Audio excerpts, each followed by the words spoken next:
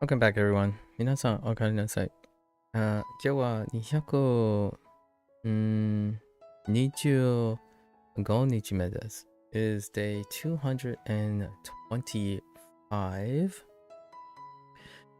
We are a day after our level up, right? So we're going to try to take this a little bit slowly, iron out any encoding vulnerabilities, possibly. 90 items plus 21. Probably some burn items thrown in there. I think our burns are still okay. I think the roughest was actually mixing this up with D. Sato. Sato with D. That's okay. Alright. Let's see how this works out. Let's chop right in. Okay.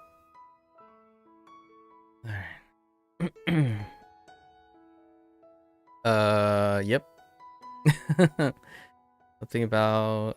Oh, yesterday's kanji was a little rough, huh? At the end. So what was this? Like pointing at the sun with your finger.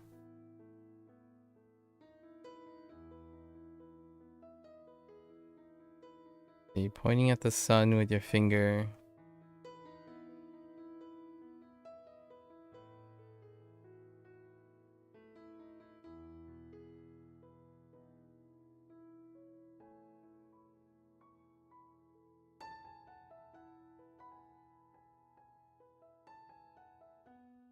Present something or submit something, and you're submitting a submit or present.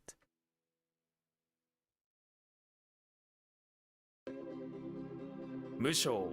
Musho. Ah. Musho. Gai Musho. Or is that Soto Musho? Probably Soto Musho.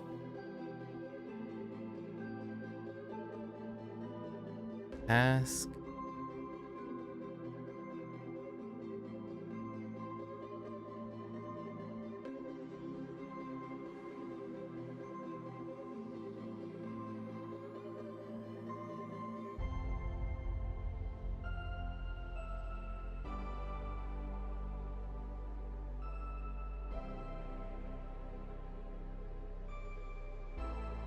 What was the thing on the right? I think this is a role, right? A task role. Minister. Whoops. I misspelled minister. Ministry. As conserve. Sure, this is rule as well, no? Oh, no, it's not. Huh. I guess if you're conserving a task, you can be a mystery of something. This one's kind of rough. Maybe I write something. Let us conserve our tasks. We'll give it to the ministry. Yeah, that's as much as I got too.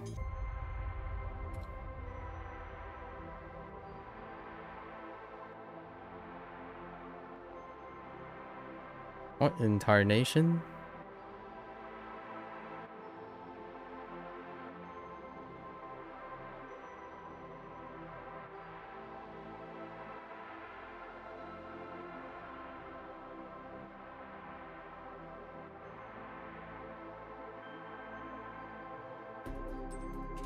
Huh.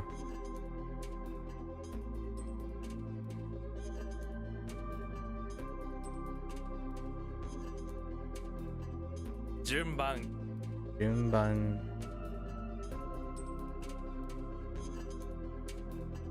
I wanted to make sure I didn't get ban mixed up with something.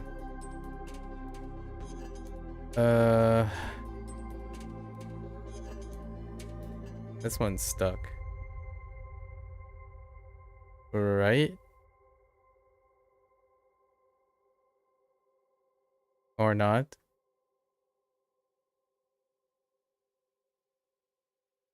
You're getting orders from a geoduct, right? The orders? No.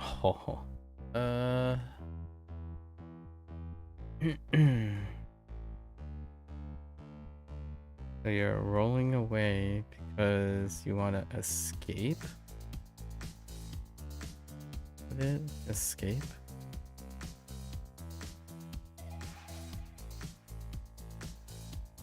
No.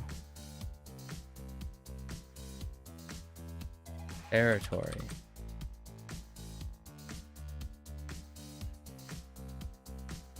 Jisei.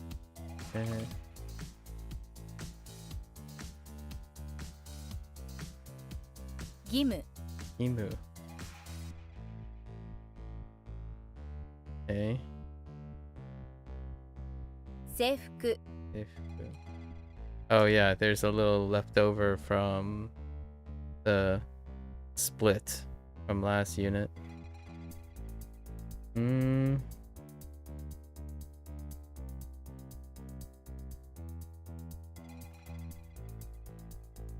Okay.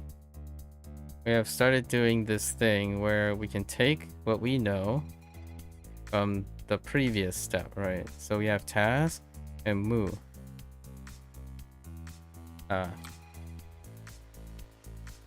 Stomeru.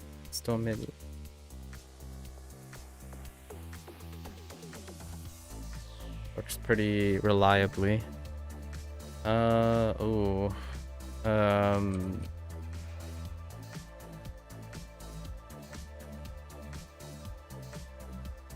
What?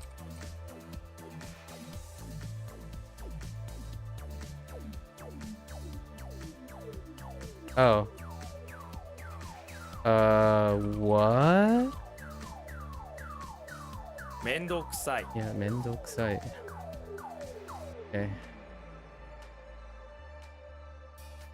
Had a bit of a typing issue there.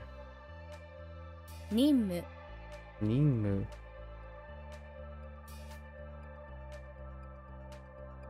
Whenever it fails, just throw in duty. Okay, that's stuck.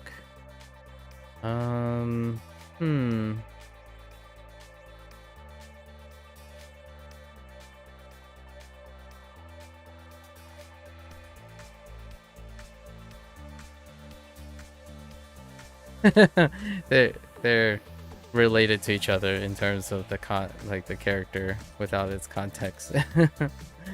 we'll get it. It's fine. Otearai. Otearai showed up in my dreams yesterday. I have a lot of Japanese English dreams for sure. Okay.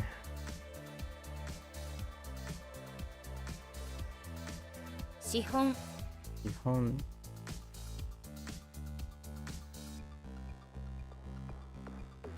Okay.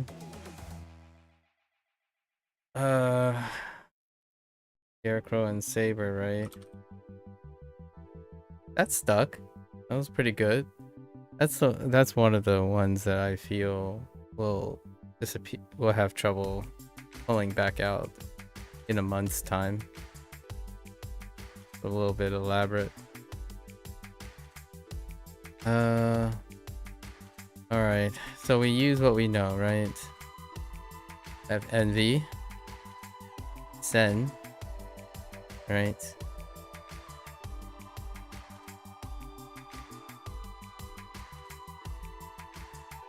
I want to try gut feeling first. Okay, gut feeling didn't work. Alright, so Centaur.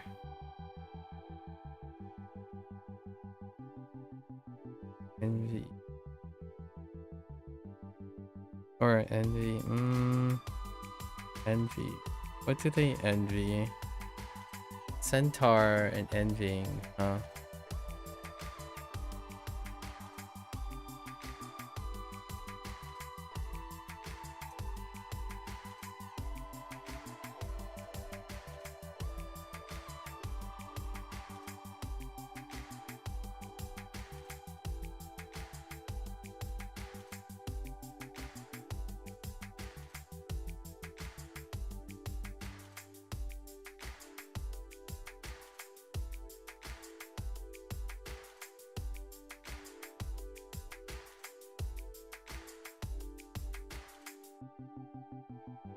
something like I know yamu urayamu 羨む urayamu. I think this needs help. It's at the end of the sentence, right? Uraya is how I went about it. Instead of uranium Yankee, centaurs sometimes envy what Uraya.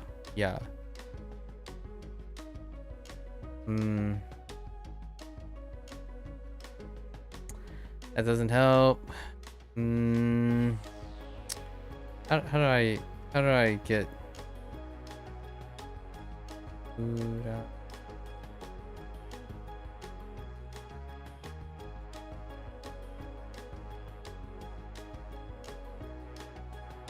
Yeah, this one's whack. Very whack.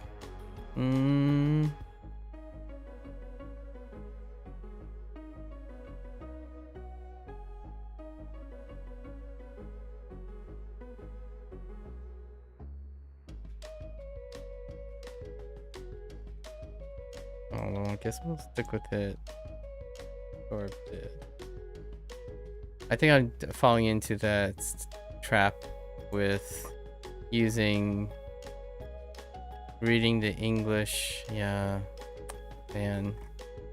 All right, we'll see if it sticks for now. It was okay.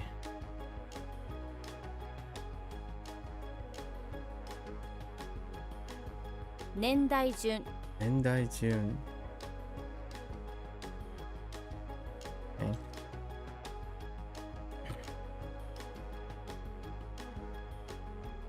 Fukano.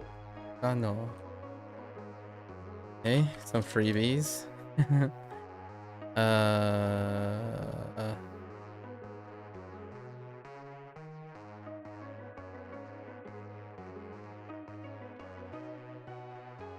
YOLO? Okay.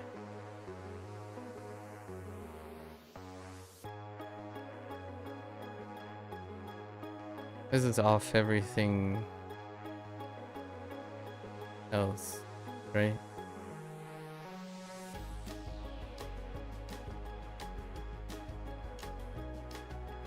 I'm gonna yellow this again. Komu. Komu.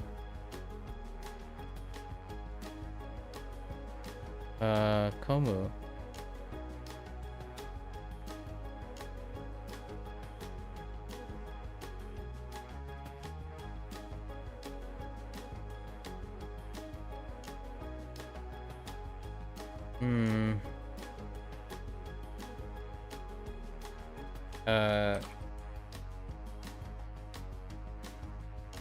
Right. Komu.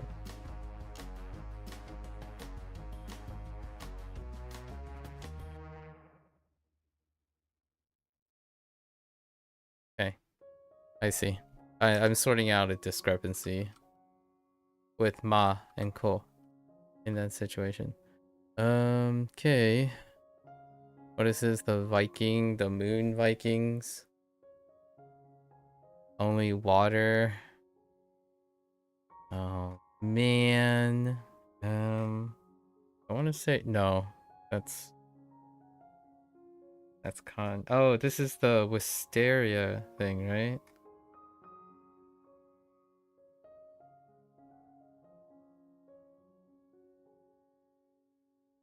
Like in Wisteria. Wisteria is Fudi. Okay. Brains. No, that's ability. Okay.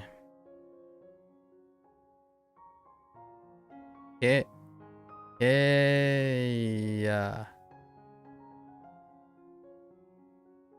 What? Oh wait. 経済 Is I.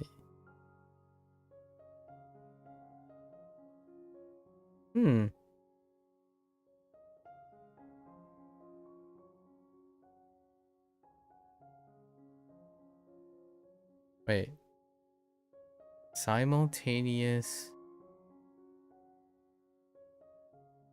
No. Come to an end. Passage of time, come to an end. Oh, this is heckin' economy. Oh my god.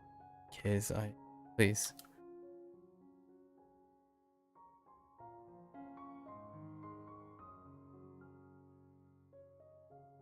期限 Again. Okay.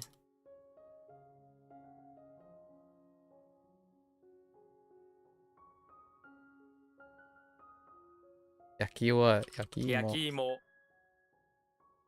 Big tater. Okay. 待機 Taiki.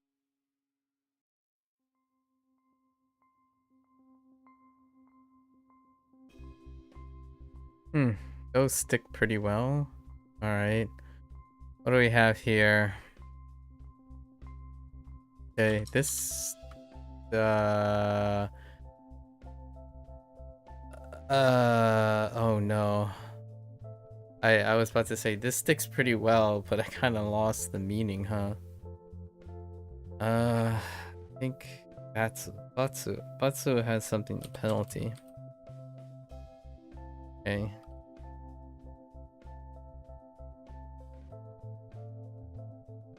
投資 Oh shit. That's okay.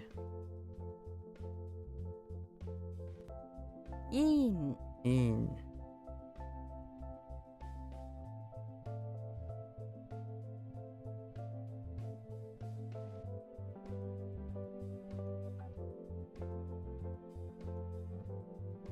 Yeah. Stand, give up. Stand on the towel, give up. Oh, that came first. So now the read is something.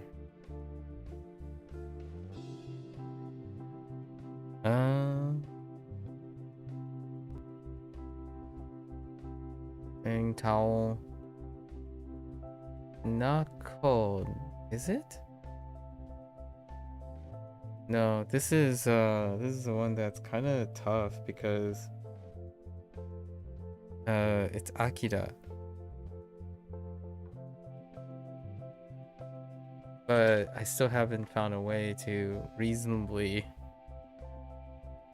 All I can imagine, it's the allusion to the Akira movie, right? And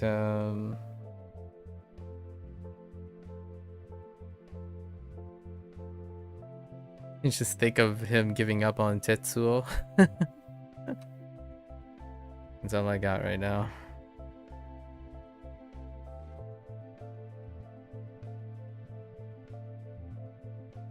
在留する How do you sit it?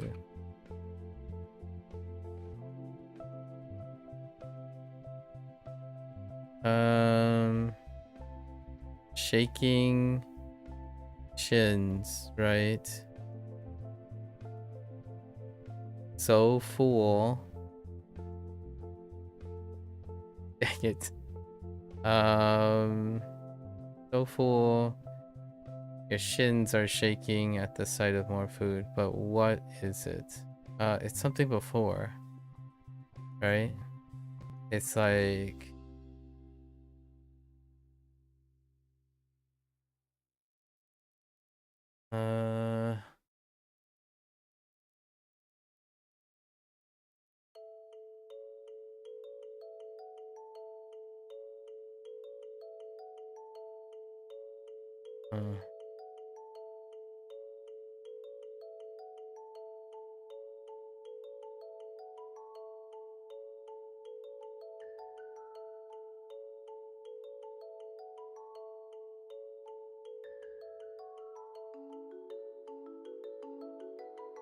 that's unfortunate. I think I found a bit of a weakness in my claws.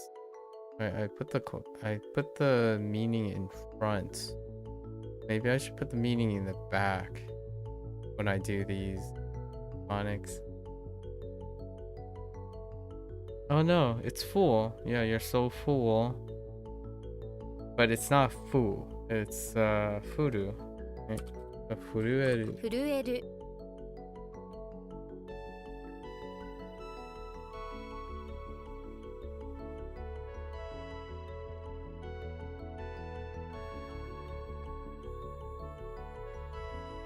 50音順 Ojuonjun. What incarnation is that? 50 Sound order? Machi. Okay. Machi.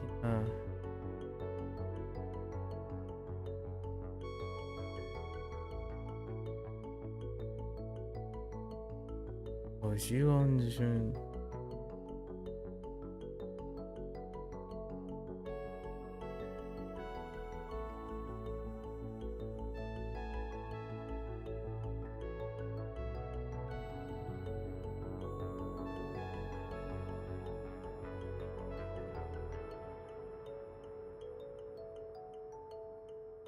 You know, this is obvious once I sort out what it is. You don't typically have you don't typically have a number. 50.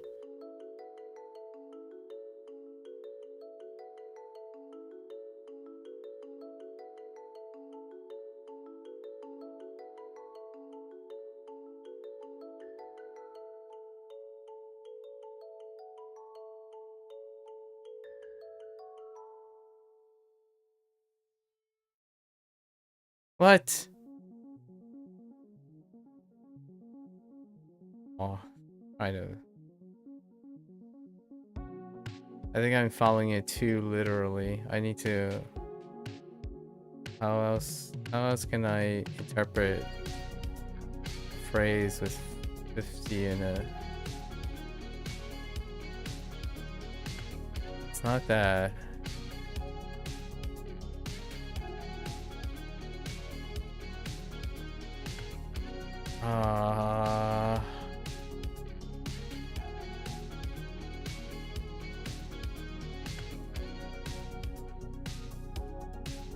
I have no idea.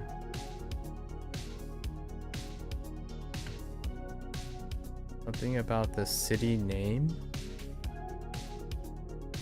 Or the town name?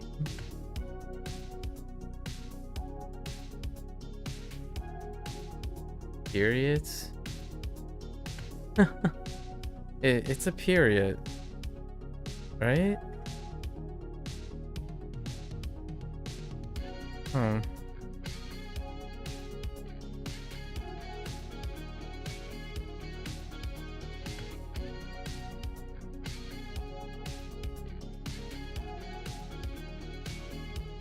Oh.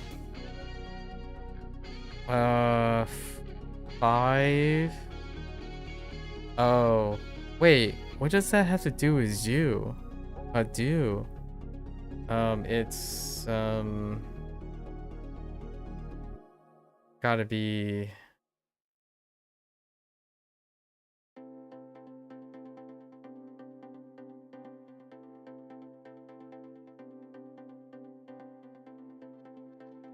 I don't understand where the do is coming from. Yeah, 50 sounds, then they're in a certain. Oh, right. The 50 sounds. Yeah, fair. Fair. Actually, very fair. Yes. 大きい順 Koichi. Okay. This is like the yoga thing for a really long time.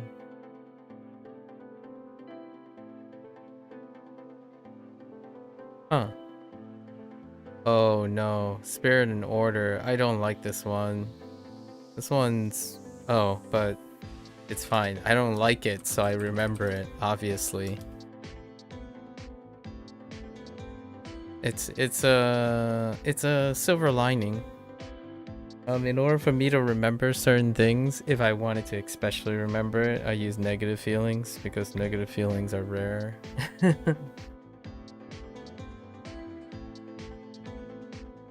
I have less negative feelings than positive feelings, so I kind of leverage, and so that I don't remember whatever they've written. There's nothing there in my head. There's a blank space other than soda. I just know I find it very disagreeable.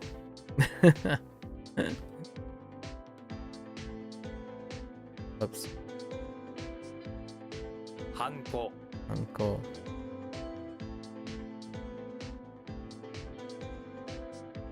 Retroactive. This one was a bit weird, right? Ground Patty with the X mark for the treasure, right? But then you feel renewed and then somehow it pivots to Koichi. 大声 Oh no. Is this a burn? Okay. Physical. Strength of one's mouth to spread the word of shellfish being used as a currency. As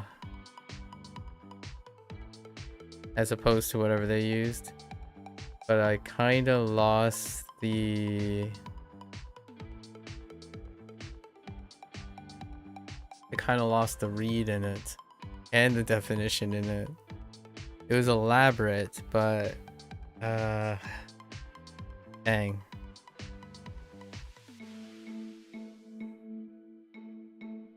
Oh, the currency. What is the currency being used? As a form of congratulations? But what does that mean?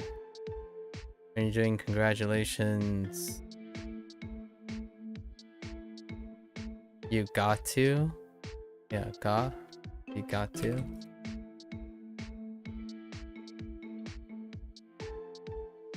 With an S. Okay.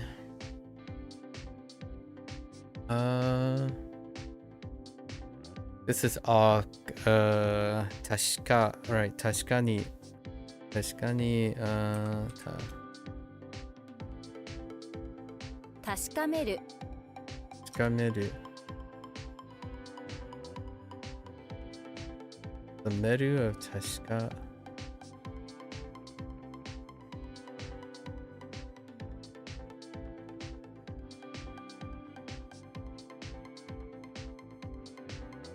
Chanto doa ni kagi o kaketa kato ga tashikameta koto kota ga ii desho.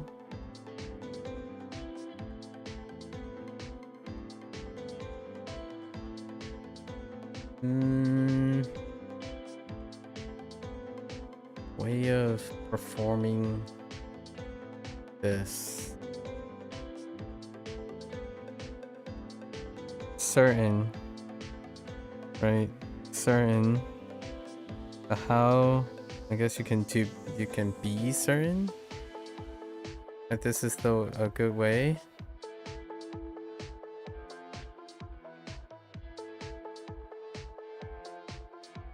Yeah, or like to make sure. I wonder if they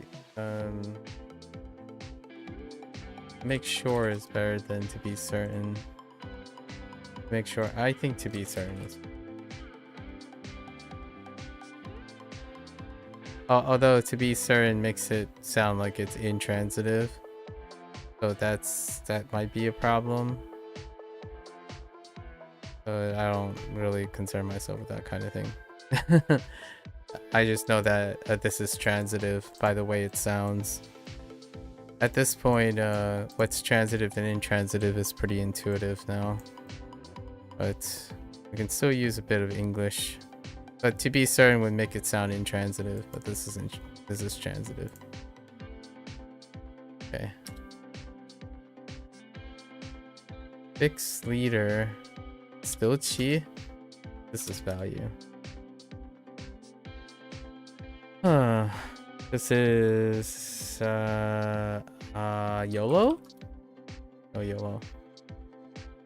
The passage of time. So what do we have for passage of time? Ke? Think about cake. We have cake.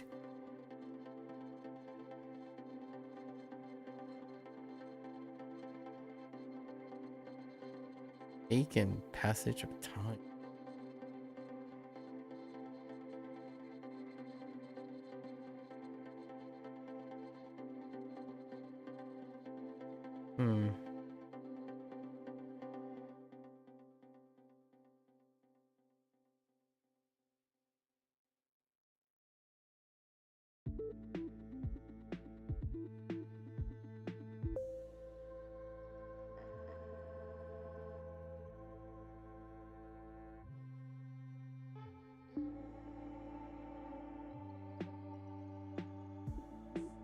I don't think I don't think I integrated cake into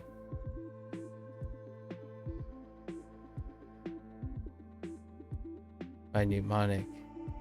I know it has something to do with tacos. 立つ That's it. Pass. Did I? How did I incorporate cake? Oh no, I did not add cake. That is a weakness. How useful do you think HanziHero is? Would you recommend it to someone with approximately B1 level? B1. Which one is B1?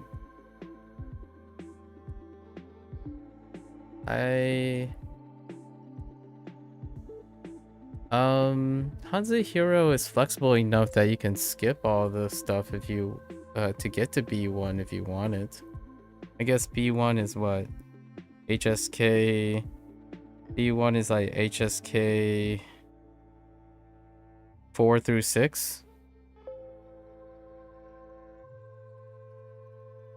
Yeah. I was a heritage. I'm a heritage speaker, so I had like negative A1 status when it came to reading, but listening to the stuff was already like B1, B2.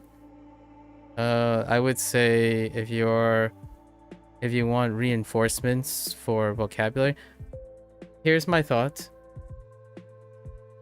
If you feel like you're already comfortable in diving in native content, right? Like you're just reading books, right? Doing graded readers, maybe on Du Chinese, or you're listening to easy listening podcasts, or you're kind of playing video games or something, and you already feel consistent enough where you're like, yeah, I can figure out the missing word because my foundations are good. I think HanziHero would be more of an investment if you have like a lifetime subscription, but not so much as in a organic development process. And what I mean by that is HanziHero sets itself up as a place where you can keep track of any interesting vocabulary or any vocabulary that you want to expand. And if you're already considerably intermediate and you feel like you're doing your word discoveries naturally elsewhere, HanziHero is meant to also do that. So it will continue to expand your Hanzi repertoire. And the way HanziHero goes about it, it makes it so that whatever you acquire is modular. So what I mean by that is when you're reading like a sentence in Chinese, it ends up being, it teaches you, or it normalizes a behavior in which if you don't understand anything, there's something you can fall back on to get a reasonable idea of what the sentence is. This is personal anecdote. One thing that is very nice about HanziHero is you can read sentences without ever knowing what it means. So this is, that might sound like, oh, well, isn't that a bad thing? The thing is, there is something about the Chinese language that can be very intimidating, that comes very slowly, and one of them is like the tonality, the practice of like getting the reads one-to-one and then reading them large number of characters. I think HanziHero removes that quite a bit. It addresses that in a manner that feels like, all right, well, you don't know what this sentence means, there's all these characters, but let's just break it down into parts. So if you don't feel that you have that as a skill set, that's what HanziHero develops. It develops a sense of feeling like, well, I don't remember specifically what the vocab and the context is, but I can at least break down all the meanings So occasionally you would like read a bunch of sentences. It's like, oh, these all make sense because you're using natural context already and whatnot. But occasionally you're going to hit like a sentence where maybe 50% of the sentence has like characters that you've never seen, or the very identical wholesale character you've never seen, but you can look at the character and say, I think it probably sounds like this, and it probably means something like this. And then you can use the rest of the sentences to do it. So if that skill seems a little attractive to you, I think that would be something that would be recommended for. So I usually do not provide recommendations if I don't understand where the other person is.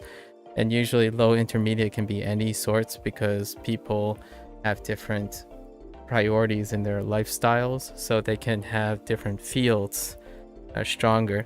I usually go with like the feeling. What type of skills do you like? And in terms of HanziHero, one thing's for sure, after 200 plus days, whenever I see a sentence, there's something I can piece together, even if the sentence has like a string, half of the characters do not have actual vocabulary attached to them, like a meaning attached to them. You can ascribe and build up kind of a makeshift meaning and then corroborate as much around it as possible. So if that's kind of something that's attractive to you, HanziHero can introduce a skill set like that. In terms of reading though, yeah, HanziHero definitely. Like for example, I'm using WaniKani right now, but for example, like this to pass on, WaniKani does the same thing where you look at this character and you're like, I have no idea what that is, but you know it's Ke right away. At least for me, anecdotally, it's Ke, and the reason why it's Ke is because it has thread, right? It has thread and tombstone or a headstone. But in HanziHero, it's also slightly different. HanziHero, this would be a folding stool, soil, and thread.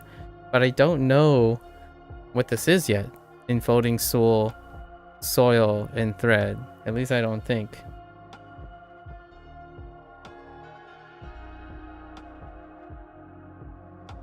No, but if it ends up in a sentence, you might be able to figure out what it is. Or I could read something like this down here. This is Japanese, of course, but this is sure, right? This is sure, and then you don't know this yet, and this is mung, or no, wang, wang, or forget, right? And then you know re. This is hot, zhong, middle. So regardless, you have this sense of like feeling.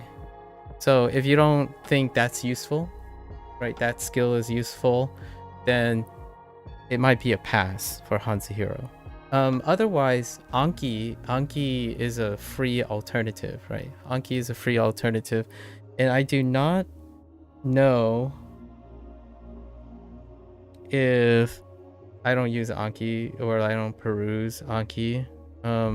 But there might be a deck out there that uses the same mnemonic device. HanziHero does this thing where one thing that I would say is very excellent for HanziHero if it jives with you, right? If you're into this.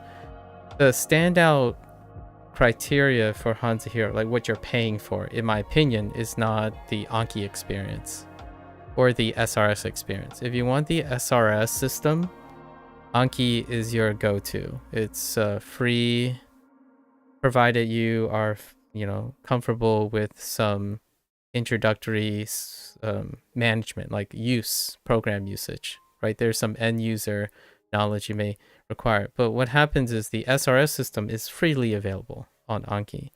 Now, the thing that you're paying for in HanziHero, in my opinion, is this makeshift, interesting approach to getting reads. Reads, like for example, we'll take Shi. Right, this is Shi. And to get sure, you have Shrek. You have Shrek. Shrek is in the beach house.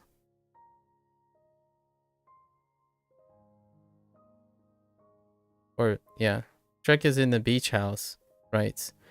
And then Shrek is doing something with these components, which for me, I don't usually use anymore, so I don't know what these are anymore. Like, what I mean is how it fits, but you can fit it into your own criteria. This is the sun, and this is the temple.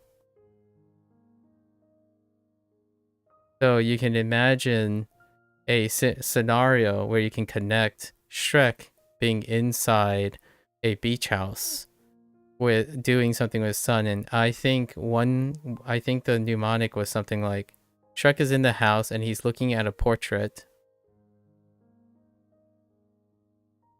where, let's just say, there's a sun and a temple, right? And he's just looking at it. And while he's looking at this, time passes by. And therefore, this is time. That would be an example, but I don't actually remember. So now, here's the thing about like this type of way of learning, like WaniKani and HanziHero. These type of mnemonics either stay with you or they turn over, as in they only turn over when you've come to not rely on them anymore. So that's kind of a natural process. Alternatively, you might be thinking, well, then if I already learned something by memorization, you might be quote unquote wasting your time. Because if you're remembering something only to forget it, right? It's not quite like that. Doing this allows you to do it on the spot. So for me, this mnemonic changes over time. Like, I don't actually know the exact mnemonic anymore, but I can make one up that connects these themes together to get this. Now, you might be thinking, well, then at some point, if you invested a lot of time in HanziHero, doesn't this take up a lot of time? Right? Like, you have to say, oh, temple, sun, sure. It's interesting. It's an interesting thought, but if you're gonna have to do this all the time, but at some point, the goal is to encourage yourself to not use it unless you need to use it, right? Like, for example, this one, we have Hoang, right? Also, I don't know if you're into writing, but the way HanziHero approaches things, which is not WaniKani, to write this, knowing the components allow you to write the things. So remembering the mnemonics or whatever mnemonics you decide to modify from it also allows you to visualize and remember. And if you have like aphantasia, you don't necessarily have to visualize literally these characters. You can know death, and you know death once you write it. And then if you know heart, right, you can add heart. So it can help in that way. Not that everyone's interested in writing. And then how does this deal with Wang? Pretty sure it's Wang. Wang, this would be then Walter White. Anything that starts with W is good enough. So HanziHero they prescribe mnemonics. But then if you're a intermediate person, and if you're going to advance and stuff, all of this become improvised. So it doesn't even have to be white. It could be like Waldo if you want it. You start integrating different things. But at first, what is valuable about HanziHero is it's teaching you, or it's showing you explicitly how to use a different type of mnemonic device. And if you're not used to that, this is closer in a very basic form, I would say a foundational form, as the Mind Palace approach, which is something that I use very often, not for language learning, but now for language learning. And that's the idea of you learn in order. You learn in order. And those orders are often either objects or locations. But they can be any type of object or location. It can be related to the thing. It can be unrelated to the thing. The idea is when you have an ordered thought with an object, there is a progression of thought. And that progression of thought leads you to the results once put together, right? So in this case, unlike WaniKani and maybe a substantial number of Anki decks, I saw a few people really like Anki as a platform, right? And then I was curious, since it's a platform, there are a lot of deck makers. So I've come across and met a bunch of people before who show what their sessions are like, because I really encourage that, because I would learn a lot from observing someone's session, because I can't make recommendations without knowing. So a lot of the decks, they're using a different type of approach. They use a top-down context approach, which is something I'm sure a low intermediate person or intermediate person would already start doing. This is why I mean by, have you already started reading, right? Especially graded reading, which is very popular right now. If you started graded reading already and whatnot, this top-down approach is sufficient. If not, a lot of people argue it's the gold standard. You learn in a natural environment, and then you apply comprehensibility, maybe like 80% comprehensibility to learn top down. So basically you take the whole sentence, the context, the natural state, and then figure it out. But HanziHero, when it comes to Mind Palace, Mind Palace can be used for a top down approach, but oftentimes it's more of a bottom up approach. It's more like you enter in the midpoint and you can build up or build and go down in order. And HanziHero does this in a building up approach, just like WaniKani. But WaniKani is a little bit loose. So for here, like we get Hoang, it's Walter White, this W right here, Walter, right? And then this tone is 4. 4 is the bathroom. And then you get the end, which is ANG. ANG is chapel.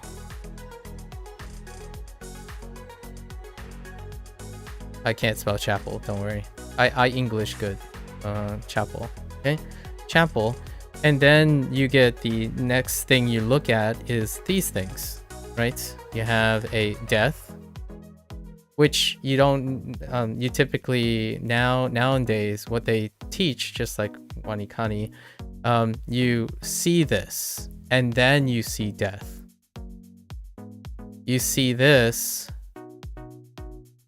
and then you see heart. And then all the right side stuff lead to the interpretation of the left side stuff. So for this mnemonic, Walter White is the character, and in your Mind Palace, you know what Walter White is. Walter White is the character from Breaking Bad. I'm not sure if you watch Breaking Bad. It could be anyone that you can attach meaning to. I really like Breaking Bad. So Walter White had a long life of crime, right? That's one of his narratives. So he's in the bathroom of the chapel praying to death, that death can liberate his heart from all his crimes. To forget. To forget and forgive is how I remember it. So this is how to illustrate. If you're curious, do you think this is worth it? It's definitely up to you. But here I'm trying to illustrate what is it that HanziHero does, and that's what you're paying for, in my opinion. You're paying for this idea of doing this skill, in my opinion. And if this skill is not necessary, for your success in language learning or like acquiring new vocabulary, I think it's a pass. But if any of this is interesting, the way I explained it, that's what you do. And that's how you acquire, or that's how it's being used to acquire. Right now, my current HanziHero thing is we learn 13 characters. 13 characters a day. 7 vocabulary words. No, sorry, the other way around. We learn 13 vocab a day. When you get into steady state, after you build the initial things, you get 7 vocab and 7 characters every single day. That's the pace I'm going. And this is only after you spend time. So there are, I forgot how many, but you can the HanziHero system deals with all the initials. So they break down everything from initials to finals and then tone. So it always, in my mind, it always goes initial, tone, finals, components, which is a lot of people refer to them as radicals. Components, right? And then you get your meaning. And then the meaning, you get 2x meaning to get the vocabulary. And then the vocabulary is contextual. That is a top-down approach. So the system then becomes normal like everyone else. In my opinion, most Anki decks at the vocabulary level. So you take 2 characters, you know what, like if you combine this character with another character, right? What does it mean? You're gonna rationalize it top down. You use context that you know, maybe in your native language, like English, to get the meaning. But for me, the highlight of HanziHero and WaniKani, if you're interested in Japanese as well, both of them overlap because they use... Now, I haven't read this person's book. I only took like a Sparks Notes version, so take it with a grain of salt. But they both integrate a very thing that overlaps with Hasek's guide. And I forgot if Hasek's guide was concerning kanji, but it's applicable to Hanzi. In fact, I might actually think Hanzi might take even more from the bullet points. I haven't read the entire guide. I typically don't read things that... If I read the summary and I'm familiar with the skill set or the skill technique, I typically don't delve into it unless someone really wants me to, or they are doing it and they're like a personal friend. But as far as I know, Hasek's really cursorily touch upon a lot of mind palace techniques for retention. And then you can adapt this mind palace technique to develop webs. And those webs are how you can connect meaning to each other in many different ways. Like, for me, I'm learning both Japanese and Chinese at the same time, and I'm using WaniKani and HanziHero because I can connect both the process and the context. Or not really the context, but the content. So, if you're asking for whether it's recommended or not, I think ultimately, if you are discovering vocabulary with whatever technique you're using now, and you're satisfied with it, you're satisfied with if you are able to evaluate that you're gaining progress, right? You have some sort of progress tracker that is satisfactory, as in you don't need to go faster, or you don't need to, and there's no like really down point that's draining your energy. I think acquiring a new quote-unquote skill of input is optional. It's definitely optional. I cannot unfortunately measure the efficacy of a stranger based on their existing techniques if I don't understand what they're currently doing. So if you're still here, Luwick, may I ask, how are you learning now as a B1? I think right now I would say my conservative answer for myself personally, to give you a little background on myself, conservatively, if someone asks me like where do I think I am, I think I'm B1 in both Japanese and Chinese. If I were to say maybe the truth, maybe the reality, if I get evaluated, I'm pretty sure I'm B2. But I would typically answer B1 because I like to. There are probably weaknesses, ups and downs, and situations. So I would typically say I'm comfortably between B1 and B2, using that scale. And no more than that. So for me, the way I got here, at least in the last almost 2 years now, we're getting close to our 2 years, is I collect skills. I collect skills and input. I am not very concerned about their efficacy. And I understand for other people, they do care, right? They care about dead ends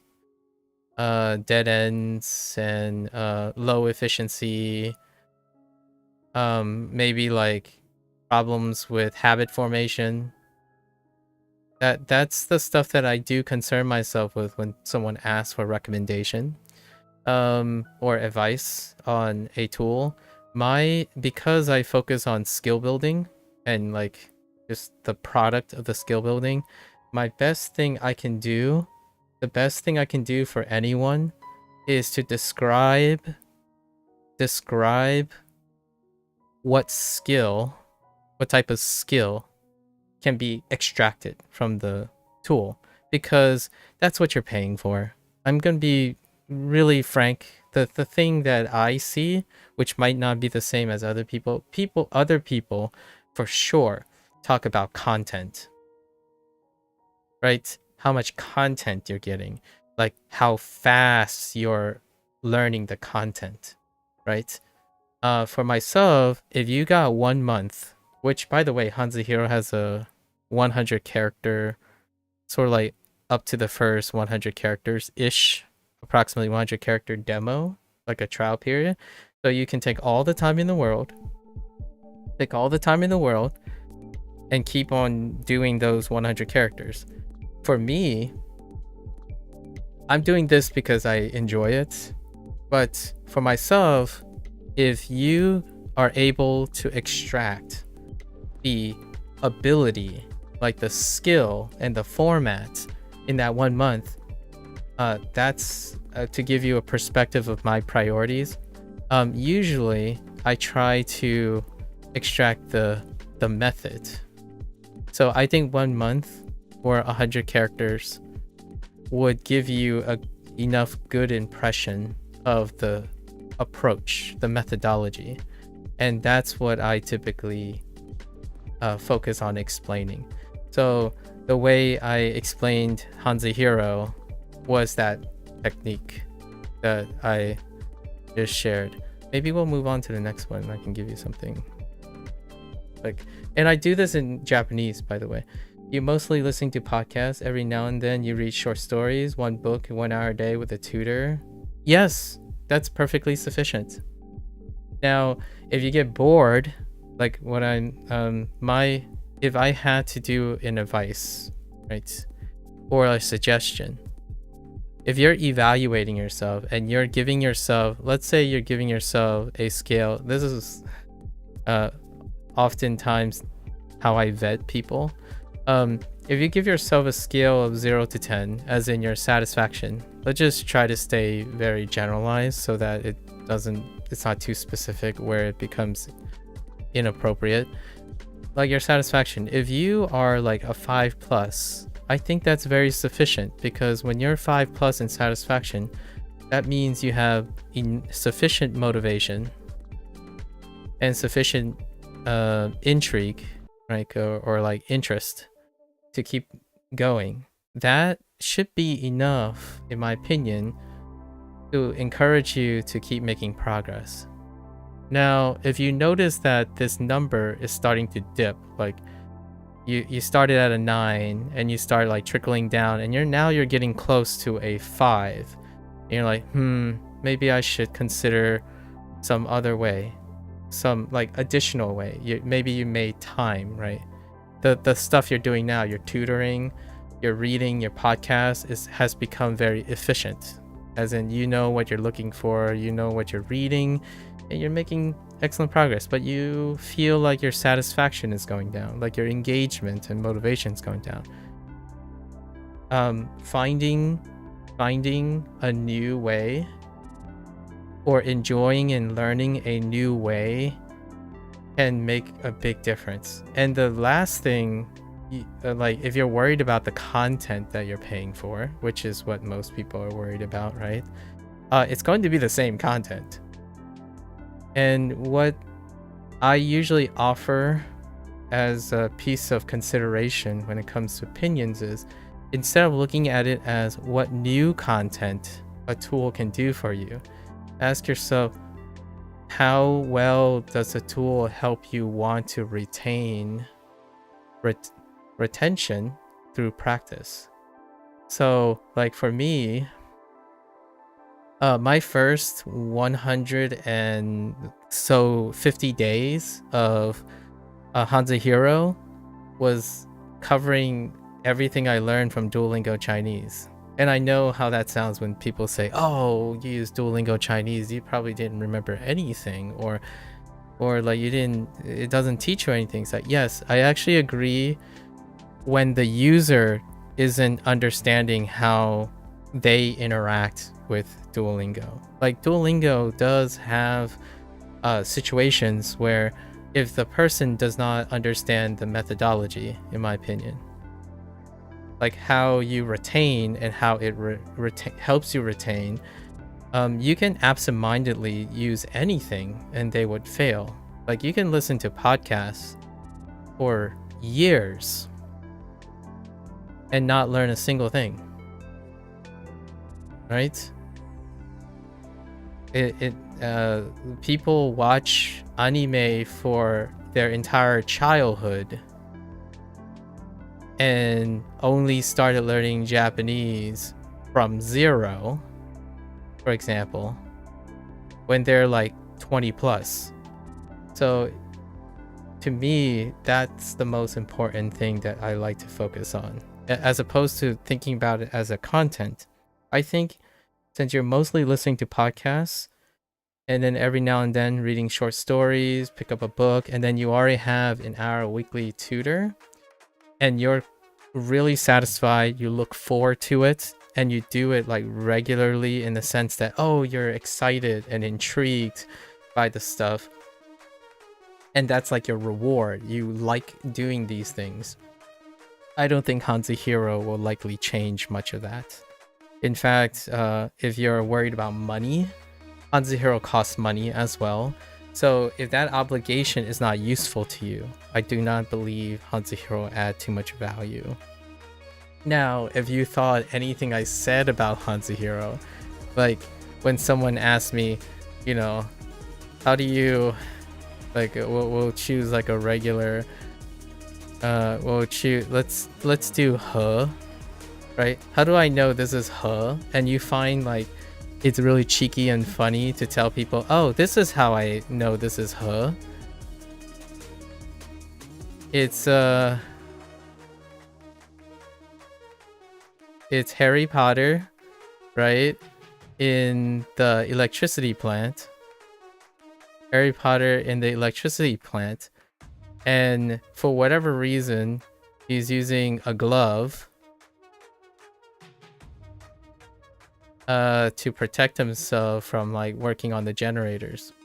I actually don't remember what the mnemonic is, but and it's very fitting because the gloves fit really well.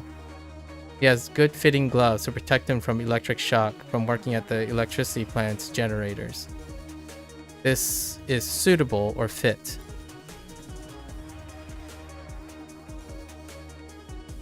and that's he, right? So if that stuff is really fun for you to do as like a separate exercise, what happens is this stuff gets mapped onto your podcast. If you become clever enough, which I think almost all humans, barring like debilitating neurodegenerative diseases and stuff, are capable of this connection. Whether it's intuitive is certainly up to the person, right? But ultimately, it can become intuitive to the point where in the future, when you look at certain things, there are many different ways to grab the meaning. And for myself, this is what I illustrate each day with WaniKani. Like I have low ability to get lost, right? Like at some point I'll find it in my mind palace somewhere. And that's taking your time. If you're anxious and hustling and you need to meet a deadline, probably not. I'd probably skip something like this if you have something that's already working. That's a practice in diminished return. I like accruing skills that deals with thinking, or not really thinking, but more so about learning. And give me all of them.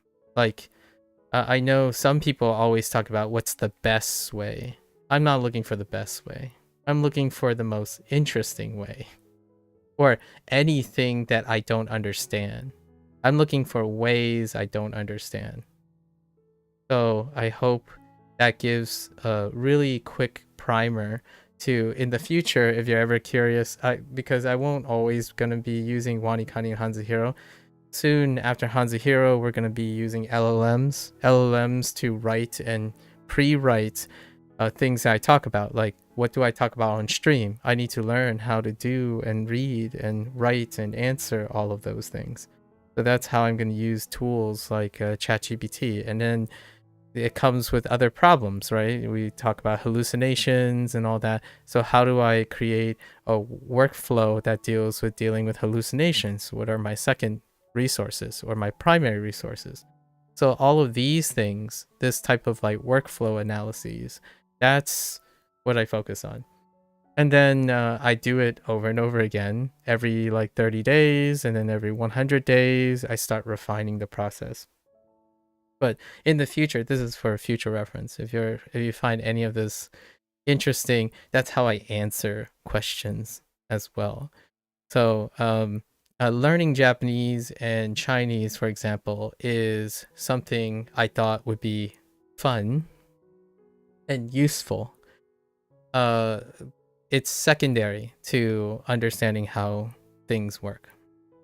So I find personally, this might be a little personal bias towards myself, I find that when people ask me questions, if I know how things work, like the way things work, I can explain those things and then trust that the person I'm talking to understands themselves. So this is an assumption that I'm making, that understands themselves well enough to ask themselves, is this interesting? Is this useful? And then I would use like sampling, like particular sampling conditions and stuff to maybe help the person determine. And for myself, if you learn through podcasts and short stories, HanziHero will provide an alternative way to acquire vocabulary that rarely overlaps with podcasts and short stories. So if you want to learn a new way to expand your vocabulary and reading, very specifically reading, HanziHero uses AI generated voices. I think they're very serviceable as for a heritage speaking perspective. I think they're incredibly serviceable. So may not be perfect and whatnot, but it is secondary. It's a feature that they have. They read all the sentences out. They generated all of them for the examples. Unlike WaniKani, WaniKani does not do that. They actually hired speakers to say just the vocabulary words. right? But they didn't hire speakers to read all these example sentences, which can be something that's important. But one thing's for sure, if that is your primary way of doing things, HanziHero presents a different way to expand your vocabulary. It's not necessary, though, obviously. If you're bored now and you just want some new way of, going over vocabulary words you already know, and since it sounds like you're listening to podcasts more than you're reading short stories and books, HanziHero is reading forward.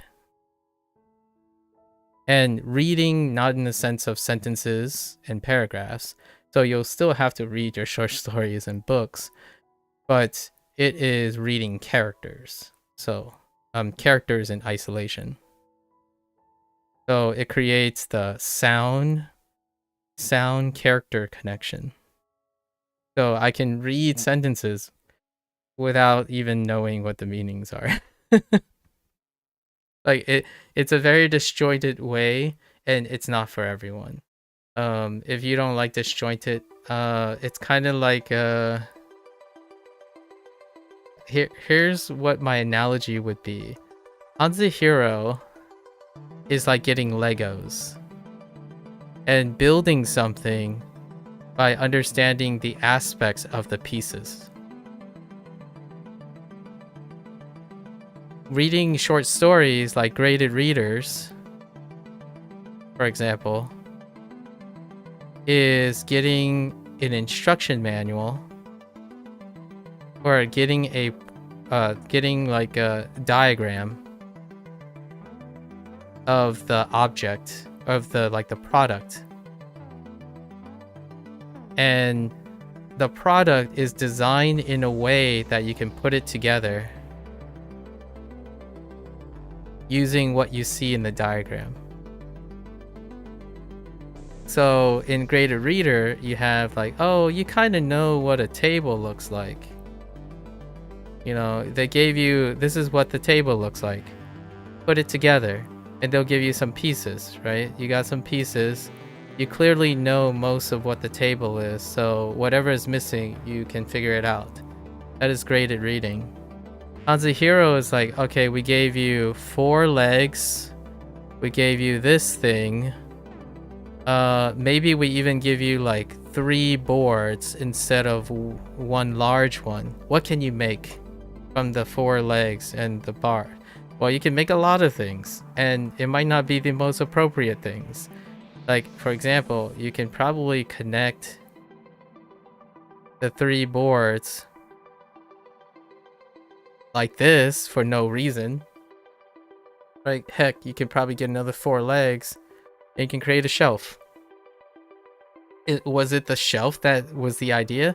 No, they wanted you to make a table. So this stuff can lead to herrings, like red herrings, and not everyone likes this. I think if I wanted to give you like a con feeling, like a pros and cons, this would be the con for this method, especially WaniKani and HanziHero. You can get led down herrings, and the thing is, it's not necessarily herrings, it's herrings from someone who only think of one-to-one. So if you're always looking for the correct answer, it can be a herring. But in this way, in HanziHero way, or like the WaniKani way, you know all of these. You're responsible for knowing, oh, it could look like a shelf, it could look like a table, it could look like a chair, right? It could look like a chair. It's kind of like if you ask an artist, what can you make with circles, triangles, and squares? An artist would probably say everything. But if you're asking a photographer, what can you make circle? This is not exactly true, but I'm trying to like distill some analogies. What is a circle, triangle, and square? It's a circle, triangle, and a square, right? But what a photographer can tell you is they can tell you all the intimate details, nuances of that circle, triangle, and square. Meanwhile, an artist, like a creative artist, like a abstract artist, for example, abstraction artist. Well, a circle, or it's not a sphere, but a circle could be a sphere. But then it could just be someone's head. Or it's not a sphere at all. You know, like, or like this could be like the bottom side of a cylinder. Right? So that type of thing, it can lead to exhaustion. So one of the downsides of using this way is it's engaging, probably, because it's different from the way you think. It's a lot of people like to think top down when they approach learning, because native content or natural content is always goated on the internet. Right now, the most trendy thing is natural content, native content, whatever that is goated. And this is natural, native as in your goal, and your content is natural and native. When it comes to bottom up approaches, you have to weigh what you do already, because it's very dependent on you. And what I mean by that is top down gives you the image of what you're striving for, so what you need to become. Bottom up gives the control to you to come up with things. And obviously, without going into too much detail, you do both. A hardy language learner who is very enthusiastic, motivated, do a little bit of both. I don't stream things that I watch or listen to or read in the evening because copyright.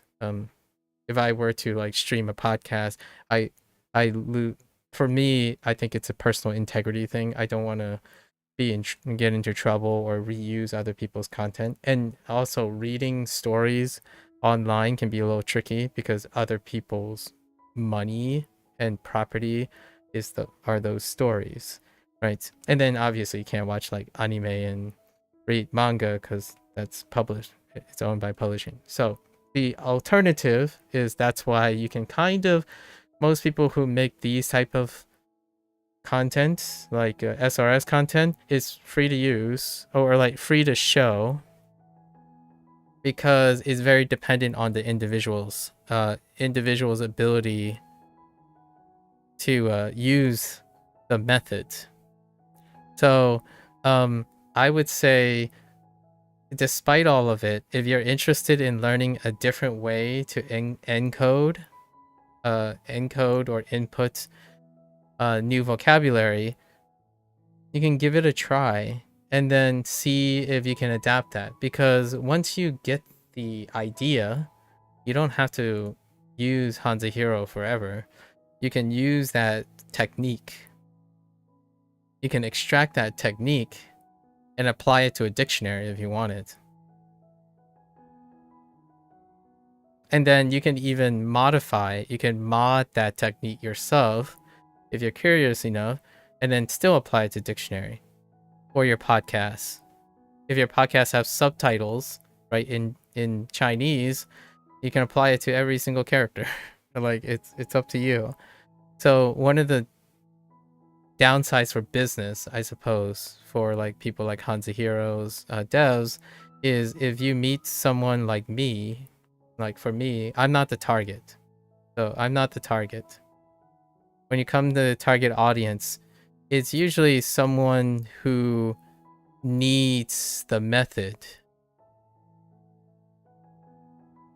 Because, and this is definitely your choice as a language learner, you don't want to learn it.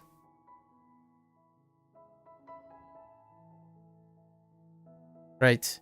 And these are people who prefer to be intuitive about things. And I'm not that the target. Their target is for people who want the method being prescribed to them. So a method being prescribed. And that prescribe means you have to trust it. You trust the method, and then eventually that leads into an intuition. And that is where people look for recommendations nowadays, right? That's how the internet is normalizing that behavior. You look for recommendations and you're asking, really, if I use this product, will I develop an intuition by trusting the method, because I don't really want to think about how it could go wrong or go right. It just has to be reliable because it prescribes it for me. So that's why Duolingo fails sometimes a lot, just as much as it succeeds. Or arguably, it's still more of a success than it is a failure. And for myself, when I used Duolingo, I was really focused on the method. I would say it took about 100 days for me to be like, yeah, all right, it's time to overhaul. So what happened is, in order to complete the content in Duolingo, which it's available on YouTube, like on my channel, every day, day in and day out, I wanted to keep on innovating or changing up the method by bringing in my own methods until I completed the content. It doesn't matter when and where I complete the content. I know that I had to keep changing the method or find enrichment for the method, because I'm largely interested in how far I can push the foundations. So Duolingo is a great way to start something, but that's not where it ends, right? That's the kind of idea. And HanziHero, all the approaches that I have for these tools are the same. The way I interact with HanziHero when I was like writing and saying like chapel and Walter White and stuff, those are the foundations prescribed by HanziHero. But now I don't use them the same way that, or I use them the same way and then some. Now I use it to explain things and draw things, right? And then now I use it with WaniKani. So this stuff triggers, it's a different application of whatever HanziHero is doing. And then WaniKani is providing a different application for HanziHero. So I'm trying to retain the methods, the skills, not the content. So I'm very much a skill-oriented person, not a content-oriented person. And the thing to be very important about content-oriented goals, and this is a trade-off. It's a good trade. It's a really good thing to keep in mind. If you're content-oriented, which you may be, you want to focus on getting the content, right? So if you're starting a tool, the question is, does that tool pick up the content that you're looking for? And in this case, if you're intermediate in your podcast short story, I would say it would take more, you would have to skip a lot of things and do a lot of like jerry rig a lot of things that would be counterproductive to HanziHero, because in the beginning you have to go through all of that. So what you're going to have to do is you're going to end up spending a lot of time relearning, or not really relearning. It's going to feel like relearning. Relearning another input method. And that can be very off-putting, because while you're doing this, it's antagonistic to picking up new content. I would say if you're B1, if you're truly B1, it will take you over 100 days before you enter an area where there is new content, right? What you're spending that 100 days doing is creating another input method. You're acquiring, and if you don't like that, it's gonna feel like you wasted money, likely wasted money and wasted your time because you're not interested in learning another input method. It's a grind. It's not interesting. So that's the thing that would cause someone to drop WaniKani and HanziHero alike. If you quote unquote think that your only interest, which you have to ask yourself, is the content. Like I only, like for example, you're only interested in B1 plus content, B2 plus content. You only want to learn new things and expand.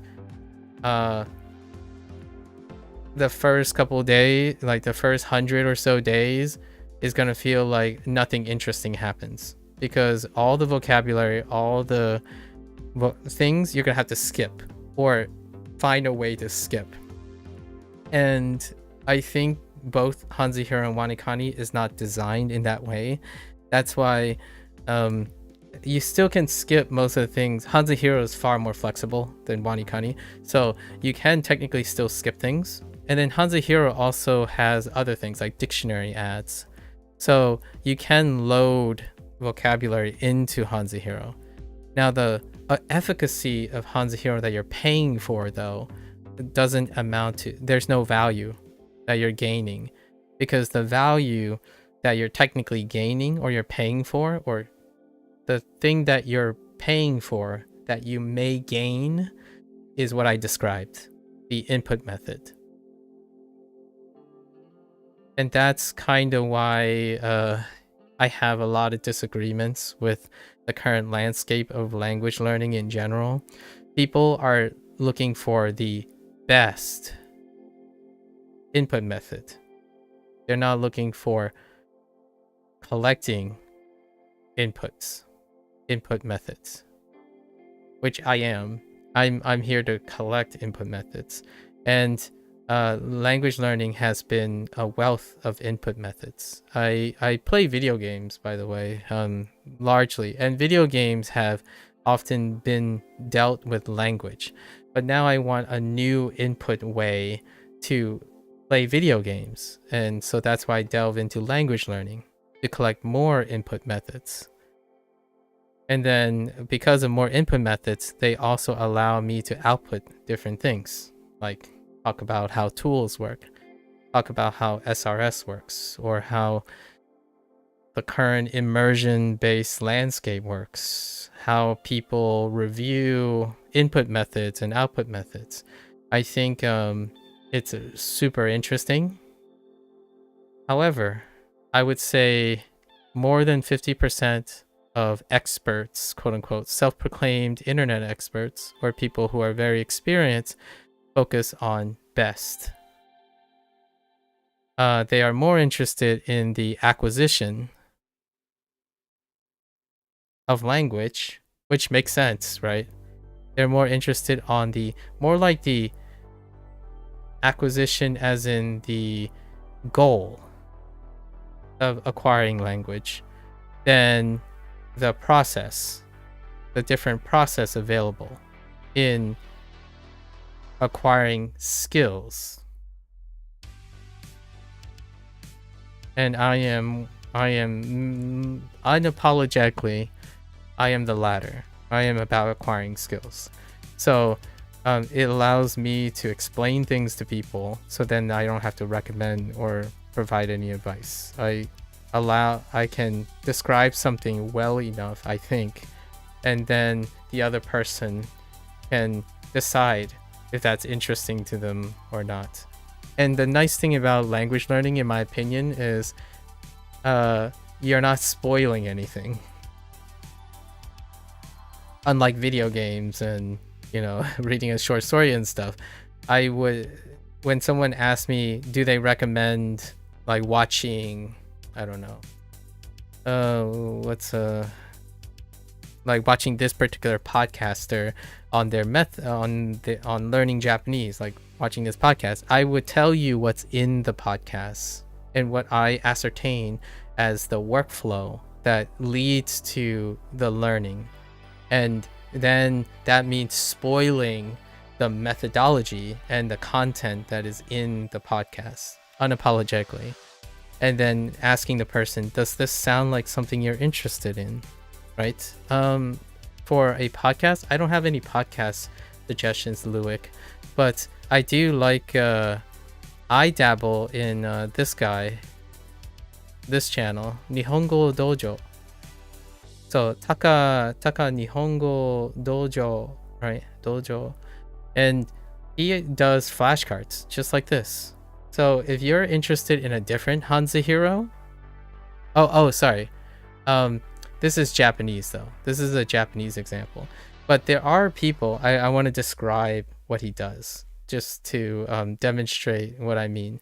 So there is another way, which also is like really pragmatic for YouTube, like shorts formats, or even TikTok. I'm not sure if you already do this, to get you like quick refresher things. So it's taking WaniKani and HanziHero in a different manner, using a higher level. So it's what I mean by higher level is, we were talking about bottom up, right? But the bottom could be somewhere in the middle. It just depends on where it is. And for shorts and TikTok and stuff, you have visuals. So you have a frame, and you have audio and visual cues, right? Which can be non-verbal. So this guy, Taka Nihongo Dojo, he's a Japanese person who, what he does is in 30 seconds to 1 minute clips, he would animate, he would record himself doing something, like maybe it's him jumping right on the ground, and on the screen would have a nomaji, which in this case in Chinese would be pinyin, right? Pinyin, and then it would have the kana, which there is a version in Chinese. I forgot what it's called. It's kind of standardized by Taiwanese people, but there's a analogous kana for the other way, the non-romance way of representing, but in Japanese they use kana. And then you have your kanji. In this case, then in Chinese it would have your hanzi, right? Your hanzi, and it would be displayed on the screen with maybe some additional markers. And what happens is this person animates and splices jumping and something else related to it, like jumping, maybe dancing, and kicking. Because in Chinese, I'm thinking of a Chinese example and possibly a Japanese example at the same time, the characters, the radicals that are involved in jumping, dancing, and kicking are related. So this guy, what he does is he says the vocabulary word, animates himself, records himself doing it, immediately goes to the next thing and does that, and then immediately goes to the next thing. And what you have is someone who is a native speaker who says the vocabulary word, shows you a visual, you can connect with the visual, the sound, the location, the context. So it gives you an incredibly high flashcard. But now it's a 30-minute thing. You got your native example of sound, someone who's doing the action, so you can like kind of picture it if you're visual. It's fully sensory, right? And then it's in bite size, so you can do it at any time. And this is a way to illustrate, in my opinion, something that WaniKani and HanziHero does well. But you can see it's still disjointed, right? But over time, when you build a ton of these, so you watch someone's channel and then it builds over time, you end up connecting a story of this person. So you're building up to a short story. You can possibly see the short story. Then those short stories become books, right? So now it's in the middle. So if you're watching shorts, you're entering in the middle, and that's a good complementary thing, right? So now I usually, this is where I go into like my general routine about what are the systems of language learning that I often find. It's right now it's up to 4 spheres. You have a short story, your short stories, right? Your short story outlet, and that could be books too. And then you have your conversational source, which typically people would say podcasts. Interviews are fine too. I use interviews, by the way. I typically watch interviews because when it comes to my lifestyle, streams and stuff, this is the interview process. The questions that I must ask you in English would be reasonable to expect me to be able to ask you in Chinese. Like, 你读的什么书 right? 在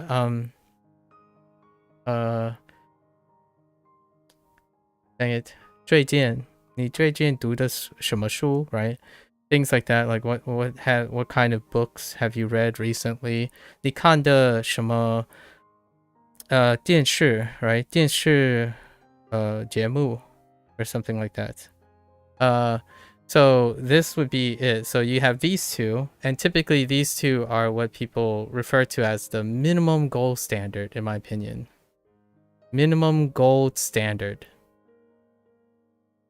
When someone asks you, oh, what is the minimum amount of things that will get you really, really far in a little amount of time, it's probably these two.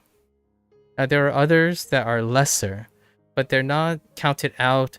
They're counted out as lesser because they're referring to content specific nativeness or naturalness. So these are the gold standards of content naturalness, where you're having podcasts and short stories.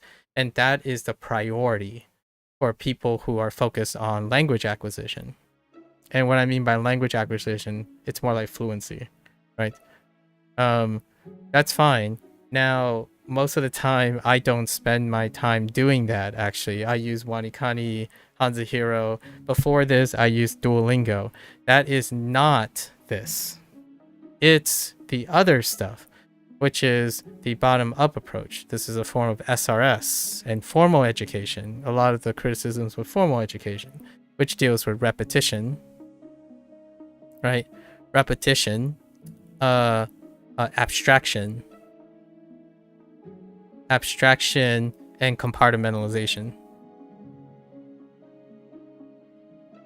But what this thing does is in the field that I'm more used to, it's habit formation. So what is a property of this circle? This circle is if you're watching podcasts and short story and you're doing it inconsistently, as in you're not as interested, but you're doing it because you have to.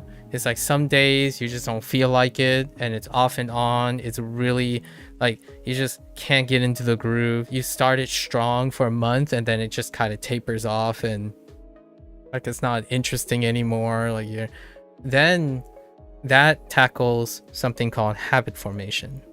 And most apps attack habit formation. So how do you make progress or tracking attractive? And if you ever read a book called Atomic Habits, which is what I'm borrowing some of this terminology from, I think the person's terminology is very excellent. This is a form of habit tracking, right? SRS deals with many of the fundamentals that form habits because by sheer coincidence, if you're selling an app, right? If you're selling an app, this is a coincidence of happenstance. If you're selling an app, you need to get the consumer to form a habit in order to use your product consistently and become dependent on it. So this is where you have Duolingo and gamification, because gamification is trying to form a habit. How do live service work? Forming habits. They attack habit formation. So immediately they're trying to get you to constantly go back to their product. And by sheer happenstance, that is it's one of the spheres of language learning. You have to be consistent, right? And not all things in podcasts and short stories. In fact, these things tend to be less consistent. As in, sometimes you read a story and you really hate the story, and now you are no longer consistent with reading those short stories. Sometimes the news, for example, news would be another area. The news is like, well, there's a lot of bad news, so now you just don't want to read any more news. There's a very high level inconsistency when it comes to complex inputs, right? Maybe you just don't like the Japanese culture, but you like the Japanese language. Then whenever someone podcast typically talks about culture and technology, so it can be spurious, whether you like it or not, right? That's a very high context situation that can produce spurious habit formation. There are days you like reading, there are days you hate reading, there are podcasts you hate, and there are podcasts you don't hate. Now, when it comes to SRS, this is a lot less context-based, but more abstract-based. There's more extraction required. And what that means is now you can't really hate it that much. It's so distilled and it's so broken that what happens is you're encouraged to build with it. So if an SRS system is very excellent at that, like an Anki deck, if you pick up an Anki deck, like one of the selection factors is, well, how do you know which Anki deck is useful to you? Right? Most of the more successful ones encourages you to build. So this is where you're wondering, right? So before you go to bed, I know I'm a bit long-winded, but I really enjoy having opportunities and sharing this. You're looking at this sphere to fill. And then the last sphere, I don't know if you've ever done the last sphere yet, is to create. Create is the last sphere, which is a project that you're working on using so it's an output project. And this is the very lowest one when it comes to someone who's content consuming, because you're consuming content. You're not concerned about creating content. So whenever you're looking for input, you're like, I'm not creative enough. I don't have any incentive. That's why this sphere is most de-emphasized. So the question is, do you want this to be part of your life? Right? Yeah. So anyways, just to fill in all the other things quickly.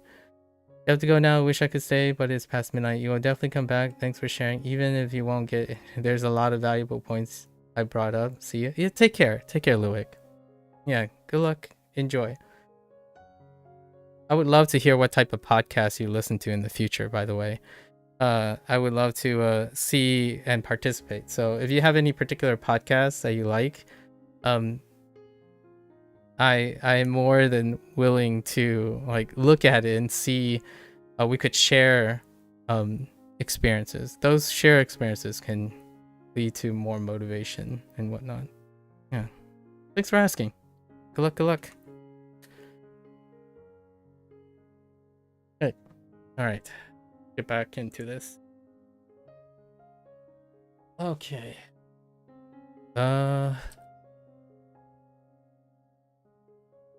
This is Double Kun. So Neko. What was the tongue thing? Oh, Neko shita, right? Or is it jita? It might be actually jita. Nekojita. Nekojita. It's like adverse to hot foods or something. It's adverse to hot foods. Wait, adverse to hot foods or something like that. Okay. Aversion to fat. Okay, it's close enough.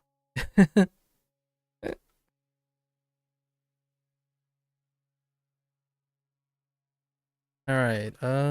制度。制度 制度。System.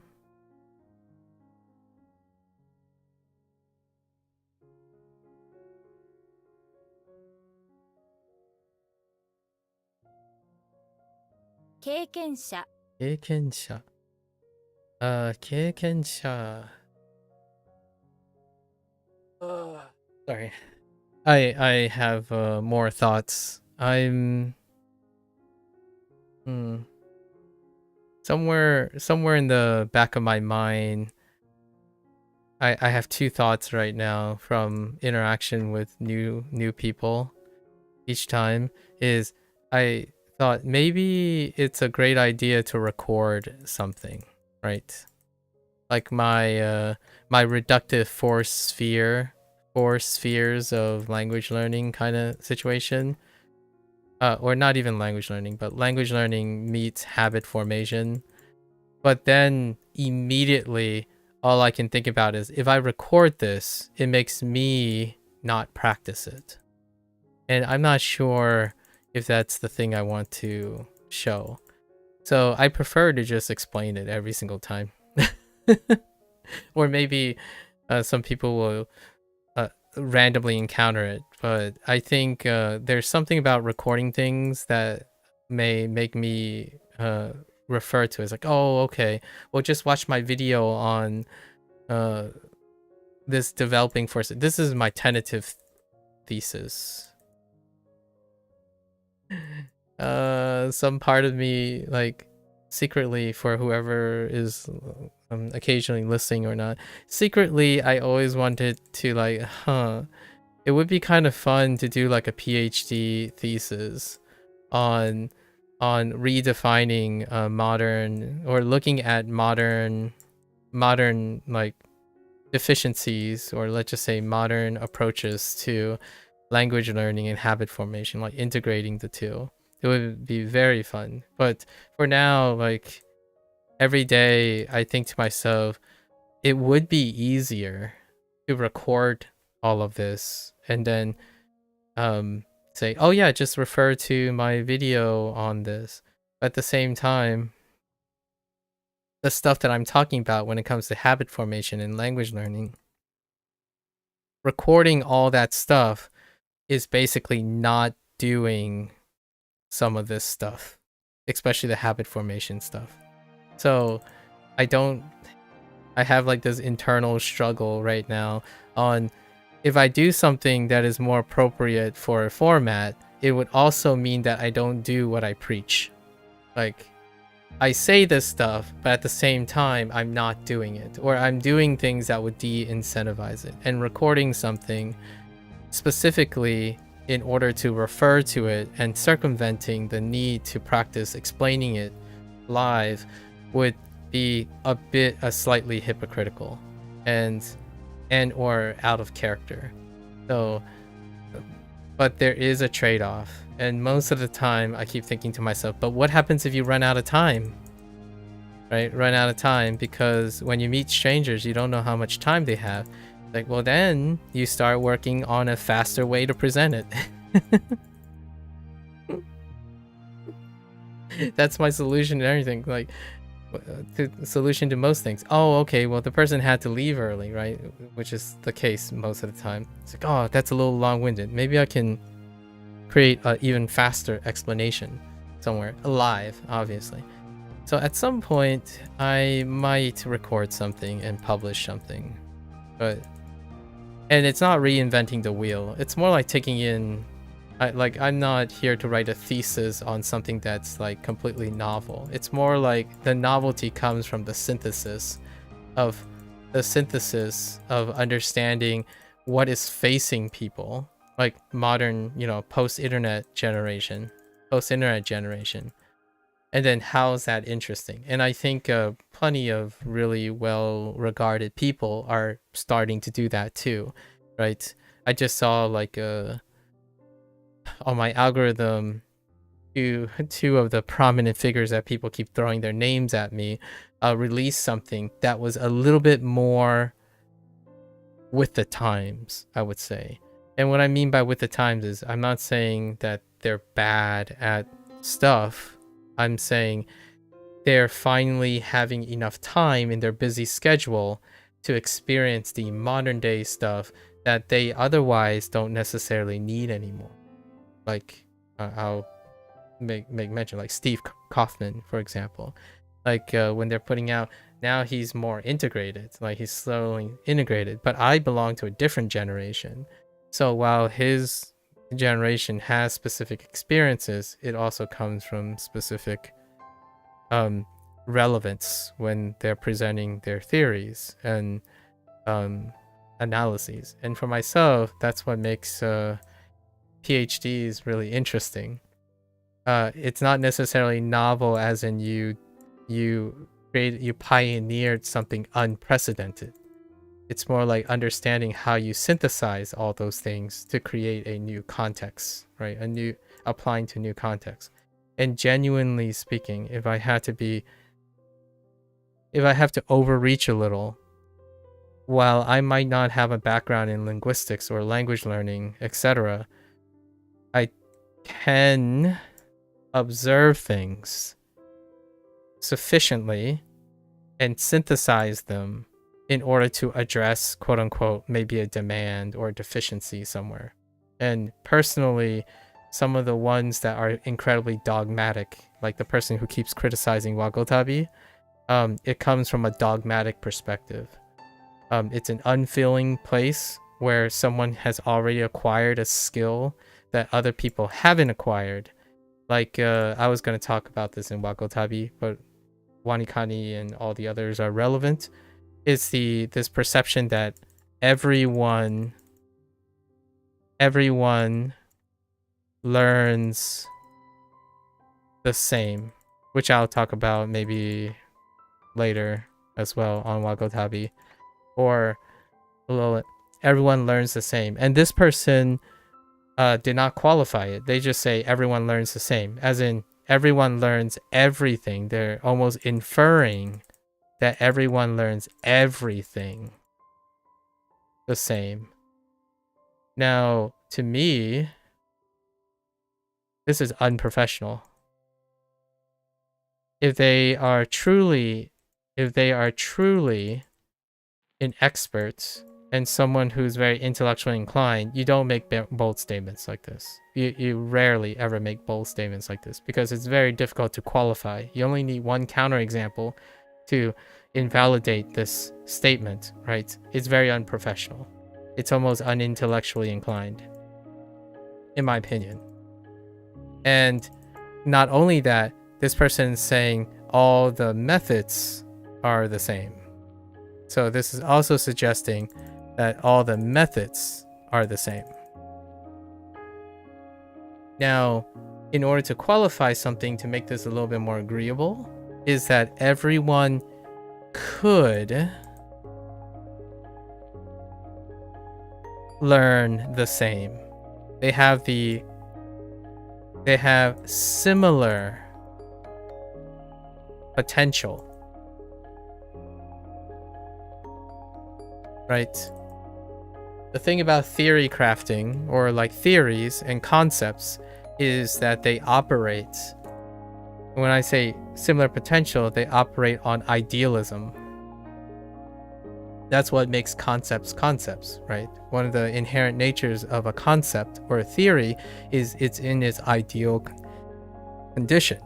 And oftentimes when you can get to the point where everyone and everything is in the theory, it comes with a lot of conditions, idealistic conditions. And that's largely when a professional, if they were to be asked advice, it wouldn't be everything, always, never. It would be most of the time, statistically significant, likely to happen, unlikely to happen. That to me strikes professionalism and being an intellectual, because there are things you don't know and there are things you do know. And then there are emergent properties that no one knows yet. Right? Emergence is a very uncontrolled thing. You can say it's likely to be useful. It's sufficient to be useful. It's highly optimized enough to be satisfactory. those are the types of comments that I would see. But this particular person said it in an incredibly condescending way. They're like, whoever told you that we learn different? Everyone learns the same. And I'm like, that's not true. Everyone could learn the same. Could. The question is, even if you could all learn the same, perhaps, do they all learn the same? And that's what I mean by some of the content, especially from people who have been doing it for a very long time, can be out of touch. And what is that out of touch? Is the environmental conditions. So you could, for example, everyone could write kanji really, really well by the same methods. That's if everyone cared about writing in the first place. Right? Because the idealism is, first, writing is important and everyone should write. Or alternatively, an unprofessional intellectual way is, writing is important, you do it. Not you should do it or you could do it. It's you do it. So therefore everyone learns the same. Right? And this is what I mean by the whole immersion only situation and like native only situation, natural only situation. That is how I feel. I don't think it's those same experts that are professing this type of thing. They're talking about sufficiency. Right? That's very different from only situations. Sufficiency has a different mindset. It has a different goal to reach. Is the thing sufficient by doing it? It's not the thing you must only do. That's very different. And this type of mentality is why there are differences in professionals. You can still be an expert. You can still be really good at your job, right? You can be really good at your skill and still be completely out of touch with the people you're advising. There are plenty of examples, folks. Think about someone who like bends the world to their will and can still be seen as a foolish farce by a good majority of people. There can be people who are incredibly intelligent, do everything really well, and still be out of touch with the majority of people. Because being in that state of mind can also make you inherently out of touch with everyone else. So that's kind of one of the human conditions, right? If you're a genius, then you're out of touch with everyone who's not. But there are ways to mitigate that. The genius could be ending up interested in those who are not, right? That's a bridge. Maybe there's a genius out there who's interested. It's a very low percentage because the human condition would dictate that if you have a lot of resources and you excel, you typically are inward looking, right? That's one of the basic human conditions, at least in my opinion. When you are a superstar, you typically focus on yourself because you're the superstar. If you can't relate to other people, you don't concern yourself with other people. It's hard to be concerning as a human being when you don't share empathy with other things. So the more you're an expert, the more likely that you're not. So when you're truly an expert, sometimes you are also conditioned to be out of touch with people.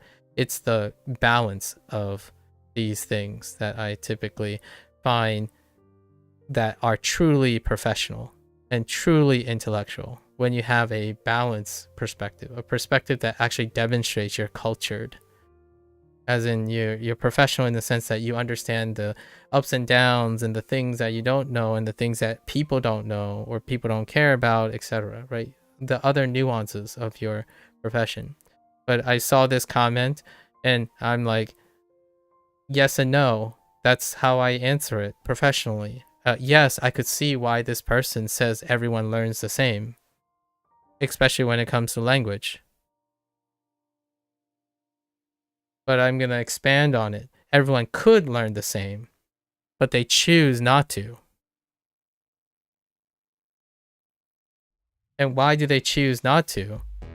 The thing you're out of touch with. It's the environmental condition.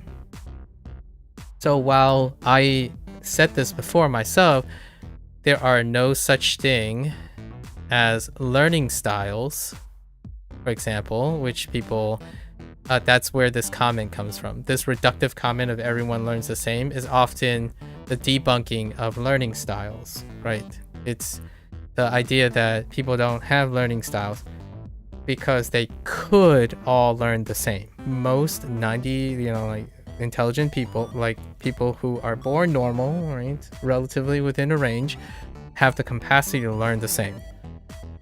There's no such thing as learning style. So if you're telling yourself right now as a language learner, like, oh, I'm more of a visual learner than a reading learner, it's like yes and no.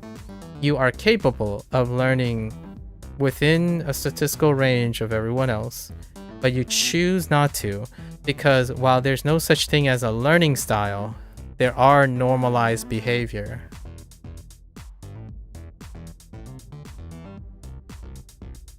And this is an environmental concept. So ideally, people have very similar potentials, according to this guy, which I agree, but it's more than that. Because what he's saying is unprofessional. It's myopic. It's short-sighted. Because now what he thinks is everyone is the same, which they're not. Otherwise, you wouldn't have an argument. That this person spent like a bulk of a big time trying to defend and criticize Wagotabi, when that provides the evidence that not everyone learns the same. Now the thing is, the potential is still there. You can potentially still learn and extract the most efficient way, that's true. But while that happens, the counter arguments deal with normalized behavior. So we're not all like unconditioned, unnormalized, unconditioned children. The problem here is that person treats everyone else and speaks to everyone else like a child. Like they don't have any predilections. Like if that person can say everyone learns the same, trust me bro, like this is the best way, assuming that there's no normalized behavior that would conflict with it to adults, that person is more interested in talking to children. They're more interested to talking to people who are inferior to them. In fact, I would argue that that person has a narcissistic complex that believes that everything that comes out of their mouth is better than the other person they're speaking to. And that's why I feel it's unprofessional and unintellectual. They are not open to the idea that humans that they're talking to are adults, and adults have normalized behavior. Whether they have the same potential, it's reasonable. I actually truly still believe everyone could learn the same. The route to unlocking this potential, it's not telling people that their normalized behavior is not important. Right? And what is normalized behavior? Habit formation. So yes, you can say, oh yeah, man, the results you get with like learning in context, read books and read native content, it's really good. The potential is so high, it's so good, trust me. Meanwhile, that normalized behavior is saying, nah, this is boring as heck. So what goal are you achieving? You not only decided to recommend something because you believe it's the best way without considering who you're talking to. So ideally, if you're in touch with someone, one would probably suggest a method in which to demonstrate to the person that reading in context, reading natural content is also attractively interesting, and that it can be bridged from their normalized behavior. and then you'll be teaching. That's there's a vast gap, in my opinion. There's a huge gap between someone who thinks they're an expert instructing and prescribing versus someone who's teaching and coaching. Because teaching and coaching often emphasizes understanding what your client's normalized behavior is. And in order to teach more efficiently, you normalize that by pre-selecting people. How do you do that? You screen people. You have applications to school. You have applications to employment, right? You're screening people, and that screening process deals with normalized behavior. So if you keep operating as an expert under expected conditions, then yes, everything will seem very simple to you. And then you can say unequivocally, like you can stake your professional integrity on saying outrageous things like this. I think this is an incredibly bold statement without my modified word of could and should, or the differentiation between potential versus reality. Right? When someone says like Duolingo sucks, I can't tell whether it's because they have some normalized behavior that makes Duolingo that much worse than the average, because in spite of overwhelming evidence, it's obviously doing something for the normalized behavior. Whether you think it's important, it's up to you. If you don't think it's important, that makes it so that you can say everything in Duolingo is useless. It's very, in my opinion, it's far easier to say things like everyone, everything, all, and never when you always operate under ideal conditions. That's like you can sound intelligent and you can sound profound, or no, you can sound persuasive. You can sound persuasive and convincing when you operate with assumed conditions that are not demonstrated. So it's easy to persuade someone when your conditions are not mentioned. Because without conditions, everything is true. See what I did there? Everything is true if there are no conditions. So when you say Duolingo is garbage,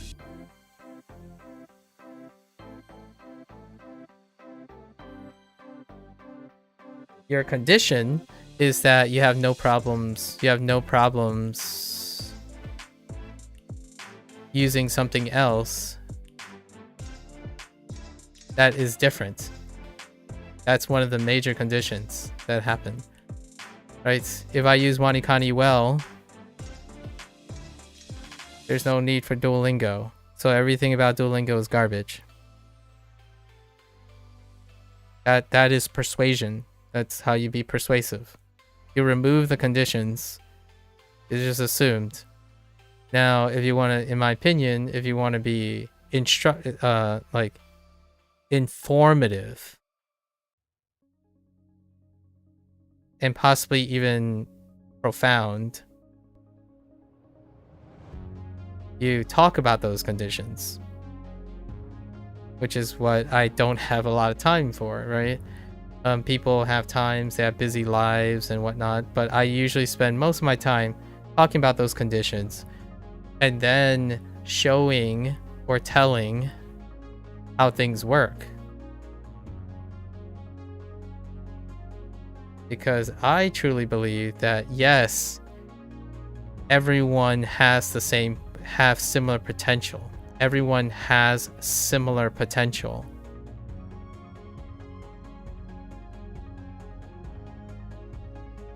But the question is, the person you are talking to, the conditions, where is it now?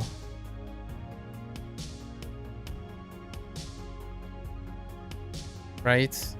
Like, sometimes idealism, people who operate in experts, they might always operate at 100%.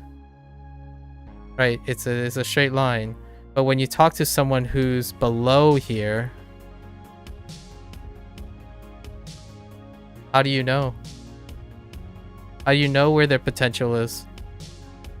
Like, their potential might be here, along this line.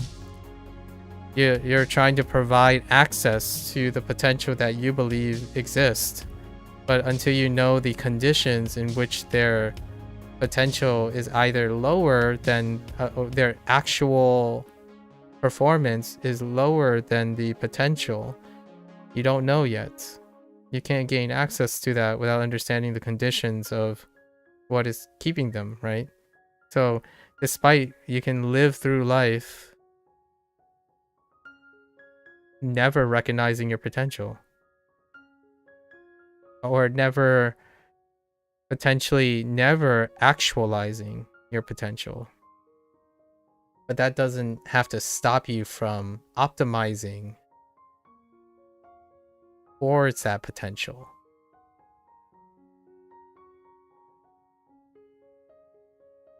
I think this is where I fall apart, or I share zero sympathy, like very, very little sympathy to individuals who constantly speak like this. They keep talking at wherever their narcissistic, ethnocentric comments are. They exude and project ethnocentrism. Or egocentrism, sorry, not etho. Egocentrism. Where they would say like, oh, well, I'm right, you're wrong. Just trust me. If you do this, you'll operate at full potential. I'm like, okay, well, what do you know about this person? It's kind of like saying, oh yeah, you know, reading is goated.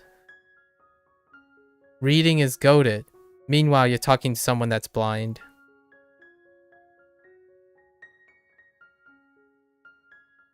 Right.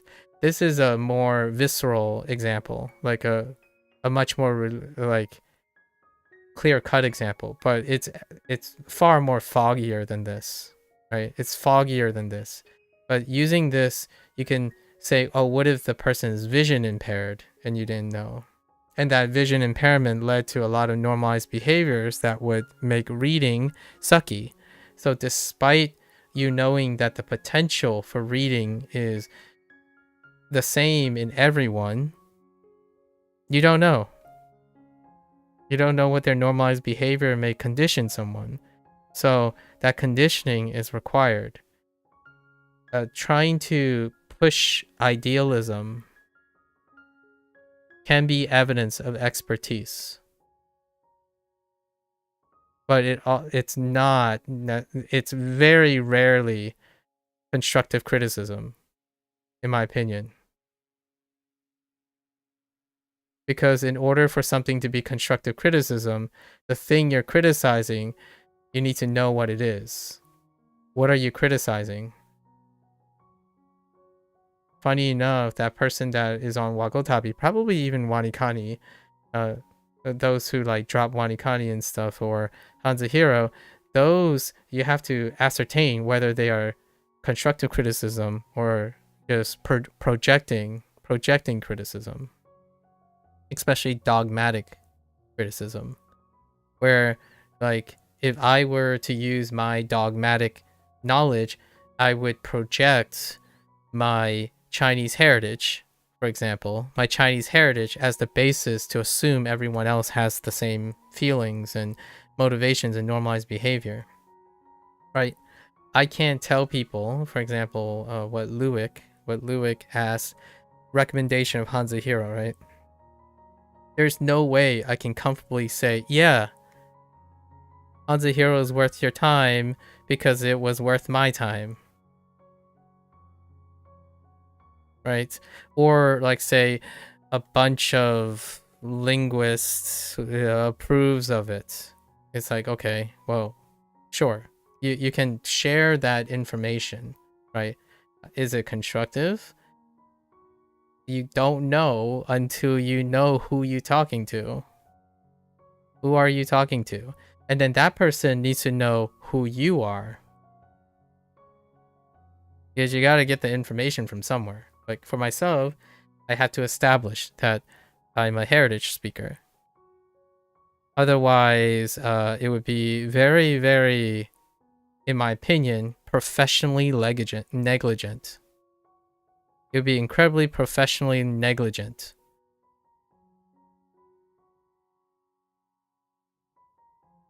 to withhold that information. I think saying, as a linguist focused on language learning, says nothing, or it says very little. What does say a lot was what came after. And saying that everyone learns the same as so very comfortably and in a condescending way tells me a lot about what this person's linguistic skills are and language learning skills, at least in my opinion. And what I mean by that is when in the concern of instructing and teaching others. This person might be a super expert in their field, but I would take their advice with a grain of salt for like personal improvement, because their advice rarely takes into consideration. It doesn't sound like it ever takes into consideration the person they're speaking to. They're making blanketed statements like everyone learns the same. So if everyone believes that and they're like you, maybe they all learn the same. It's outrageous, in my opinion. Almost, maybe not professionally, but politically disagreeable for someone to generalize a conversation that you're already in a debate about. Like saying it, it's kind of like saying what's obviously not true. What's obviously not true is the cause of the discussion. Like, you're in the middle of an argument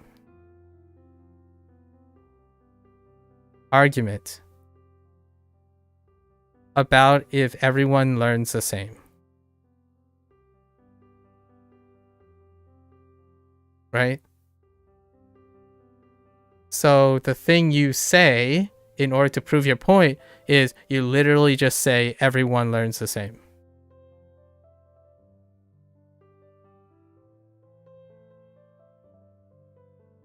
That, my friend, is a cyclic argument.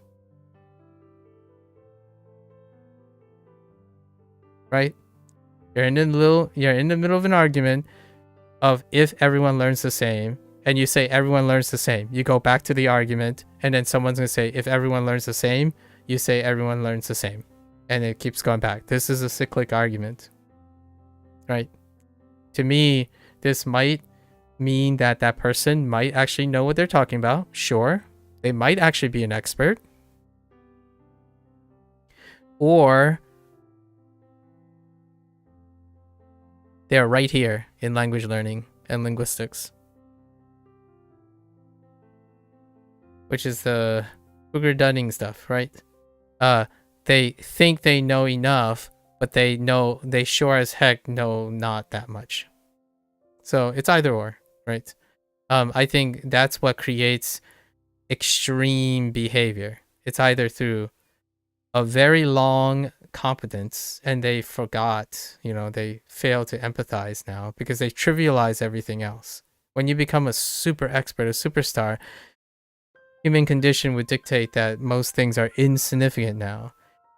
What does that look like for WaniKani, just to relate to language learning? If you spent 300 days on WaniKani, one day may seem insignificant. If you spend 1,000 days, even 100 day may seem insignificant. So you can truly be an expert while still sounding like this. So that could be that person. Or you only spent 10 days and you think you know everything already, and you haven't done it long enough to appreciate what you don't know, and then you can also say things like this. So which is it, right? I usually concern myself with that. I'm somewhere in the middle. And yes, sometimes I do have these thoughts too. I keep myself moving though, largely because I don't have a career built on one specialty anymore. But this is stuff that is ever present, all over, online. Whenever someone asks me for advice on language learning, I have to tell them I've only done this for 1.5 to 2 years. I may be able to share some relevant information because I spent most of my time learning about abstraction and solving phenomenon and questions that no one else care or want to investigate, right? That's something too, because that's what science is, the pursuit of science. So there are some relevant life lessons in there and opinions in there that I can share.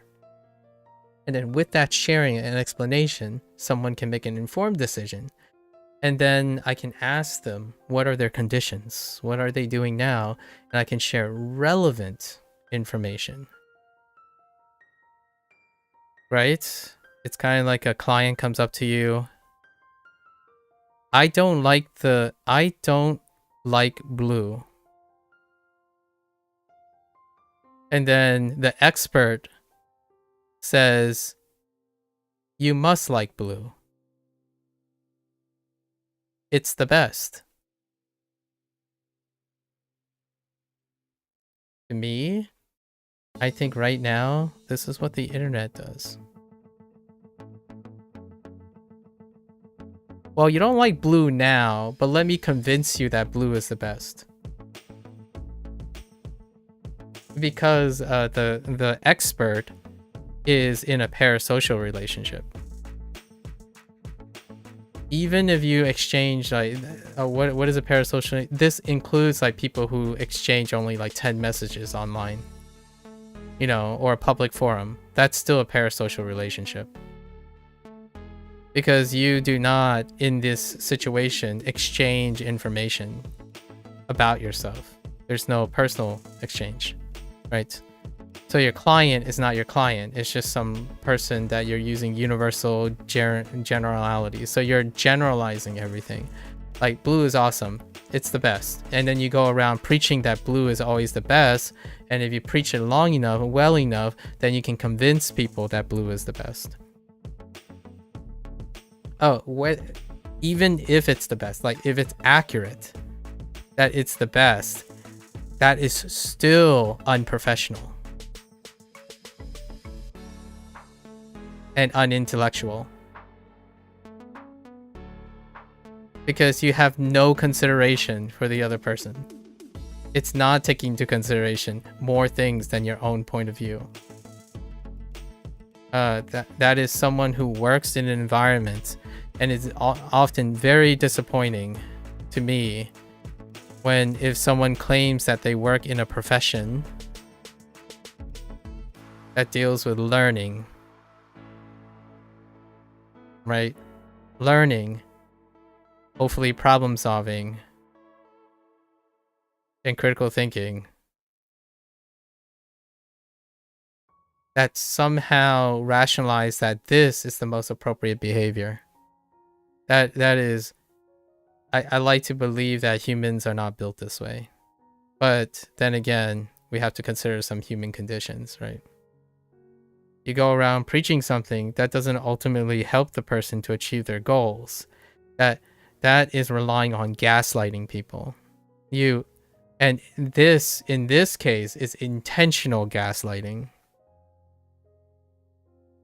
A professional that a self-proclaimed professional or expert or experienced person who behaves like this is intentionally gaslighting people. They have to gaslight. Their main strategy is to gaslight in order to get their way. Because there's no empathy. There's no requirement for empathy. if you know what's right. Right? If you're right, then you can always say the right thing and get your way. There's no need to be sensitive to other people's roadblocks or anything like that. You gaslight. What is a great gaslight? Duolingo sucks. I'm not saying it doesn't. I'm just saying this is how you gaslight people. What's another really reductive way that a so-called language learner or linguist would that uses gaslighting? It will prevent you from ever learning a language. Prevent you from acquiring the language. You could be stuck doing it for years, 10 years, and see no progress. This is gaslighting. It's relying on emotional fear to present a case to get your way. In this way, you do not know these things. You can't possibly know these things. You could suggest these things may happen. You don't say it like they are going to happen. You can't possibly know that. Not only that, you do not share. If someone says they like Duolingo, relate. Do you have any experience with Duolingo? Relate it to the thing you think is best. Demonstrate how they are different and the pros and cons of those things. Instead of spending most of your time saying, well, this is garbage. It's just bad. There's no way around it. You're setting yourself up for failure. Gaslight. Gaslight them to smithereens. And to me, most influencers, I would say more than 50% influencers who have a dogmatic purpose, maybe even righteous purpose. Righteous and narcissistic, because when you're righteous, you're also likely to be narcissistic. Righteous, narcissistic, and dogmatic purpose is to make sure that everyone hears your gospel. And your gospel involves gaslighting anyone who opposes you. That's kind of like, you would have to squint and try really, really hard, but it still exists in like peer review, right?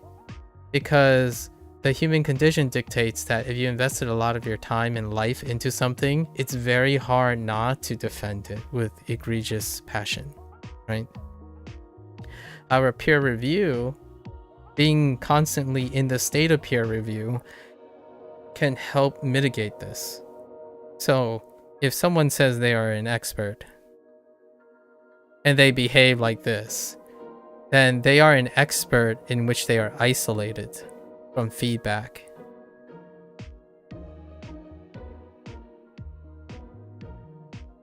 So what does that tell me? In my opinion, this is like corollary. So it's not everyone, it's highly likely correlated. What this tells me is this expert is in a small pond. They spend most of the time in the small pond in which they are better, quote unquote, better or more skilled. So they normalize a behavior, in my opinion. They normalize a behavior that places them superiorly to everyone else. So then they talk to everyone like they're stupid or ignorant. In fact, I can't help but feel slightly I actually pity the people who try to be professional towards them, like a developer trying to explain their case and trying to cater to such a person while they continue to try to gaslight everyone. Like, oh yeah, I understand you're trying your best, but it's still garbage. Like your product is still doomed to fail.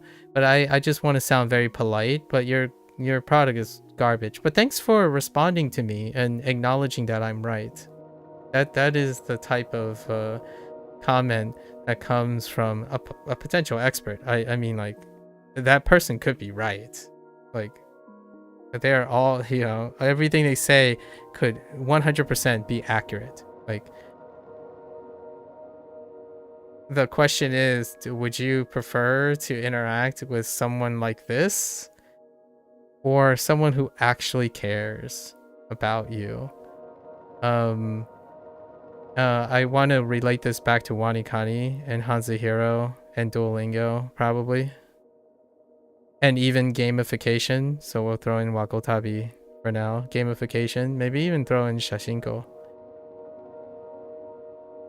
And this is my personal anecdote. The difference, one of the biggest difference between sharing your experience, sharing your language learning experience, using anything in general right now, like when you're sharing it, like publicly,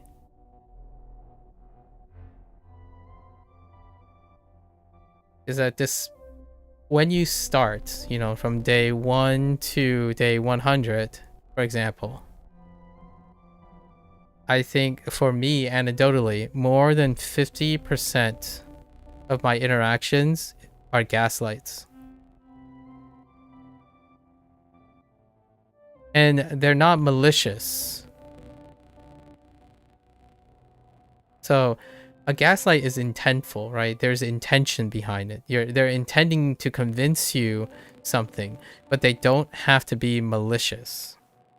Most of these people are trying to help, right? Trying to help. But a part of it is also pursuing the idea that they know better. And that's why they're helping. That's the approach they use. They don't use it in a sense of asking you, oh, how do you feel about it now? Like, do you think Duolingo is fun? Like, what are you doing that, you know, they're not trying to understand why you picked up Duolingo or HanziHero or WaniKani. They're not interested in that. They're interested in telling you what they know because they know better. So in the first 100 days. But then it kind of teeters off. I want to say it's greater than 50%, but I won't even go further. I would say 70%. Then as you get to the higher numbers, then you fast forward to, I don't know, 500 days, right, of experience.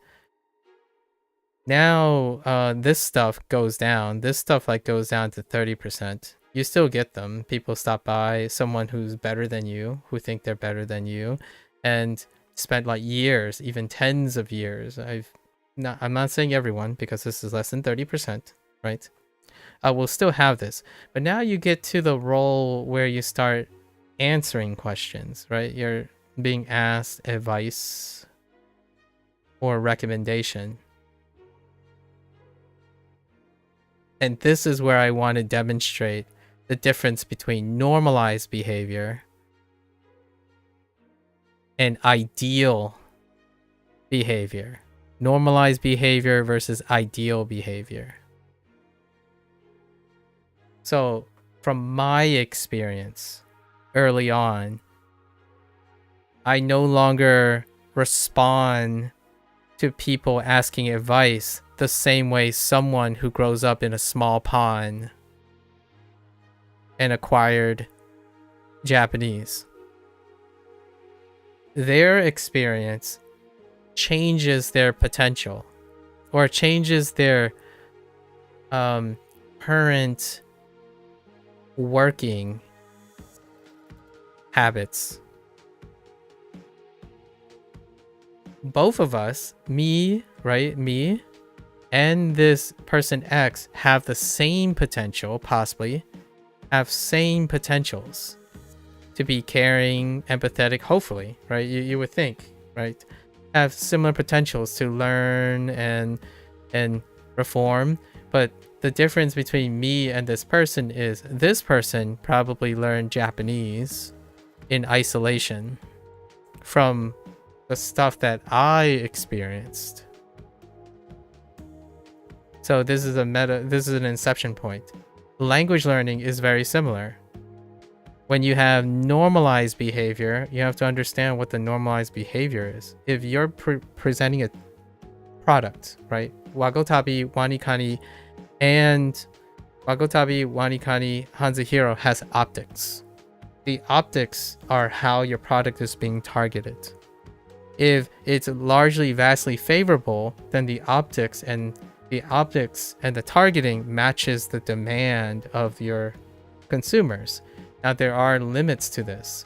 It's always nice to have an outside opinion in order to criticize and improve the stuff. But it also means that you need to consider both the things. Right? Both those situations exist. Now, you can choose to ignore the obvious evidence because you ended up growing up in a specific normalized behavior and that's what you preach. That's your prerogative. But that's not professional either, because being professional means you understand your clients. You understand who you're talking to. That's what politics and professionalism often involves, communication skills that are not the same as some belligerent expert who thinks that whatever they say is pure gold. Right? And then they somehow are entitled to criticizing other people's work without giving them a fair attention and shake to explain that situation. The alternative is to use experience to dictate that. Since I experienced most of this really early on in language learning due to my exposure, I am very, very almost biased in the other direction. So me and this person probably won't get along.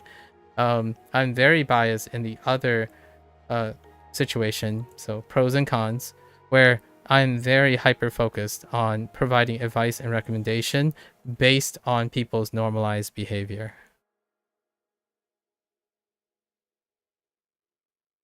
And that leads me back to my original thought about this, where I'm very uncomfortable in recording something because that would suggest that I need to create a statement that applies to everyone or applies to the people that I maybe target, right? My target audience, what my optics are. What is my optics? Well, my optics is to not do this. So that creates a internal struggle right here. Like if I start summarizing all this stuff that I talk about from day to day, I have to also understand that I'm also consequently making generalizations, right? But man, language learning has taught me quite a lot. Not about Japanese, not about Chinese, not about Spanish.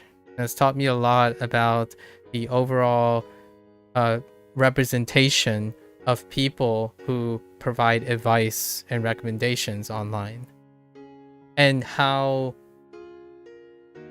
experts or people who do this for a living, who are genuinely really helping out, how their advice and concepts and stuff, because they're out of touch with how the internet works, they are unaware of how their advice and their materials that they present out of the generosity of their hearts are being weaponized in order to make it an uphill battle, right?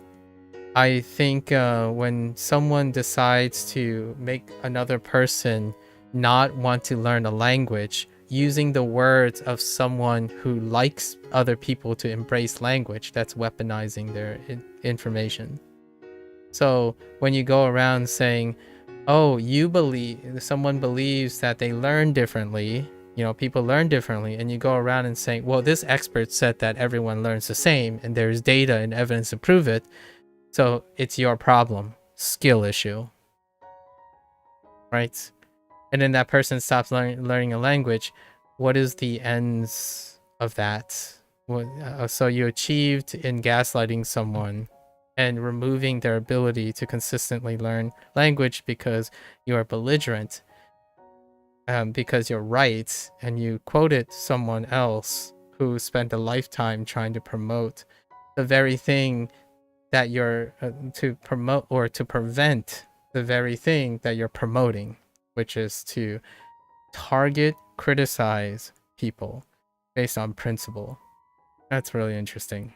That's probably my spiel for, I would say 2 or 3 years down the line. I'll probably still be talking about this. It doesn't go away. I think the internet kind of exacerbates that moment. So I want to leave it on a very positive note. Be aware of that, right? Hopefully you're aware of that. And if you like language learning, I hope everyone has enough stimuli and a wealth of alternatives outside the box and inside the box abstraction thinking to encourage them to continue to pursue intellectual exploration into language learning. The moment you're around someone who may seem intelligent and intellectual, but you have this consistency of gaslighting you to do something else, personally, with all due respect to those people, that is, in my opinion, not a teacher that you're looking for or an advisor that you're looking for. You can, when you become very intermediate and an expert yourself, you can most definitely extract information from that type of interaction. But learning another language also means you're trusting in people that you have to understand or identify that cares about you. And I think people who don't care about the advice that they're giving, like they care. Okay, I misspoke a little. They care about the advice they're giving. They don't care about the person they're talking to. That, in my opinion, is something the internet does not teach. And it's something that younger and older, you're hoping there's a diffusion of responsibility for this. Like, oh, things that are popular, they must care about the people, right? Oh, tools that are really popular, theories that are really popular, they must care about the people in order to become popular. That's a logical fallacy, in my opinion. And it's become more and more of a logical fallacy. How the internet works, in my opinion, right, is that most people self-select themselves. And if that self-selection fails based on the conditions of their normalized behavior, then they can still operate in the echo chamber without understanding that most of the conditions don't apply to them. Like, for example, we'll use Japanese as an example. You can think and feel like you're becoming more and more Japanese by hanging around a group that is entirely Japanese, while realizing that most of the group don't think you're Japanese. Right? That's the reality. Now, on the one hand, that awareness could help someone go find somewhere else that they belong to more accurately because of self-awareness and transparency, or they can continue to live in, I guess, ignorant bliss, right? For that, and that is still taking into consideration that person's feelings. Are they okay with that? If they're okay with it, then yeah, go for it. But if you keep them in the dark, that's a different story. I think that's a professional negligence to keep yourself in the dark. Like, I want to say I'm very careful and reveal most of my personal biases and my intellectual biases, because without that information, you won't know what information is missing also, or could be potentially missing. What is missing with my analyses or suggestion about HanziHero, right? I think about that a lot. And I'm probably missing a lot. And it would be really wonderful when people point that out. It's like, oh, hey, have you considered mentioning that you also have, do you have any skills that are related to HanziHero? And that's what I considered. Largely why I try to say relevant things. They might not be relevant or important to you, but if you ask the person you're talking to, you might end up finding out that there are things that you don't think are relevant that are relevant to the other person. So when Luick decide to share that they listen to podcasts and read short stories, that's when I can talk about things that are related or frame things around this person's normalized behavior. Making blanketed statements like, oh yeah, short stories is a waste of time. It's all about that immersion. right? Or, oh yeah, you translate all the time? Don't ever translate. That doesn't work. Well, can you make it work? I don't know. Or my favorite, I would quote like Train a Dragon, How to Train a Dragon. I recently watched a live action remake of How to Train a Dragon. It's like that father figure, right? Who was talking to Hiccup and it's like, stop being all of this. And then Hiccup is like, you just gesture to all of me. And in the end, the point of the story was that Hiccup found a different solution. Right? And what was great about it is his father figure and the people around them were open-minded enough to see that it still works. It might not even be ideal, but it still worked. That's the sharing part, right? That's what recommendation and advice, in my opinion, must have minimal of. You either understand your target audience because your optics are correct. Wagotabi achieves that. WaniKani achieves that, right? And then understand that when your optics is to target an even larger audience, you are largely going to draw more criticism. Duolingo, Babbel, Rosetta Stone, right? And they operate in a manner that will allow them to facilitate that. Now, that also means when you're providing criticisms and reviews and whatnot, it takes those things into account. And that's what in my opinion, that's the stuff that I look for. When if I have to take someone's advice and recommendation, even unsolicited advice is it's like default in contradiction to what I'm saying. When someone's providing unsolicited advice, the first thing you have to ascertain is how much do they know about you. So that would be one of my red flags. Red flag 101. If someone provides unsolicited advice, be open-minded to the idea that maybe they know something about you. So ascertain what do they know about you first. Because in unsolicited advice, you don't know if it's advice until you understand that they took you into consideration. And I would say 9 out of 10 times when it comes to language learning advice that I've received, it was unsolicited. But it was unsolicited. I did not get an indication that they know what I do or what my interest is. And most of the time, they don't even care what I'm interested in, right? The other 10% of the time, I've met really wonderful people that offered unsolicited advice. But when I asked them what do they know about me, they asked and they demonstrated that they wanted to get to know me in some way, and therefore I'm more likely to take that advice or even join in that advice if I don't have any experience with it. I don't think the internet teaches that conversational skill and critical thinking and problem solving anymore. You don't even need to do any of this. Because when you go into a channel, you're supposed to be told exactly what to expect. So when someone comes into a WaniKani stream, like I often ask, my first question to the person is like, oh, hey, what are your interests? What brings you here, right? May I ask what you currently do? Because that self-selection, I don't predicate on that self-selection.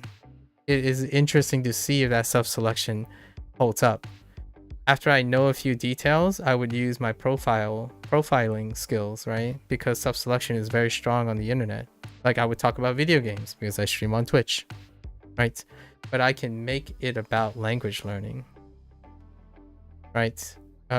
There's no need, perhaps, to push your agenda without exercising empathy or any form of rapport first. So it's shocking how some people think that the pre-selection is strong enough to provide reliable information.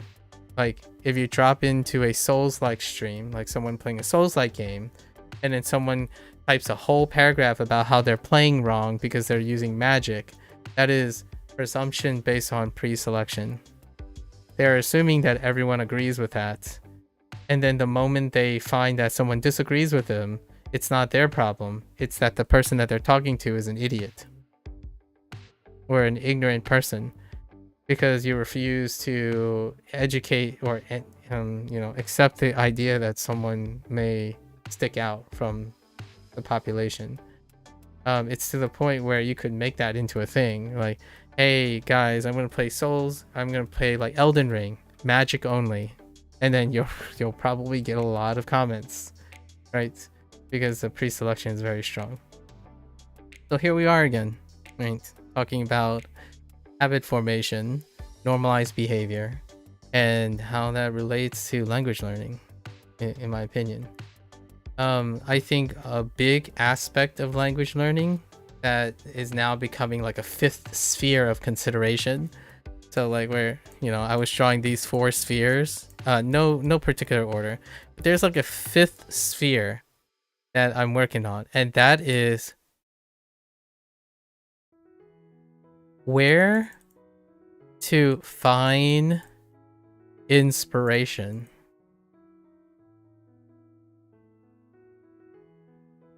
How and where, and maybe some why to consider.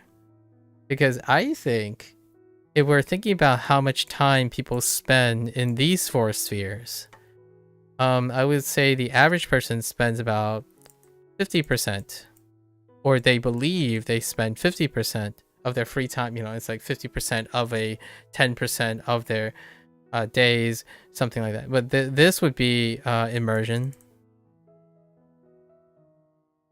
some form of immersion. This would be some sort of graded reading, right? I've already made this, and it's usually like 10% ish, which is like Luwick reading, and then here it'd be like 5% SRS. This is like the recipe for people who made it past a certain point, like intermediate plus, so the profile of intermediate plus. And here I would say like 1% output, so in a creative process of some sort. 60, okay, or maybe like 60%. I'm not breaking this up properly. And then here there's this part, and this is a wild card. It's like a question mark percent, but man, it's a huge range. You can bump into someone who spends 5% or like 40% of their time looking for how to find inspiration. And inspiration meaning more like advice, recommendation, etc. So, and you're wondering, well, that's not part of language learning, right? Because you're not doing any language learning. It is now. We have to understand trends. In fact, I think this number, it's starting to grow. More people spend time reading about how, where, and why you learn language learning than doing these things, right? And that's important to consider, because the quicker, quote unquote, if you address this, then that individual will go to start doing. And that's where overcompensation has happened recently. How do you vindicate that? Strong sell. How do you get a strong sell? Gaslight.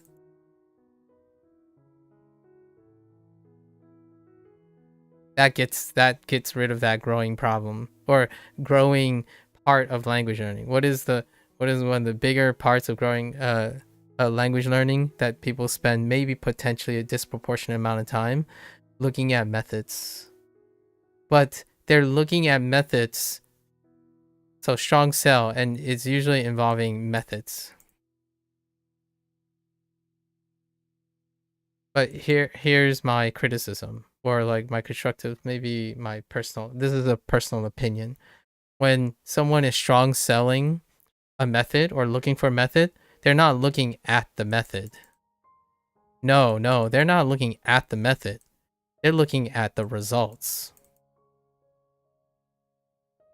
So in order for them to decide what the method is, people are gaslighting based on results. And what does that do? The strong sell, it doesn't help you understand how the method works. Not at all. Like getting a smartphone, getting a smartphone, it can calculate numbers for you. Do you understand how the calculation is done? You don't have to. Obviously, you don't have to.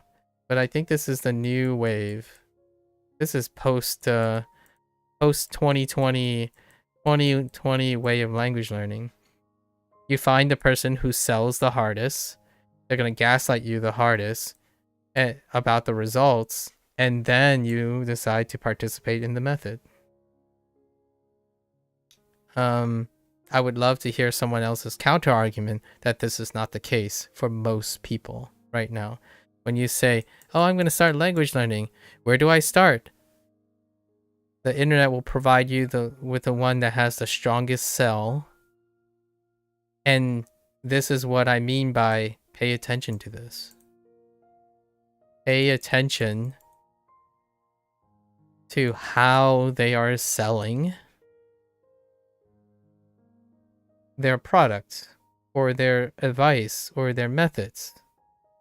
Are they paying attention to the methods? Or are they paying attention to the results? If they give you results, it doesn't tell you how the method applies to the sample. Sometimes they do. Sometimes the gaslighting would say like, aren't you tired? Aren't you tired of hard work? Or aren't you tired of spending lots of hours trying to remember kanji? That's a gaslight too, honestly. That's a gaslight based on the sample. So they're assuming you're someone, if you're here now, they're assuming you have a hard time learning. You want an easy way. You want something that takes less time. So yes, they still use gaslight too to target the audience. There's a different way about this, but this elicits an emotional response, right? The gaslight elicits an emotional response. Like, do you think, like, aren't you tired of telling yourself you can't learn a language? Aren't you tired of being daunted by the idea that you'll never become fluent in a target language, but you really want to? Try our products. 95% of people have found that they start to believe that they can learn a language with our product after a week, because they only have to learn one or two things to start believing that they can learn a language. And in before, you're paying 30 or 60 bucks, and then sometime down the line it's like, well, you did feel what they advertised was true. You started feeling confident, but then you learned that it's not good enough. You need more things. It's like, well, yes, of course you do, because the product that they advertised was true. Like, I'm not saying they're not, when you gaslight something, that doesn't mean they're lying. When someone gaslight, that's how strongly they believe. That can be reflective in how they believe their product is accurate. So then later, when you're projected on results, right? And if that result is not reached, betrayal happens. But here's the thing. The betrayal is not just the gaslight's fault. It might also be how you interpret the gaslight. As in, oh, this product said I would become fluent in a year, right?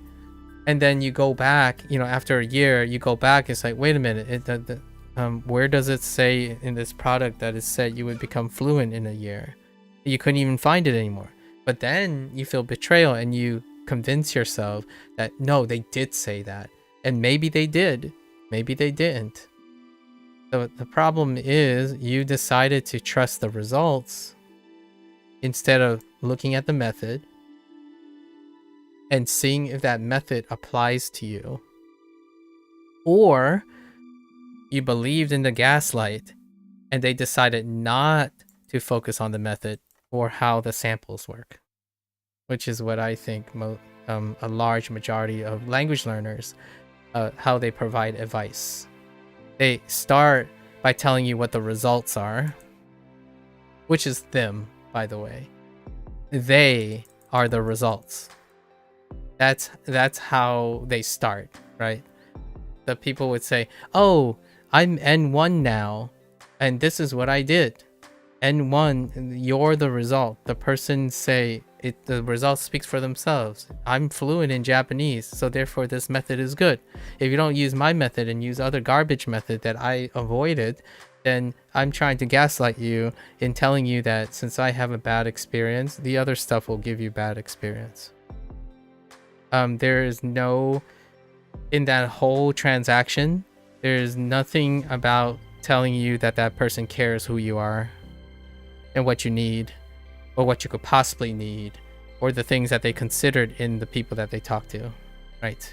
They're not demonstrating that they understand their clientele or their target audience. In fact, I would say people who gaslight directly towards a target audience do more about it than a product that's being pitched with unsolicited advice from a proponent who doesn't do this, even because it's even less. They don't even know who they're marketing to. What they do is they assume the most fear they can have. A good example would be something that starts like this. Hey guys, this is the best method.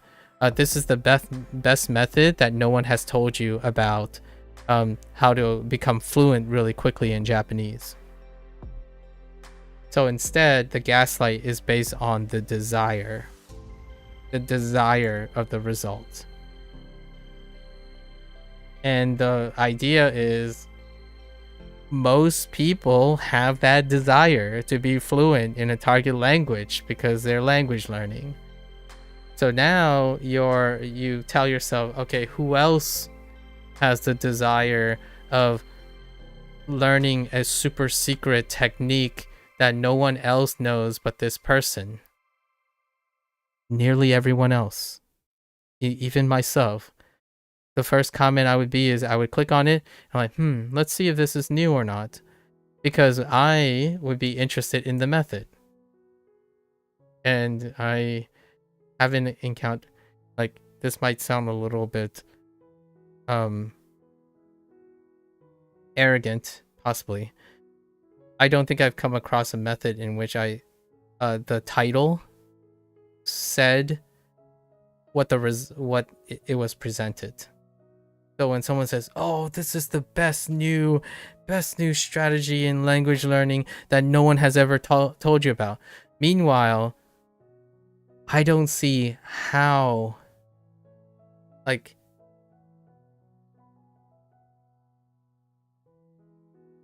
my first question to that person is, do you know how the internet works? And then ask yourself, in my opinion,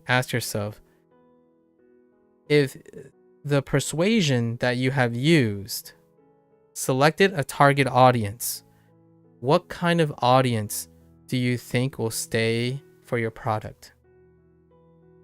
And then ask, if you're outside of this, ask yourself, do you think that's the type of person and the type of audience you want to be around? So what type of audience would be attracted to a title like, this is the secret no one told you about, posted as a YouTube video? Do you know what happens when you watch that YouTube video? Several other hundreds of content creators also posted about that thing.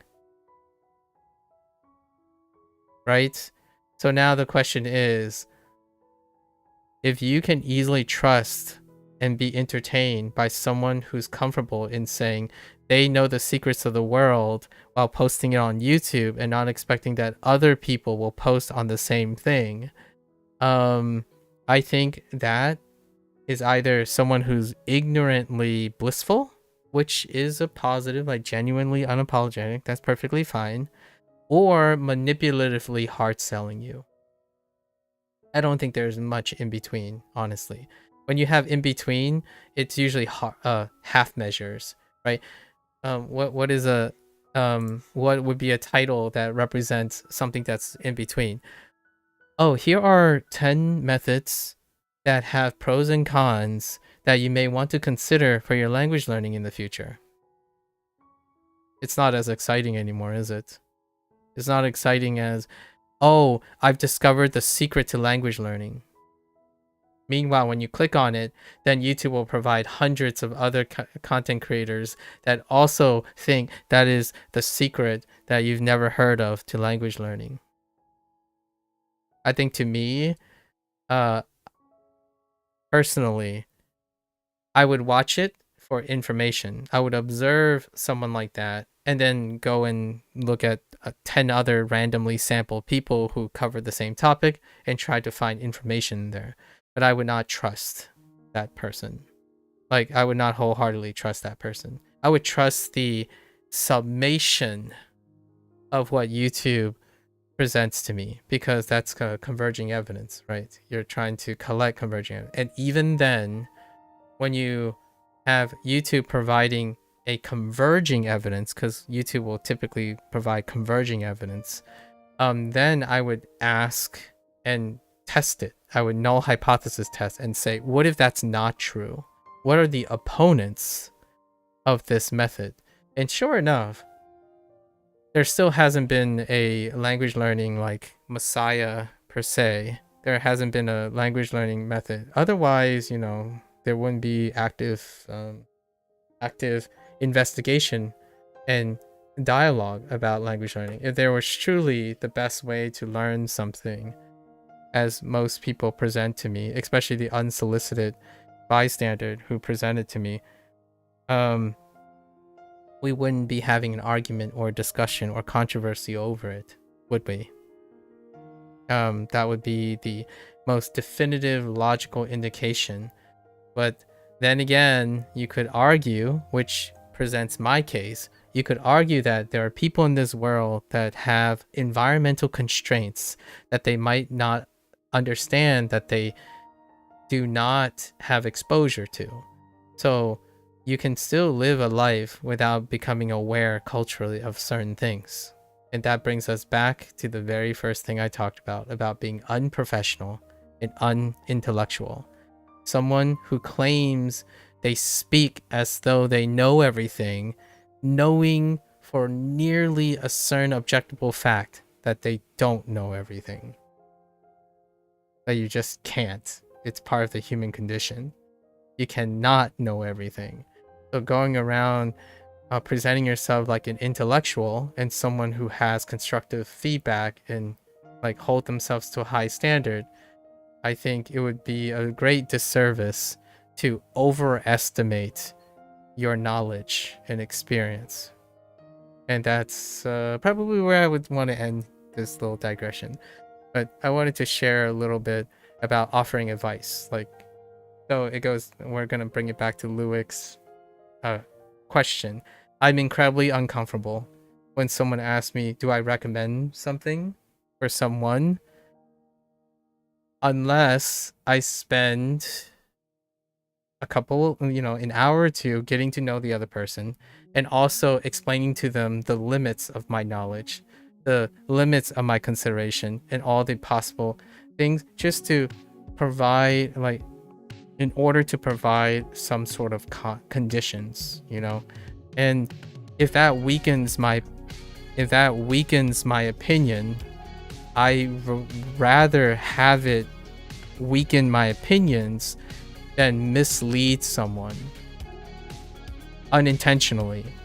Like, that's different from misinformation or disinformation. When you're deliberately telling a lie, that is misinformation. When you're not sure but presenting the information and telling someone that, okay, I'm not entirely sure, that's considerate opinion exchange, not misinformation.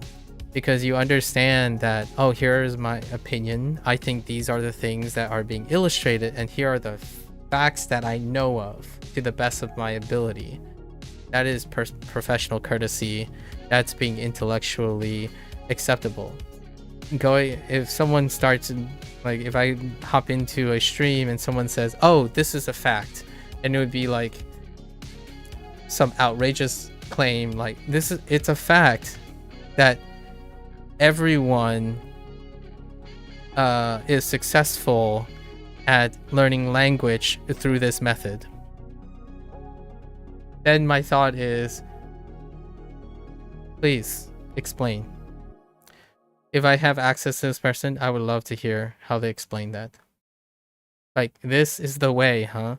So you're telling me that there's no other evidence of no possibly any other way someone has deviated from this path, right?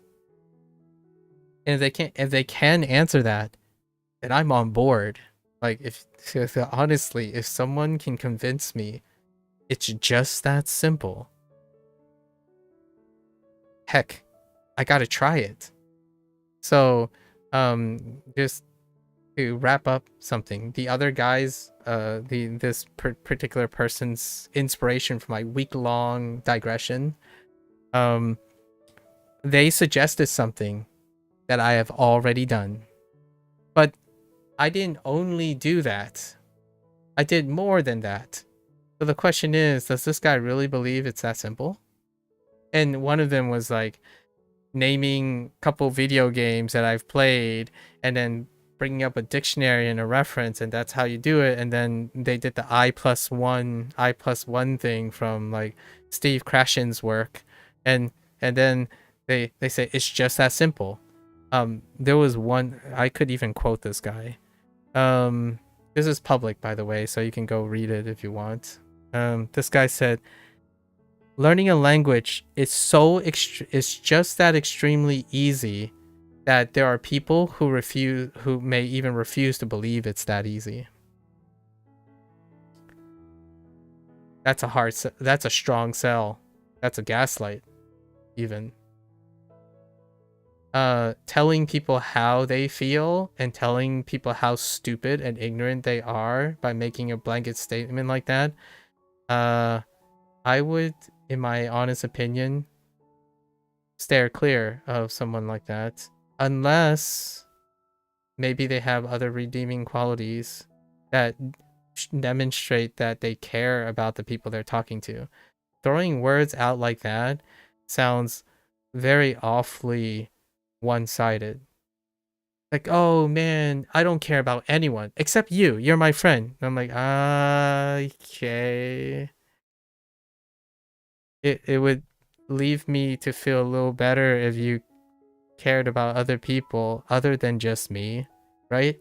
It's a form of flattery that you can use, but at the same time, it's difficult to know the intent of those comments. Like, oh yeah, you know, all English speakers are dumb. They learn Japanese the wrong way. Well, except for you, because you learned Japanese as an English speaker, so you did it right. And for the record, when someone comes to me and sometimes say like, oh hey, that's great that you've been learning kanji, and now you can read read some of the comments that I make and whatnot, and they're like, I'm glad you learned the right way to learn things. And then my first question would be like, what do you think is the right way to learn kanji? Because I'm genuinely curious. This is a person that usually is a stranger, right? They would approach because they only see the results or they only want to see the results of the fruits of people's labors, but not how they achieved it. And they're not around. Obviously, that's perfectly fine because not everyone has the time to do that.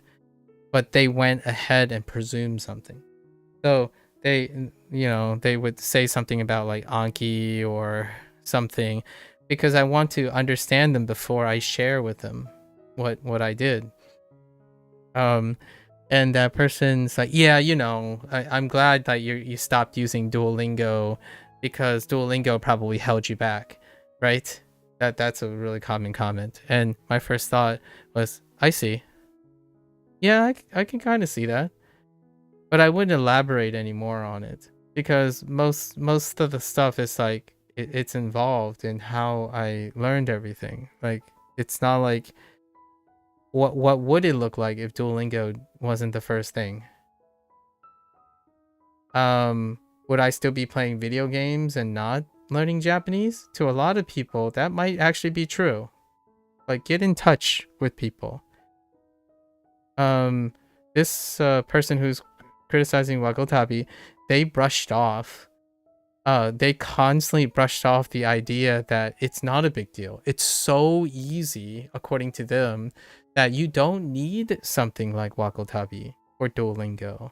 Like, in fact, they're counterproductive. They might even hurt you and discourage you from learning a language. How is that possibly someone who's intellectually inclined see that against overwhelming evidence that despite quote unquote not learning anything in 10 years using Duolingo and etc., that one of the conclusions they have is it discourages them from thinking about learning a language. Like that takes a lot of narcissism. Like that takes a lot of arrogance and a clouded judgment to think that somehow those things have no value in encouraging people to learn language and that it's not important. It might not be important to them. That's not what the reviews say, right? So, yeah, keep that in mind. Just keep that in mind. I don't usually, I try not to digress about like how I take advice from people because I don't think it's all that necessary per se to constantly have to worry, as long as there's proper empathy, right? There's my condition, right? When there is mutual empathy, I think these things kind of work themselves out.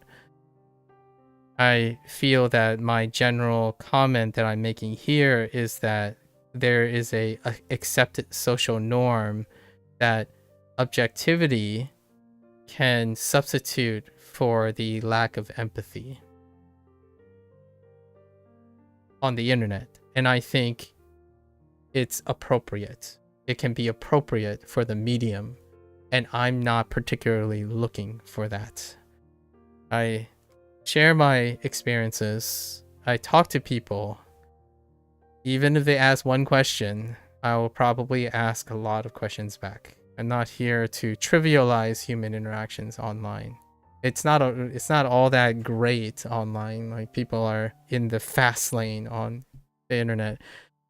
However, I take it upon myself as a fun little challenge. How long can I keep the person attentive and being invested in what I have to say, and also give them an earnest impression that I do care about them, right?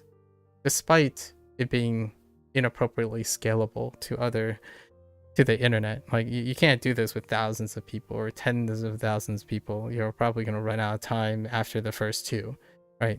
So that's understandable.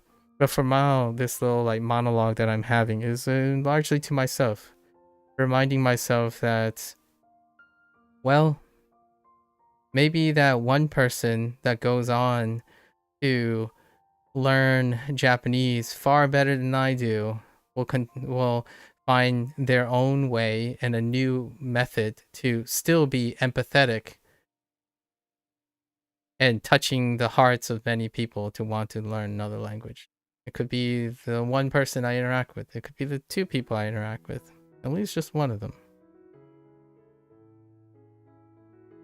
World's the day nowadays I wouldn't have expected that, or one of the surprising discoveries about language learning publicly online nowadays is how much it's still like the classroom environment. despite people keep saying that the internet is different because of the human condition, right?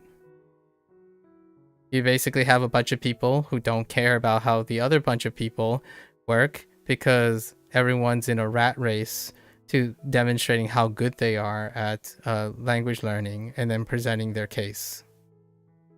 That's how I felt in high school, ironically. You know, you take high school, who gets the better grades? And then whoever gets the better grades, everyone asks for their advice and they just tell you what they did without any consideration to what the other people are coming from.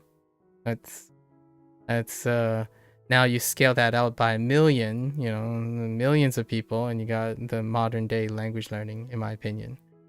Or the modern day language learning expert, self-proclaimed expert, loud expert, and they're minorities, right? Minority vocal linguistics expert or language learning expert.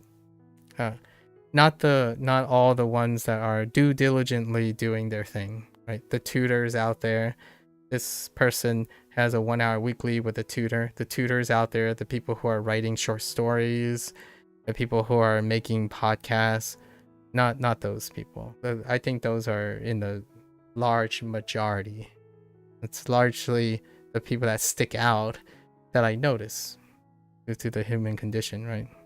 If you're one of 200, you're one negative review of 200 reviews, I would obviously pay attention to that one to see what it's like to see what they have to say. So pardon my use of that person's diatribe, but it does reveal and exemplify what happens when you stream language learning and you have low traffic. Every once in a while, out of like the 10,000 people who click for like 10 seconds, and then there's going to be that one, right? And that's kind of like the situation. And that one, not necessarily coincidentally, I think it's selected for, will have very similar opinions. And I spend 90% of the time providing counter arguments to the contrary, but with a large helping of empathy, not the other way around, because I don't typically disagree with the superficial objective objective generalities that those people use. Like Duolingo sucks. So tell me why Duolingo sucks. And I would largely end up agreeing with all of them because I have the context of why they think it sucks. And most of it is rational, right? Oh, they didn't learn any Japanese in 5 years. Yeah, that would make Duolingo suck, alright. But that's surely that is a sucky product. They didn't ask me if I learned anything from Duolingo. And I already mentioned that in HanziHero's situation. It took me about 100+ hours before I exhausted my Duolingo Chinese, like the stuff that Duolingo Chinese course introduced. And obviously HanziHero doesn't introduce anything about other outside of sentence, like within sentence construction, and even that had its share of interest, right? All right, I'm gonna refocus now. Sorry, I don't have like a closing remark other than be careful. You know, be careful. Learning, being able to pay attention to what people are motivated, understanding behavioral consequences and stuff, you know, can help with finding your desired people that will allow you to be successful and happy in life. Hopefully. Becoming the victim of a strong cell and a gaslight, it's only a victim when it fails. It's a recruit if it succeeds. So you are more than likely, you are more than welcome to take that gamble. I typically don't. As a disclosure, I typically don't. I'm a hard sell most of the time. Rarely an easy one. And that comes with pros and cons. Alright. Oh. Whoops. Meaning.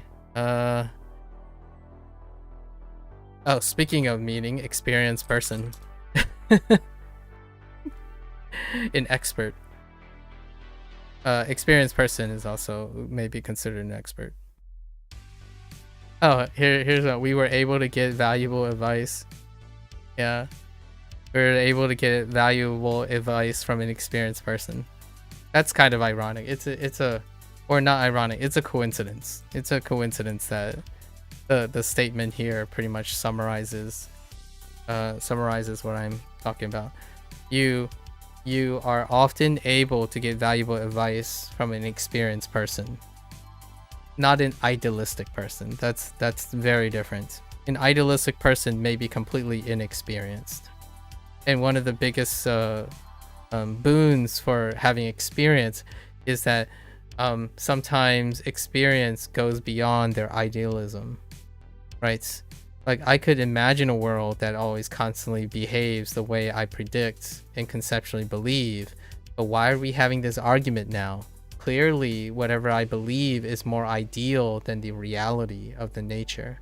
If you think everyone learns the same, and yet you are constantly arguing against people who believe everyone don't learn the same, then in order to rectify that situation, how can you contextualize the idea that everyone has the capacity to learn the same, but chooses not to? Largely because which one of the contributing factors is normalized behavior, right? Environmental normalized behavior. What makes people believe there are learning styles, despite evidence or objective evidence unable to prove there are learning styles, right? Those are the situations that create empathy. It creates an open opportunity for you to educate people instead of trying to gaslight them and like telling them something. I have like this whole digression where this guy believes the best way to learn a language is to use problem solving and critical thinking skills in implicit environments, and here this person is trying to dictate and prescribe what a product should be by telling people what it should have. And that is like saying you preach one thing in your specific case of language learning, but it's not applied to like app design and video game design. So the way the guy provides advice is literally doing the thing that they criticize other people for doing because it stunts learning.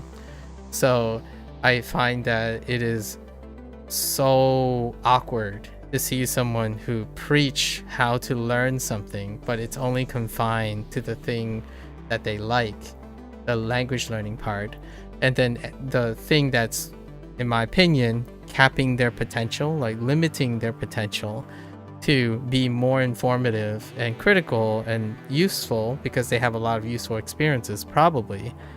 They don't apply that same standard and hypotheses to a wider thing, like how to make a video game, how to encourage people to read, right? They don't apply that. It's a double standard.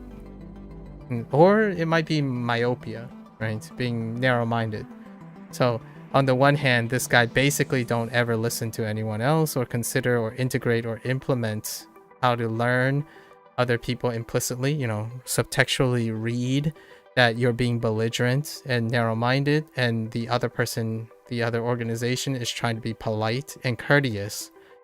You don't subtextually read that.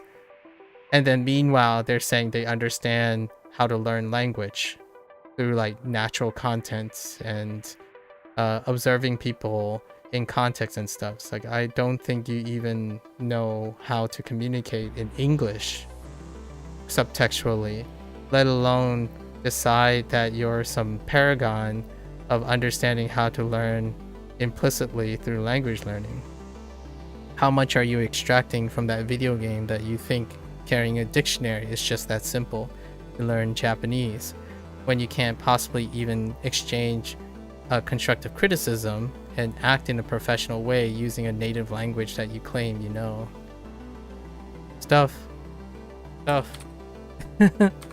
Sorry, that was a low-hanging fruit, but something I reflect on, something to think about. I am gonna tell you now, it is very hard to constantly behave and execute on an ideal principle. So me, myself, while I'm saying all these things, I try my best, but rarely do I adhere to it completely, because I'm human, not a robot. So circumstances and environments can cause me to deviate away from the things that I try my best to do. Like, do I always do the things that I say and criticize other people for not doing? No. Do I expect that the other people always do that? Absolutely not. It's a suggestion, it's something to consider. Like, do I want people to learn language like they learn science in school? Yes, because I approach it that way. But at the same time, I don't always do that.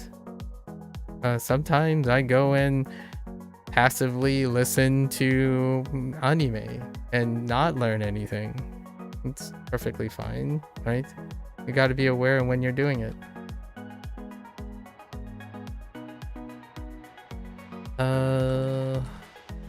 What the heck is this?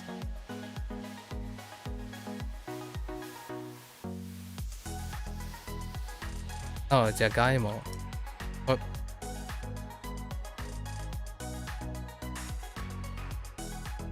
Jagaimo. How you spell potato? Potato.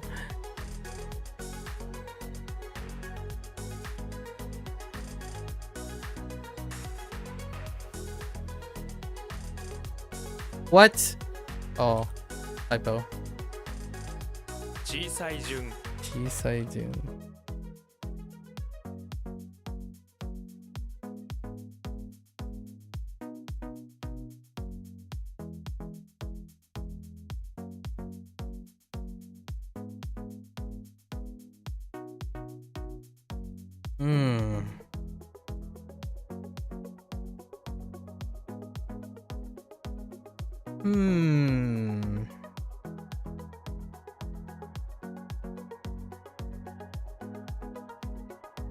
So it's kissing.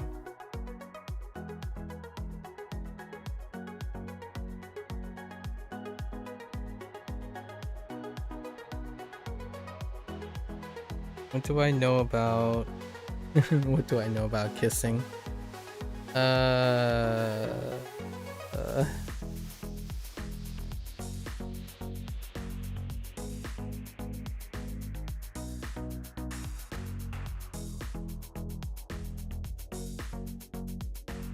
It's not oh wait, it's probably kaku. Of course it's kaku. Wait, but what does that mean though? Oh, each.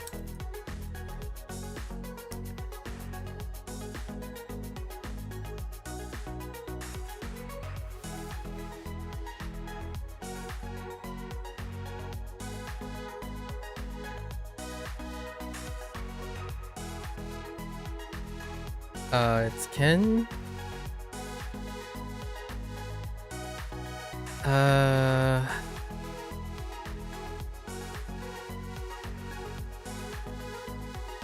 Eno? Yeah, Keno-kan. 嫌悪感 Keno-kan. And Keno-kan is what? Like disgust? Maybe like a really bad feeling or disgusting feeling ish.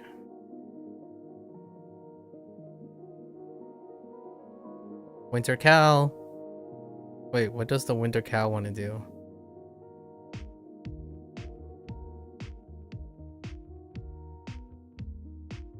Heck. Fall? Wait. Winter cow.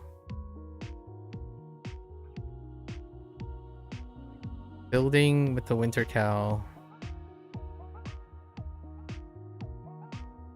Oh. Ascend. Oh, no, not ascend. Descend. Fall is fine too, honestly. I should have added fall. Fall and descend are kind of useful to know about falling on that one. I started writing in Chinese there.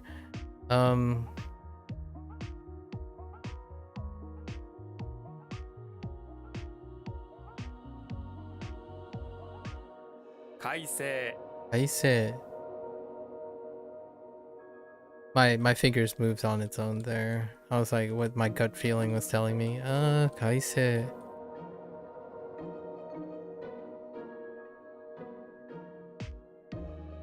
Revise or like revision?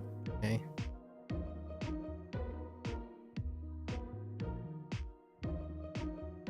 Hoang Hoang.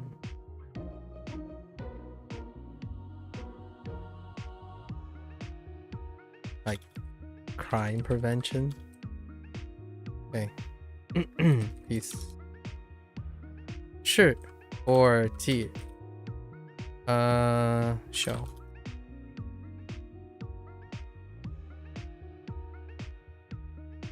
Hmm.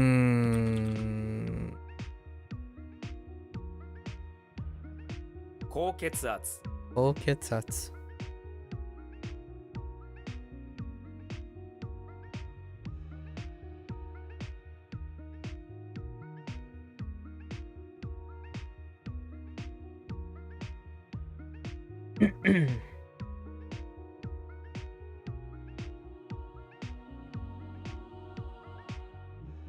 Okay. Hmm.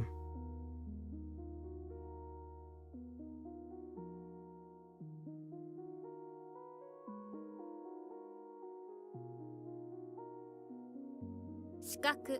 Shikaku. Okay. That typo. Okay.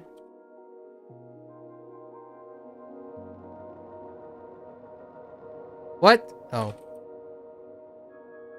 判断する Handan suru. Okay. What? Am I going what? Okay. Is that a burn? Wow, we got a wa really early. Man. Oh no. How do I potato? How do I potato alone? Can I just emo? Okay. Alright. Fine.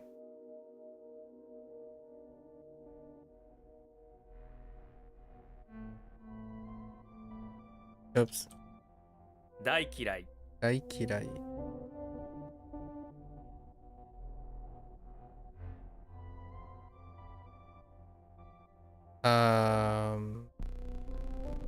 Okay. A bamboo tree with a towel?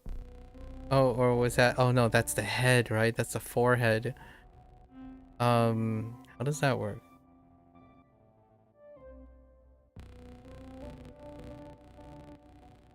Bamboo tree forest. Oh, is it something like your head is buried under a bamboo tree? Is that the thing that they went with? Let me see. If I think about a head that's buried under a bamboo tree. Oh, I rewrote this. This is more like in your head. In my head, I've always imagined about planting some bamboo trees. So I go and grab a saku of material in order to start working on my plans on my bamboo tree, right? Omiyage is just gonna be omiyage. お土産 It's there's no way around it. That's just to me at this point. I'm okay with just going with I can't even spell souvenir. Souvenir? Is that an A? No, E. Souvenir. I swear, souvenir is a French word, isn't it? Hold up. Souvenir. Origin. Oh no, it's not. Oh yeah, it is.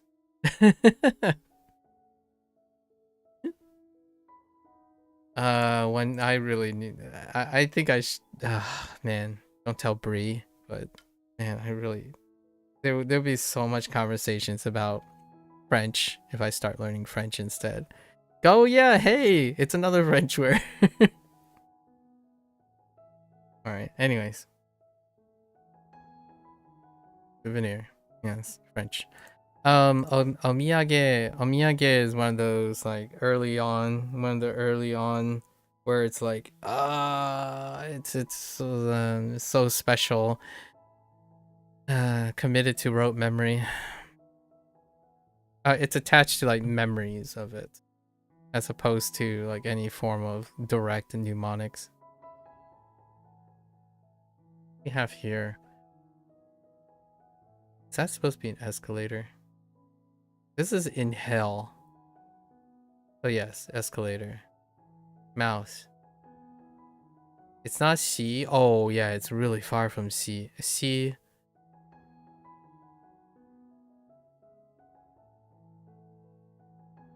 Somehow, I kind of want to just say K. No, okay. Got me. So, oh, cucumber though. Cucumber. Inhaling a cucumber. Yes. I think this was like CD for sure. It's like Siri. This is special. Siri, it's a polar bear, right?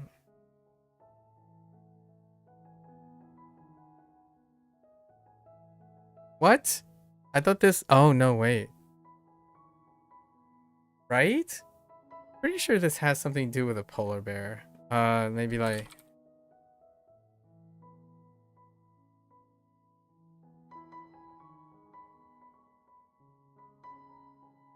It had something to do with a polar bear's tail.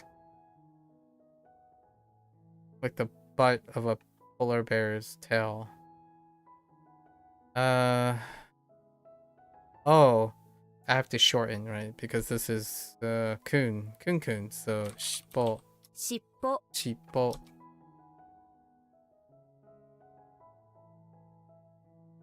Hmm.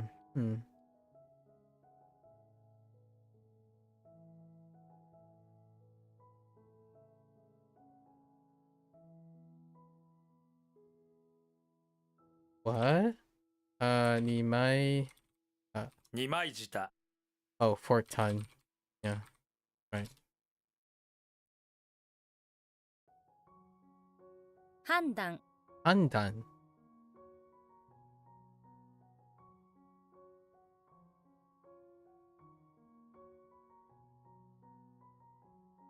To this day, I'm still not quite sure if judgment has an E in it or not. I think it's both because of like maybe British and American English. I have no idea anymore.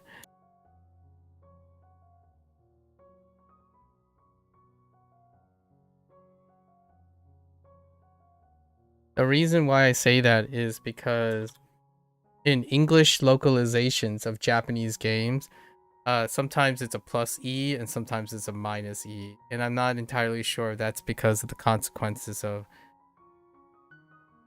transliteration or American. You know what? Let's find out.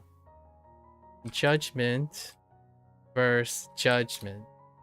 The difference between judgment and judgment, one with the E and one with, is primarily a matter of spelling convention, not meaning. Okay, judgment is the preferred spelling in American English. Okay, while judgment is the preferred. Okay, so I prefer typically to write in British English by coincidence. I guess this is an armor situation. Which I typically type armor with a U. Oh, or like a gray versus gray situation. Oh no. Okay, it's fine. English things. Hmm.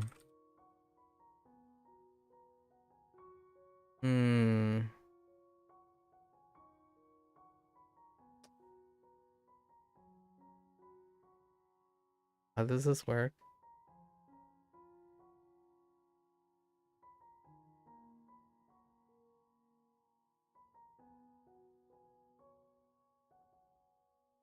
What do we renew, right? Are we, yeah, we're renewing something. What are we renewing?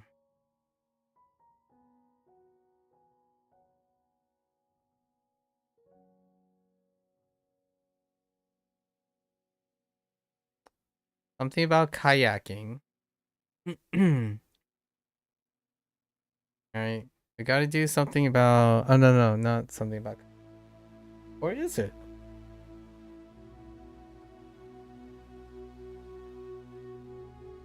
Yeah, this has to do with kayaking. I think.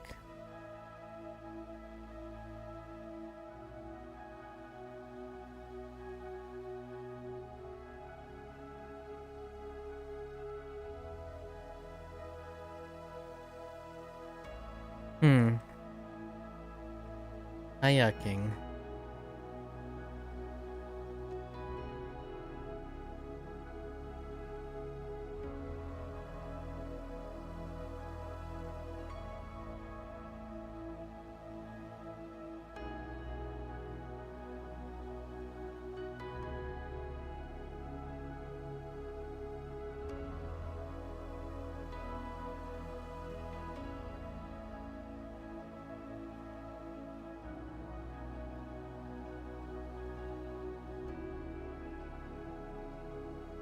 I have no idea right now. Let's just push it to the end.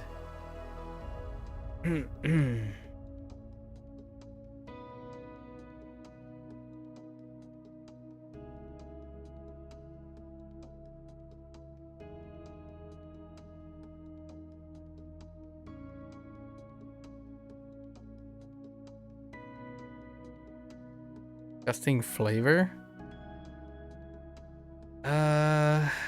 I want to say it's going to be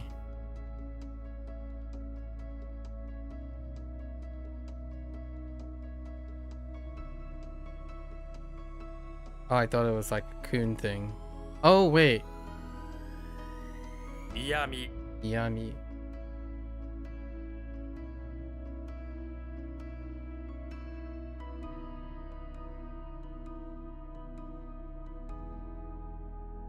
Repulsive or repugnance? Hmm.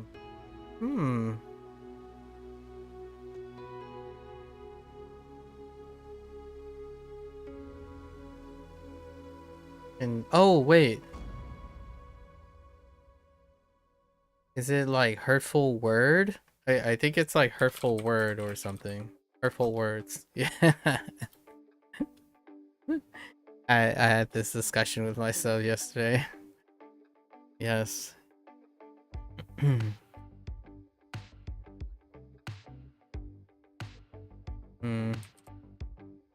Oops. Wait. It's figure, right? Okay. 下 Got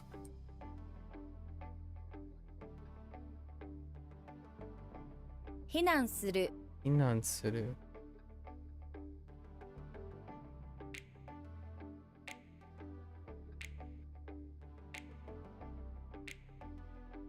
Kimiを避難するつもりはね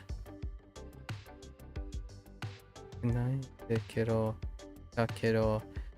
これはどうすぎるどうすぎるよ。避難する。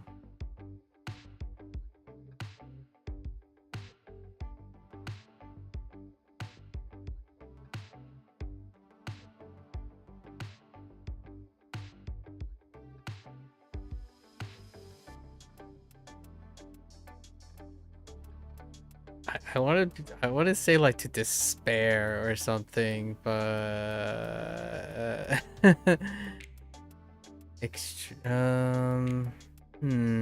extremely difficult. How do I避難する? Make something hard?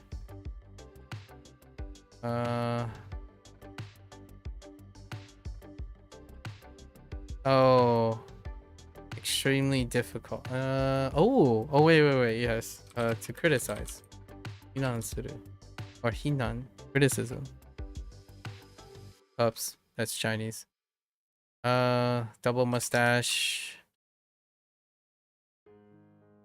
What? Oh, they go with surpass. That's right.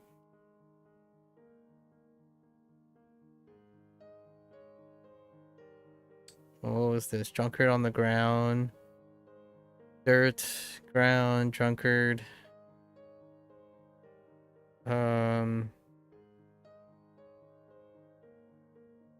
Mouth. Ugh.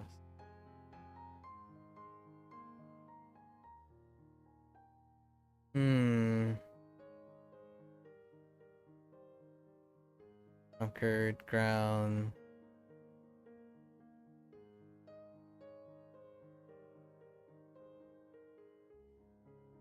What are they doing?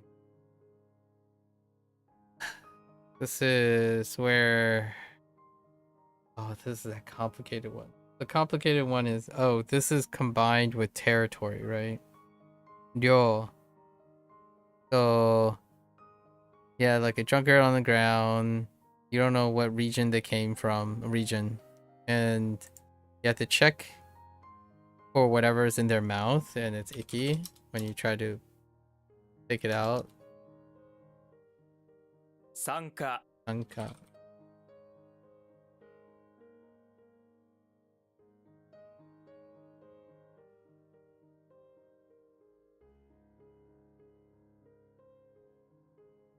What is that? What? No. 被害者、被害者. Okay.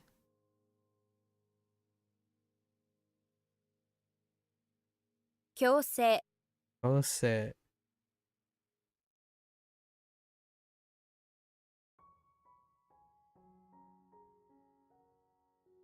Second Moon Guard. Is the Moon Guard son of a bee sting? What is the Moon Guard doing? Oh, is it like, oh, he's trying to escape, and then you do the Datsu thing. Escape, right? Yes. Second football. Look at how weird that thing looks. 存在する I can see the edgy kids nowadays. Hey, how have you been doing? 存在する. 最近存在する. I'm like, what do you mean recently you're just existing? 存在する. Like, I don't understand what you mean. You know, 存在する. Sorry, that's the real true story. That's actually a true story. Not in Japanese, but in more or less the same word in English. Like when you're talking to a youngster these days, like, oh, how have you been? Like, what have you been up to? I've been existing. I'm like, what do you mean you exist? And it's like, you know, exist. Okay. During this existence, have you recall anything that you've done with your existence? Like, nah. I'm like, okay. Sorry, that's somewhat of an impression I'm making of maybe 70%. I would say 70% of people who are younger than 25 that I've met over. Okay, 70%. Percentage doesn't tell how many. I would say somewhere in the upwards of 20 to 30, 20 to 25 youngsters in the last year. And they more or less just say "sonzai suru" over and over again. Like, what did you do? Exist. Okay. Knock over, right? 倒れる Taoreru. Okay.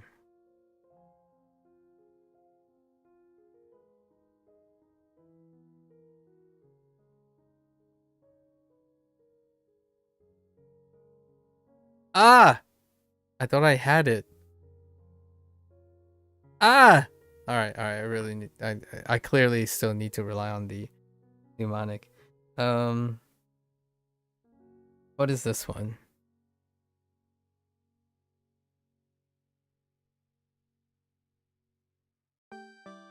I'm adding. Right.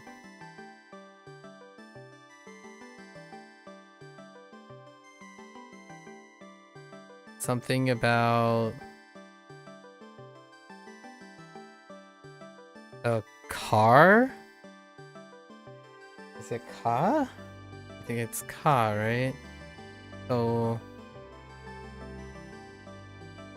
how am I adding?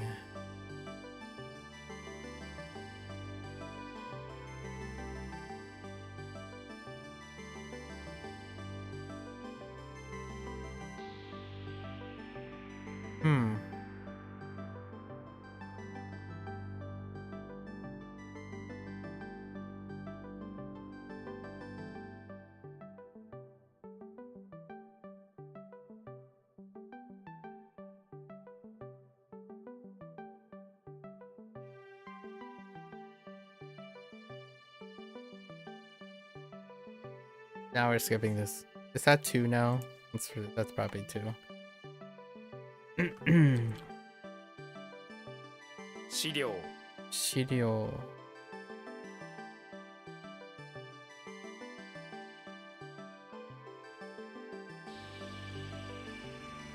I don't know, like material assets, material funds, property, assets.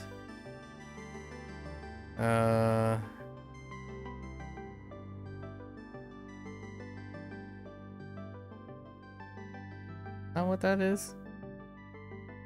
Video. Materials. What are we going for materials? Materials good enough? Oh, materials are good enough. Okay.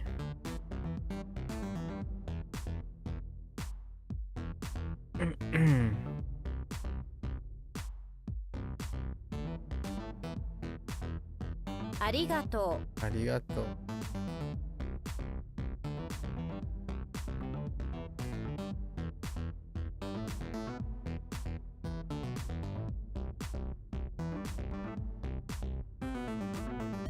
To reason?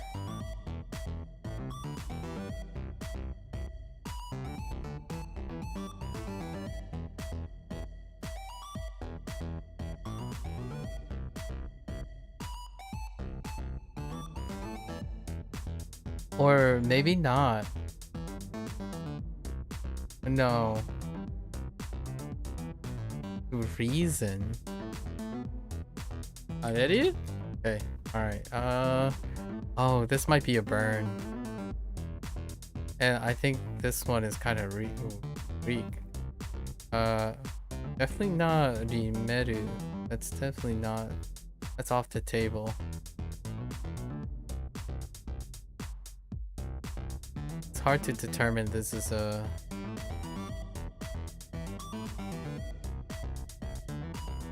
quite remember what is another read. We're gonna pass on this. That's pretty deep in there.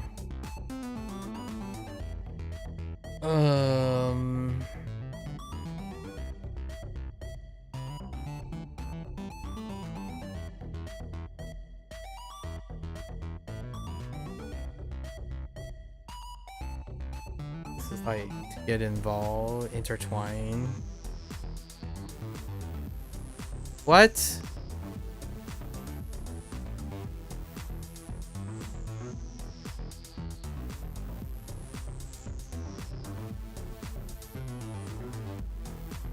Oh,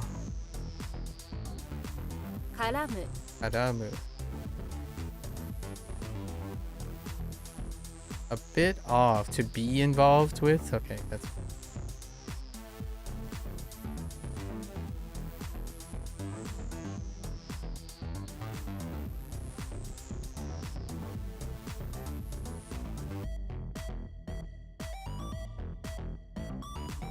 Son of a bee sting. Not what I think it is, right? Or maybe it is. It's not. Oh. 席順 Sekijun.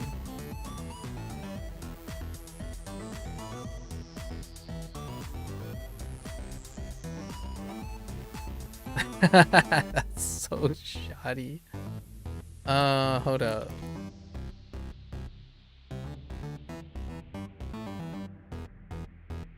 事務所 Jimusho. What the Jimusho? Office? 検査する Incest. 資金 Skin.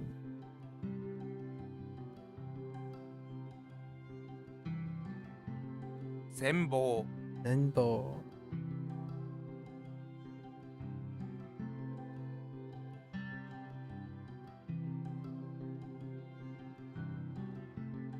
圧倒する Dosuru.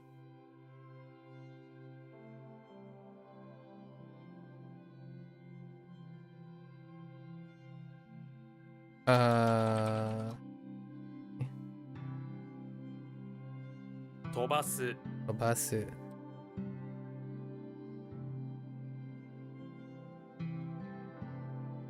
Ah! 機械 Guy. Huh. Guy.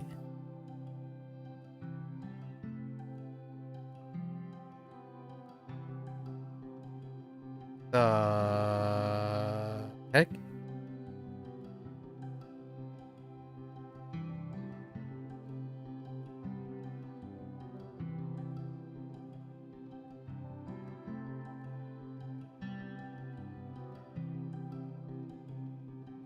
Machine and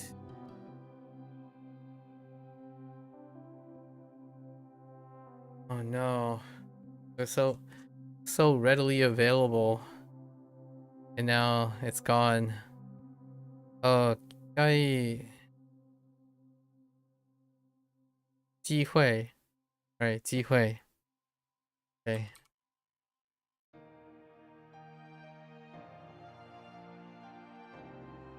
産業 Sangyo. Okay. Direction. The dirt of the direction. Oh, okay.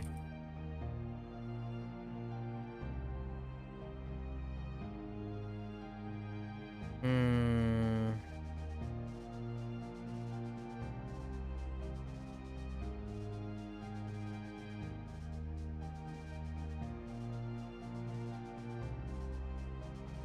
Something about apocalyptic.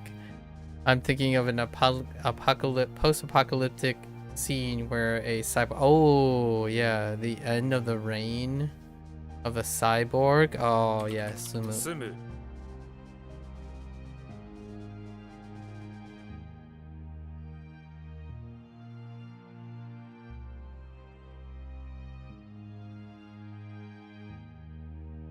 Uh, Alright. Something about viewing, yes. Okay. It's not shirt. It's something entirely different. The womb, I'll say horse.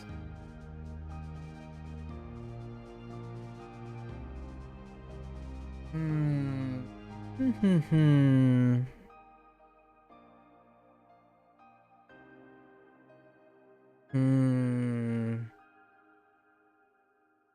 Oh, it's been 4 hours since I started. There's a chance we got more review because of the first lessons. I think it's a 4-hour eclipse time. Might be an 8-hour eclipse time. I don't remember. Oh, that's... Yeah. It might be 8 hours. This is day 2.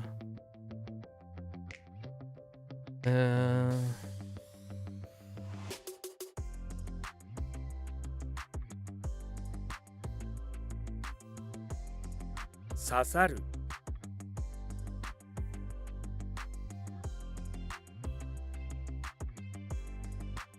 Okay.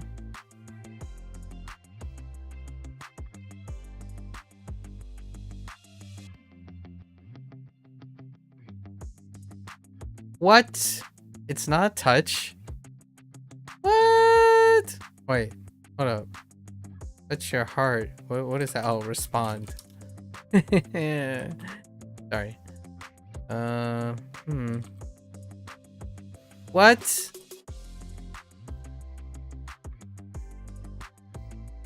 Oh. What in the hello world is that?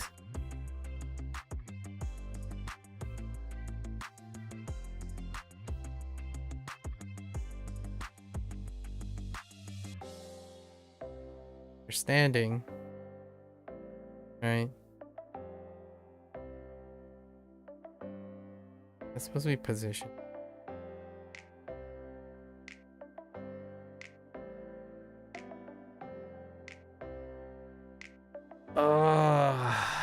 Send help.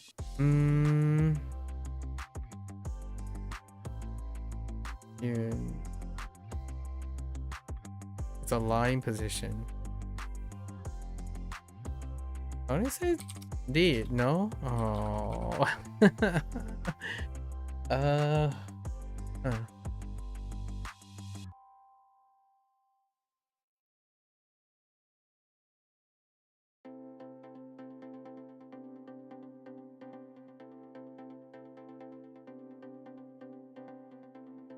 There's not much left, so kind of just strapped in.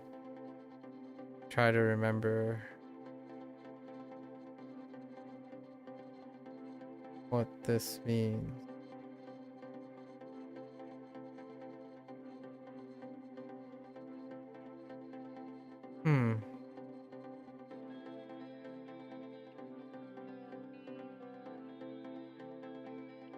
Oh, rank.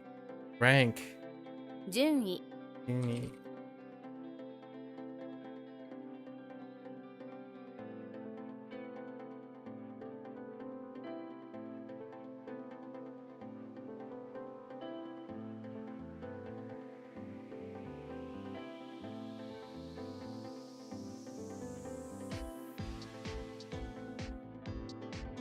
批判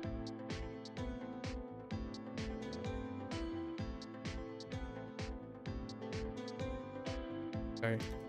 I gotta mute myself. There's gotta be a reason. I typed Hipan all of a sudden. Hipan.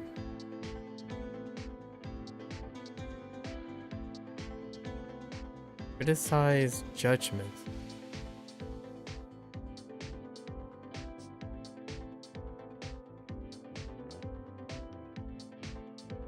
Or compare judgment.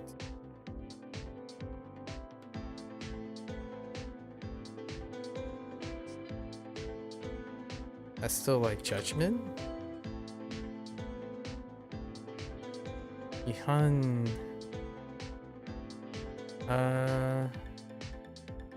How do you criticize judgment? I mean, that's still criticism, right? Or judgment. Okay, they took criticism. Fair enough. All right, we skipped 3. Here we are.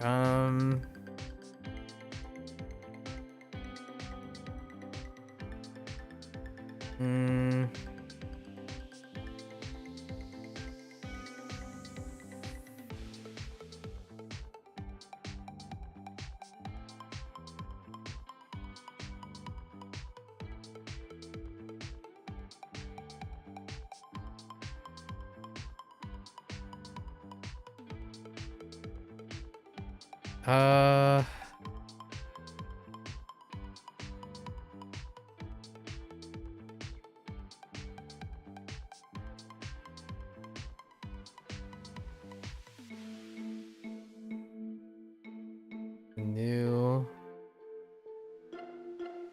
or kayaking.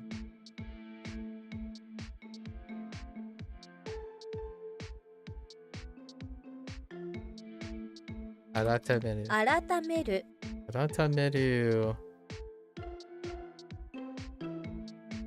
To renew something is like to change something. How do I get aratameru all of a sudden? Arata habi. Oh, arata because of the new, yeah. And arata habi, that's right. That's why I thought of arata. Because of new. Okay.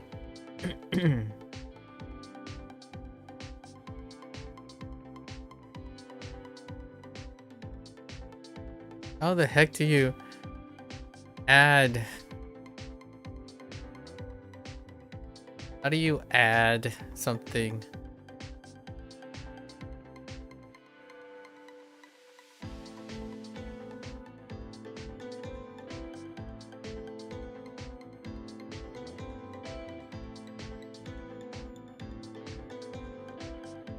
Why do? 加える How do I? Oh, how do I went with? In order to add more quantity,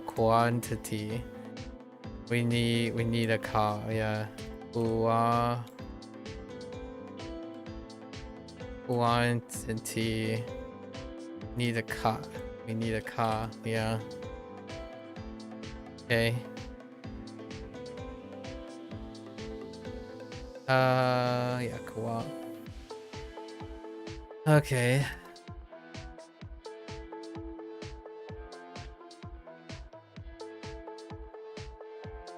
How do I reason?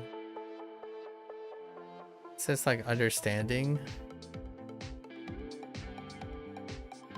Where's this even come?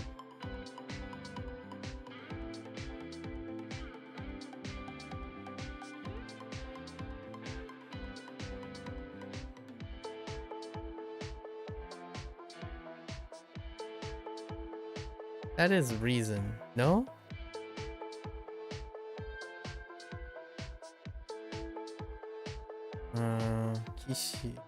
Kishi no.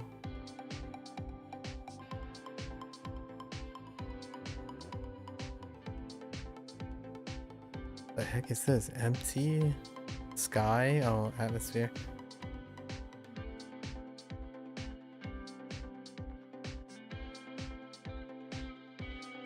Erasuto. What the?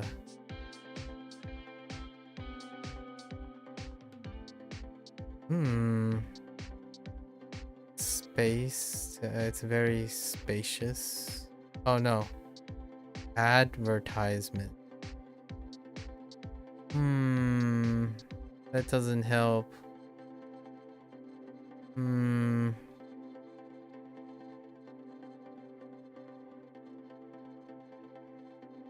I had to write something for this. I'm not sure if I wrote something for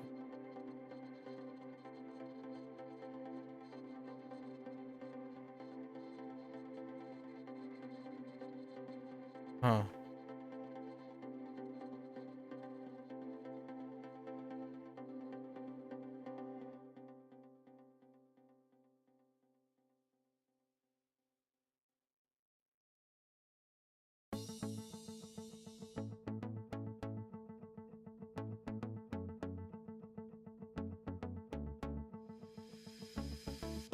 Pretty sure this is reason. Oh no, wait, it's not reason. It's not reason. Reason is no. Reason is this, right? We already talked about this. This is berry. Oh, umeru. 埋める Oh, that took a bit. Lessons. Oh, it's from our leftover from previous thing. Okay. 12 a.m. All right, let's do our lessons. Enemy. What was this? What was enemy? Techie? That's not techie. Means enemy or opponent, whether it's war or sports game. 敵 Oh, it is techie. Wait. But kataki. Kartaki? Oh my gosh, you love to call your enemies Kartaki. What? The main reading is the same as you learned, but there's also a second reading you haven't seen yet, so here's okay. They're always driving around in some tacky. Oh, the enemy's car tacky. Oh, I see. Okay. The enemies I'm just gonna separate them, it's fine. Is Aki because it has too much techie.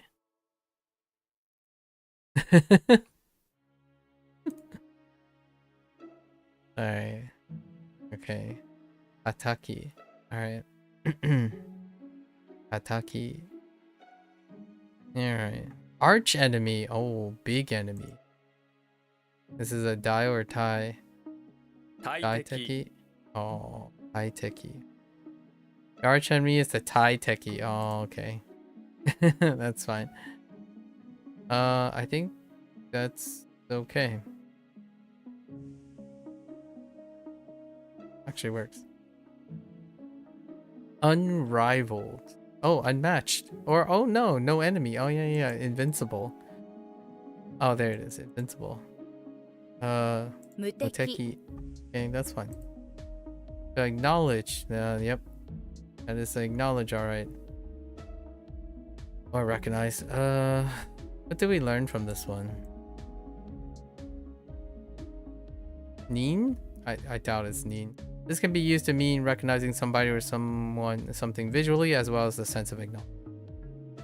認める Mitomeru. Oh my gosh, it's a meat. The only thing you can ever truly acknowledge is meat. Meat is the only thing in your life that has any authority over you. Okay.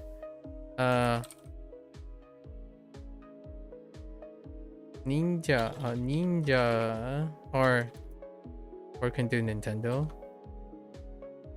People in Nintendo are known to appreciate or acknowledge. Let's say acknowledge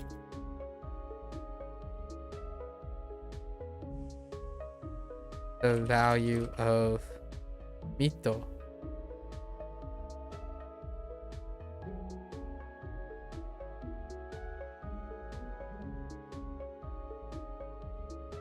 It's fine. That's good enough.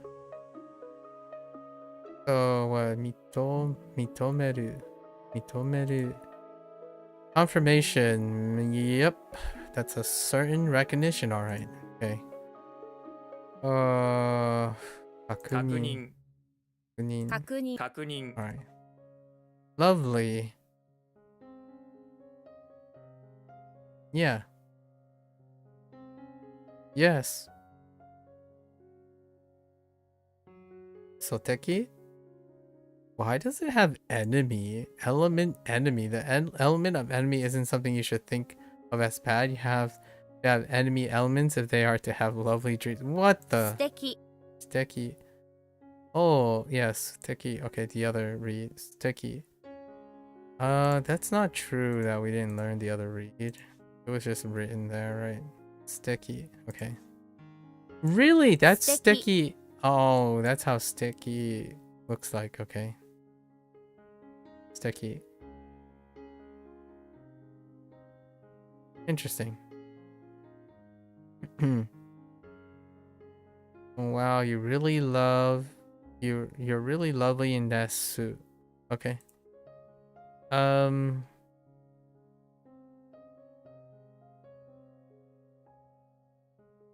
Sue, I'm not gonna use suit.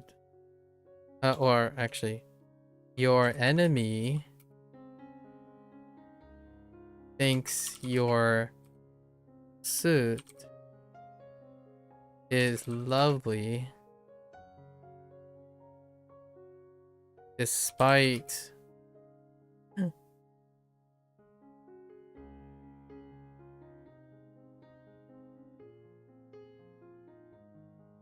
despite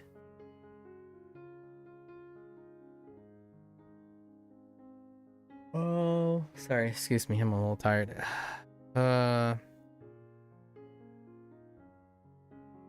Despite disliking your choice of soap and techie. Okay. Oh yes, it's fine. Okay. Sorry. Oops.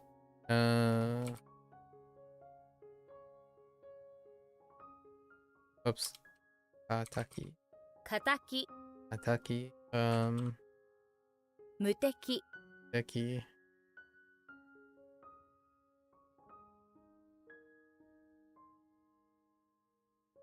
大敵 Teki.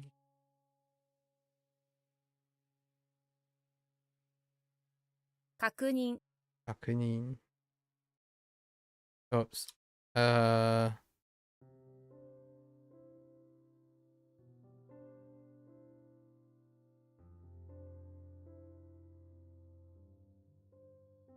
Confirmation, verification.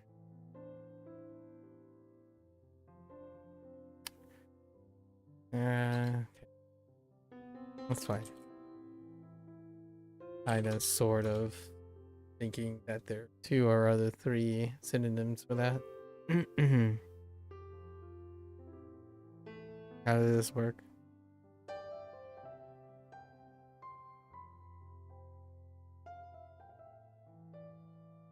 Mitomeru.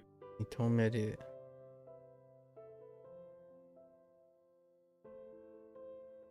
Hmm.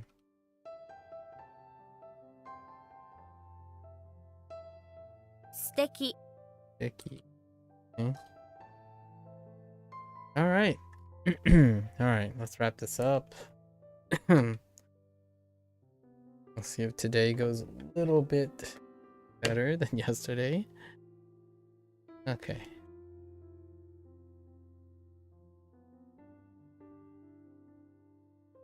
Harmonics.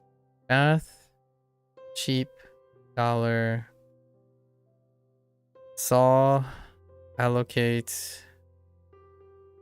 Peace. Football. Ability. Clothes. And icicle. Okay. Now let's go through this stuff.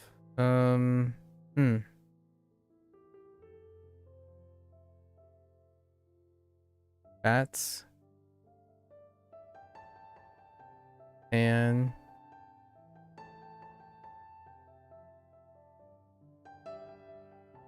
go.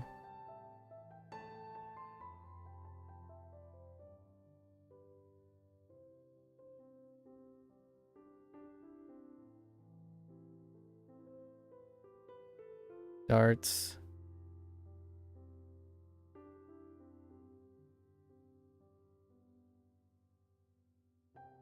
Car.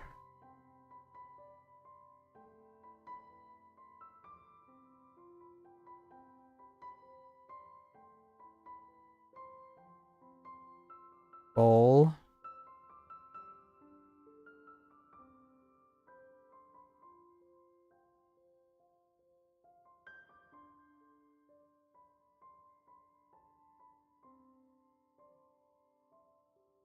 Dang it. How did the kiss thing work?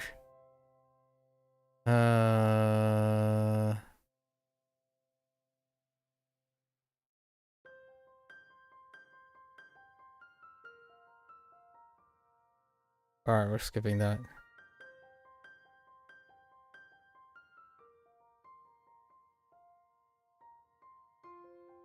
Cheese.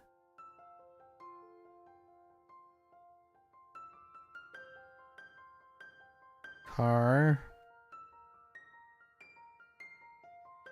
Ugh.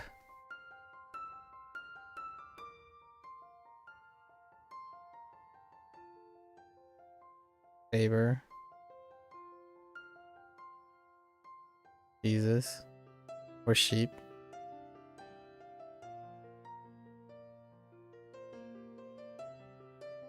Row.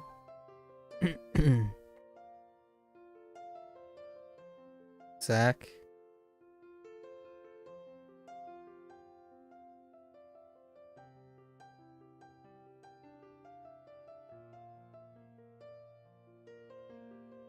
Oh no, I lost it. Oh. Back again. Oh. Busy.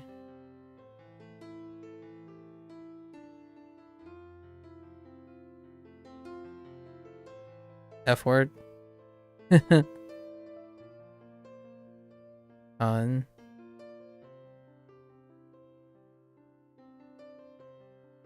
Cheese.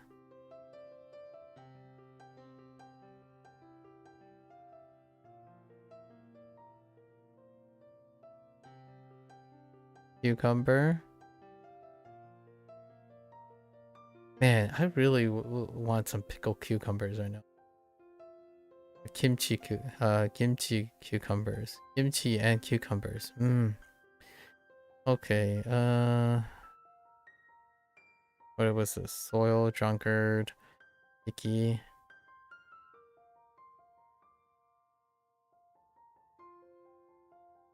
Sheep.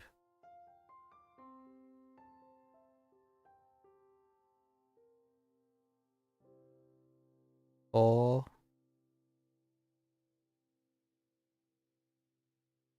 Hater.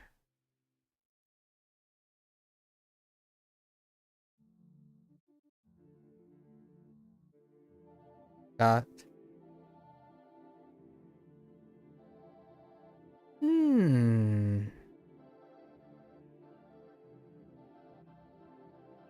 Heck. Paused on both of these. The towel game, right? Towel. Give up.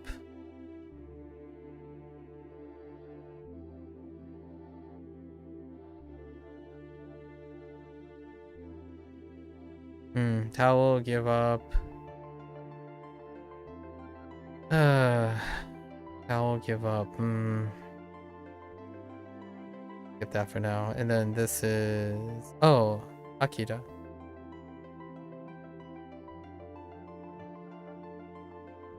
And so dead. Oh, it says so dead. And then what is the kiss thing?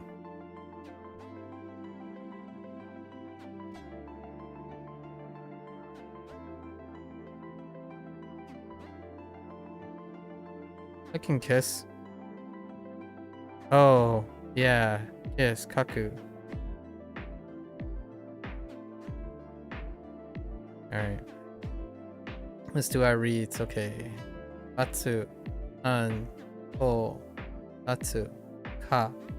O. Kaku. Shi. Ka. Se. I. Shi. Ro. Kaku. O. I. Fuji. Gu. An. Shi. Yu. Ki. Chi. O. Te. Ga. Akira. So de. I'm sure there's like one kunyomi in there somewhere. We'll discover it once we hit the vocabulary. Otherwise, I think these all feel, except for maybe Hiki. Hiki. Okay, Hiki checks out, and maybe O. No, that checks out too. Okay. All right, that's a wrap for WaniKani today. Did a little extravagant explainer about like the sphere of SRS. So always love giving an opportunity to practice explaining my thoughts. I think it's becoming a lot more approachable. Now the question is,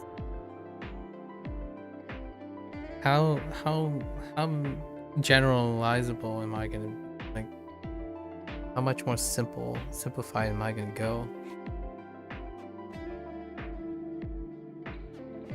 Alright folks, that's a wrap for WaniKani today. If you're gonna watch this later, arigatou gozaimasu, right? As always, feel free to follow along.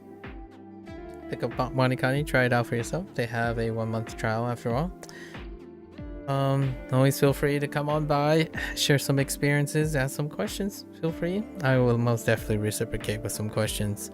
And obviously don't be shy to double down, have some long discussions.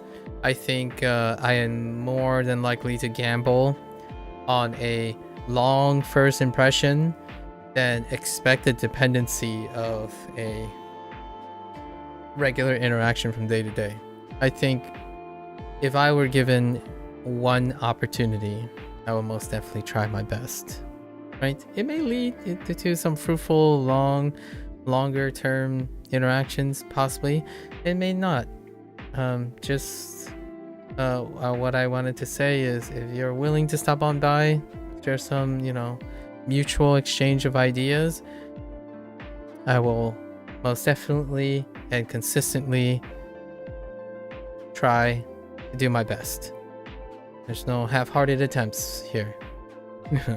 be sure to obligate your sleep, right? Always welcome. Until next time, for those who are only interested in WaniKani and or Japanese, minasan mata ne. Mite kurete arigato, right? See you guys next time. Thanks for watching. I'm gonna get up, walk around, stretch a little bit, and I'll be back for HanziHero. Thank you.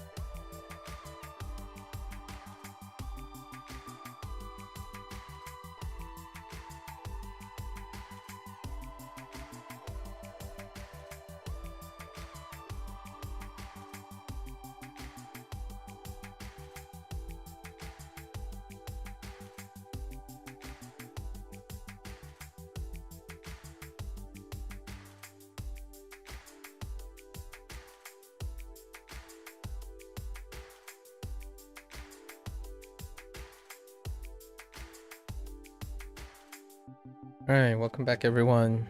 欢迎大家回来。今天是第218天。It is 200 day 218, and I was a little laxed yesterday, right? Yeah, yesterday was pretty alright. And one of our least common ones. It was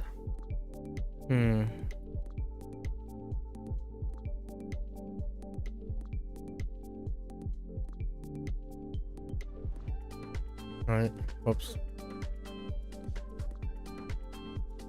I just pull for a universal. Cool. What else we got? Oh wait, was that legs? No, they're not legs, right? Are they legs? I'll have to look. And of all the ones, I also forgot live stream.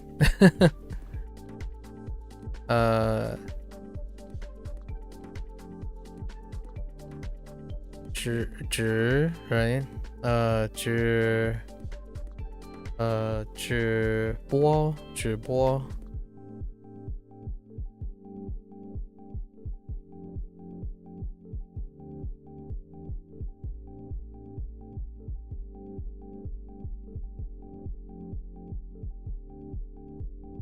Gotta double check this too.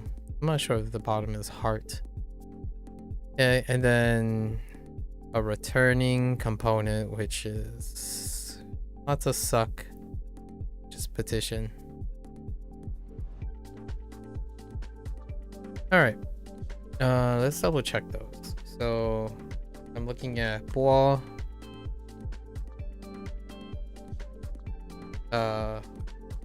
Pool.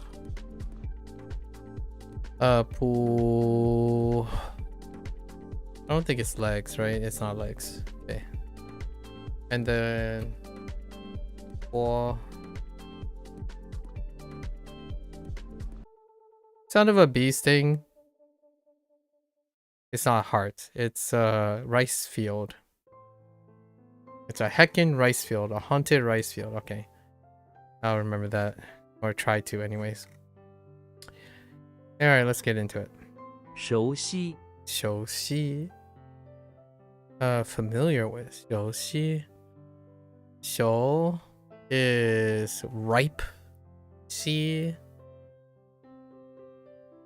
ripe droppings and hearts.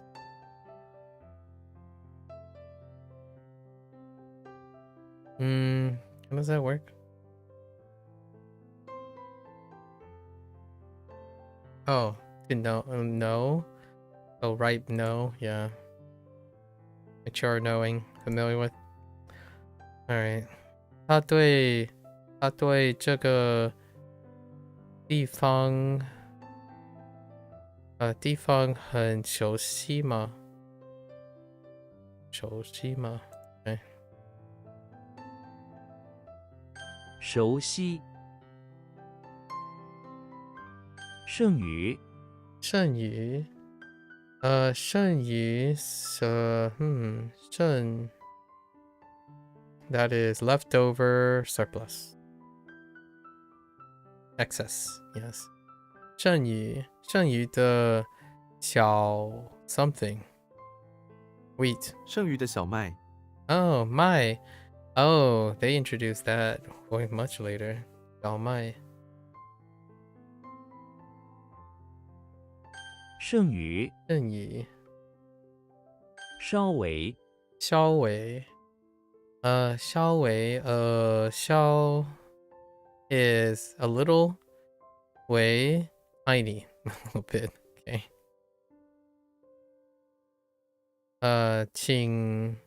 请稍微等一下等一下等一下那等一下等一下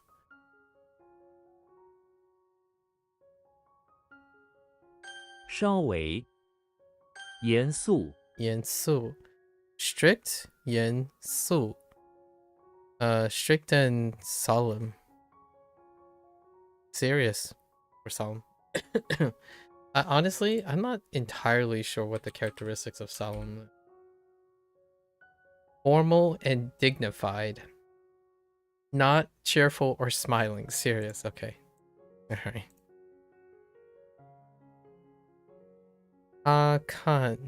看起来很严肃严肃严肃。吓人。吓人 frightening person frightening oh yeah this is using person as the object kind of like annoying right 喊人 or etc 吓人这声音听起来很吓人。这声音听起来很吓人。吓人。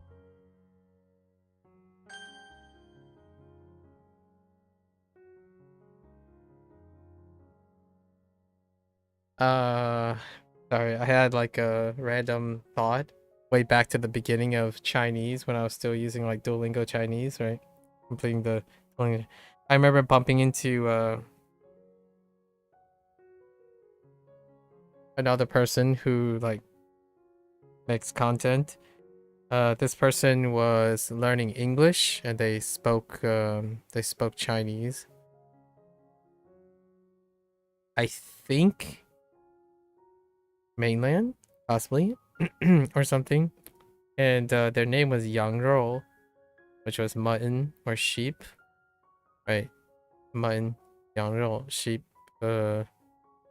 sheep meat, right? Mutton. And I remember saying something like, "Oh, I was maybe 100 days in, or something like that." And I was telling him like, "Hey, you know, I was trying to be a little bit encouraging." So I was like, "Yeah, come back like a year or two, or we'll meet a year or two. You work on your English, and I work on our Chinese, and we can have like a bilingual conversation." I wonder how that's going. I wonder how the person's going. No. That was more than a year ago now. It's already been that time.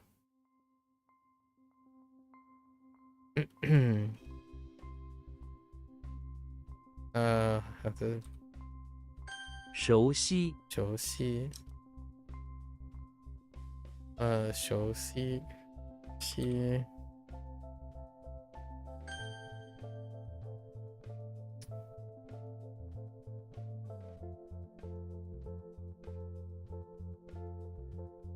剩余。剩余吓人。吓人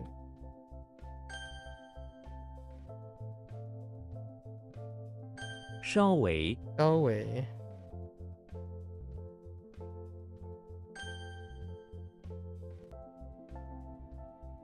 严肃，严肃。哎，go yeah 过上过上 to surpass and to be left over, which is still excess and surplus, you know. 市场上的食物过上了。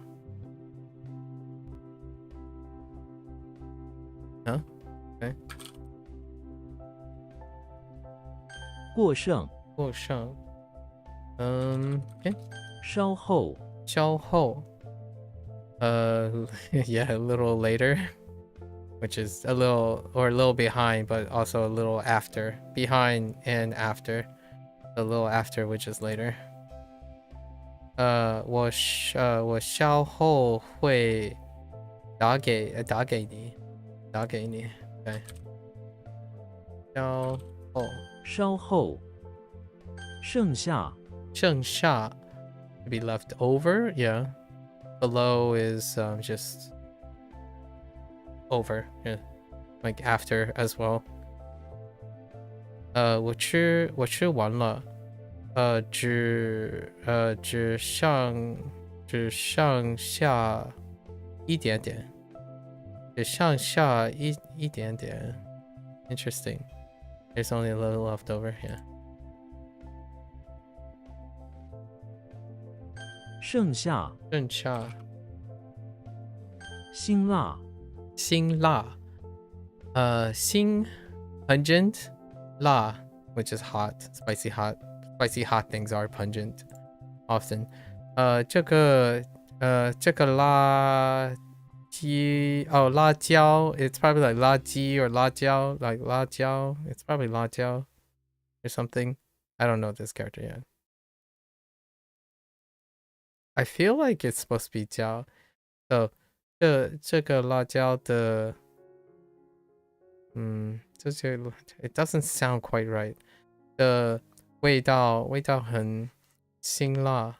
这个辣椒的味道很辛辣。 It is 椒。Okay. I don't think I have it yet, right? No, I don't think so. I remember hearing 辣椒 all the time because I like chilies. I want my food to be like lava. 辛辣，辛辣。辛辣 pungent. 肃清，肃清 eliminate. 肃清 solemn purify or solemn pure to eliminate. To eliminate something is to solemnly remove it entirely from the mind, making sure the place is to seriously purify, eliminate. 我们必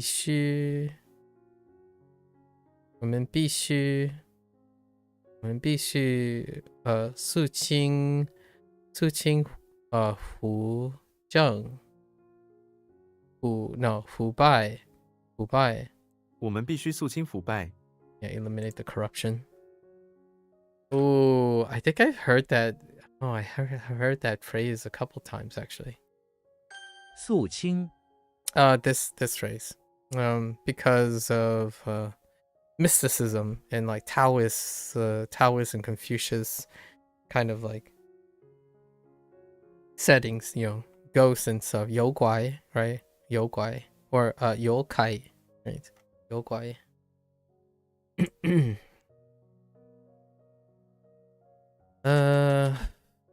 Eliminate.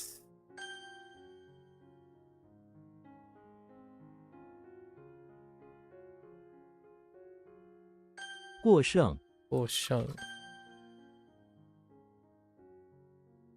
剩下，剩下。稍后，稍后。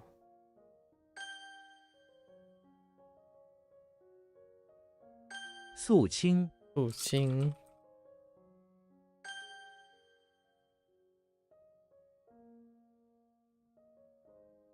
辛辣，辛辣。Okay, next one. 欣然，欣然。欣然。Happy, happy la joy joy. No, happy, ran, happy so. So that happy so is to be gladly or with joyful with pleasure. Ah.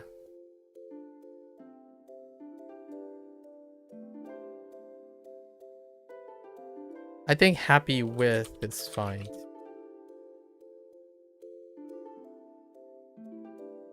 Or happily. Okay. 我新郎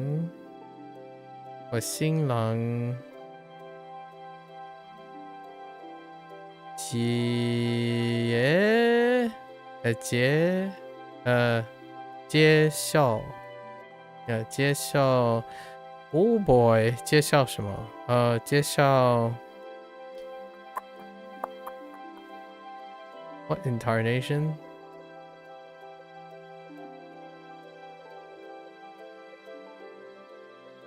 I don't know. 我欣然接受邀请。邀请 We have Yoshi in front of the barn. Something with a foreman, a compass, a road. I don't remember Yao at all. Yoshi. No, I don't remember Yao at all. Okay. 欣然，欣然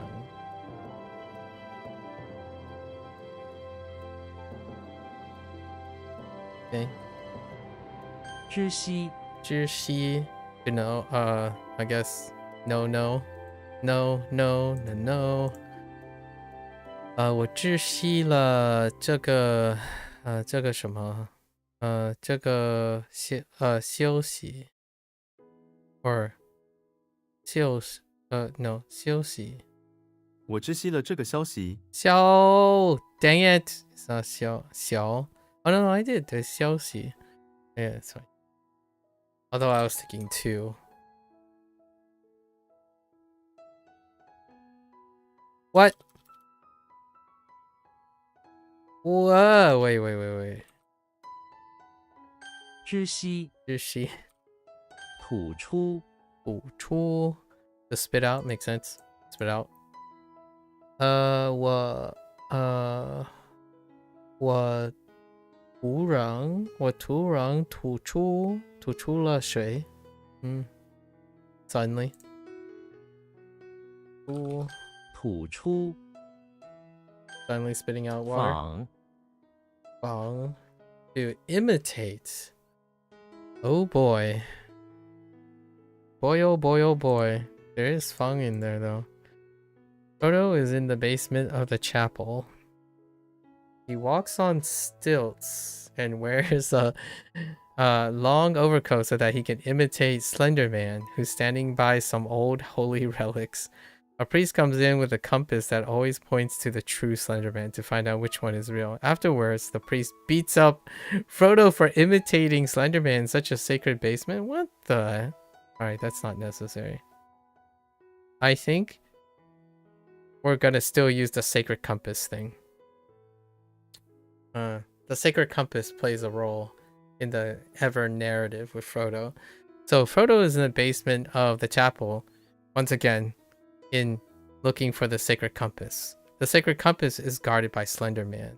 So in order to try to yoink, it's usually guarded by Slender Man. So in order to yoink it, he is walking on stilts and with an overcoat to imitate Slender Man in order to yoink the compass, right? Undetected. Little does he know the priest is onto him, right? Mimic. Okay. Counterfeit goods, of course. 仿冒品. 仿冒品. Similar. 先仿 imitate. Mutual imitate. Okay.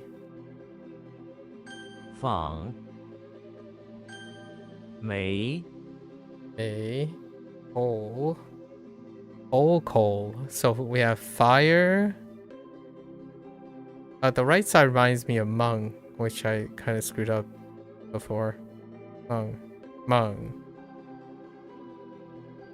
Or is it May? Oh, I think it's May. I'm thinking of May as well.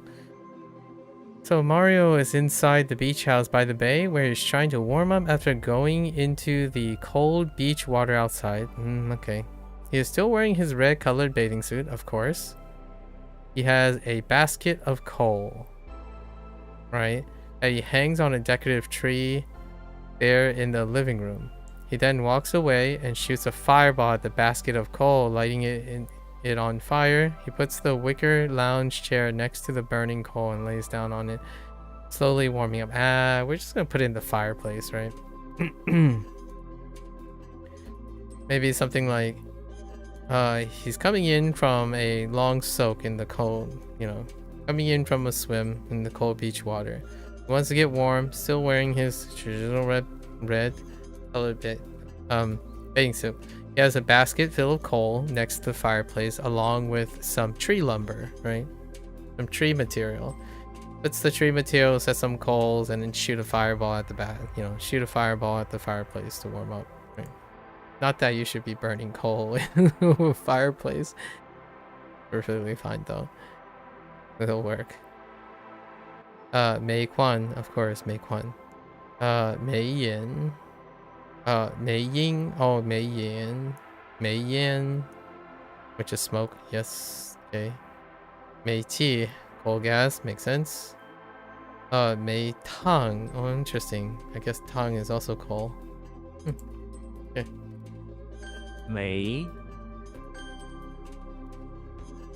Alright.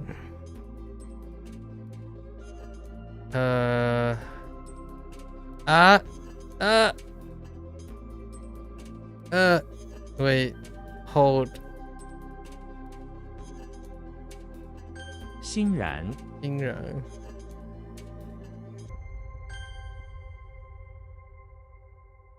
知悉 日西 吐出 补出 访 放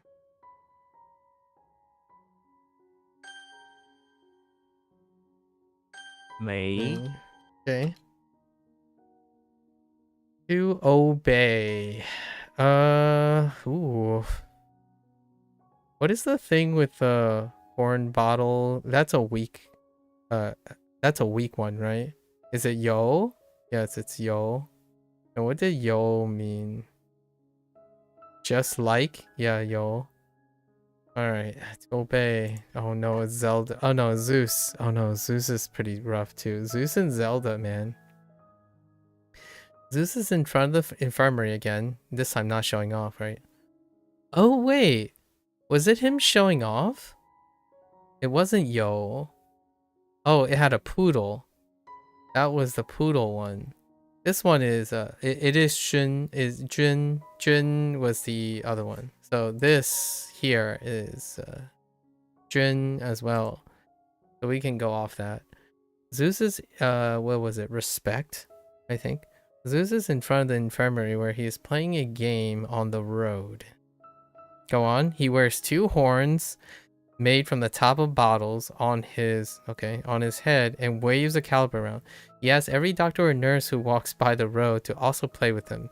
And if they don't obey, he zaps them with lightning. Okay. That sounds like the mischievous deeds of a Greek god, I suppose. Far more, a little less characteristic of Zeus, but fair enough. Maybe like a challenge of strength or obedience. Go bye. 遵守 to guard against obey. Interesting. 尊 Then 敬 Jing to compete. Oh hey, we finally got compete. What was this? Yo? So? Yo.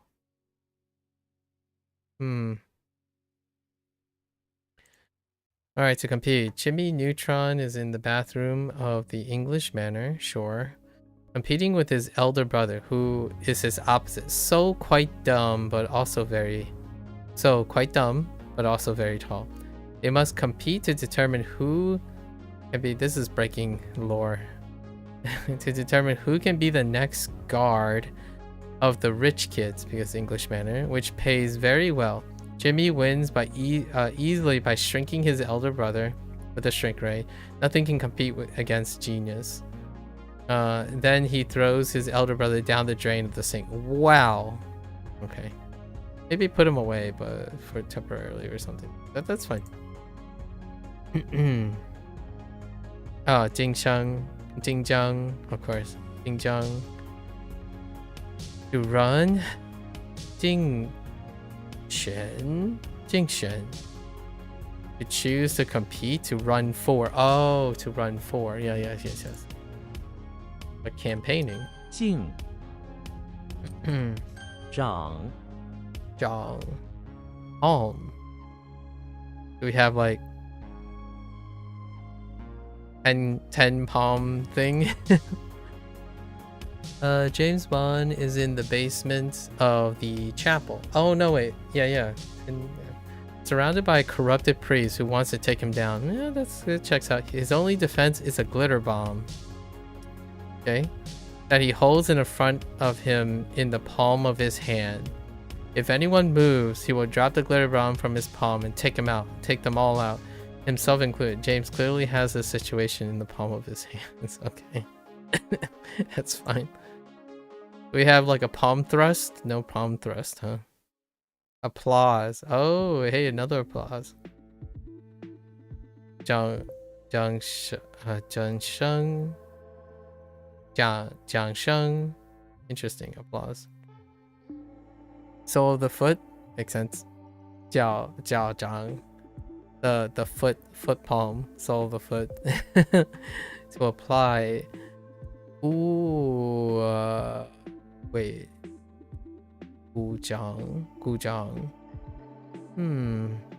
Ooh.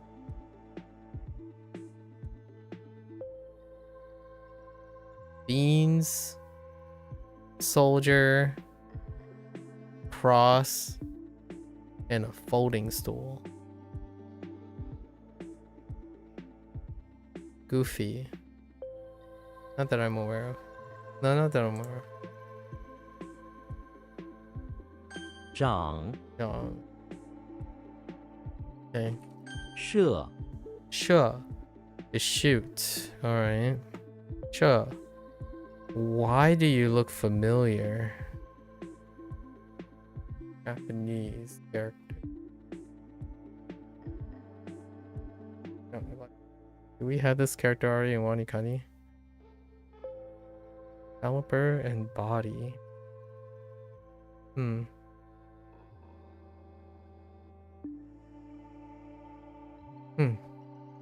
Not sure.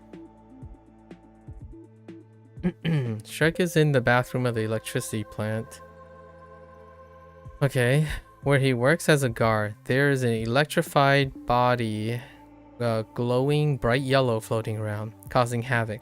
Shrek shoots some calipers at it with his caliper shooting gun to no effect. Okay. Kind of weird.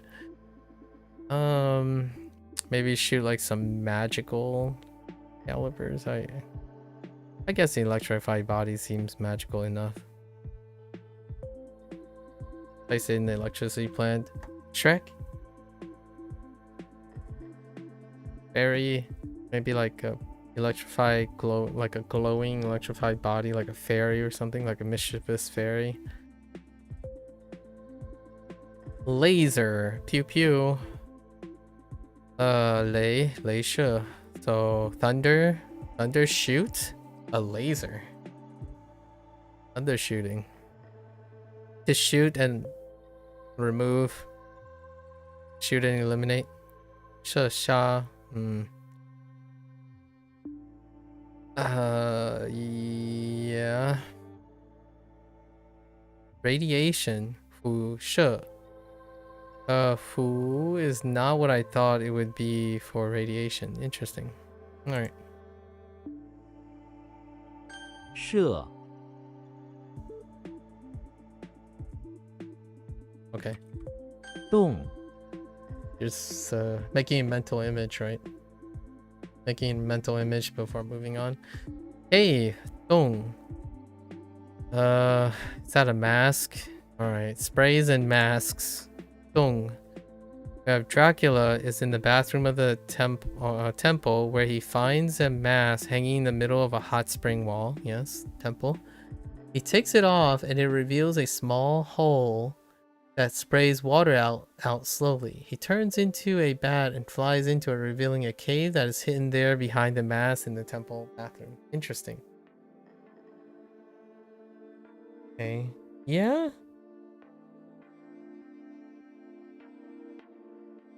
Or it could be like he wore a mask too.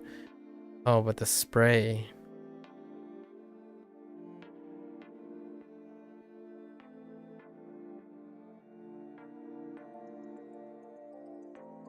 Maybe it could be like Dracula is in the bathroom of the temple where he's on a quest to find the cure for his vampirism or something.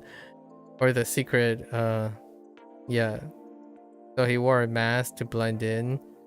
He noticed that there's like a small gap that water is coming out of, and he transforms in order to squeeze in, revealing a cave hidden with whatever he's looking for. That's good enough. Cavern. Or it could be something like Dracula is in the bathroom of the temple where he has a mask on and he's in disguise looking for his next victim. The temple hot spring is more like it's more like a cave with water spraying out from like from upstream, like warm water coming from like a geothermally active cavern somewhere or something like that. That might be fine too. Lo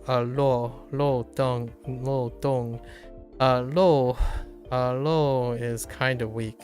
I gotta keep that in mind.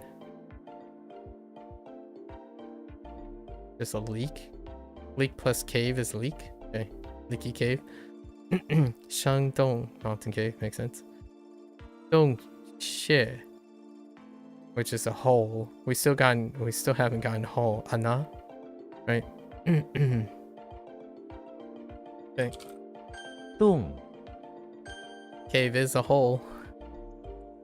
Okay. Right. 尊 Uh-huh. 长 Uh-huh. 动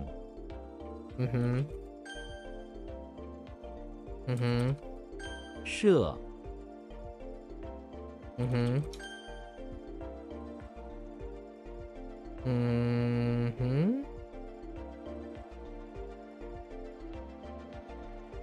静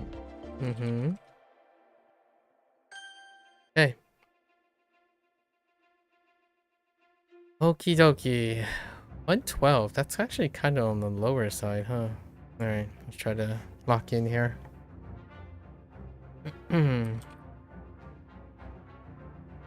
Oops. Wait.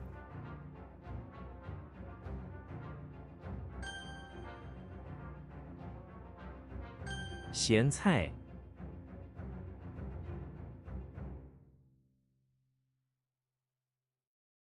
县级 他是县级警察的一员。耳朵 我的耳朵有点痛。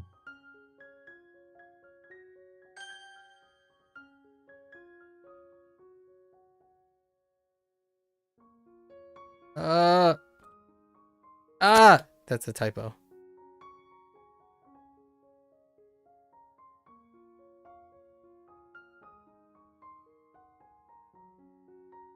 I had it and I lost it. Oh. 扇 Okay. 伞 Oh, This was a little bit weak, right? Yeah.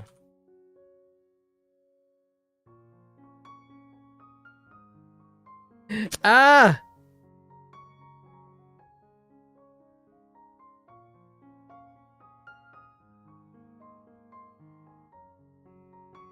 Wait.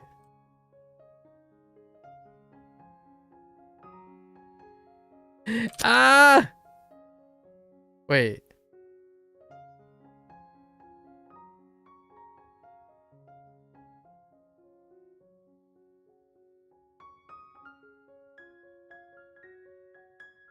Gut feeling? Are we just gonna go with my gut feeling? Oh, that's a gut feeling. That's a fail. Ah.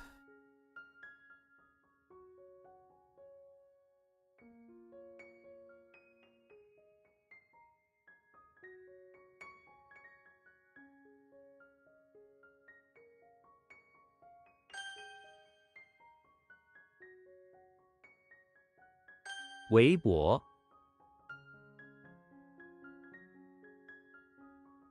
花朵，这束花朵很美，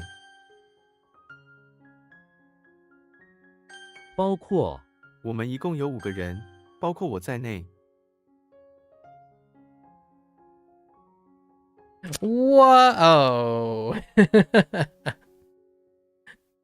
That was my bad. What in the tarnation? 热闹， Oh, 这个市场很热闹，热闹。热闹。热闹。I need to silence. 热闹。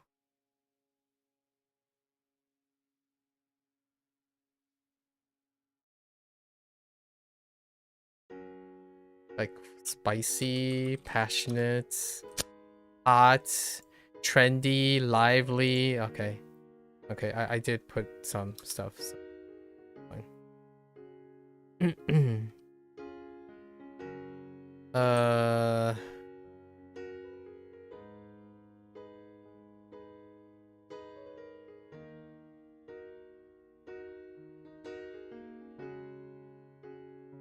游泳池，我明天要去游泳池。 it's a swimming pool, but the pool is fine. I know it's not a swimming pool. Not all pools are swimming pools. I get it. I get it. Calm down. Heck.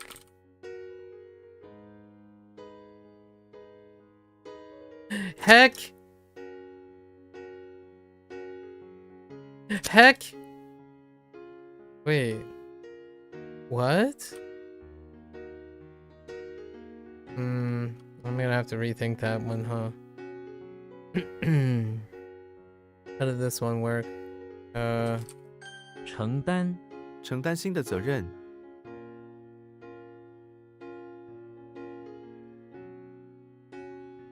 like to undertake or yeah, okay.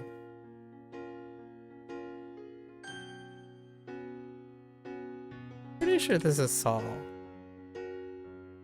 And whoa, wait. Hold up. Oh. Okay. Hopefully I hang on to that. 纯净，这是一瓶纯净的水。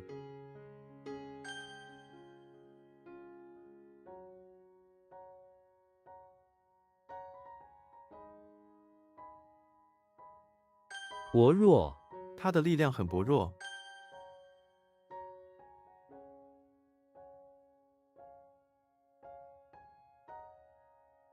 权利，我们开派对的权利。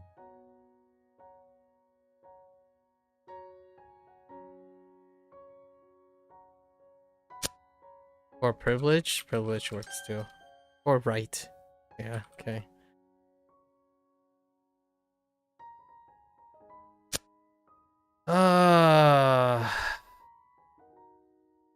Oh, that's not it. Oh no, this is a weak one. What? Oh no, wait. That's a typo. What is this? Oh wait, it's 扫描，我需要扫描一些照片。哦秒。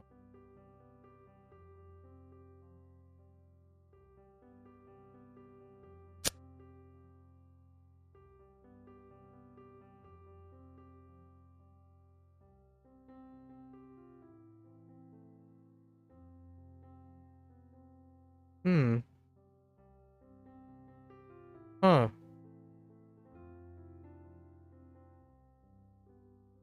Oh no. I don't remember. YOLO.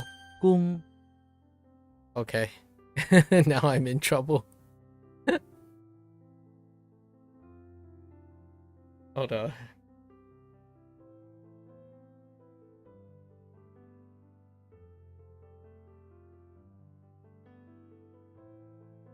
I don't know.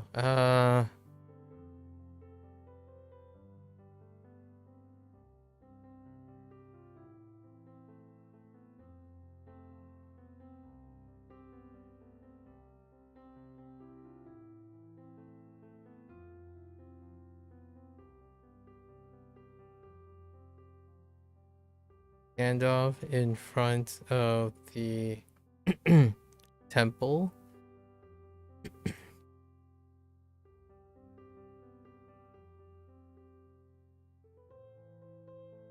That kind of looks like seaweed and slender.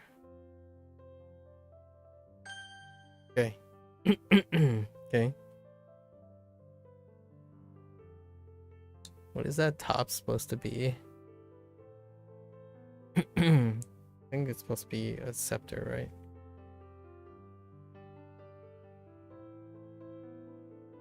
Oh no. Scepter and elbow.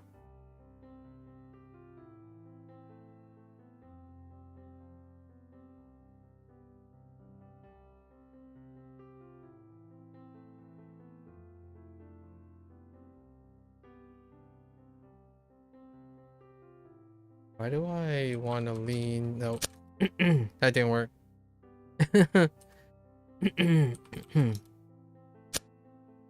Oh, Fushay.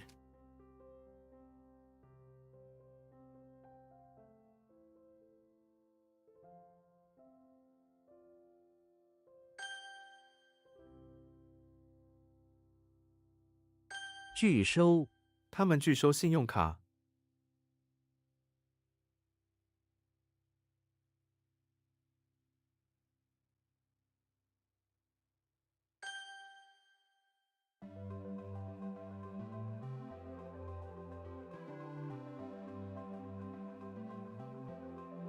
Why?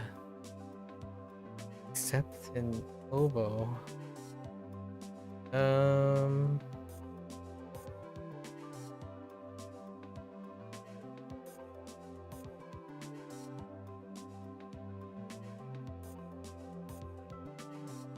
Is that supposed to be a scepter?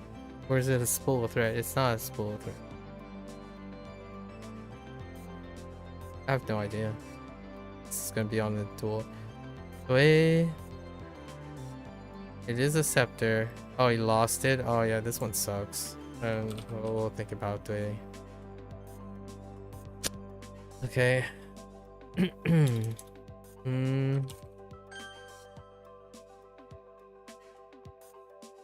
What?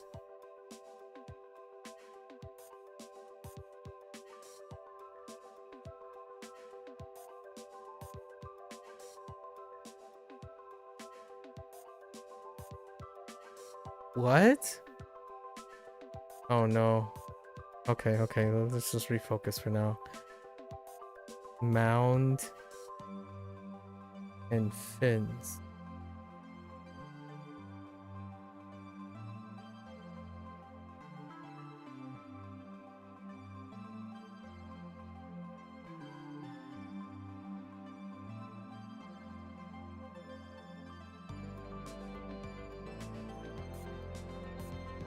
I almost feel like it's oops.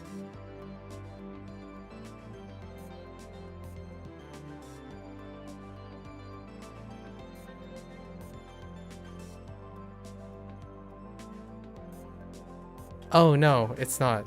Oh, I think I got it.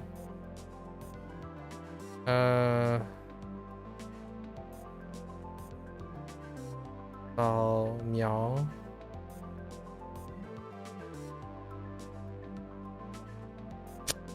Like sweep describe scan. Oh. To sweep is fine. Not in the sense of more like a scanning sweeping thing. Scribe is it's a little bit close. Not that great. 丢 Dio, we need to work on Dio. Because he stole the scepter in a pile of elbow. Oh, elbow like elbow pasta or elbow pastries. I don't know about that.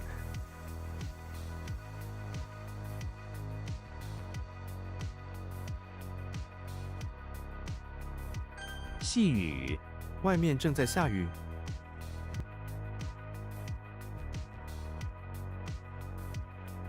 隔日 他隔日跑步。 Day by day or daily is fine. Every other day. Oh, right. Next day. Okay. Actually, separate days. Yeah, that's a good call. I believe this is 兵 okay. Or soldiers. I think army is fine.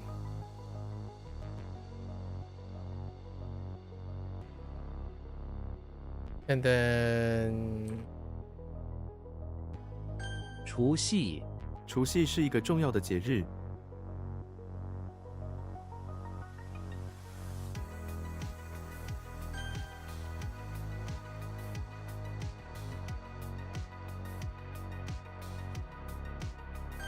和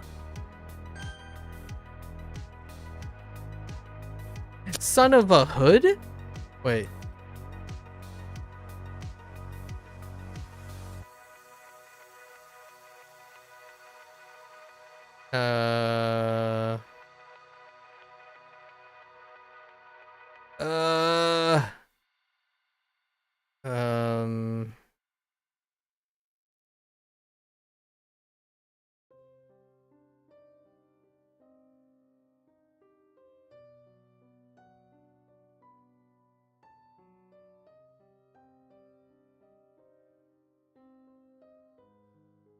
Why? Why am I drawing a blank?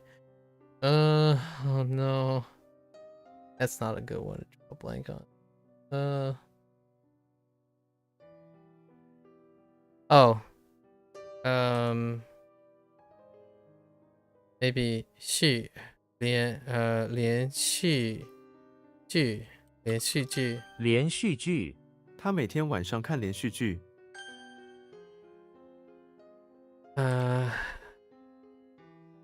awful. They can help. 趋势 我们应该关注市场的趋势。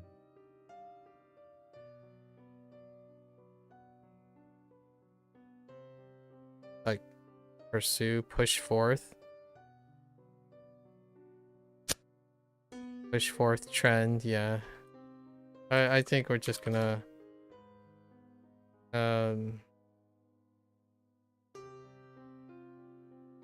gonna continue to block that. What's wrong with this? Oh, wait, what? Hold up. "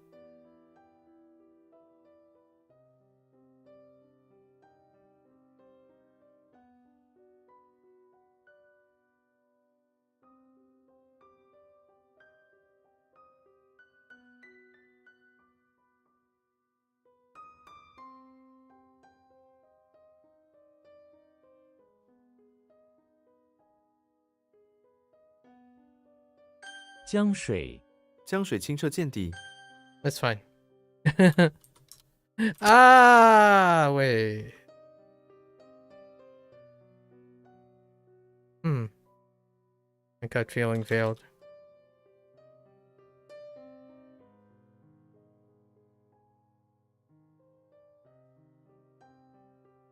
What? 秘书，这位秘书非常有经验。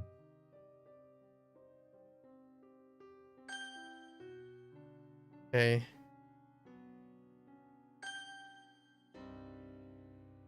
All right. All right. It's fine. I think. Oh, sorry. I held down my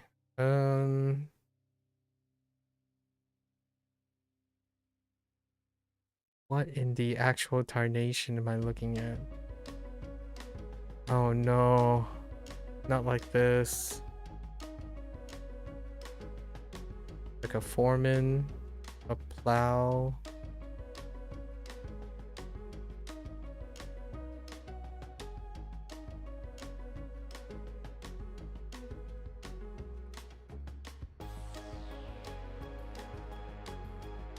Forgot what the bottom right thing is.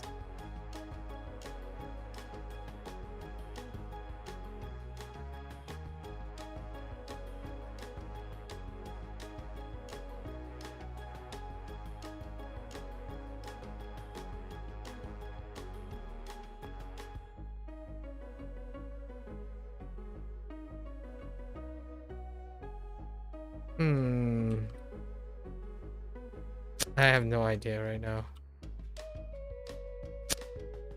Oh,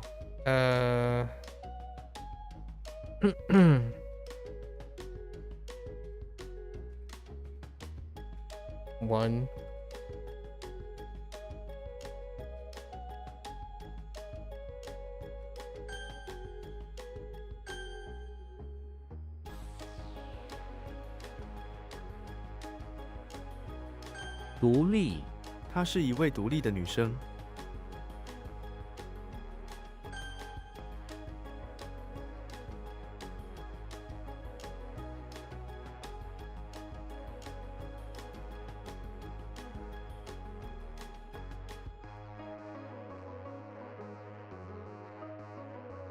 挑食，她挑食已经成了一个习惯。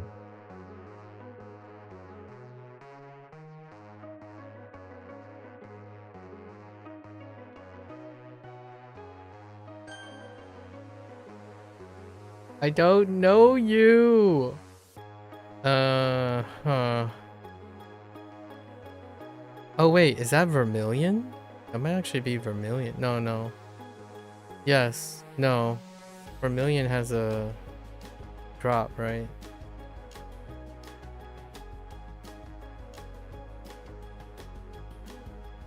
I don't know. Let's go with 呼，月，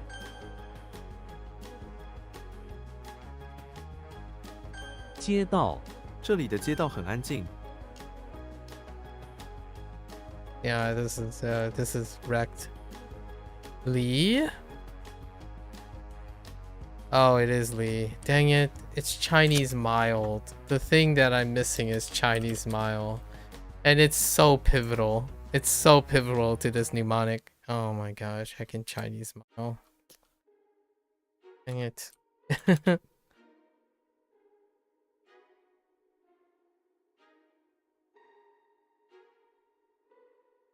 提倡，她提倡每天运动。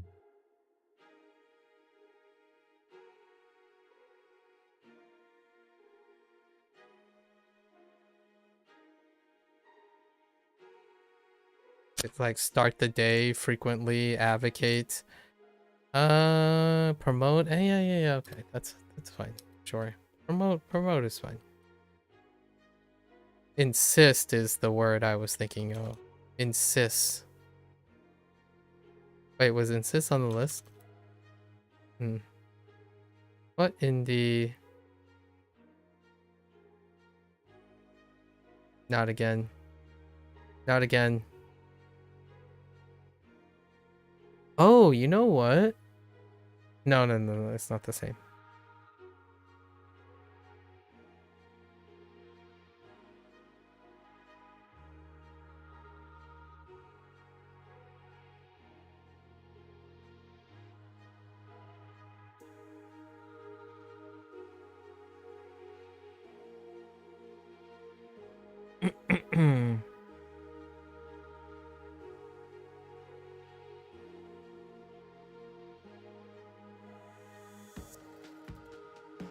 把药品，把药品，把药品摆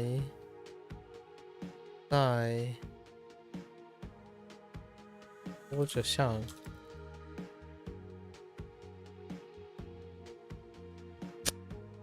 Oh no, just kidding. Oh, Georgia is not that. I was just thinking, oh no. Oh no.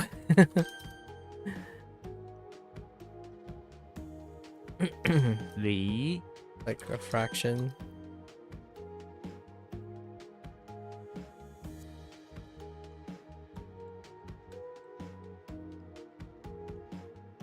附件，请查看邮件附件。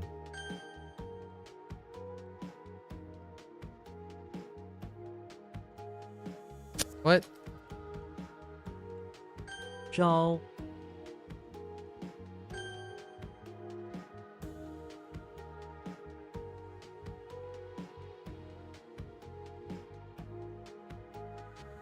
Oh, wait. Is it?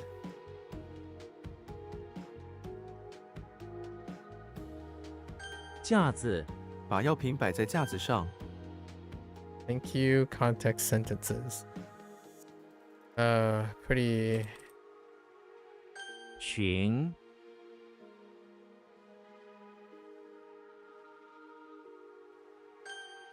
Okay. Crutch. Crutch.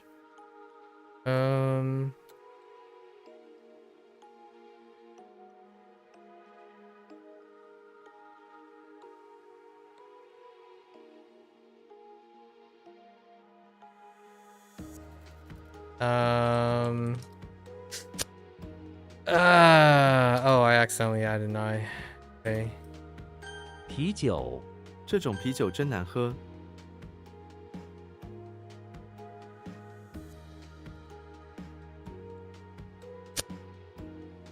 千万。资源，水是最重要的资源。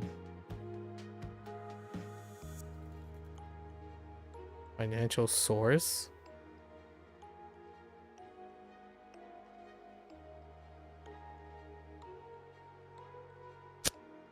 Like a financial source, a resource. Source is okay. Yeah. Resource is still good.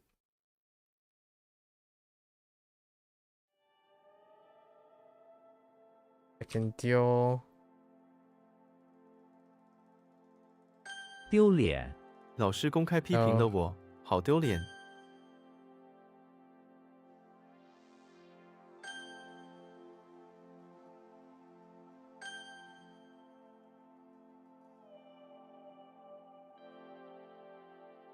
尺寸，这个箱子的尺寸是多少？ Oh my goodness. Ah! Hold up. Oh no, this is a measure. I'm gonna say it's an inch. A Chinese inch. It's a Chinese inch, no? Oh no, size. Ah! It's fine. We're gonna ignore those. If I get him, I get him. 光线，房间里的光线很柔和。 Or light. Okay.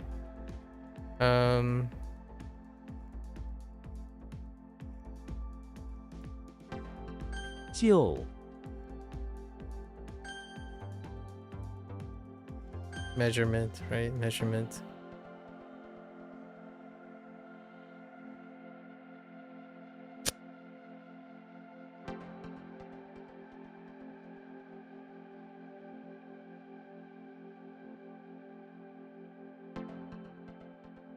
Okay. 线条，这是它的线条。 虚，臂，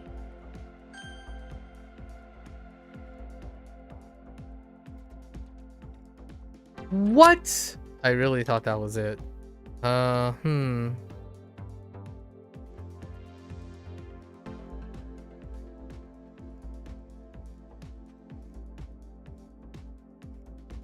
Hmm.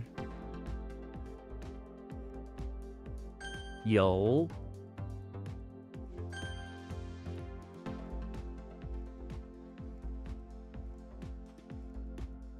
污染 我讨厌噪音污染。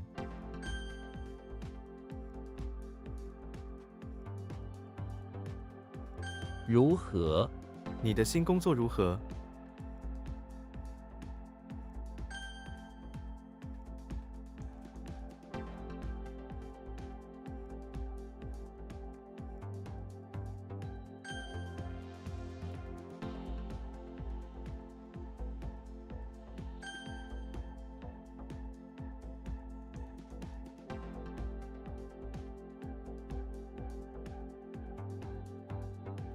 脸盆 我需要买一个新的脸盆。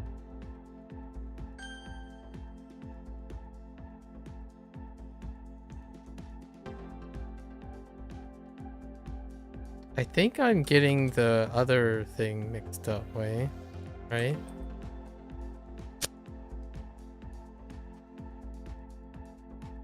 It's like boring, no?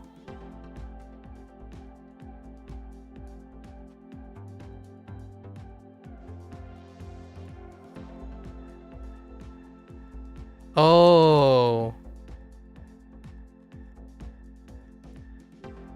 无聊千万3000万。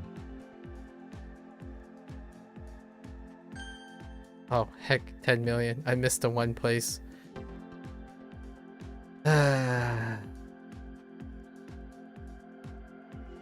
纯真 它充满了纯真。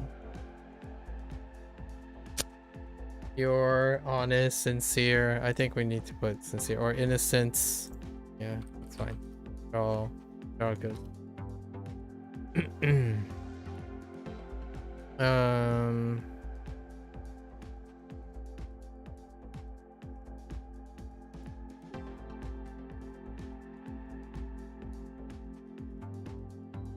板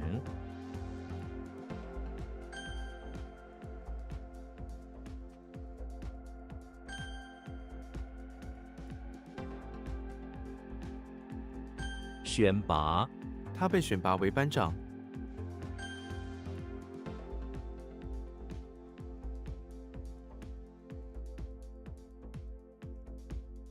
Heck. 胶带胶带是常见的家庭用品。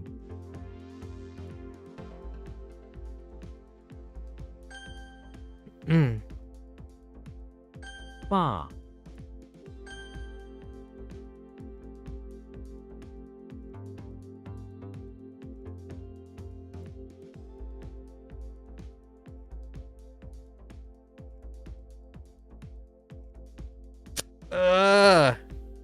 Wait, hold up.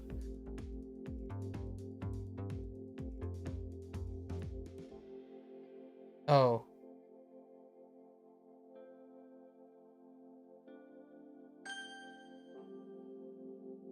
敏感忍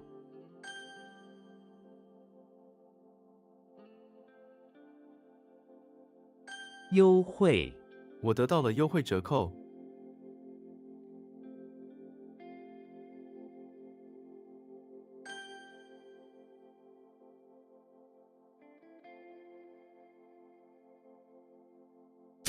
That's not it. Okay. 红酒他们在晚餐时喝红酒。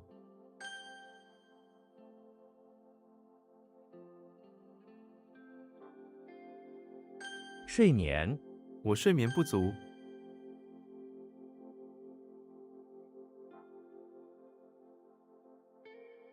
容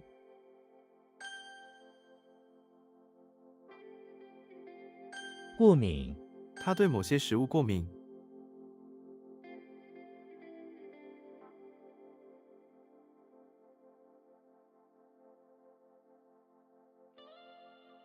安眠药我需要安眠药。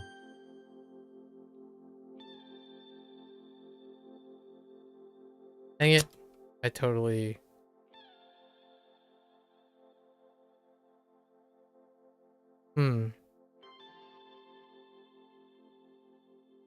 Oh. 想，病人，病人需要休息。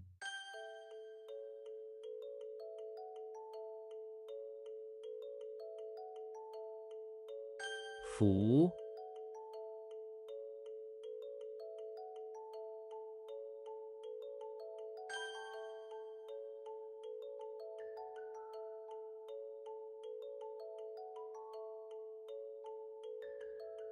矛盾，这个问题存在一些矛盾。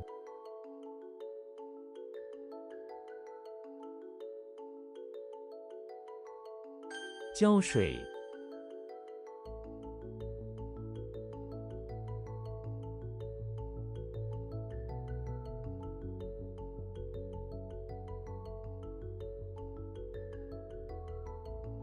拼，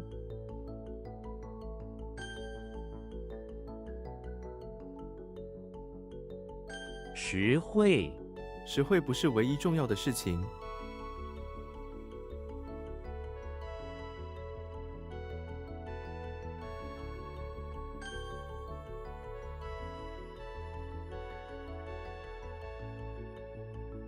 海拔，这座山的海拔是多少？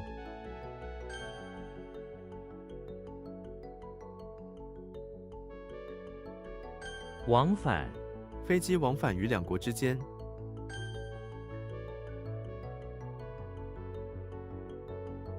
司令，他是一位有名的司令。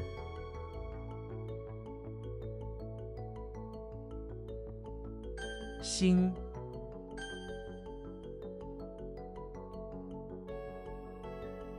劳累，我感到非常劳累。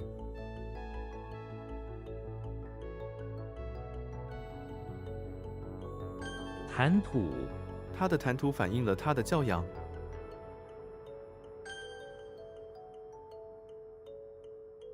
估，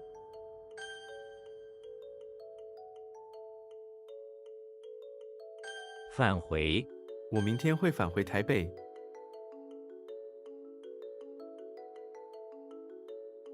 Uh-oh.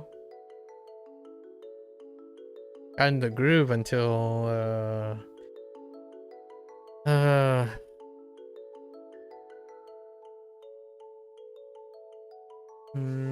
is a recurring one. Moon and headstone.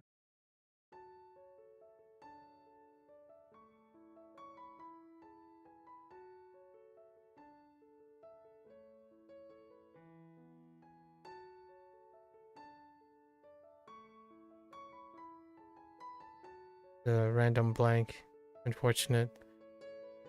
Very unfortunate. Moon and headstone.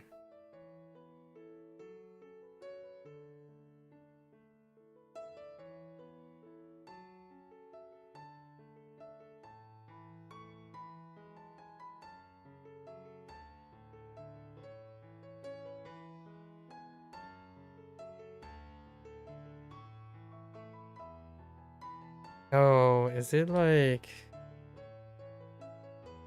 No. It's not what I think it is.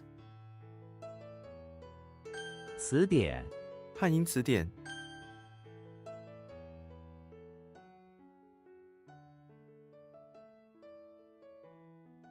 What? Oh, 劳动。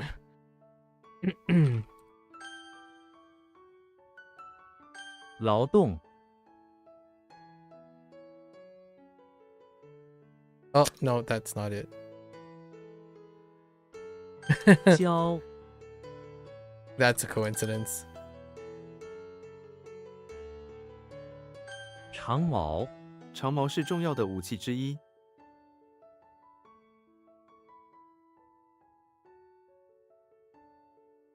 高，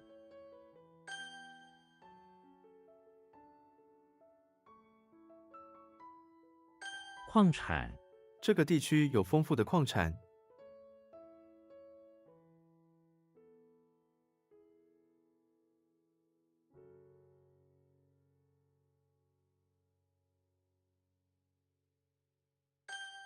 or resources. Yeah.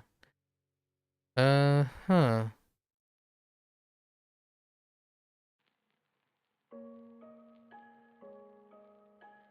堆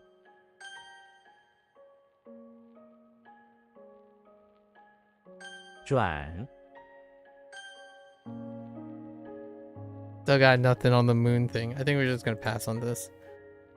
Who? Oh yeah, it's who. It's recurring. It's a reckless. I gotta think of the bowling ball thing. Moon bowling ball. Moon bowling. Oops. 湖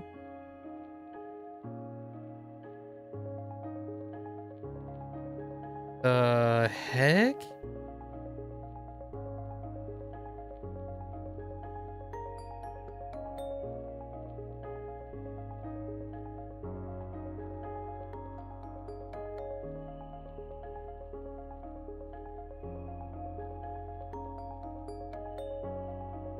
Moon ones are getting not great. I need to do some moon shuffling here. The moon ones are not coming in as great anymore.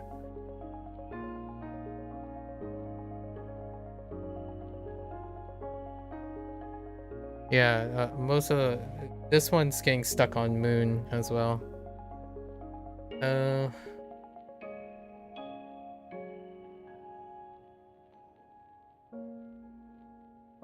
There's a cliff. Oh, is this the... Oh, this one stinks in general, though. 翠 Brittle. Oops, that's a typo.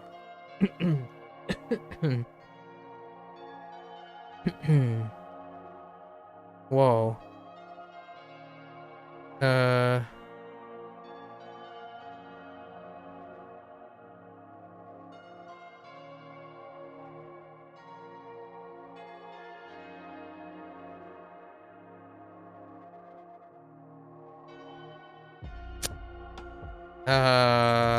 Ji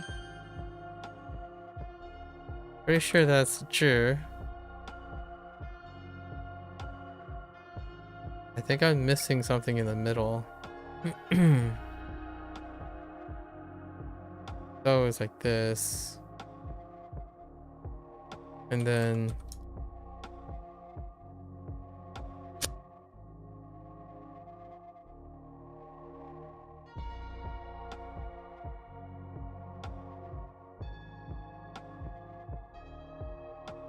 Hmm.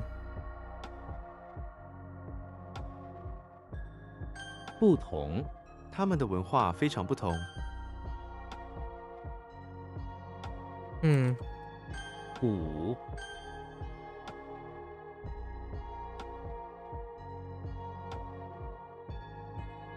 适合 他适合做教师。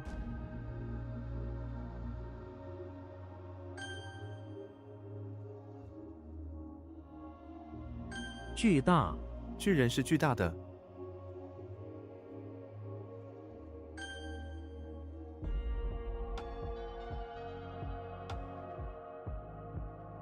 Like Zhi. Yan. Zhi. Where is it going wrong? Oh, I screwed up the tone in the middle. It's what I think it is. You're aspiring to wish to be someone, which is, this is the weird one with the volunteer. I didn't consider about Yen. Dang it. That's fine. I think we're okay. That's a pass. Is this Biao?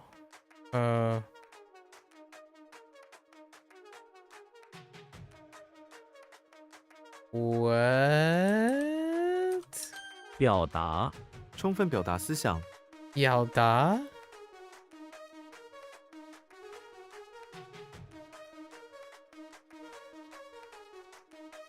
Express and obtain?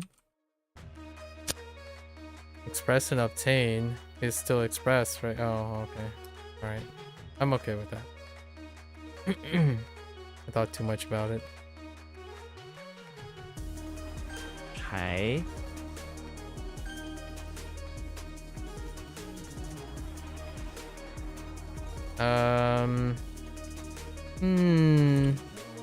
脚 Okay. 梨树梨树开花了，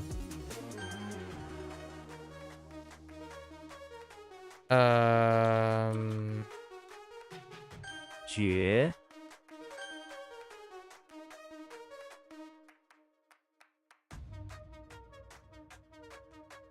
咬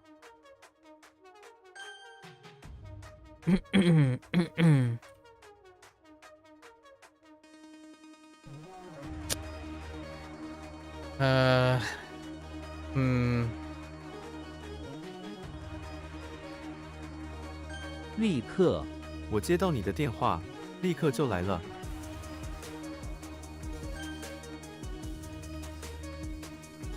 What's this again? Fire an expression? Huh. 护士我妹妹是护士，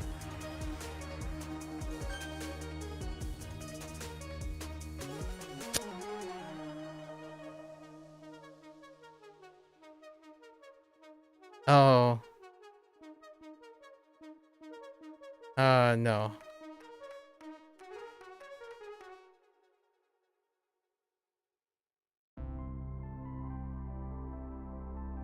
What?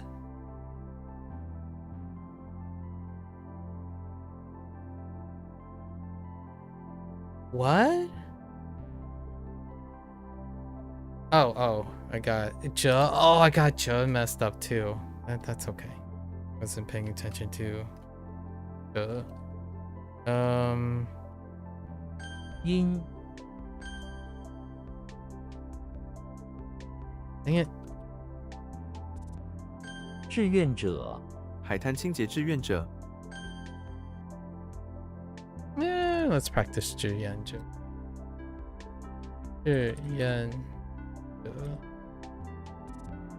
Okay. This was pretty average day. Pretty average day. In the middle, there was a good like 70, 80 middle section. Feels good. All right. Okay. So we got May.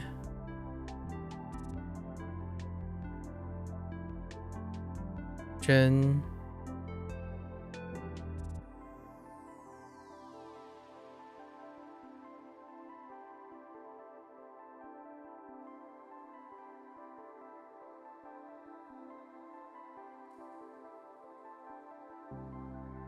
Dong.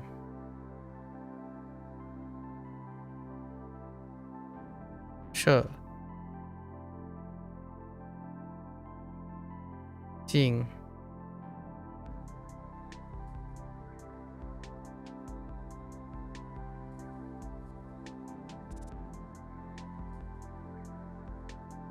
Bang.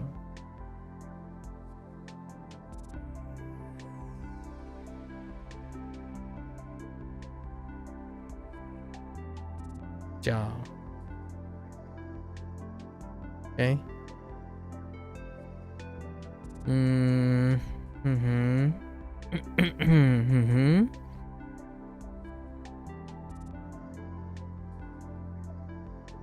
Xiao Wei.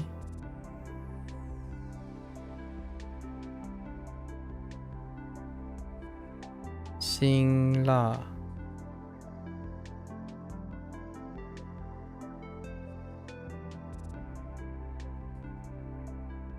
Zhi Xi Wei. Yeah.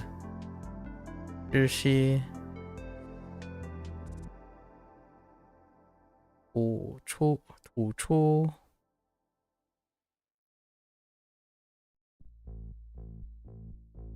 过过剩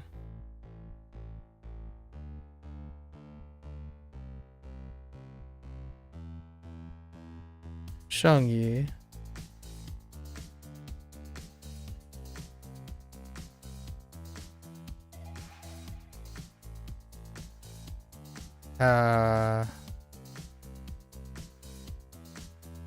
oops 熟熟期 right 下人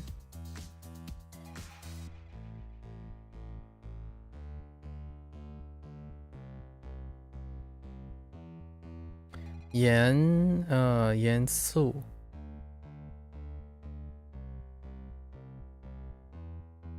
欣然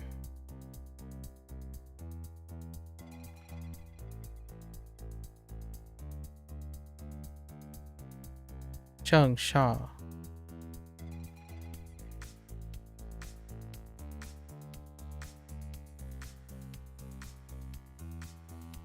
稍后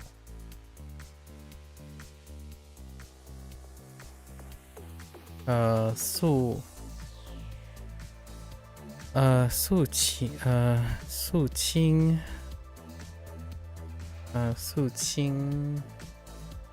is right. Okay. All right. We have Mario coming in to the beach house from the outside from a cold swim. Hold up still in his swim trunks, right? Pull up next to his bucket of coal and some tree wood to set up a fire to warm up, right? Then we have Zeus once again in front of the infirmary doing his godly shenanigans where he decided to masquerade as a mischievous, I'll just say a mischievous devil, right? Sure, why not? Where he took bottles and made horns and then stopped people on the road to make them obey his whims, right? Mess around with mortals. Alright, then we have Dracula sneaking into the hot springs of the temple where he was seeking he was wearing a mask, right? Hide his identity, his mask. Looking for the secret cavern, which was marked by the water. It's going up the water that was feeding into the hot spring cave. Okay. And we have Shrek once again working in the electricity plant in the bathroom as a guard. And sure enough, mischievous Faye managed to get in. They have glowing electrified bodies, right?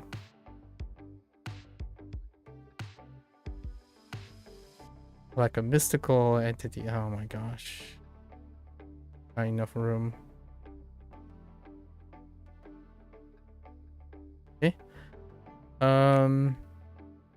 So he took a shooter, a magical weapon of sorts, and started shooting them with calipers. Magical calipers, I suppose. And get rid of them. And we have Jimmy Neutron in the bathroom of the English Manor, actually. English Manor. Competing with his older brother on who's gonna get the job, right?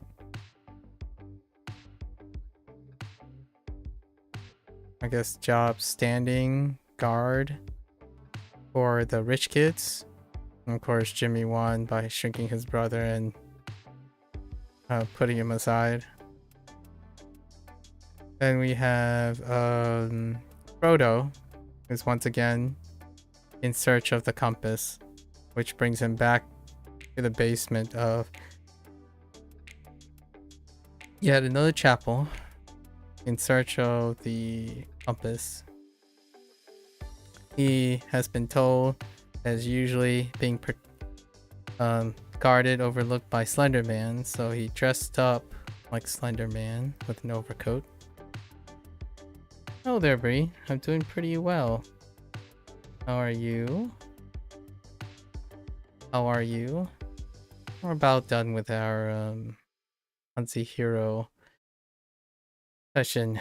We met someone named Luvik, or Luvik, who was asking about HanziHero. That's where I spent most of my time.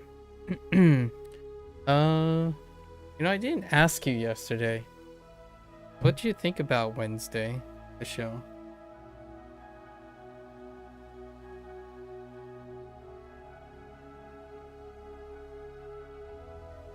Let's see. I thought it was pretty... I think Wednesday is very much kind of like Sandman in a way. It's whimsical. I like that from time to time where you have like whimsical things.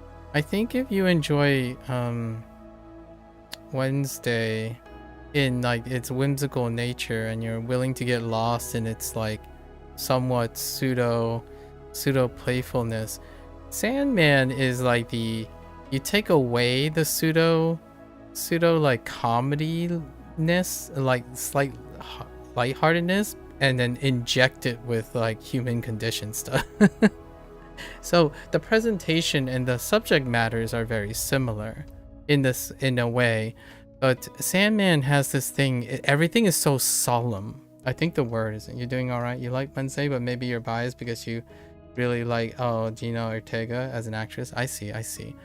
You might like, what's his name, the new Sandman guy, the Orpheus guy. He's got that like solemn thing going. Like he's a smoldering guy. I wouldn't say, you know, we're talking about like he's Gosling kind of thing. I don't know if you're in. Do you like Gosling at all? Like Ryan Gosling?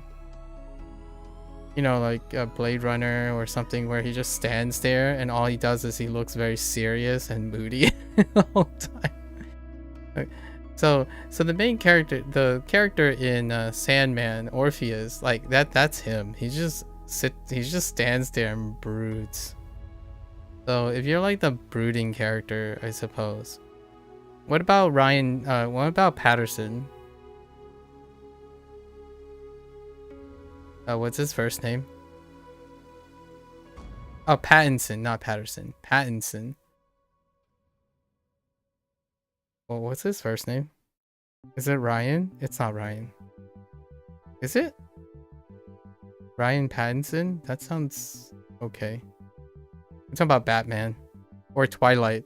I was thinking more Twilight. Robert Pattinson. Yes, Robert Pattinson. Like that. I feel like the Sandman guy, if he didn't land that role for Orpheus, I think Robert Pattinson would have been a very choice stuff. I'm trying to name an actor or an actress that you attach to, because it seems like when we talk about these things, you have an attachment and affinity for people. So it's great to use other people that you might be familiar with. So if you're into like Robert Pattinson, especially Twilight, like just standing there, but we're talking about the world building is very different in Sandman, right? It is a book too that's towards a younger audience. So Sandman is still very much like Twilight's like kind of target audience, but the subject matter in Sandman is can be tackled in Twilight, but they didn't tackle it. Like things like vampires living forever. What are the consequences of living forever? You might check out Sandman after you finish Humans. You did watch the first a while ago, but never went further than that. The first season is exceptional. The second season is, I think it's very tough because the first season was so excellent. And we're talking about, have you ever watched a movie called Cloud Atlas? It's a personal, like, it's a very divisive film, but I really like it because of its scope. Like, it's one of those things, it makes you contemplate about life a lot. And I really like that. Humans, I should really finish watching Humans. Humans do that. Sandman takes a fantasy approach, you know, like a mythological fantasy approach. Nope, you never heard of it? Yeah, Cloud Atlas. Cloud Atlas, let me describe it in a little bit. Cloud Atlas is intertwined destiny across humankind. Without spoiling too much. Think of like star-cross situations, and it makes what it builds is the essence of time and existence. It makes you question existence and choices and the ripple effects of being human versus immortality. And Sandman does this too.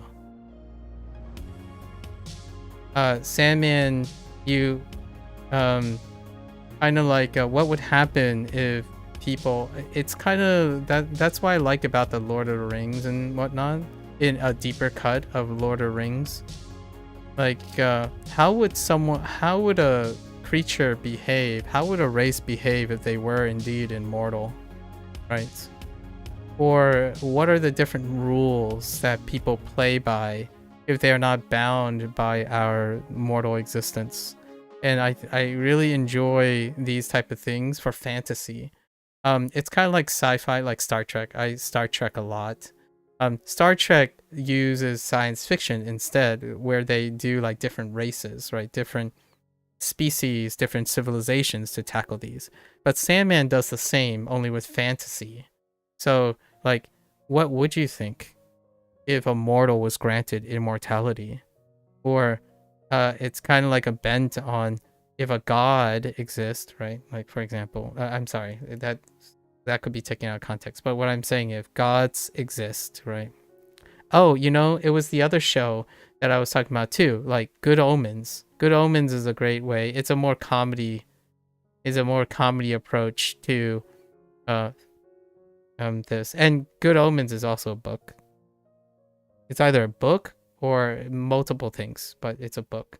So it deals with the idea that what would it be like to be night incarnate, or day incarnate, or dream, or destruction? Like, what is it's a personification, right? It has that element of Greek mythology, like everything, or even Chinese, like Eastern cultures, where things are things, right? Amaterasu, the sun goddess, right? Apollo, right? And they try to humanize it. Not necessarily humanize it in the sense that make the characters human. They try to make it approachable in the sense like, oh, that's a neat idea. Like, what would the ruler of dreams be like? What would death be like? And Sandman, the attraction of Sandman is there's a little bit of saucy interpretations and liberty. One of my probably one of my favorite characters is Death in the Death's Sandman's interpretation of death. Hades, the game Hades, Supergiant Games did a really wonderful way of interpreting the gods, like the Parthenon gods, the Greek gods, right? And then Chinese have this too. Chinese had what there is a like a period and it's still existing, the idea of multi gods and like, but it's more like spiritualism in a form way, like a spirit, like in Japanese culture there's depictions, right, like forest spirits and whatnot. It's quite lovely. I think it's a interesting medium that isn't too popular right now, but Sandman is definitely one of them. So instead of going the science fiction route, the science fiction route is what I also enjoy. That's why I like Humans. Humans make you reflect on humanity, but through science fiction. It has Sandman. What I like about it, or one of the things that you might consider, is it has this very dreamy quality all the time. I mean, it's Sandman. The character Orpheus is Dream, by the way. He's the Dream Lord. So sometimes episodes can feel like you've aged thousands of years. And Cloud Atlas, the movie Cloud Atlas, is that. Cloud Atlas, to set you up, you're gonna know in the first 5 minutes. There are like 6 to 8 storylines running simultaneously. And it tackles this. It tackles the sci-fi of the future, so something like Humans, to reflect on humanity, while drawing parallels to modern age, to prehistoric age, or in between are like feudal ages, and then even post-apocalyptic reset. So it has the Cloud Atlas was an indie film. It was one of the most expensive indie films. It actually has Tom Hanks, Halle Berry. Like, it has a lot of things going. It was one of the most expensive indie films, and it got like mixed results, sort of like it was a 7-8. But I think the scope of Cloud Atlas represents what makes movies or shows like Sandman, Humans, Alter Carbon, and like anything that deals with star-crossed lovers, passage of time situation. And Cloud Atlas is a very long movie. I think it's like 3.5 hours or something. Maybe I'm over-exaggerating. Hold up. Cloud Atlas is... I watch it from time to time. Like, I rewatch Cloud Atlas. Cloud Atlas is like my Princess Bride. Like, while people watch Princess Bride for like Christmas or something, I watch Cloud Atlas. It's shy of 3 hours. Yeah, it's 2 hours and 52 minutes. It makes you feel small and insignificant, but at the same time, it's like that's the feeling that I like. I like there's a profoundness, there's a scope, like the concept is so bigger than human mortality, and that's kind of neat. Sandman, it feels like you age. I won't like spoil much, but there is one episode. I'll be curious if you start watching Sandman. Which episode? There's one episode. Oh, you know what? It's like Black Mirror. I don't know if you watch Black Mirror either. I know I mentioned Black Mirror a couple times already. There's one of the highest rated unanimous episodes of Black Mirror. It's one of their earliest ones. Like, I think it was season 2. It might have been season 2. Oh no, it's season. It might be season 4 or 3. Oh man, but it's the one that I'm not gonna say if you haven't seen it, but it makes you feel like so much happened. The feeling of age, like feeling like time keeps passing.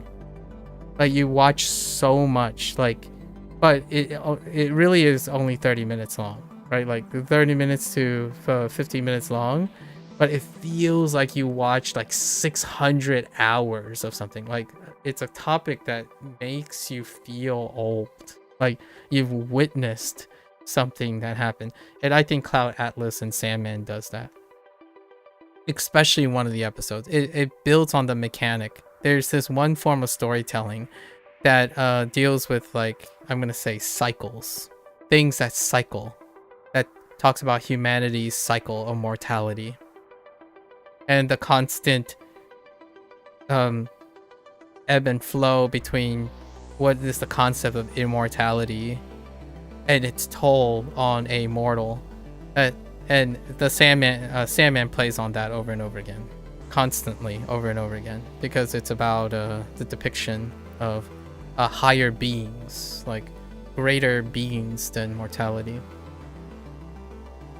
I always thought that there might be some fun things that the MCU would do with, like, Thor and whatnot, but they didn't go that route, obviously. Sandman is a comic series as well, pretty short, right? It's a comic book series, so I do enjoy the out of the box things. Yeah, these shows do get canceled very often though.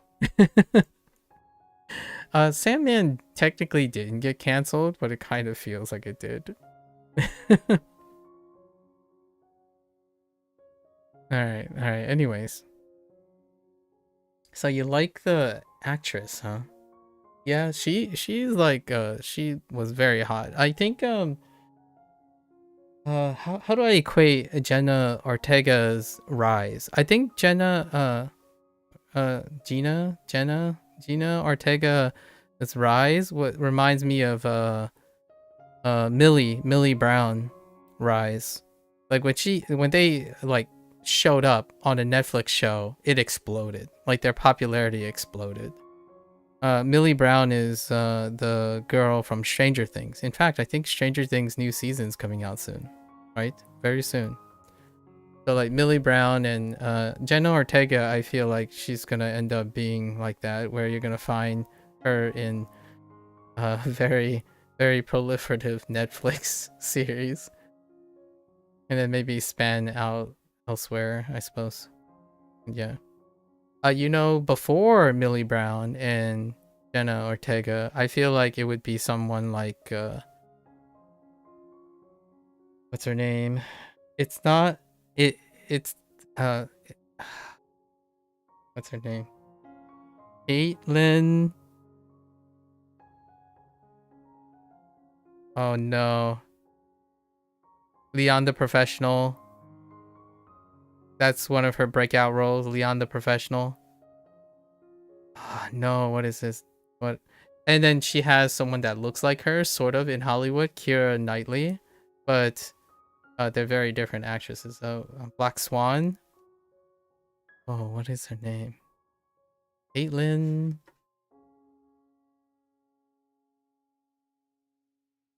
Is it Caitlin? Hold up. Hold. Oh no, not even close to Caitlin. Natalie Portman. That's who I'm thinking of. Yeah, Natalie. That's kind of the impression I get from those type of actresses. They have like that type of resonance in front of the screen. Okay. All right, that's enough. Dilly dallying. All right, let's finish this. What's this? We have James Bond. Now James Bond is in the basement of the temple, being pursued or being cornered, right, by evil priests, conspiracy priests, and in order to hold them at bay, right, he has a glitter bomb in the palm of his hand, trying to find an escape route, right? All right, and then we have 4 things. One vocabulary. 志. What is 志? 志 is soldier. Heart. 志. Yuan. Yuan is spring.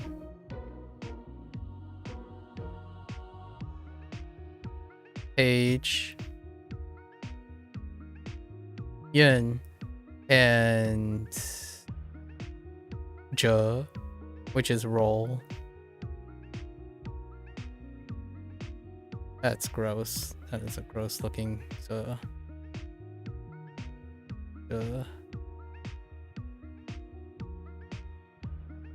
okay.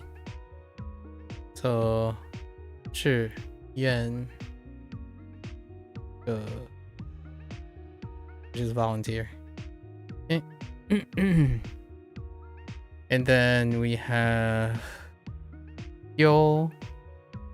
Dio was scepter. Elbow. Dio. Dio is lost. That's gonna need some help. So we gotta think about like banana shaped, maybe elbow, banana shaped croissants. Attaching away the okay. And Li. Which Li? Oh, right.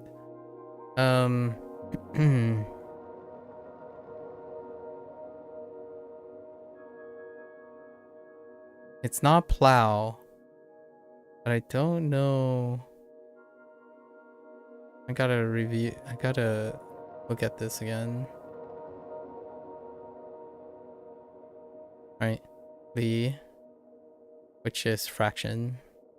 That's not a problem there. And then Hu? Hu was headstone and moon.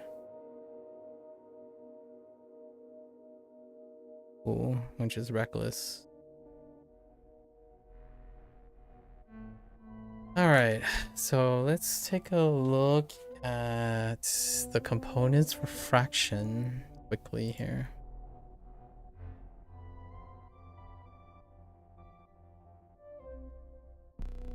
Oh, it's blossoming tree. I knew that. Just kidding, I did. Or I don't remember. Okay. Alright, folks. That's a wrap for HanziHero today. As always, feel free to follow along. And if you're gonna watch this later, right? 谢谢. Always feel free to pick up HanziHero, give it a try yourself. I hope that Luik gives it a fair shake, I suppose. Maybe it'll be interesting to them. I would love to spend some time chatting with people and their experiences with HanziHero. I think I've met like one or two other, maybe 2 to 1.5 people technically that use HanziHero. It'd be fun to banter and, you know, share some memes or things about collective experiences with doing this day in and day out, or using a product like this day in and day out. Maybe brainstorm some ideas. We got more things down the pipeline, more tools to wrap around by collecting, and then if the language comes along, it comes along. I just like doing this type of thing, demonstrate how making a process interesting, right? So more than welcome. As always, for those who are only interested in HanziHero and Chinese, 大家下次见. 感谢观看, right? See you guys next time. Thanks for watching. I'm gonna get up, stretch a little bit, walk around, and I'll be back for Wagotabi. Thank you.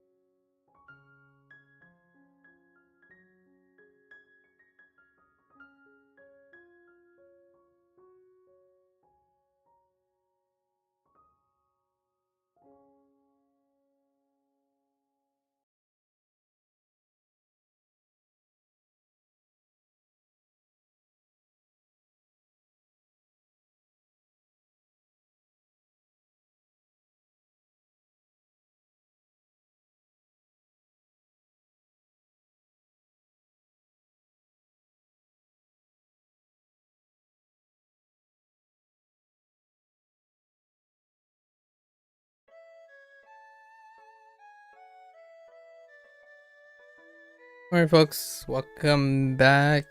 It is our 14th session of Wagotabi. Yesterday we were secret looking for, right? And we're down to one secret.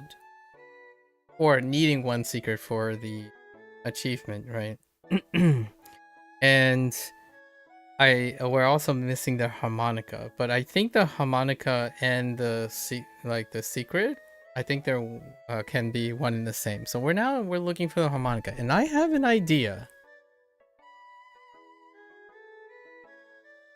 Yes, I have an idea, and there is one other thing that is there, the kanji match thing, and I also have an idea for that one too. Because yesterday I was trying to, I don't know, do the score thing, right? Maybe I would trigger it by happenstance or something. But I think I have an idea. We'll look at it. But first, let's see if... Okay, so it ticks up. So tomorrow is going to be the last day. We're going to do it until tomorrow to hit the 7, right? Maybe do it like a celebration or a summary or something, right? So we got our 3 stars yesterday, which is nice. And all these other things, I think, will come with time, because this isn't going to be the last time we play Wagotabi, right? So at some point, so I'm doing all the one-offs while also checking off this streak thing, right? In mastering words, maybe we'll spam some focus tests. We don't have to complete 50 focus tests. So yeah, so the hint here is kanji ga suki desu, right? A lovely kanji match. I think what it's trying to tell me is, so the only place that I know that has to do a kanji match, right, is the kanji matching game, which is the mini game. But what if it's just saying match kanji with ski?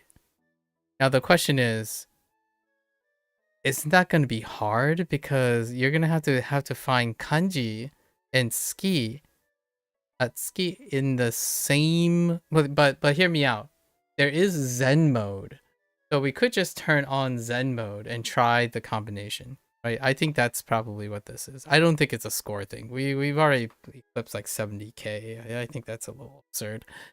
And then, you know, if we discover any one of these, maybe this is even considered a secret. So there might actually be 11 secrets in this game now I think about it, instead of 10. But 10 is a... they might have added a new secret or something. And then originally there were 10, and then they added a new one. I'm sure this one might be considered a secret too. So there's a leeway with one. And the harmonica thing. So I thought about this differently. At first, I thought maybe I'm listening to the wind in the mountainside. But what if it's the water, right? And there's only like... there are like 3 places with water, right? But it can't be in the first place. So the one place it has to be... hold on, let me like do my focus test. I mean my smart test. Let's warm up. I think I know where it is. 山の上に涼しい風が吹くから好きなところだ。 Wait. Oh, good. Whoops. I thought I heard kaze in the missing spot.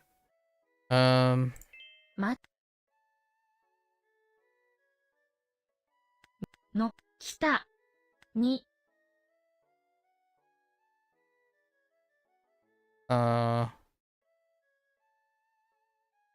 が少ないけど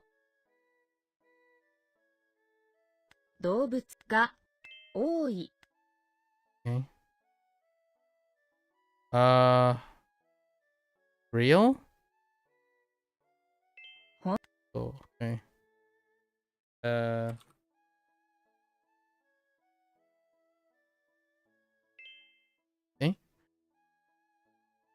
天気の暑い時ね。が暑い時。時、牛に冷たい水をあげるあげる。私のスマホがとても不便で小さくて不便。あまり使わない。不便。The what? 私のスマホがとても不便で小さくてあまり使わない。不便。Okay.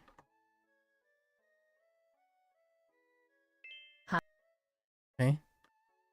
I don't like that in Japanese book because it is not good.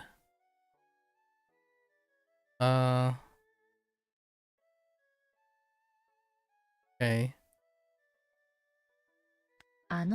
日本語のの本はは、好きではないね。好きではない。好きではない好きではないか、からら、it's not good. 良くないね。よくない。Or is it, did I do it backwards?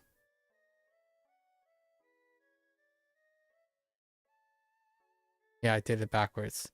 How does this work? The cause is not good came first. This is like the and situation. Like in Japanese, like and is like, well, they're equivalent, A and B, but there is a order to it in English. And then this is more like, well, the cause and effect is it's in reverse a lot of times compared to this. Yeah. 山の上に Yeah, 涼 that's しい風が吹くから好きなところだ。fine. 日本のはよからBecause 好きではない。日本語の本は良くないから好きではない。yeah, like to me, this is saying, the book is not good. That's why I don't like it. As opposed to, I don't like that Japanese book because it is not good. I mean, it's still saying the same thing, but the order kind of matters in both languages, but in a different way. Oh, take the elevator and go up the 10th floor. Okay. エレに乗ります。そして、行きます。3の牛しですか？ですか？そうです。そうですよ。ですよ。私たちの No, let's buy all. uh,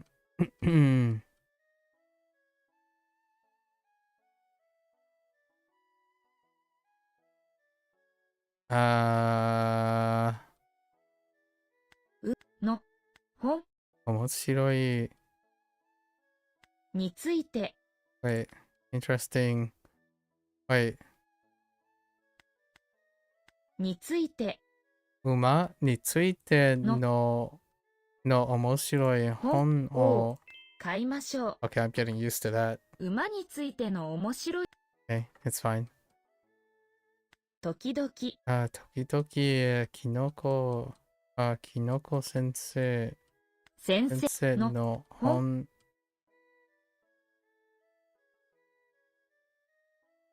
からに、oh yeah, yeah, に still works. に、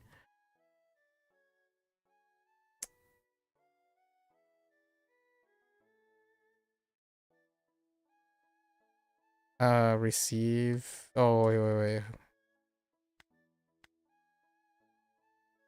漢字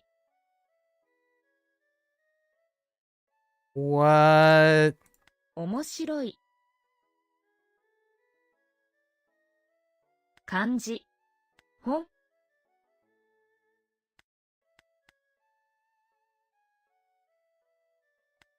の漢字 Oh, sorry. に時々、キ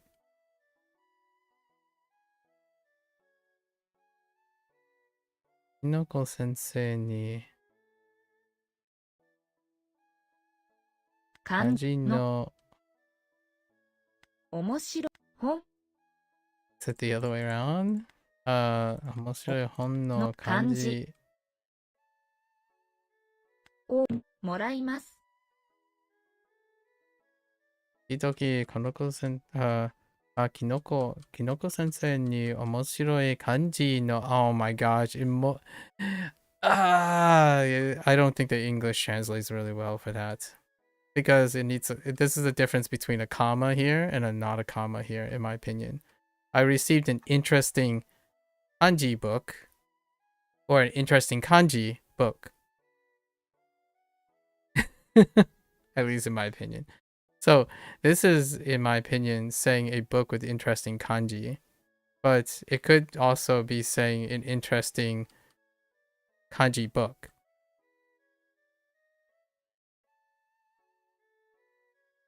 I don't know. I think that's a little... I think the English is kind of unfortunate for me. I think I overthought it. We will eat inside the restaurant or buy a bento at the station. Or buy a bento. Okay. Inside the restaurant. Wait, inside the restaurant? Oh, they're using mise? Oh, that brings up an interesting point. So the person that that's very critical about Wagotabi made a comment about how ie was used to refer to the no theater, right? As like a placeholder, right? Ie, which actually works kind of in Chinese. A jia, right? It's a counter jia. And they removed it because this person made a comment like, well, it's technically you never refer to that because it has specifics. So in counter. This is very similar here too. Using mise as restaurant instead of like restaurant, right? Or something like that. And then that person actually used the example biru for the building, right? Instead just referring to a biru, that building which happens to be the no theater. I think this is another case too. Mise can mean a store or a restaurant, or it is a placeholder, right? It can be seen as a placeholder. So this would be another example where I would be like looking, restaurant, where's restaurant at? It's not a mise. But hear me out. I think that's incredibly pedantic, but is very important in both ways. You can be pedantic and say, well, that's not quite right, or that's definitely completely wrong. For example, that was one of their major complaints. It was one of their examples. But in the nuance of these things, I think it is more likely to be acceptable than it is not. Because mise can refer to a placeholder for a lot of things. So is jia. Jia can be referring to a lot of things. A theater, a building, even a mise, like store. Jia, dian, right? Dian, jia. So if you're thinking like, oh yeah, linguistically it's wrong and all that stuff, I actually think the more you deep dive into it, the more likely that you can explain why some of this is interesting or usable. And that is also dealing with understanding the nature and history of these characters. Jia is a building. So when that person made a comment, and I get it, it's Japanese, right? I get it in Japanese. It's funny that a person who prides on prides on trying to figure things out, is also being so pedantic that it's restricting how flexible they can think, right? If you're thinking of a jia, you might specifically only be thinking about a house. At the same time, ie, the character ie is being used in a lot of attachments to buildings. So, and so is mise. Right, dian and jia gets attached to a lot of different types of buildings. And I actually don't know if mise is a counter, but uchi or ie kind of situation is attached. So in a way, yeah, certainly it's the rule here is they're talking about naturalistic things like nature things and like normie stuff. So yes, I agree. You don't typically refer to a null theater as ie, right? Here I would also say possibly mise is not a restaurant a lot of times, but hear me out. When you say those things, it can be possibly weird, but in context, when you're talking to someone,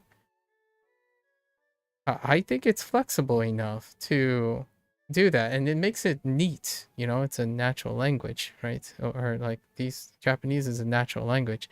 So I don't know. I don't know, but one of the things is being intolerable like that makes language not as welcoming, in my opinion. And that is certainly a balancing point. Like you could say, oh, but then people will learn something wrong. Like, well, they will learn something, and then they'll learn that you can be more specific than that, right? Um, I think there is something to be said about someone who thinks that you should learn through like exploration, implicitness, that also involves making mistakes, using those mistakes to build on those mistakes when they no longer become mistakes anymore.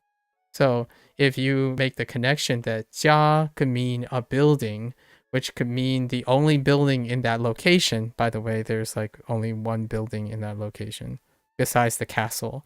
So it has to be the theater. I didn't find most of these things jarring. It at the time, at the moment, it was like, oh yeah, I don't understand why this is wrong, or I don't understand what this is referring to. And then over time, you're like, oh, I kind of get where they're coming from, and that's pretty interesting. Nevertheless, that would be implicit learning, right? But I feel at odds with someone who constantly talk about critical thinking and problem solving, or like trying to instigate, or not really instigate, but promote the idea like, oh, you should learn all the things, like why it's wrong, why it's right, and whatnot. And having that knowledge, to me, playing a game like this, it's not like a deal breaker or anything. It's which this person makes it a deal breaker. The idea is like, I kind of see it. I kind of can explain why they decided to say mise for a restaurant when you can be more specific, right? So, is that a problem? Is that for me? I mean, I obviously probably have less experience than this person in language learning and or linguistics. But for myself, when I think of jia, I also think of a building. But I guess that's just me having the maybe a different background in these characters, because jia is a building. That's one of the essences of buildings. So that when that person when Wagotabi team was really receptive, they removed it. And it was in the patch notes, actually. Why am I bringing this up? Because there was a small patch today on the Steam site, right? And I was kind of curious, have they implemented the other things? But what was it? It was, yeah, do not mention ie anymore to refer to the null theater building in Korakuen. And I'm like, okay. I mean, fair enough. It's interesting. They're on top of things. I think Wagotabi team is very open to these things. Which is very admirable, right? Anyways, this would be another example, using omise instead of just introducing restaurant, right? But I understand omise historically can be similar too. おの お店のの中ね、中中、 Nakate. How did I do or? Nakate. Taberu. Oh, taberu? Eh? No, just taberu. 食べるで Not de. Taberu ka. か Oh, yeah, right. Ka. That's right. Taberu ka ike. Oh, no. Eki no. Ooh, bento. Eki bento? Eki de で bento o. を Oka. Yo. Kau ka? か Okay. どの弁当を買いましょうか？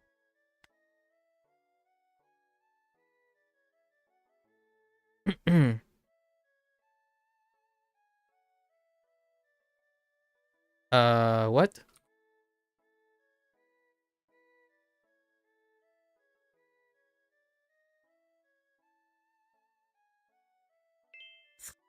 Kawanai. Right. Koru.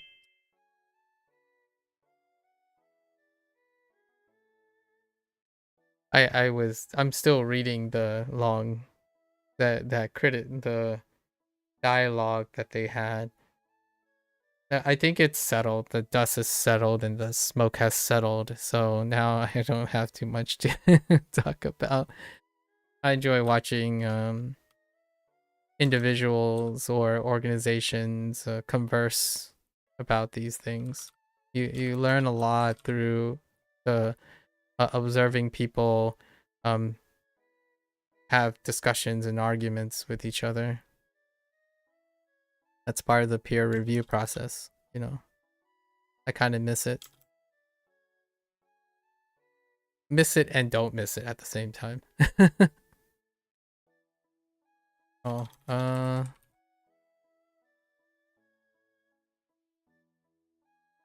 guess Ichiman 90, right? What did I do here? I screwed up, right? Toki と Toki. 先生 Sensei. Sensei.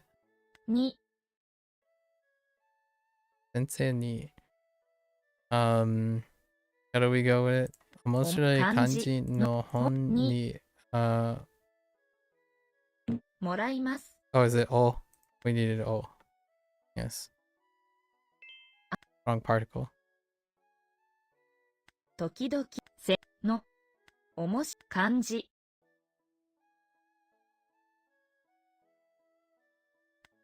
にのをもらいます。 Okay. All right. So let's test our theory. I think it's along here, right? Yeah, it's either this one or this one. Actually, whoa. Do I have access to the ocean here? No. So this is not even an ocean. Or not. I think it's over here. Because someone mentioned the wind here, right? Oh, wait. Oh, there's definitely something up there, right? Can I jump down? Is there a secret passage here? Hmm. 鎌倉市に行きました。とても綺麗なビーチ。そして日本に来るとき、いつも鎌倉市に行きます。 Oh, you can see it actually. You can see the dots. Look. Like the dots here. Oh, yeah. Oh, here we go. Oh, and then the wind. Oh, you can hear the wind noise now. What the?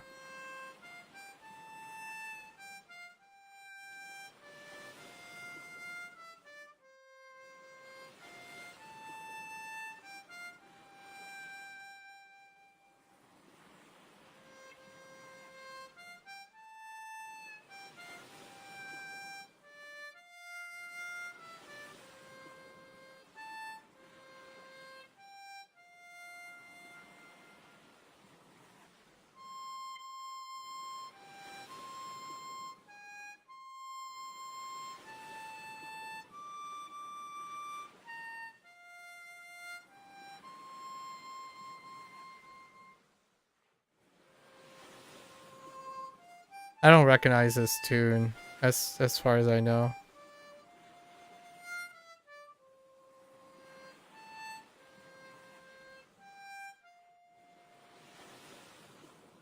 Huh. Interesting. このビーチ、とても綺麗ですよね。 Sunny Boy. Oh, you know what the first like four notes reminded me of? Home on the Range.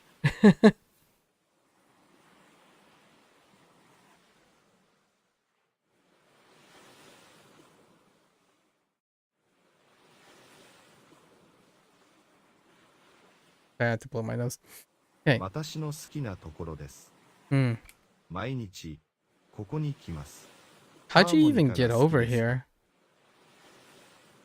You think I would be able to like jump up and jump down the thing? Ah, yes. すごいですね。 Can I have one? 質問をします。私の質問に答えますか？ Okay.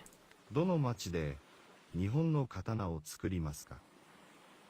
What was this? It was in Bizen, right?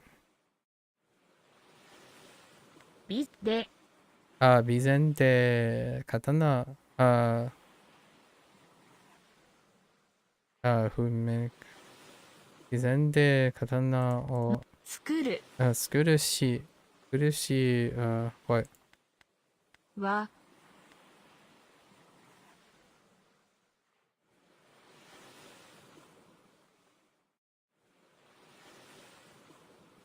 は I was gonna say that's the city in which it is made. Maybe that's how that works. 作る Shi は wa 作ります。いいえ、違う。どの町で日本の刀を作りますか？ It's definitely in, and then は the katana wa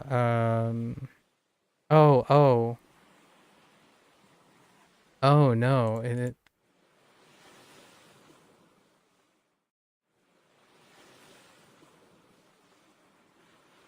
asking me which town, which, で and then I guess Okayama, no, maybe Okayama. it's still in that city. I don't think it's in the same city, right? It's Bizen is the city. Oh, and then I don't have any modifiers. How do you?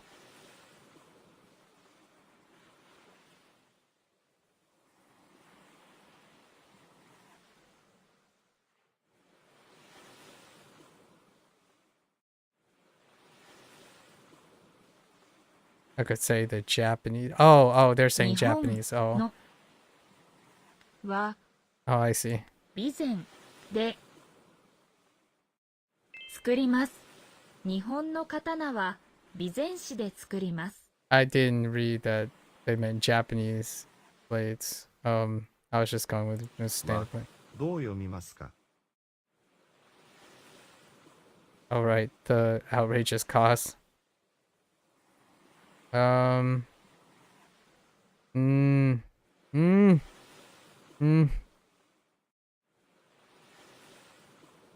いら Oops. ら Stop.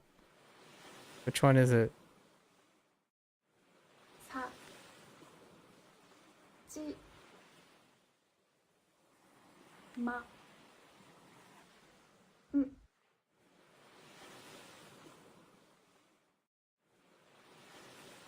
せん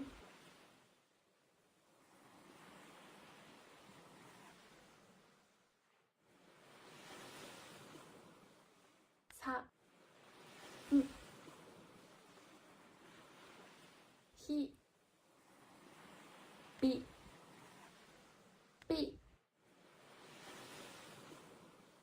やぴゃく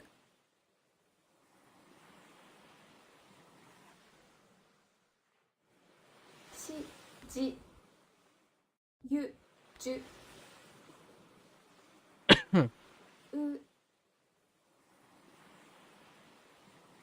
What? Wait. Oh, I missed the cue. Ah. Ah. き、ゆ、きゅ、う、は、し、じ、ゆ、う、え、ん。 What? Oh, is it samgyaku? Oh, and I forgot to shrink the. Okay. ひ、び、や、びゃ、く、は、き、ゆ、きゅ、う、は、し、じ、ゆ、じゅ、う、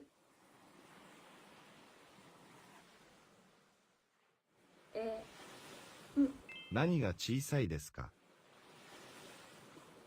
何が便利ですか？この綺麗なハーモニカをあげます。ハーモニカを吹く人は大切な人ですからね。Hmm. We did it! Wait. Is this considered a secret? Oh, it's not. Oh, no, it is. Alright, so that means we got this one too. Nice. Clap. Wait. What does the harmonica do, though? Oh, we can't do anything with it. You know, I'm looking forward to the New Game Plus as well. So we can play the game. Okay, here's the deal, right? We're probably going to play the game over again on New Game Plus in another 6 months or something. You know, like when they reach, like, I don't know, version 1.5, or if they, I don't know how they're going to do the versions, but the next time we're going to come back, which is after tomorrow, right? After I review and after tomorrow, we'll do a New Game Plus, do that stuff, right? So wait. So now what do we do? We have to do this, right? And then we're gonna turn on Zen mode, and I'm pretty sure. Oh, yeah, this fills the whole thing. So let's try to look for Skeet and oops.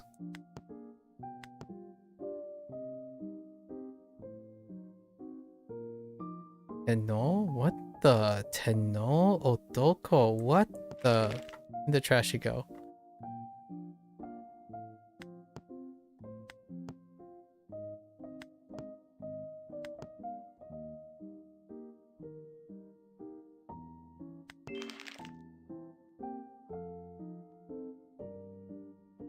No dice.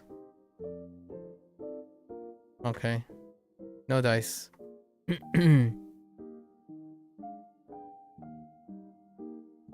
I'm pretty sure this is what it is, right?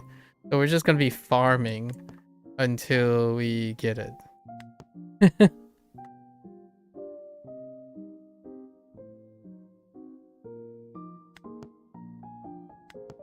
Oh, seeing the whole thing fill up is actually kind of helpful with being overwhelmed. What the heck is that? In you go.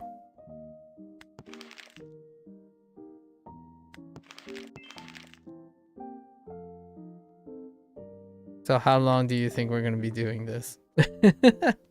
Alright, time to enter Zen mode, right?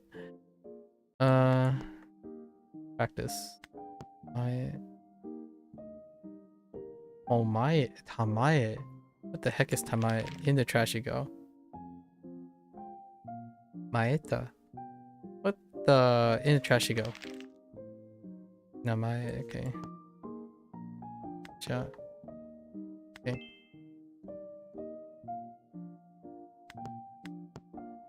Iho. In the trash you go.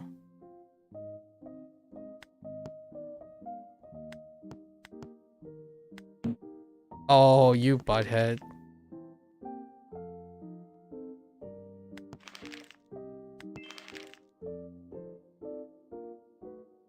No dice.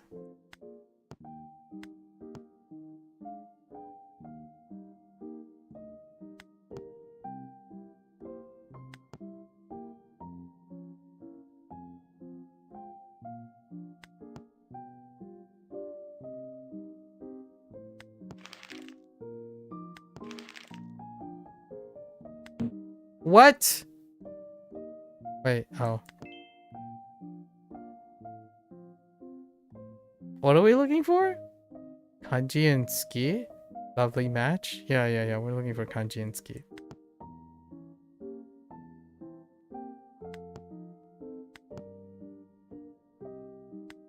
It's gotta be it, right? I don't see how it could be anything else.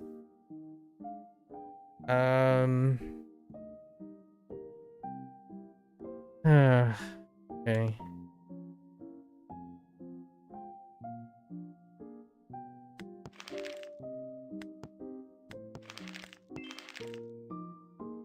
Come on, where is it?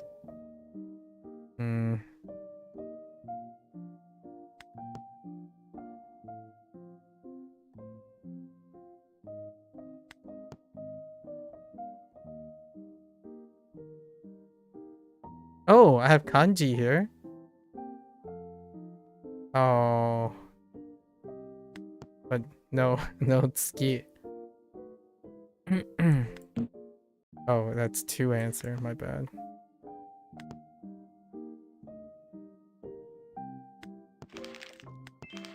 Dang. Oh, there's ski. Wait. Oh, no kanji.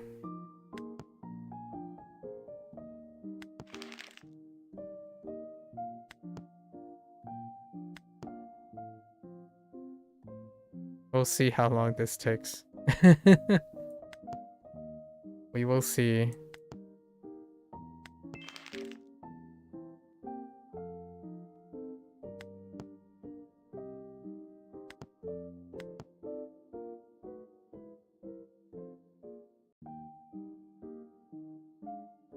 Bum, bum.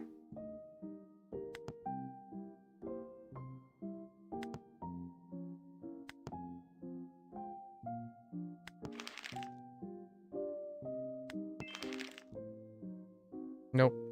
No dice.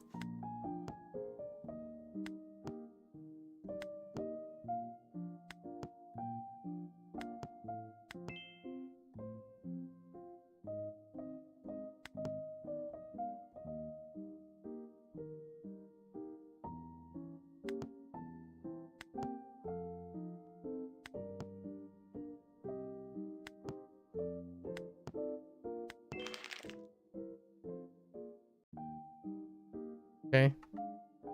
I kind of start seeing like the groupings that they have.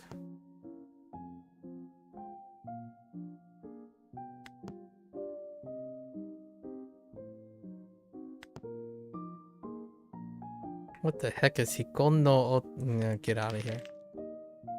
Hikono. Get out of here. Get out of here. Alright. And then we have a collection of numbers. Okay. Get out of here.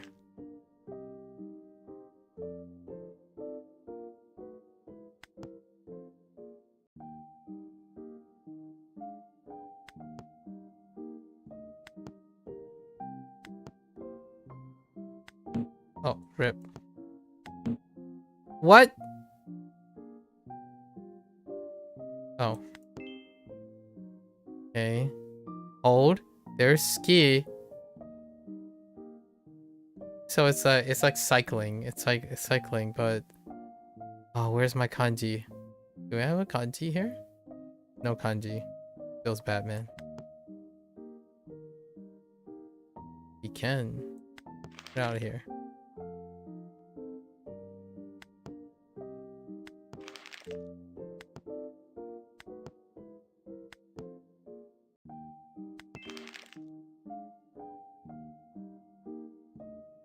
Well, there's like... Do you have kanji? It doesn't look like it. Have I finished the story mode? I have.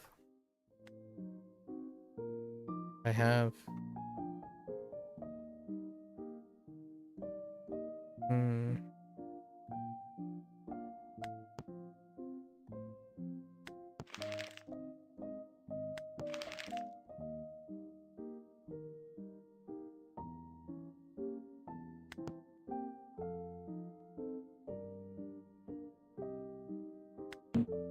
Oh. Oh.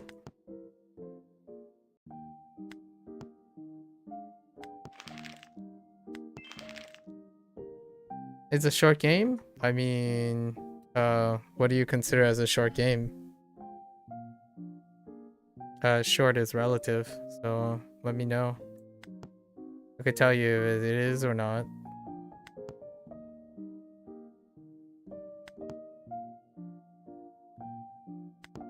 In its current state.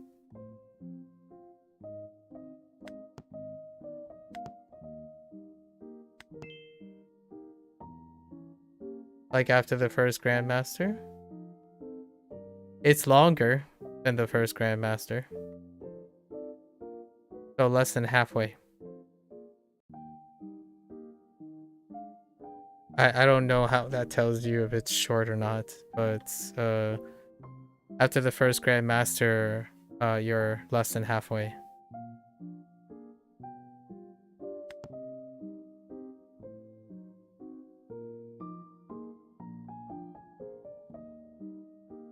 I would say the second Grandmaster is twice the length.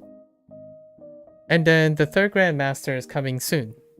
I think it's are you playing on Steam or are you playing on the iOS? Like, what is your background? Like, you said the first Grandmaster, right? So that means you played it somewhere. Are you playing on mobile, Apple OS? I said mobile and Apple OS. Steam? And Steam is your first experience, right? So there's a Discord. I'm not sure if you're used to, if you like hanging out in game Discords, but there's a Discord that, oh, it's your first one. So there's a Discord that is actively, they have a really wonderful, Wagotabi team has a really wonderful Discord, and this game has been soft launched for a really long time now, like a year and a half ago. And if I can tell you historically, they update every 2 months. So Tottori Prefecture will probably come in another 2 months.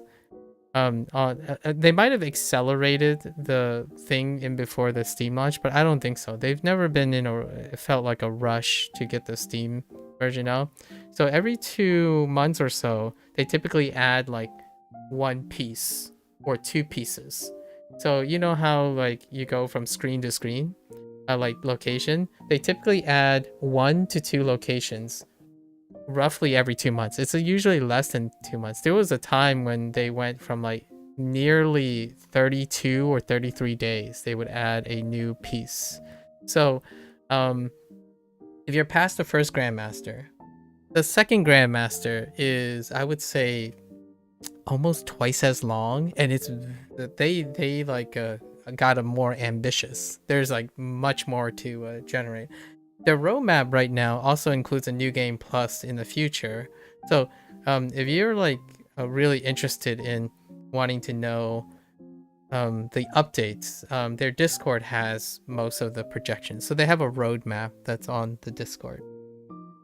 Yeah, so if you're already connected with Discord, there's no shortage. And they also released a statement, right? A lot of people worry if you're only buying on Steam, oftentimes Steam users, I'm a chronic Steam user. I actually rarely ever use my phone, right? My phone to play things because they're my business stuff. I typically don't use my phones for that. So I get really used to the idea that what about DLC? What about like, is this a one-time purchase? What about microtransactions?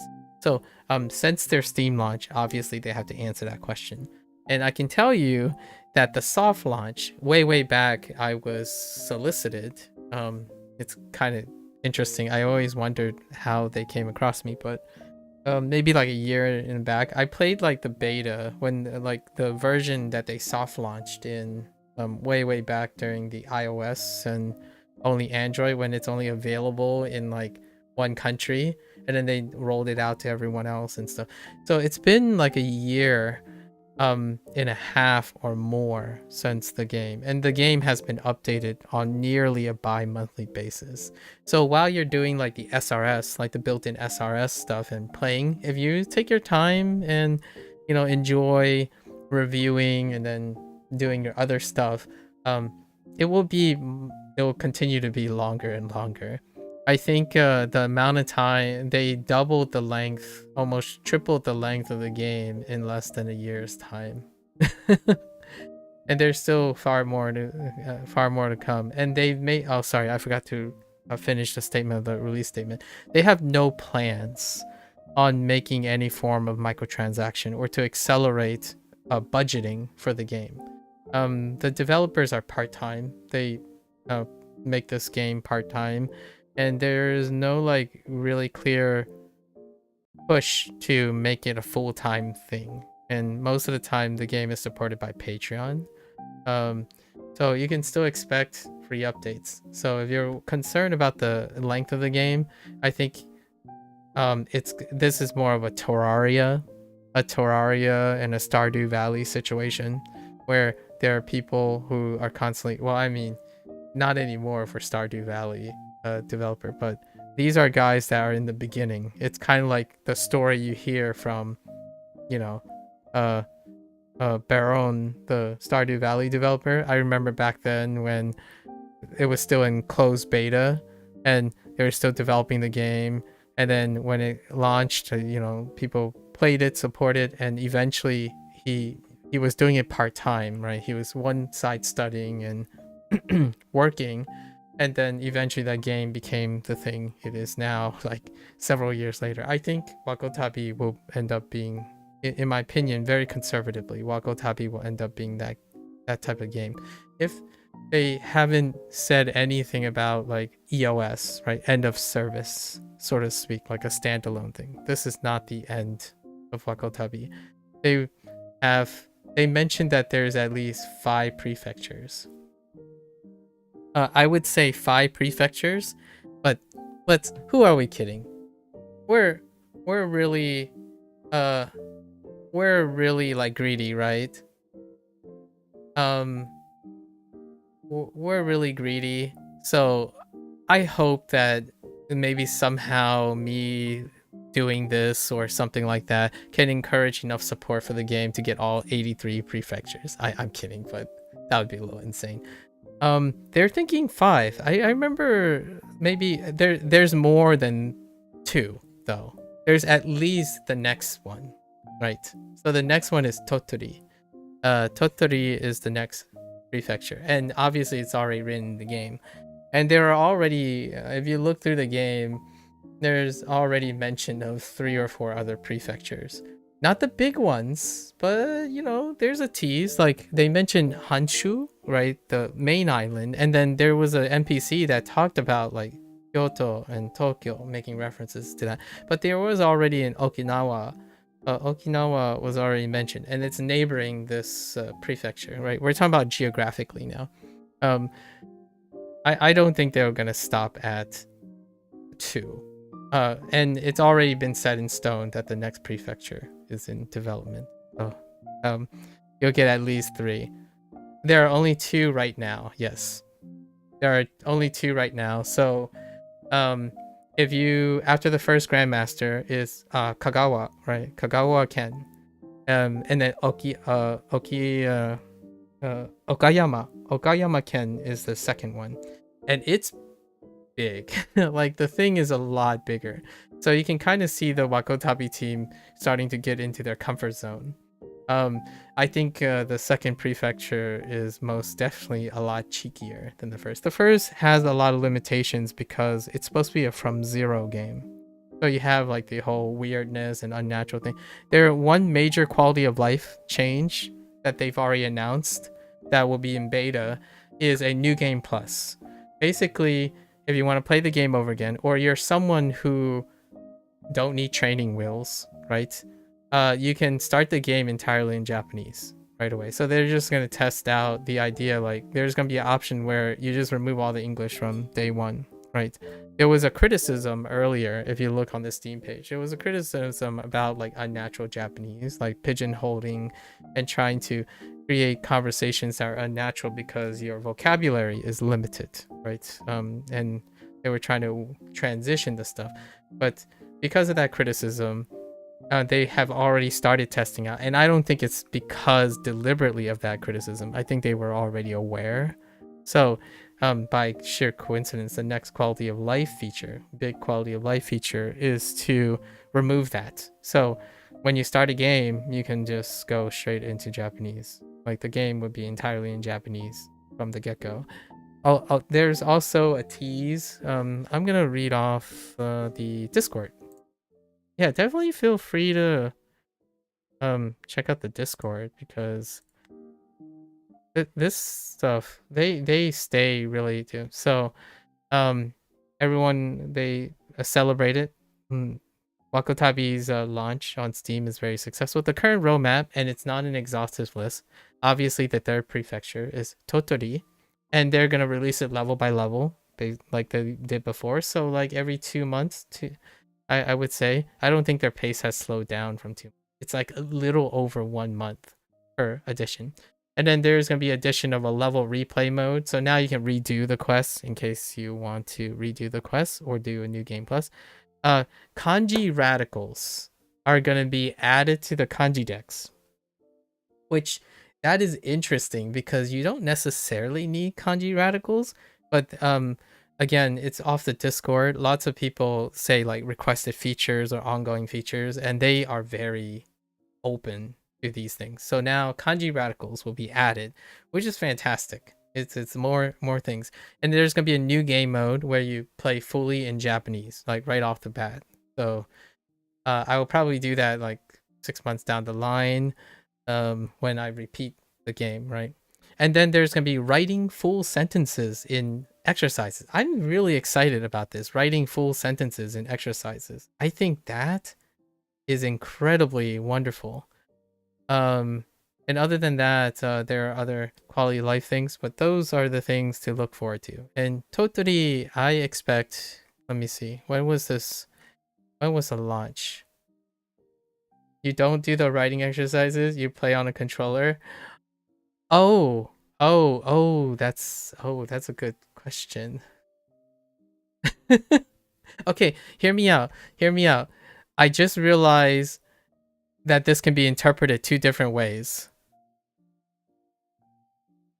Writing literally, or writing full sentences. You see what I mean? You know, like I just realized it could be interpreted 2 different ways. In this game, you notice that a lot of times, no, so not the strokes, but there is writing stuff. But if you notice in the game, when you're playing the game, you're not always writing full sentences, if you know what I mean, like quotes, writing full sentences. So I thought it was a mini game mode or something, a mode where you could like you input full sentences. So like there's no longer like placeholders and stuff. But now that I think about it, I think they might be referring to literally writing. No, I don't think they're referring to literally writing, because the implement for pen or like motion stuff could be a little tricky. So I think they mean writing full sentences. So there are going to be exercises that try to get you to write the entire sentence, which is a little different than all the exercises in the game where they like put in some particles here and some keywords here. They're possibly. So I don't actually know what they mean by writing full sentences in exercises. My first thought was it's basically there's no extra clues or anything like that in the sentence. You just have to complete the entire sentence or whatever you're saying. So, although I just realized that, yeah, you do. There are people who play on a controller, so that'll be interesting. Yeah, I'm a writer, so I'm a little biased, but I didn't think of it that way. Yeah, the click and drag stuff. Yeah, I think they mean exercises where you're still clicking and dragging, but you have like no things. They're like the full sentence. You need to make the sentence yourself, if you know what I mean. Like you have to answer questions, but they're trying to remove a lot of the assistance, which that was one of the criticisms. And I agree that's one of the things that might need transitions, because at some point you want to get to an idea, you want to get to a point where you're constructing the sentences, right, with the things you know. So there might still be word banks or something, but we'll see how it's entered. Maybe they'll, for controller users, they'll use the flick keyboard. You know, you can use the flick keyboard to enter all your things. That could be the future. Sorry if that's a little of a spoiler, but there is a way for people to enter the characters. You might have already assumed this, but the Wagotabi team is making sure that accessibility is a thing. So they do introduce different ways to input that doesn't necessarily have to force you to write. But for me, it would be kind of cool. So I usually keep a tablet on me. So I spend a lot of time writing, manually writing as well. But I don't think that's what they're saying, like forcing like literal handwriting. But I'll give you this. You're gonna be able, there are things in the game you're going to able to construct more things in different ways, and I think that's the way they're going. Right now, I don't know if you know what I'm doing, but right now I'm matching things and I'm trying to unlock one of the achievements. And I think the way you unlock it is you have to find ski. Skoi. Yeah. Yeah. Wagotabi. Yes, Wagotabi. Question mark? Wait, is that a meme? Wait, hear me out. Hear me out. When someone types Wagotabi question mark, is that a meme? Because I feel like in the Discord, people type Wagotabi question mark a lot. What is there something behind that? Am I missing something? Oh, are you saying like, am I trying to find? I'm not sure. What do you mean? No, you're just testing your phone keyboard. Oh, okay. Yeah, so your phone keyboard should work. Right, yeah, your phone keyboard should work as well. So I'm looking forward to what they do. I'm really curious. I think Wagotabi is fantastic as a thought experiment. Obviously, may I ask, yeah, no, are you learning Japanese? Like, how are you going about learning Japanese, or like engaging with Japanese? Is it just like right now? What are you doing? I think Wagotabi is a fun reward. You read the dictionary? Oh, okay.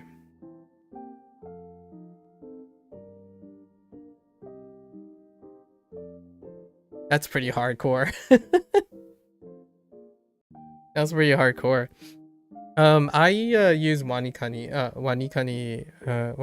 before this, so I'm using like a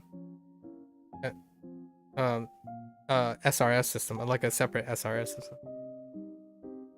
Sorry, I have a nosebleed. Uh-oh.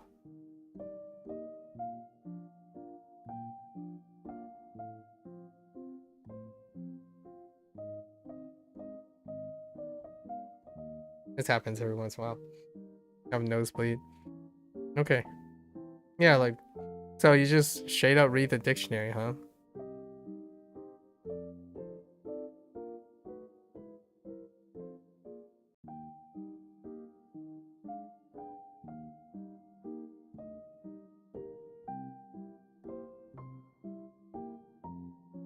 Oh, it's an app too? I see. Do you have any uses for your Japanese at the moment? Like, do you do any hobbies related to Japanese?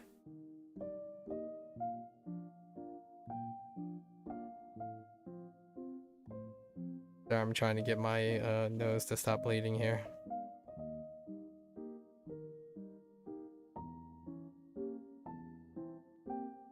Your priority is to expand vocabulary, then go back to grammar. I see, I see. Well, that definitely tracks here.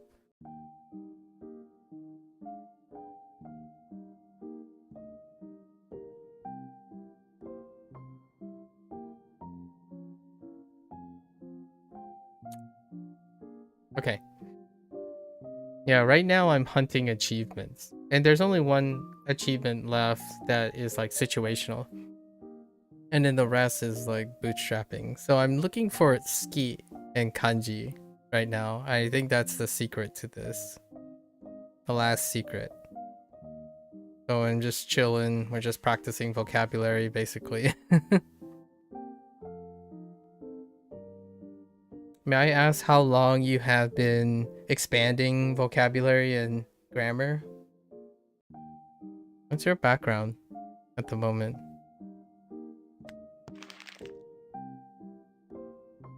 I've been doing this for some time now. Not Wagotabi, but I'm a little... we're getting close to 2 years time. It's like consecutive 2 years time. You can't write? That's perfectly alright. Can you type? I imagine then you're more of a typer, right? Oops. What?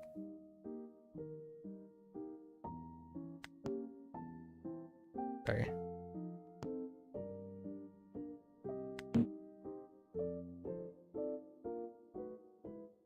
Oh, Sangai. Okay. Let's see. Do we have ski or kanji? No, we do not.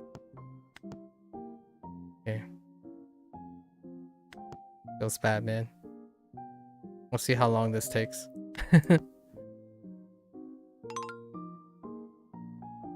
No, thanks, Thumbhat. Thumbhat? Oh my gosh, your your thumb hat though. Your avatar is fantastic. It's actually a thumb hat. Intriguing. Thanks for the 2. Thanks for the 2. Alright, so we'll find out how long this takes. Alright, we'll find out how long this takes. How long do I have? It's midnight. We'll give it like 2 hours. We'll try to give it like 2 hours.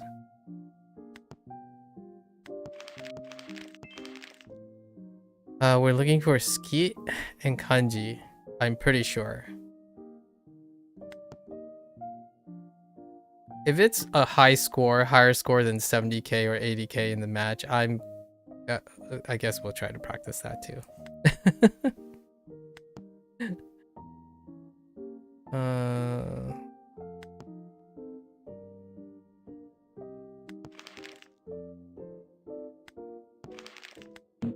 What? Oh. Okay. Alright, come on. No whammies, no whammies. This is like playing the... I like these achievements. And achievements that you just have to practice something in to get to, it's fine too. Just play the game, forehead kind of situation. Whoops. Let's see.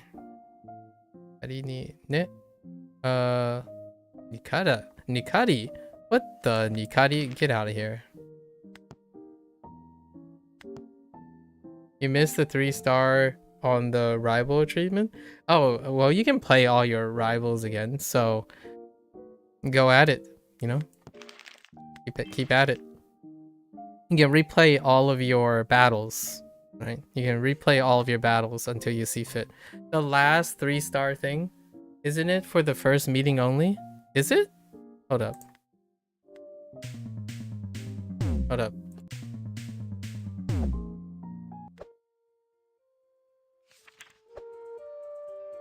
Do they not record the first battle? I think this is still the first battle. Yeah. This is still the first battle, right? It's after you meet the bus driver. Yeah, this is the first battle. Yeah, you can go back. So if you go to your, if you click this little guy up here, all your things are listed. Because one of the achievements is to get all the stars. So you can play any battle. This should be the first battle, I'm pretty sure, because you meet your father, you go to the customs office, then it's your luggage, and then you bump into, oh, this is the guy in the airport, and then this is the bus driver, and then you're going to the park, and then this would be the first meeting for Josh, or that's the default name. So it's this guy here. So you're good. You can always click on these. You can do these as long as you want. There's yeah, I think one of the biggest things about Wagotabi using, you can repeat Grandmaster. Yes. Which one's the Grandmaster? The Grandmaster is this guy. This person. The Kagawa, right? Kagawa Sensei is right here. You can repeat anything.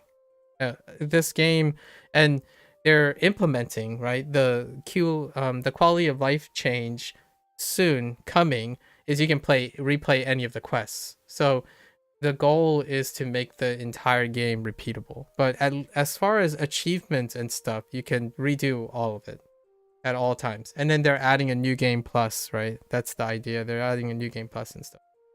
You thought you had to repeat to the start? Yeah, soon. Not yet, but soon you'll also be able to repeat everything else, like in anywhere you want. Like you can repeat a quest, or you can play the whole game again, but differently.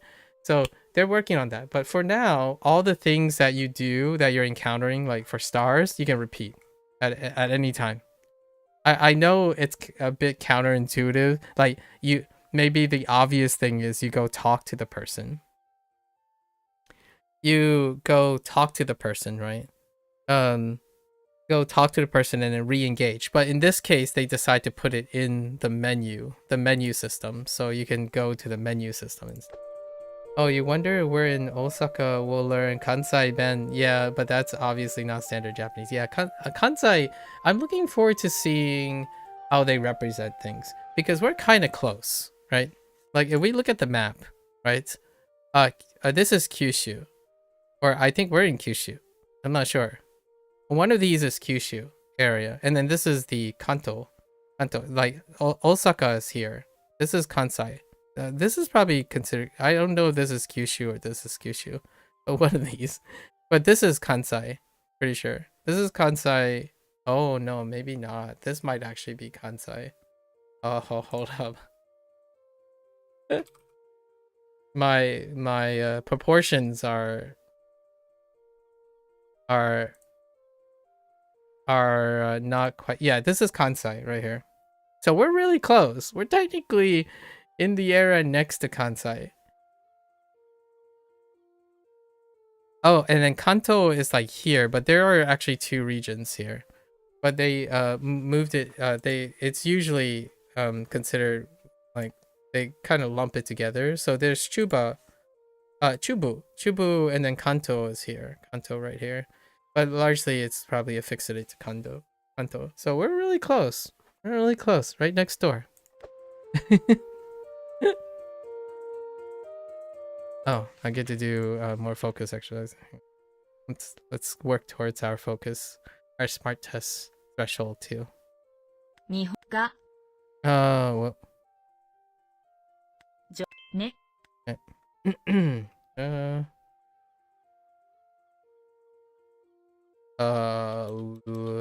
Asukunai desu, right? Are we looking for taksan? Okay. 難しい.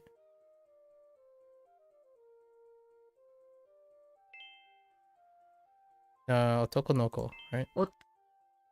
8.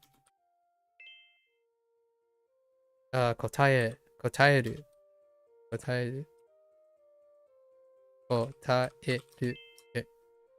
3階, where are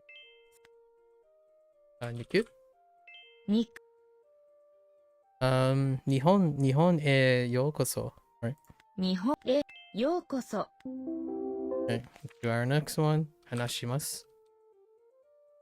話します。 That's a typo. um,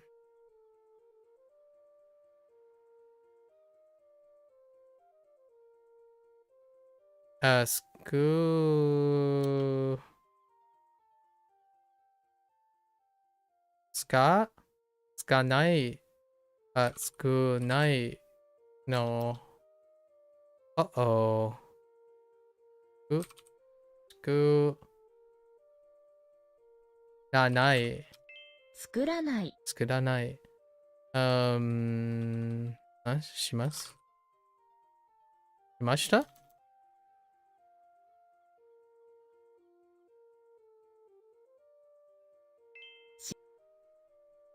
I make bentos at home every day. 毎日家に弁当を作ります。作ります。 Okay. Jinja. Whoops. I was trying to type it. 神社。 Seal. Hanko. ハンコ。 Okay. What's your name? お名前は何ですか? Right? なんで私たちは英語が下手なので日本語がわからない人とあまり話しません。 Oh yeah, I was thinking like this. But maybe they do mean write sentences out. Because there's some things that are close like this, where it's like completely a naked sentence. 私たちは英語が下手なので日本語がわからない人とあまり話しません。I wasn't listening. 私たちは英語が下手なので日本語がわからない人とあまり話しません。 Okay. 英語が下手なので、日本語がわからない、right? わからない人と話しません。Oh, wait.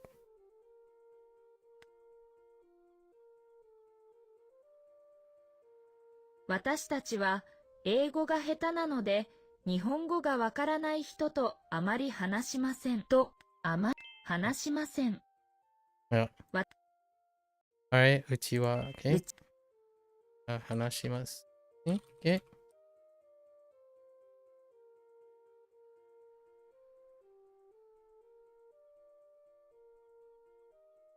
Why am I being a...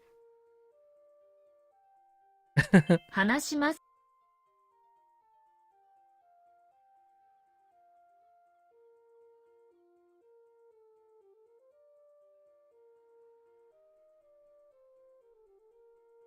エレベーター。 Hooray! Alright. Excellent. So, now we're gonna go back and try to farm our last achievement. and it's a good practice. It's a good practice. We're turning on Zen mode because we're just farming for it. We're not rushing things. Alright, back to this. What the heck is she not? Get out of here.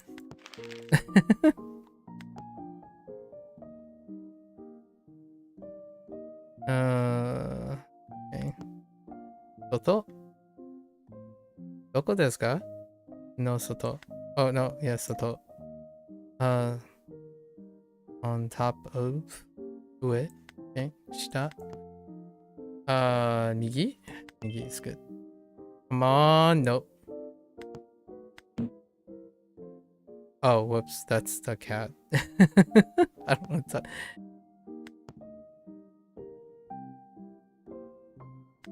Okay. No underground, huh? Technically, fine. Come on, where is it? We're looking for kanji and ski to show up in the same set. Okay. No dice.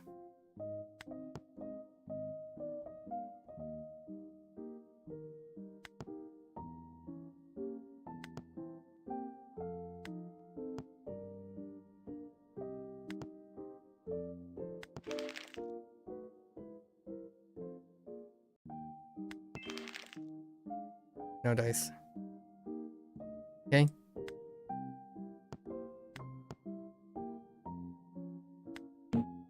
What?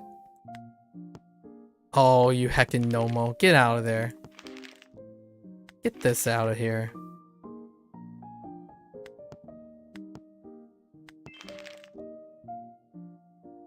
Nope.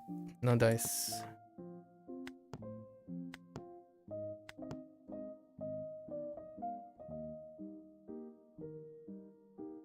What the? Oh. Alright. Come on. No dice.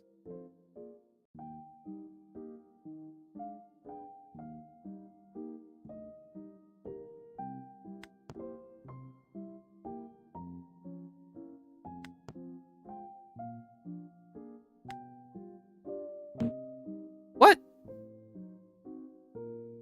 Oh.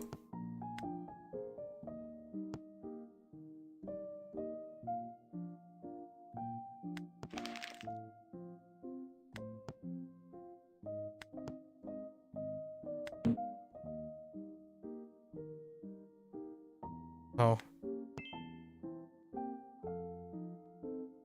Nope.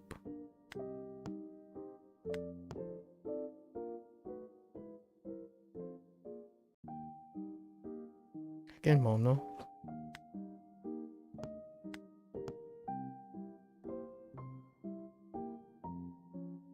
I need tsuki and kanji. The clue in the achievement said like a lovely kanji match. So, and then it's written out in kanji no ski, right? Kanji no ski. So I'm guessing you have to inappropriately match. So this is the kanji match mini game. I'm guessing you have to match ski and kanji, so they have to come up at the same time. The problem I'm having is probably the later in the game you get, it could possibly make it harder because the mini game scales to how much is available, I think.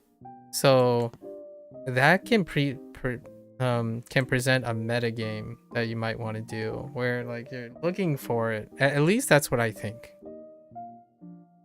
At the moment. I haven't been able to test it because kanji and tsuki didn't show up on the same page yet. So we're just gonna try to bootstrap and see if that's how you do it. Feels like RNG? Yeah, it feels like RNG. But you get to practice, you know? You get to practice while you're doing that. So, I like tasks that if anything fails, you're still practicing, right? You're still practicing something. So that's one of the silver linings. And then if you get it, you get it.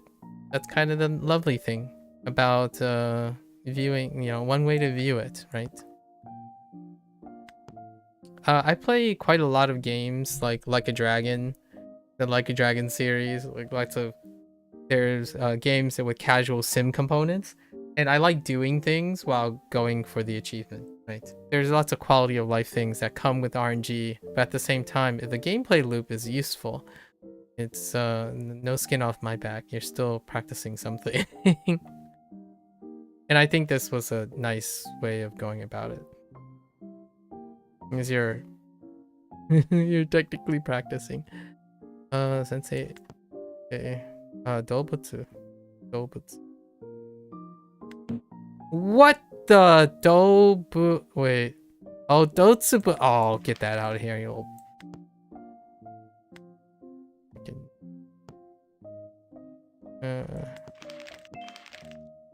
Any luck? No, we don't have. And it comes in batches, so if there's a number in it, they're all numbers. If there's a pronoun in it, it's like all pronouns, or like dealing with people. So we have to RNG roll into those too. At least I think. You kind of get an idea of what rolls you're getting, which could be a metagame for some high scoring. I actually haven't looked at the leaderboards, what the high scores are.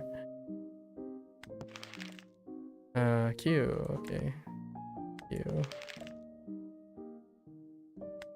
Get out here. Wait. Oh, it's no. It's the pronouns and people set. Okay. 彼女たち。Okay, okay.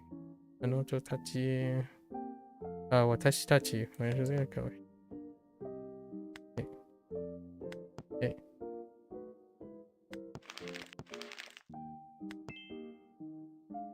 Any luck? Oh, nope. Okay.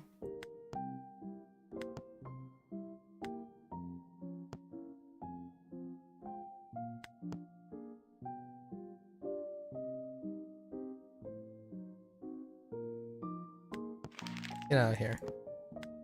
Oh, just kidding. You wonder if it exists? Me too. Me too. We're gonna find out. I'm gonna try for like the next hour or so. See if it's even possible. I know that people have it though. There are people who have it on the Steam charts. If you look on the Steam charts, there are people who have the achievement. So if it's not this one, then I guess we'll think about it in the future. But I'm pretty confident this is what it means. Barely. Like I'm talking like 80%. I think I'm like 80% sure. Don't quote me.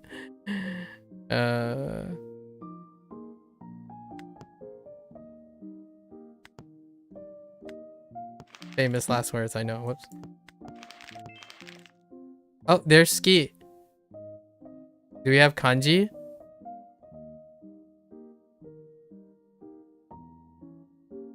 No. No kanji. Okay. No kanji. 大丈夫。大丈夫。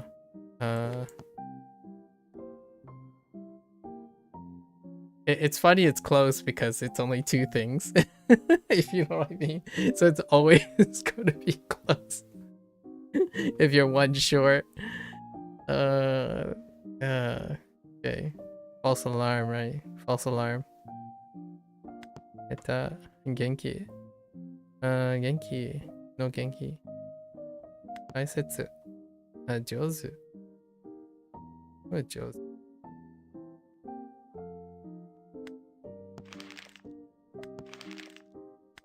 What's up with all these trashes? Oh wait, watashi. Oh. Alright, we're back to numbers. I think it's cycles.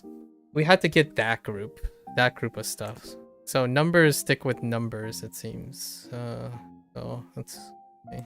Get this out of here. What is this? Get that out of here. So you can kind of rule out stuff because of the grouping. We're gonna start to metagame soon if we keep going like this. Alright, so we have objects. Oh no, okay. Kodomo. Kodomo. Hidari. What? The dari. Oh my gosh, get that out of there. Okay. Kodomo. Oh, that's kind of cute. Sorry. I was thinking of something else. No, it's fine. Don't worry about it. Ah! Okay. And then we have animals. Okay. And then we have weather. Weather is another one. So we have to roll. Roll good. Roll nice. Oh. Hito. Oh, sorry. I thought that said Tori. I don't want to talk about it. Oh, and we also have verbs. That's right. There's a verb group. Okay. Oh. What? Oh. I don't want to talk about it.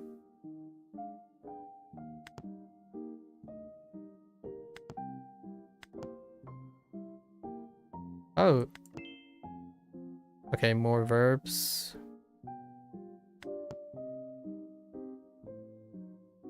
We'll start to feel how long before the next roll Like, how long does it take to roll on ski and kanji? Or if it's even possible in Zen mode. I don't even know if it's possible in Zen mode. So there's that too. Oops. What? Oh.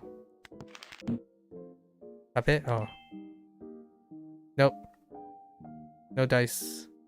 So it's definitely not fixed. It's not a fixed cycle.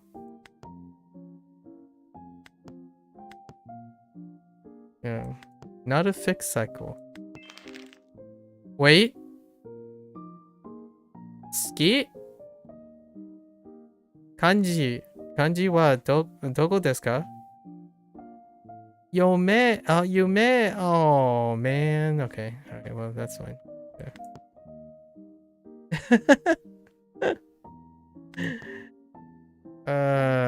Okay.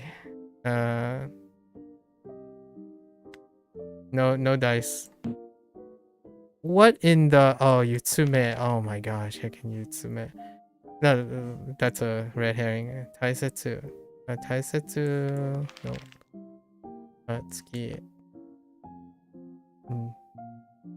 Eta? Okay. Alright, no dice. Let's move along here.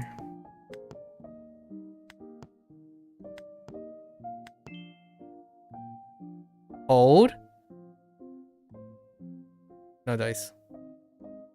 Okay, the adjectives. Yeah, it's not part of the adjective. So, okay. Get that out of here. Amoshiroi. Shiro omoi. That out of here. Chisai. Nuzukashii. Chisai. Shiro amoi. Get out then. Moshiroi. Muzukashi. Okay. Nope, we're back to numbers. Don't worry, we're gonna get there eventually. 300. 300. 600.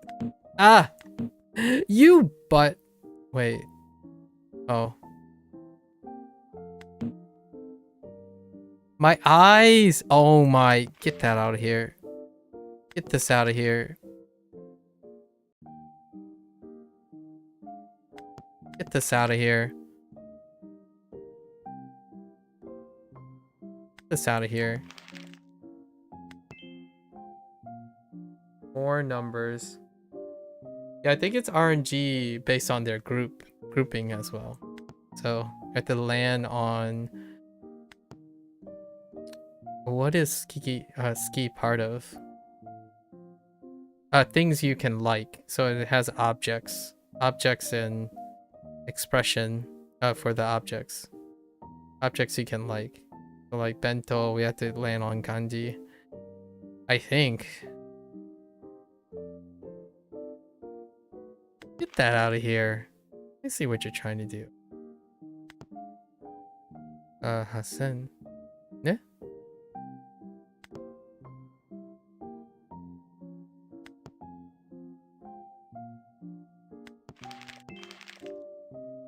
Darn it. What the heck? Gotta get that out of here. Oh.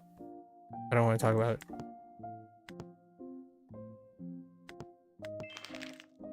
Oh, heckin' numbers again? Come on. Wait. Whoops. Let's go. What? Wait. Where? I don't see a... Is there something that actually has go hyaku? Oh. Dang.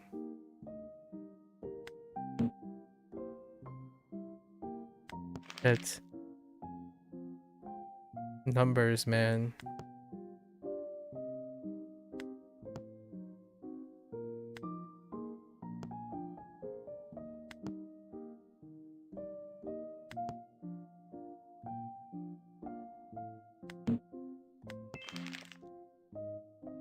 No dice. Okay. Hmm.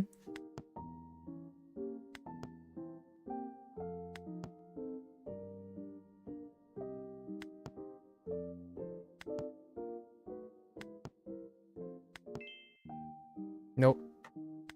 Oh, directions. Directions is a separate one too. Direction and position.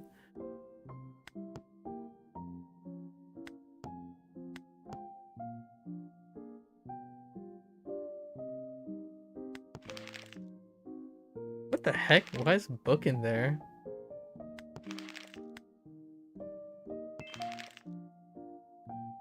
I'm about to sneeze, sorry.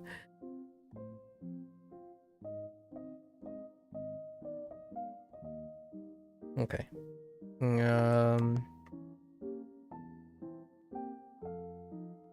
What the heck is she?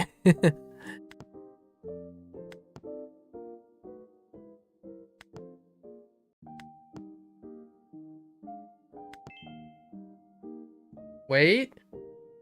Where's my ski? I haven't seen kanji yet, actually.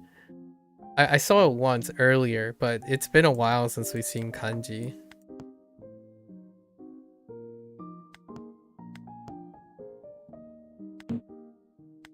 Oh, heck.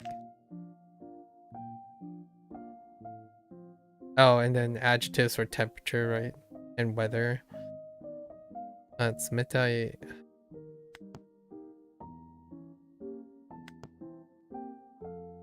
Yeah, sweet. Get out of here. Emoshiroi, get out of here. We have...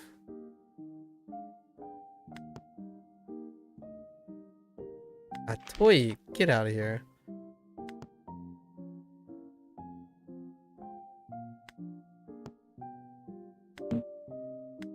Oops.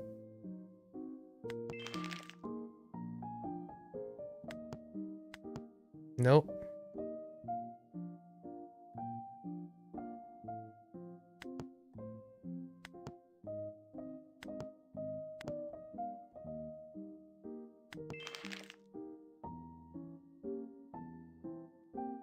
I haven't... Come on. At least show me that kanji is here. Okay. Oh, there was bento. Okay.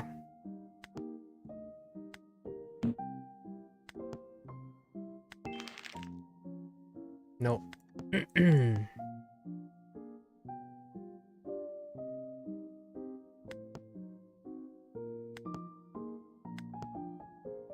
Naba, what the? Okay. Nope. We're gonna get it. We're gonna get it. I tell you. It's gonna happen. Believe. Oh, we have ski again. Wait. No kanji though. Watch it not be in the same group. Oh, you know what?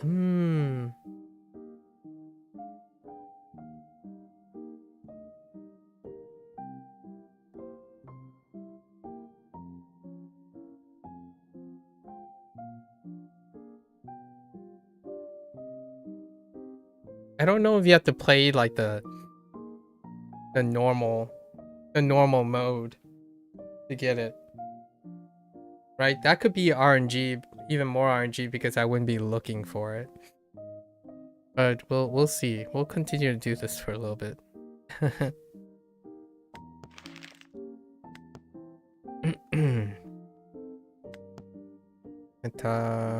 Ruben.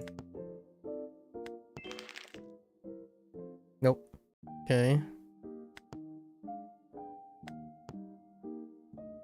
Get that out of here.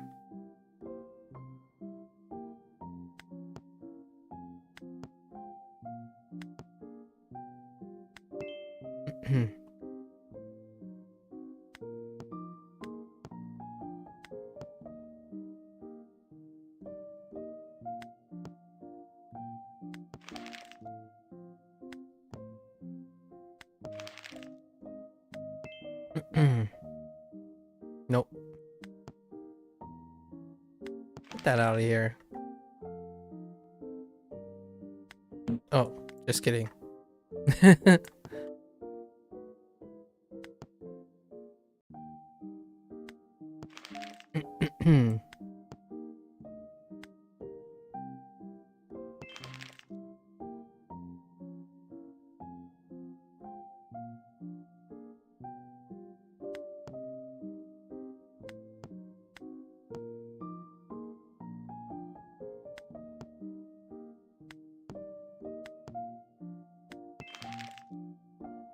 Hey?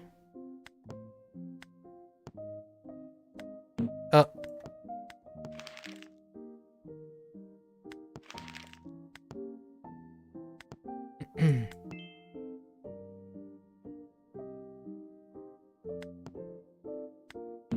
What? Oh, I thought the kite. My bad.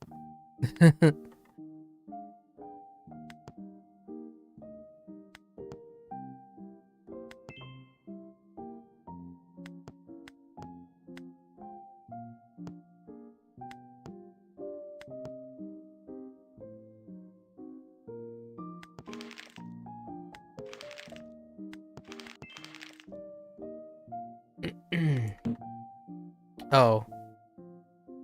I don't want to talk about it.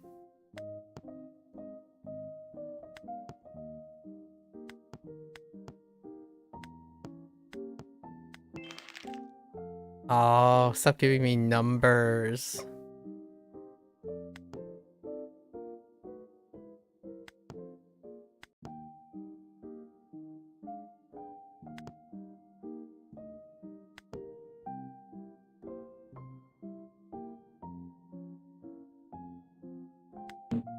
Oh, you little butthead.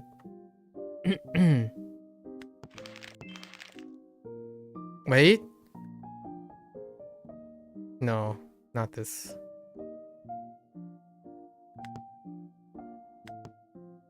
Oh, it is this group though. It is definitely this group. Okay.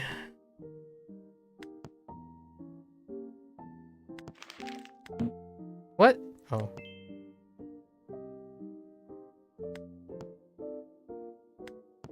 Oh, this group is kind of weird.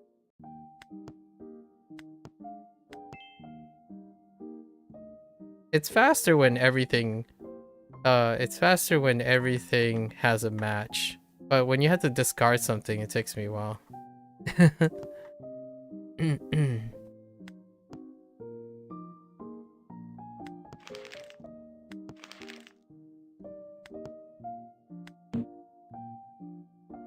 What? Oh. Okay.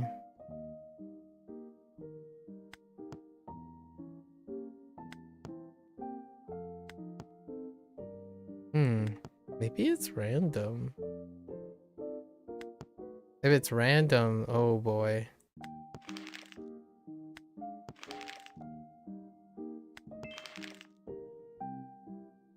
I still have yet to see kanji again.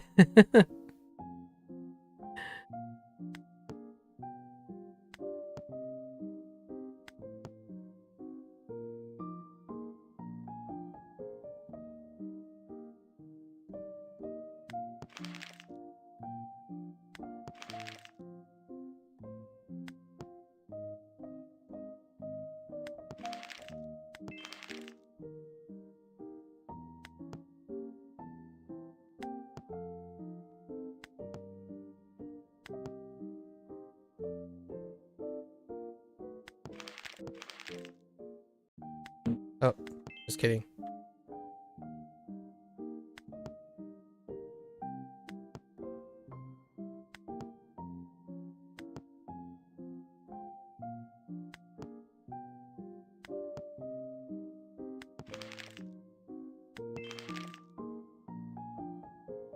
Where are you, kanji?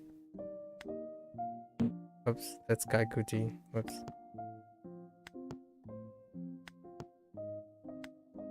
Nope.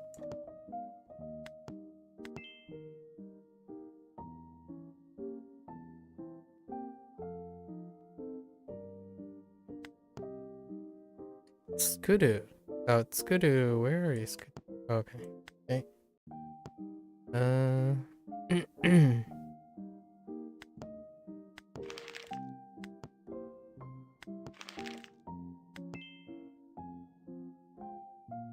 Sooner or later.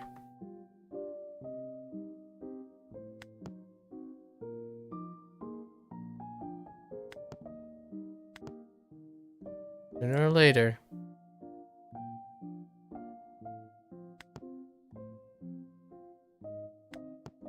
Tatemono.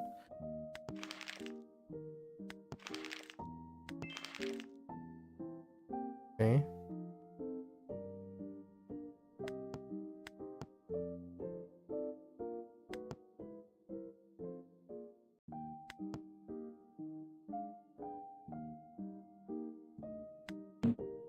Excuse me? Oh. Oops.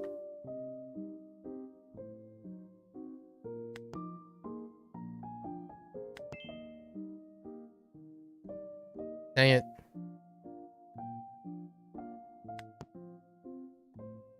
It's like a gacha game now.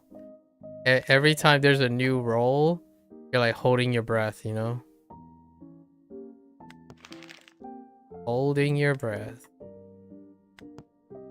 And it's the next one. It's gotta be the next one, right? Nope.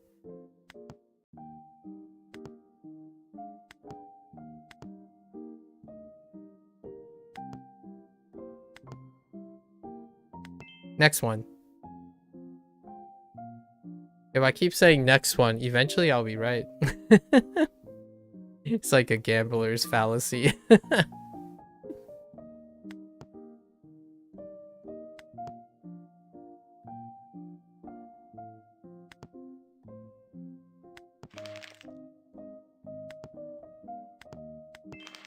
Next one, next one.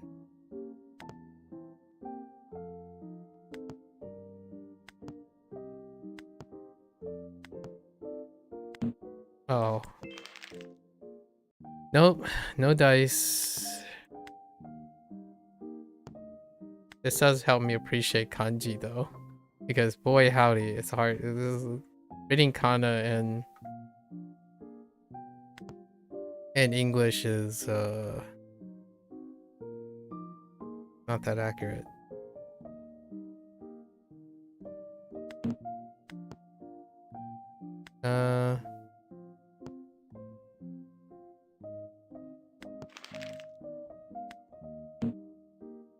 Oh, wait, just kidding.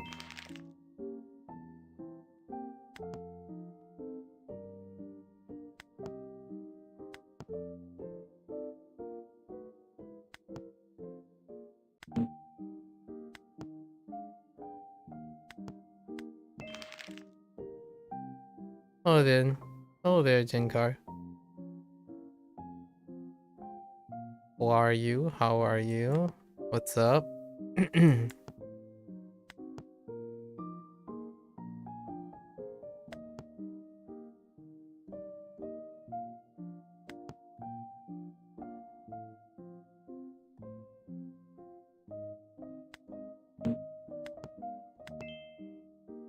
Come on, where are you? Nope.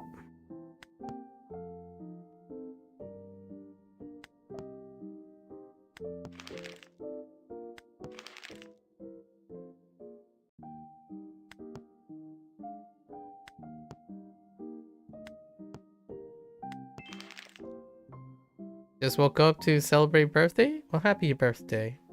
Anjobi omedetou. Omedetou. Jinkar. 生日快乐. Right. 祝你生日快乐.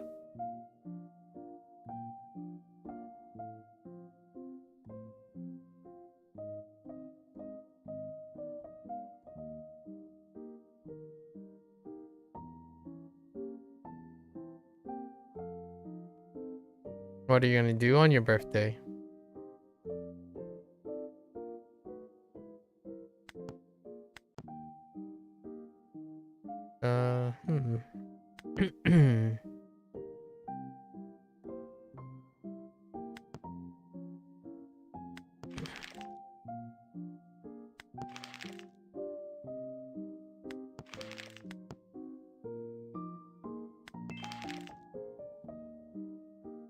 I'm doing pretty well. We're basically hunting for two things to show up while we're just practicing matching things.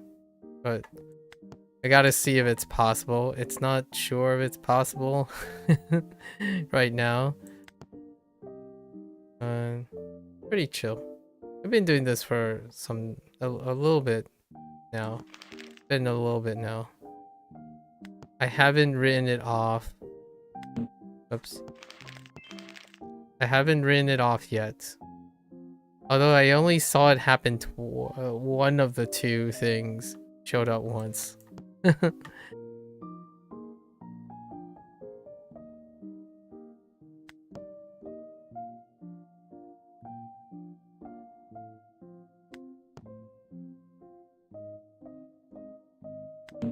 Whoops. That's ah.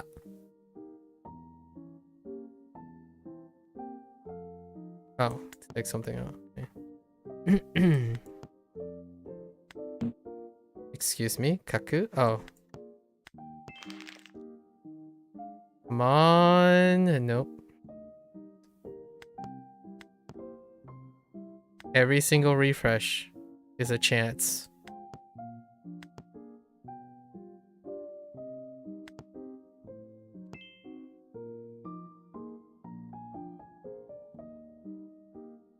Nope.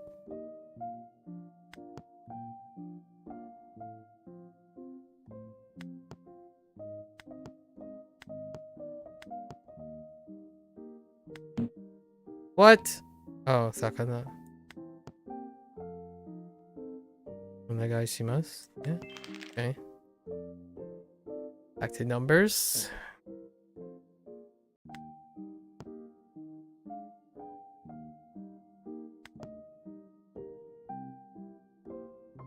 Holy.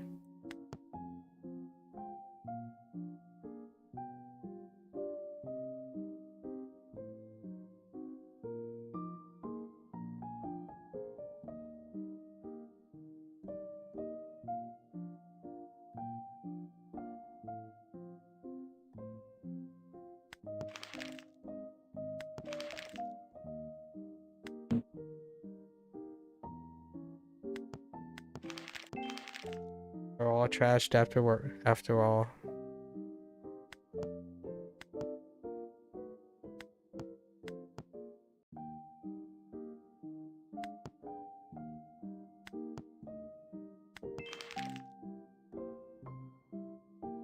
We might not find it today, actually. There's always that. First of all, going to the gym. Secondly, gathering all the guests. And after hit start party on Dacha. Interesting. Food, clothes, people, and communication. Maybe some games and cinema if you're capable of doing that. Wow. That is a really eventful day. Solid. Solid. Very solid.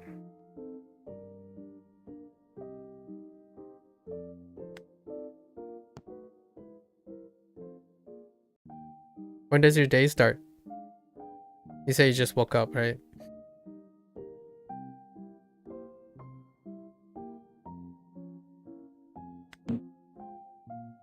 What?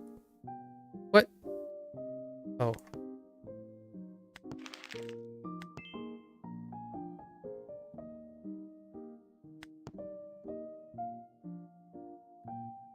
Yeah, we're just gonna chill. It's 7:30. Okay.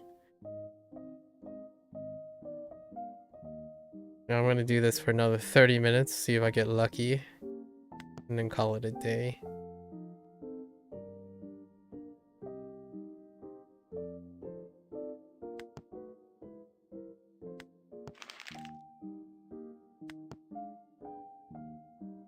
My eyes. I think I stopped blinking after a while. Oh, there's ski again. Wait. Is there a kanji? Come on. I don't think I haven't seen kanji in so long. No, there's no kanji.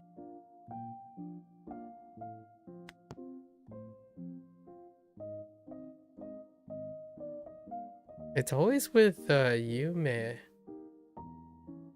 Does it Japanese? What do you mean does it Japanese? Ugh, my face. so disappointing.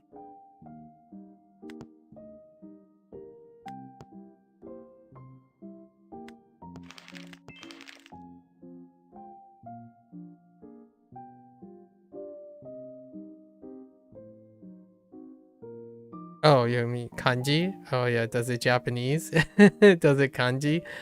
I'm talking about like kanji showing up as a choice. So I'm looking for tsuki and kanji as to show up on a set of 12, which clearly I'm not sure if it does at the moment. Tsuki has shown up a couple times already, but kanji not with kanji, and kanji itself has not shown up. So that's making me start to think.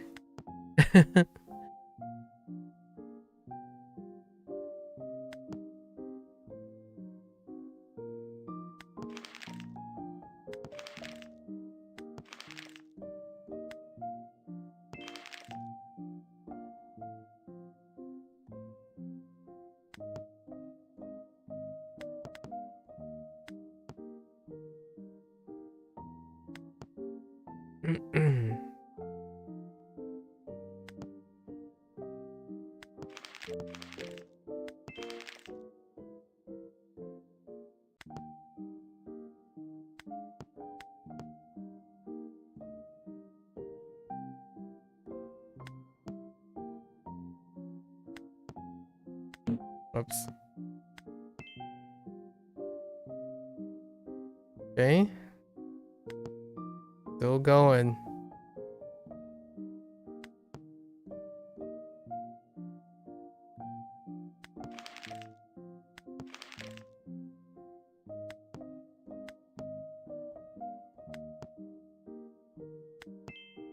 Some days before you started learning Chinese keys for images.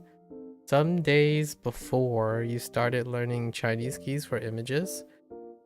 Can you clarify that for me? I'm not quite sure what you mean.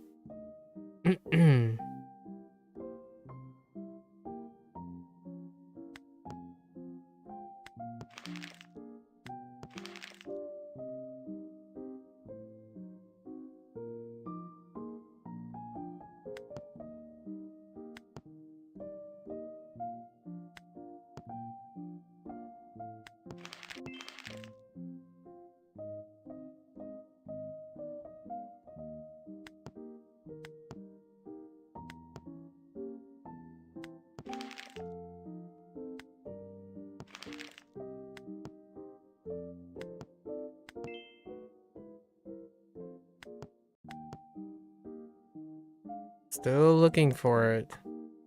I don't think I've seen kanji yet. In so long. Does it even exist at this point? Oops.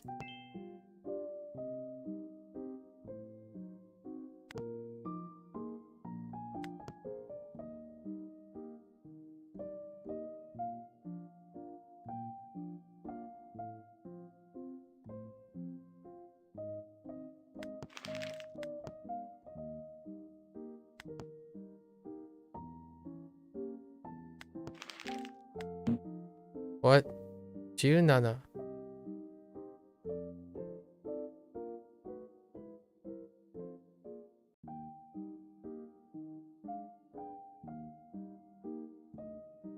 What?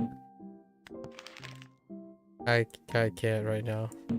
We're just gonna pretend like I know. By images you mean hieroglyphs? I see.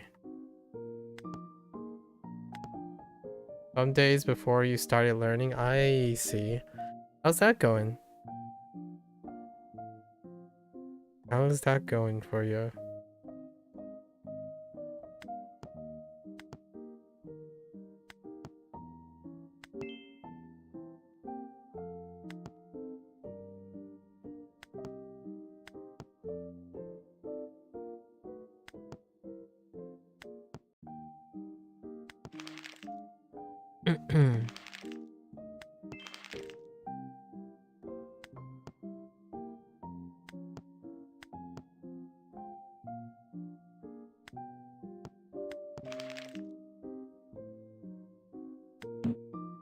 Wait, Kodomo is actually here? Oh, it is. Wait. You start to understand that learning keys is more essential for you than learning sounds? Oh, intriguing. And by keys, you mean like the characters? Keys? Or what do you mean? Like, do you mean like literally input keys?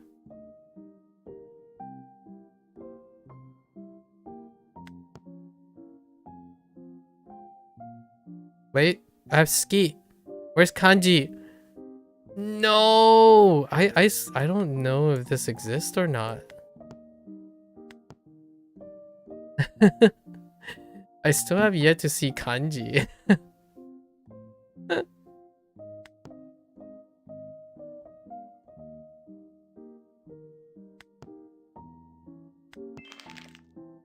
Does kanji exist? I did see kanji earlier though.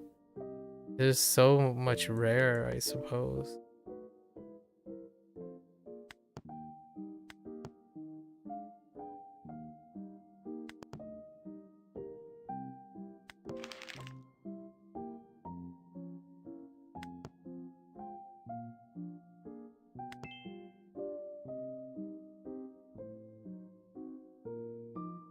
You know, E for mouth, tree, river, grass, and hand. I see, I see. Intriguing.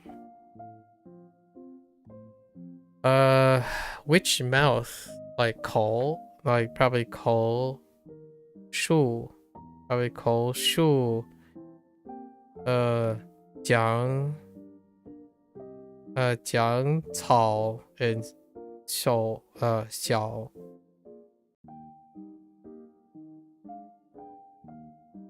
Oh, wait, ski is here. Where's kanji? Oh, come on, give it to me. Give it to me. Oh, come on. Maybe I can't get it doing this.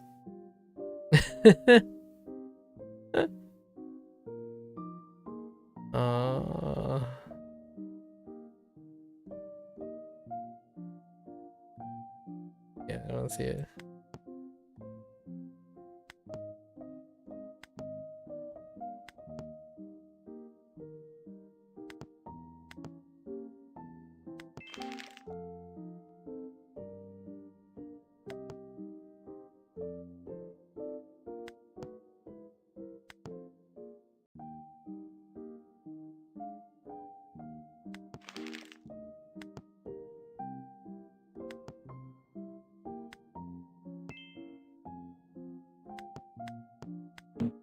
Son of a bee sting.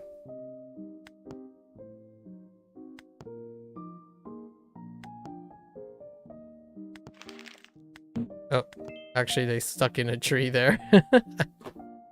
I was thinking they were all numbers.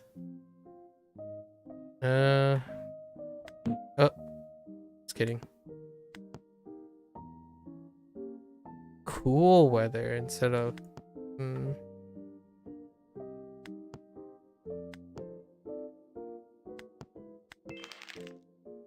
Alright.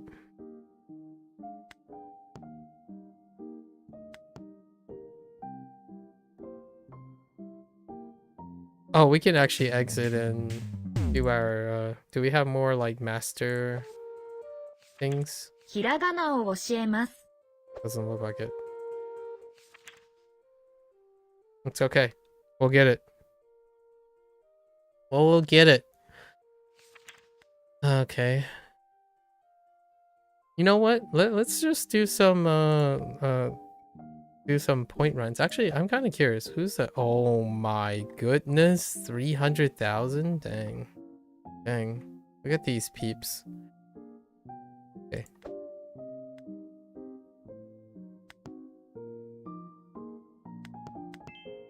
Or just keep our eyes peeled for ski and kanji.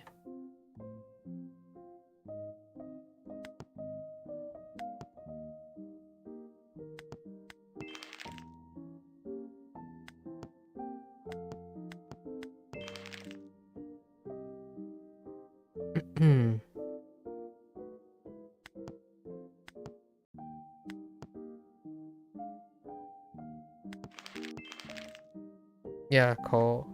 Yeah.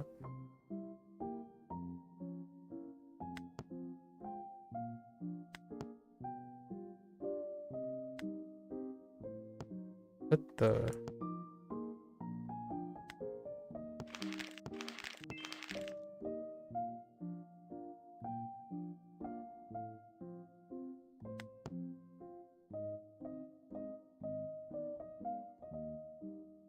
Oh yeah, I think this is more I don't know. Hard to tell if this is going to show up here, but it is more randomish.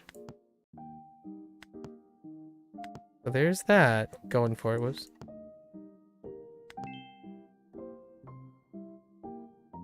Okay, just keep my eyes peeled, right?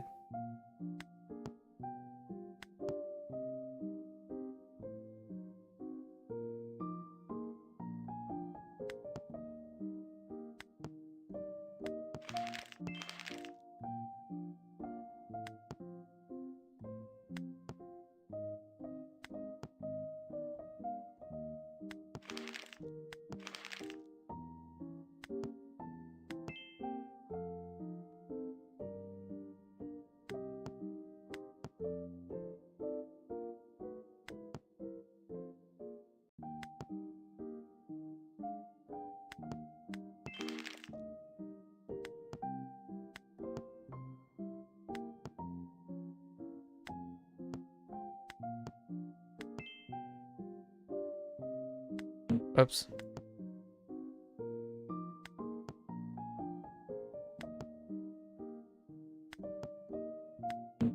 What?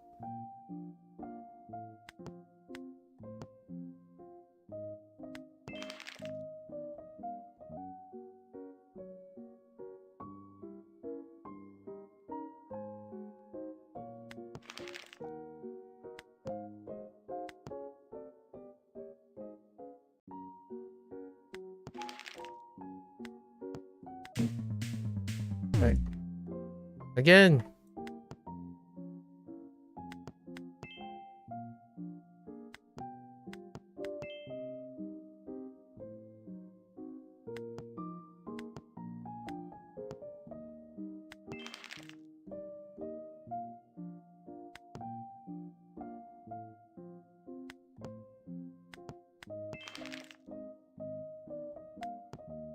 I think this would be like lower in chances. Yeah, this way would be lower, possibly.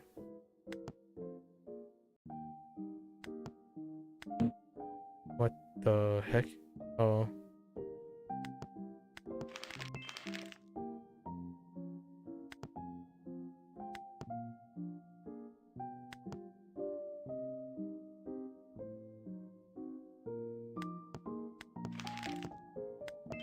Oh no, but if we can throw something away.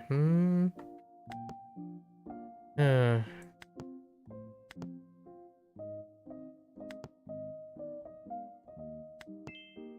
hmm.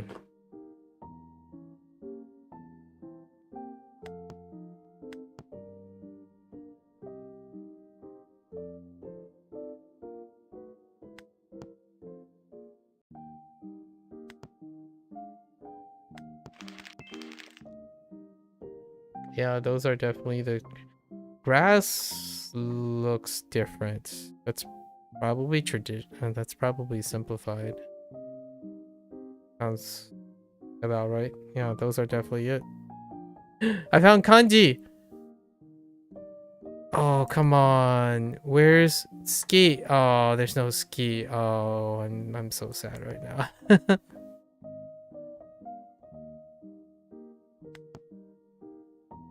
Man. Okay, that's fine. What exists in this mode? Close.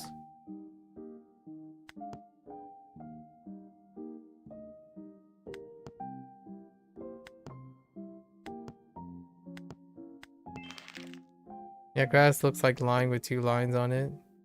Yeah. Yeah. That's simplified though. Yeah. Grass has another character as well.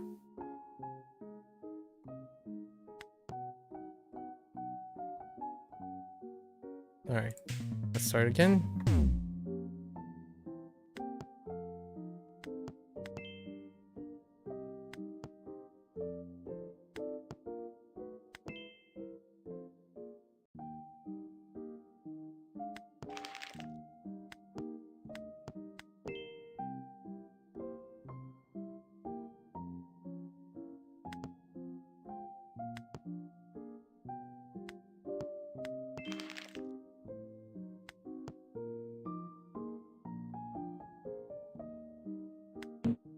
The heck? Oh, that's not Kanjo.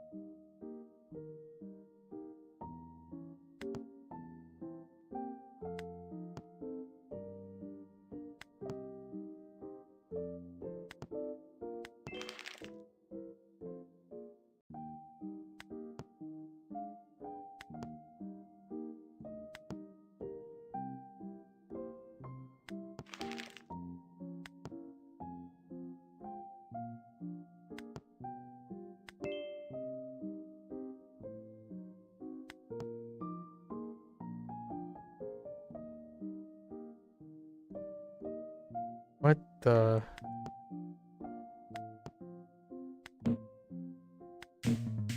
Okay. This pentagram is huge step for you right now. I see, I see. Pentagrams. Pictograms also. Pictograms. It's huge step for you right now. I can imagine. Keep at it. I look forward to your other things that you'll learn. Yeah.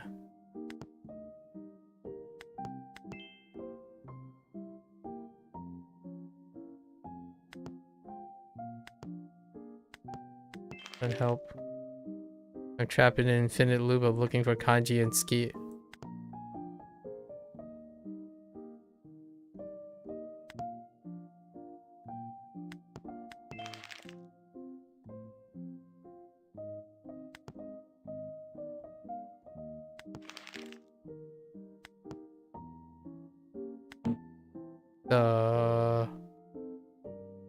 The hecko.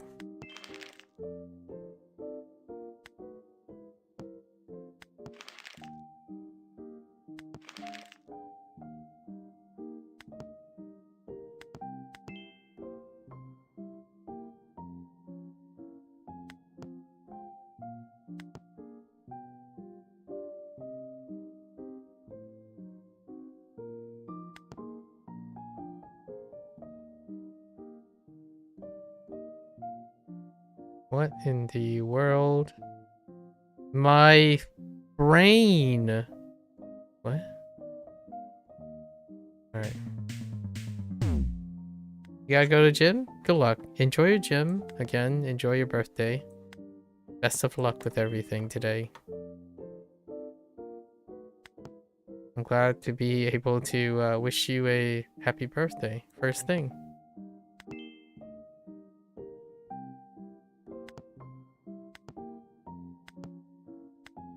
I would love to hear how it goes, right?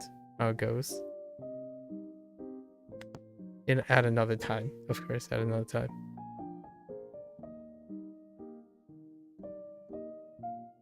What the?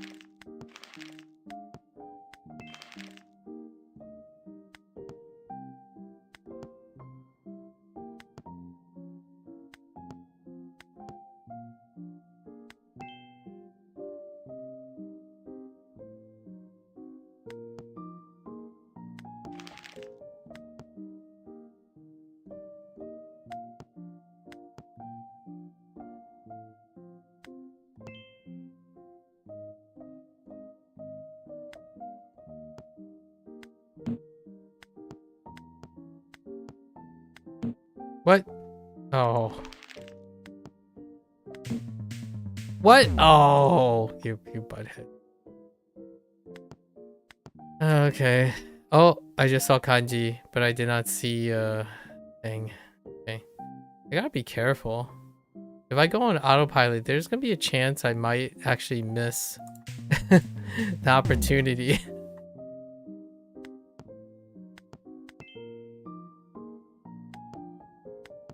There's kanji again. No ski.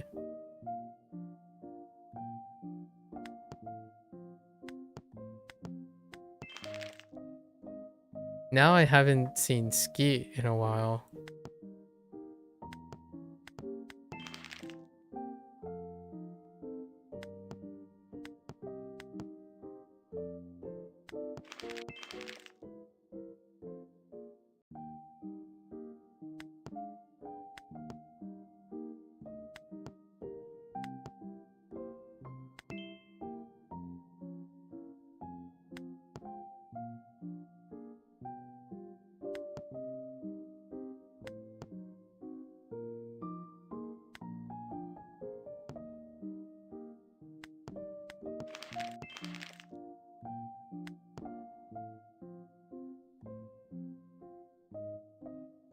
What in the tarnation?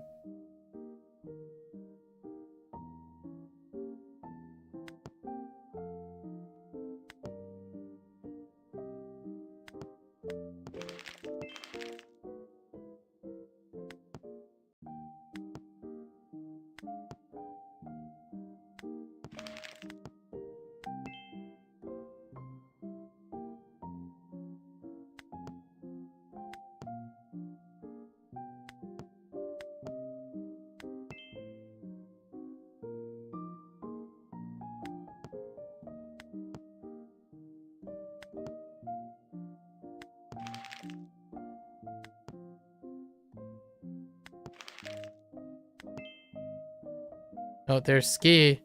Can I get a kanji? Oh, come on.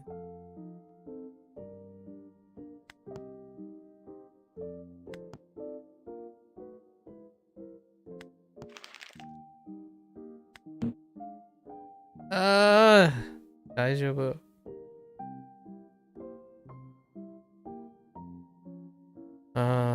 Man.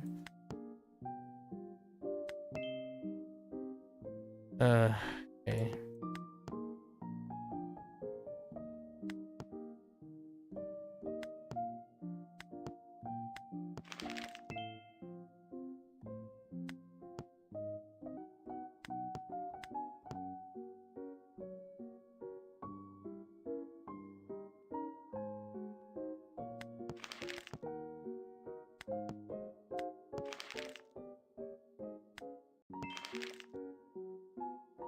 No. Okay. Next one, next one. Here we go again. 80th time's the charm. I wasn't keeping track.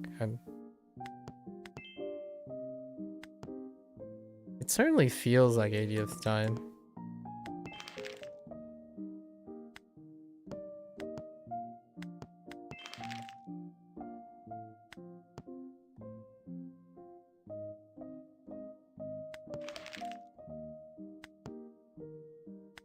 Whoops. Okay.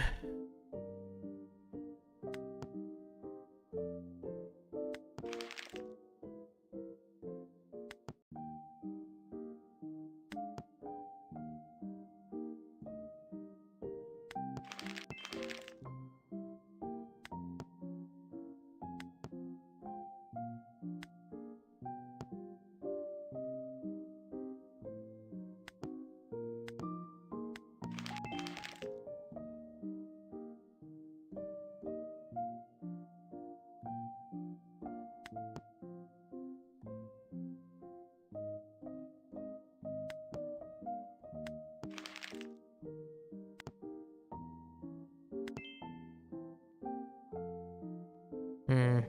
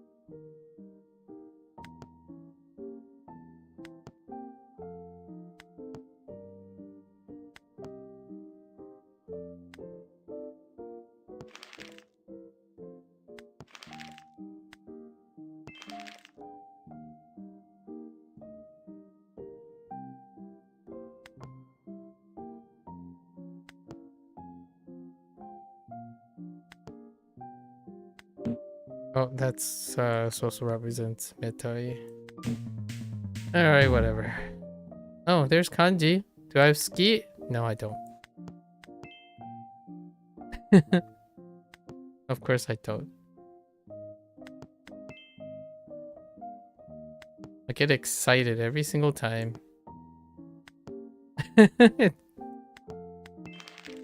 Every time. You know what? What if we just keep refreshing? Is that the goated? This is faster. There's kanji. But ski. Wait. Hold up. Can we? You've been googling. You can't find how to get it. No. That's fine. There's ski. Oh, I think this is faster. Oh, you know what? I got an idea. Hold up.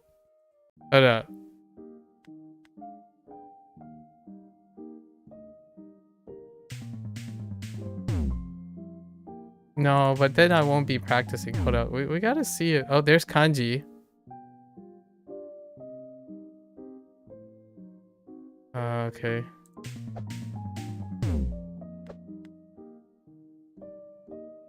We're gonna try this for a little bit.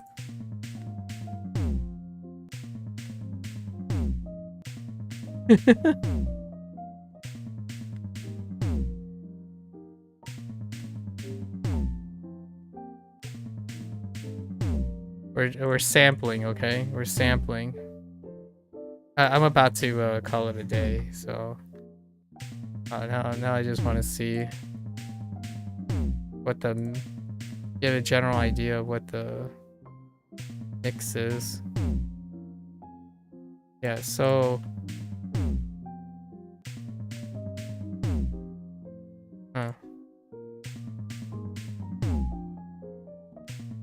was that just dumb luck?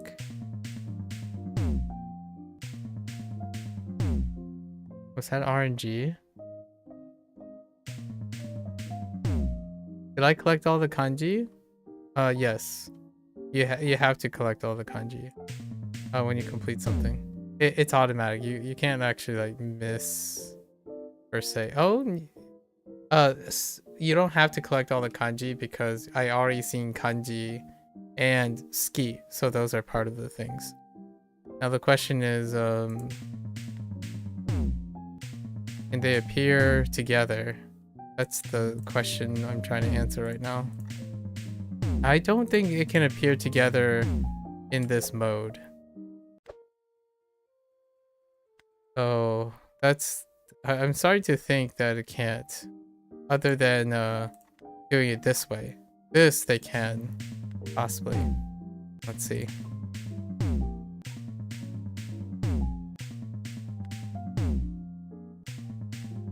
What if we just do the first couple?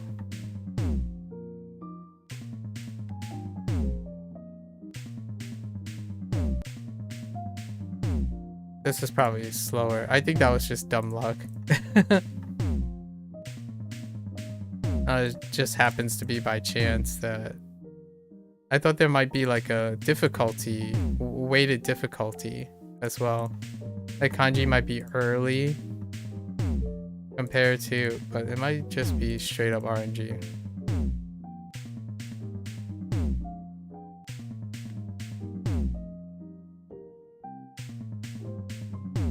Yeah, I think it might be just straight up RNG.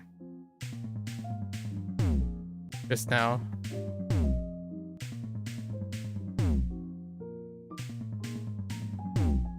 Yeah, this is technically way faster, but I just want to see if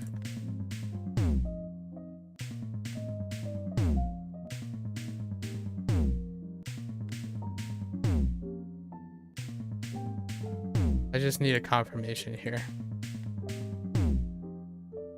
Just either or. I'll take either or.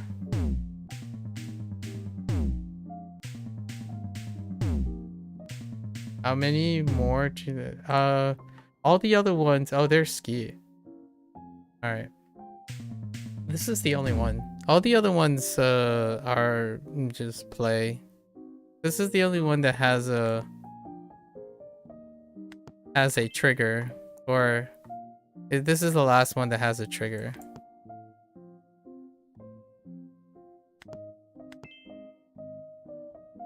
Everything else is just play, so I don't really have to worry about those.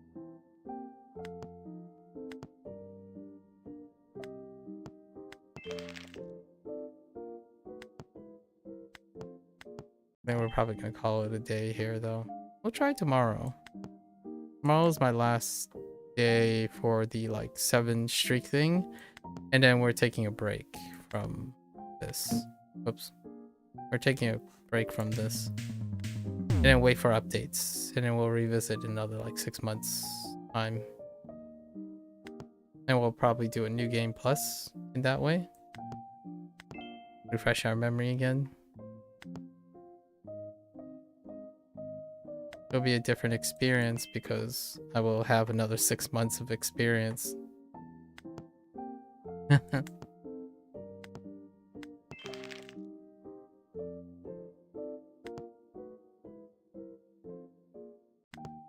I gotta make sure not to exhaust myself too much, because we have other things to do this month.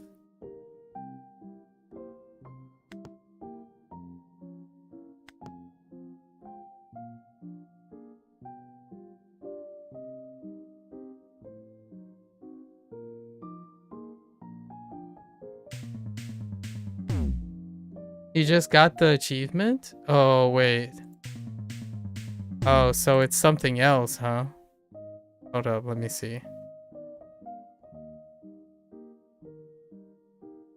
Wait. Hold up. So it's not that, huh?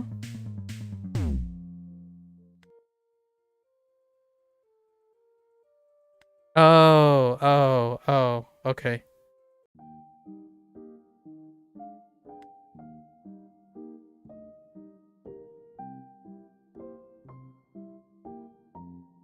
Okay. Gonna keep on doing this then.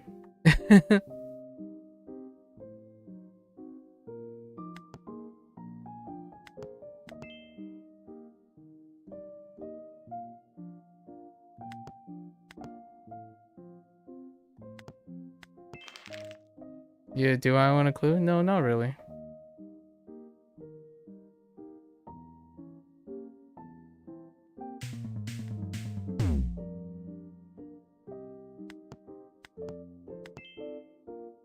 That's kind of the whole point of doing it.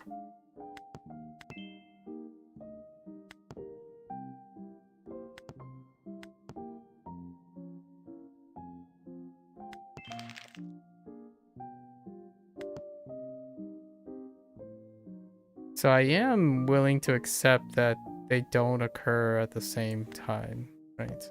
That's probably... So instead, we could do something else now, which is... So based on... You already given me a clue, basically. Because you found it right away, so that already gives me enough clues. So the thing I can think of is this. So you already gave it away. I'll show you what I mean once I find...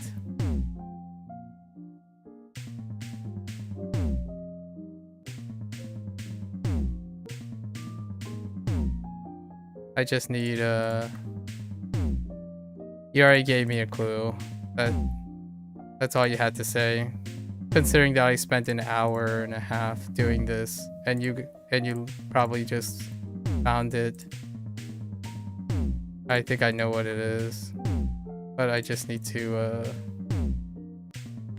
where is it?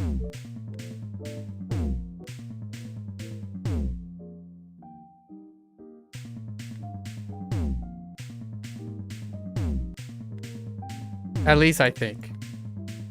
It might not be it, but I just need to find it. You spoke volumes based on what you're... based on... I can connect the dots pretty quickly here. But I need to quickly get... Would it be faster if I just do the other mode, actually?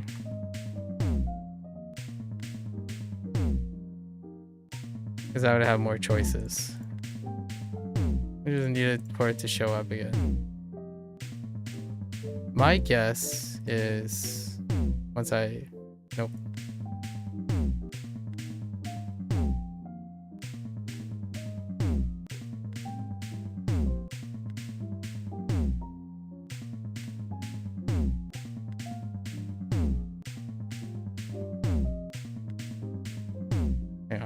I think it's probably faster if I go to the other mode.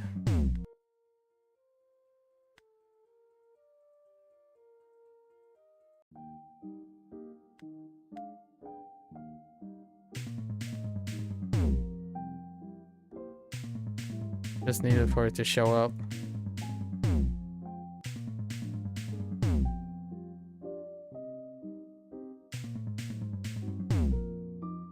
Oh wait, it can't. This can't work actually. No, this can't work. Not what I think it is. So I can't use. Whoops, I can't use this. I need to do it this way. If it's what I think it is. Oh, you know what? We'll just keep doing this to get it. All I need is to show up and it'll be fine.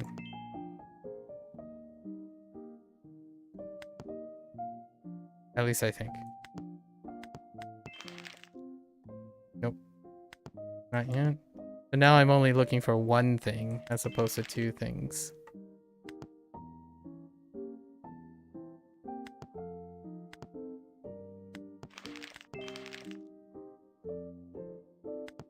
At least I think.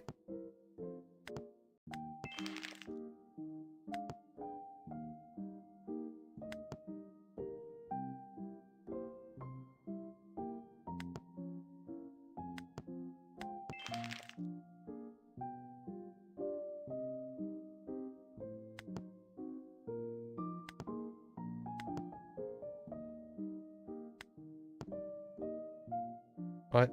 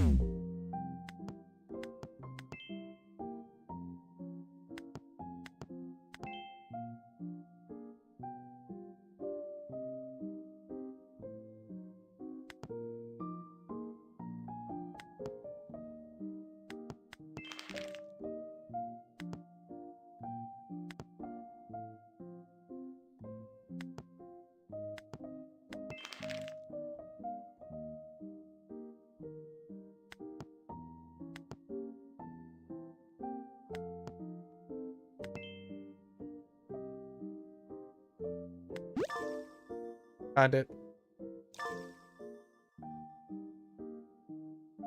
Yep.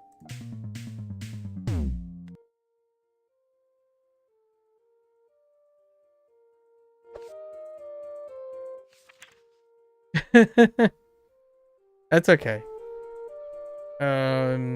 Pretty the moment the reason why I knew exactly is that you said that it's easy and I have good technique, so there's only one way that is true. You just have to yeah, put one and one together immediately. Context clues. Context clues are very helpful. It's just the timing. The timing is what gave it away. If you could do it very quickly, then there's only one way that you could achieve that so quickly. It's alright. It's alright. I mean, like, was that the last achievement? That's the last achievement for me. Yeah, I don't have any more. All the other ones is play the game, and which is what we're going to do. Tomorrow is going to be the seventh run, and then these things will happen when we visit. Yeah, 2 months later again. Yeah, so eventually we'll end up completing 100 smart tests because we just do the smart test, and then eventually you complete masters and focus.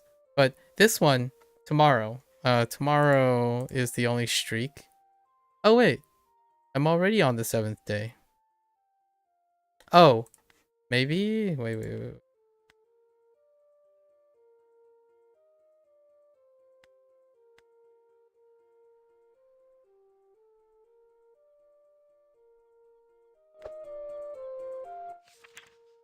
Maybe I do a lesson. Let's do a focus test. Huh. なは好きじゃ Since the question is a little bit, it's good though. Let's see. Since the question is a little bit difficult, the answer is also not easy. Oh.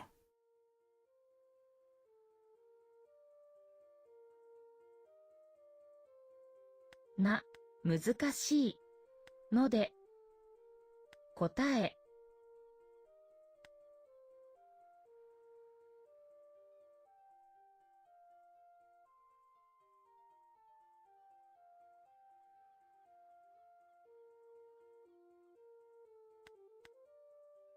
質問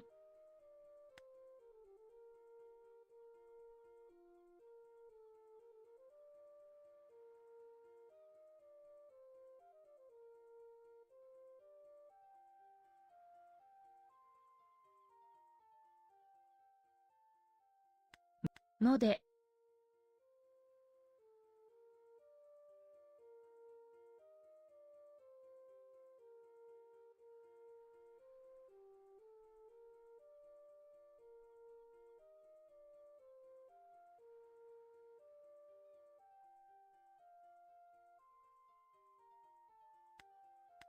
ので答え優しくないです Oh, the na is in the wrong place. Okay.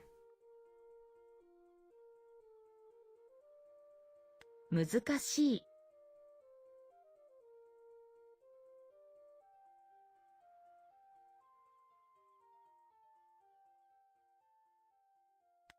なので優しく Oh, な I went backwards. 難しい言葉答えので質問優しく No. Huh. Weird. Weird. So that doesn't trigger. Play a session 7 days in a row. Hold up. I got one other thing I could try.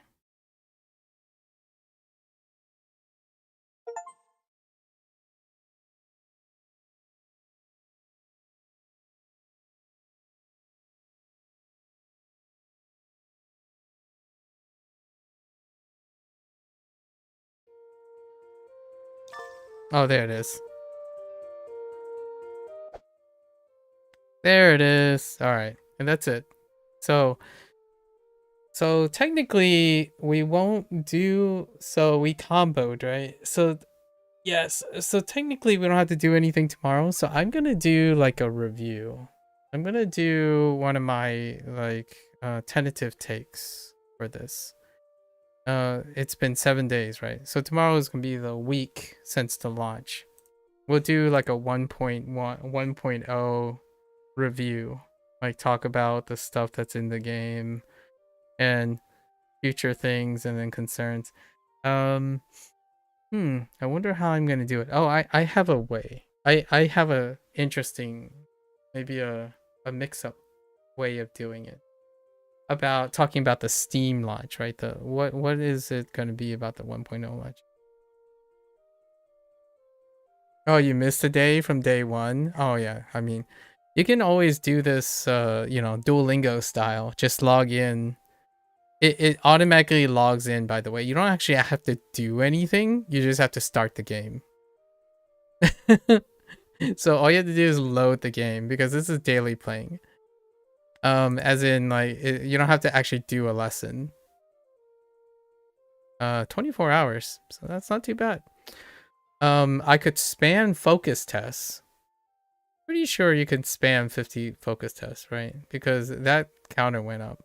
But we won't do that. We'll do that as we go for the future. The only other thing I can do is spam 50 focus tests, which we won't do. It'll happen naturally. And then these things will happen naturally. This is a new profile. So I played this game using a beta version of the Steam profile, and then I decided not to lift that. So this is like a fresh thing from the start. And we'll probably do like New Game Plus. I wonder if New Game Plus will reset this stuff. I don't think so. Yeah, because they have New Game Plus stuff. But we'll be back. So tomorrow I won't be back on Wagotabi per se, but we're gonna be talking about Wagotabi tomorrow. Mastery point 523. Interesting. Yeah, so I went out and did what I needed to do. Nice. Not bad, not bad. Yep. And it's off for another 3 months, but we'll have concluding remarks tomorrow. I gotta gather my thoughts. It's gonna be like pen and paper. I'm gonna be doing a pen and paper review, which is what I typically do. All right. Well, thanks for the company, Yanov. It was fun. I hope you find all the other stuff. You know, like good luck on finding all the other stuff in the game. There's quite some fun things, and the second Grandmaster is definitely fantastic. I think the second prefecture is a step up, and I hope that the third one be a step up from that too. Yeah, not bad, not bad. I will be keeping up to date every 6 months, unless something really important happens. This wasn't 6 months before. The last time I played was like 3 months ago. And before that was 6 months. But it was 3 months ago because the Steam launch was important. So I did this 7-day thing, including tomorrow. This 7-day thing to celebrate Wagotabi. I think it's a really excellent, beautiful endeavor that the team has. The 4, I don't know if they've ever expanded beyond 4. 4 or 5 people that are working. I'm pretty sure it's 4 still.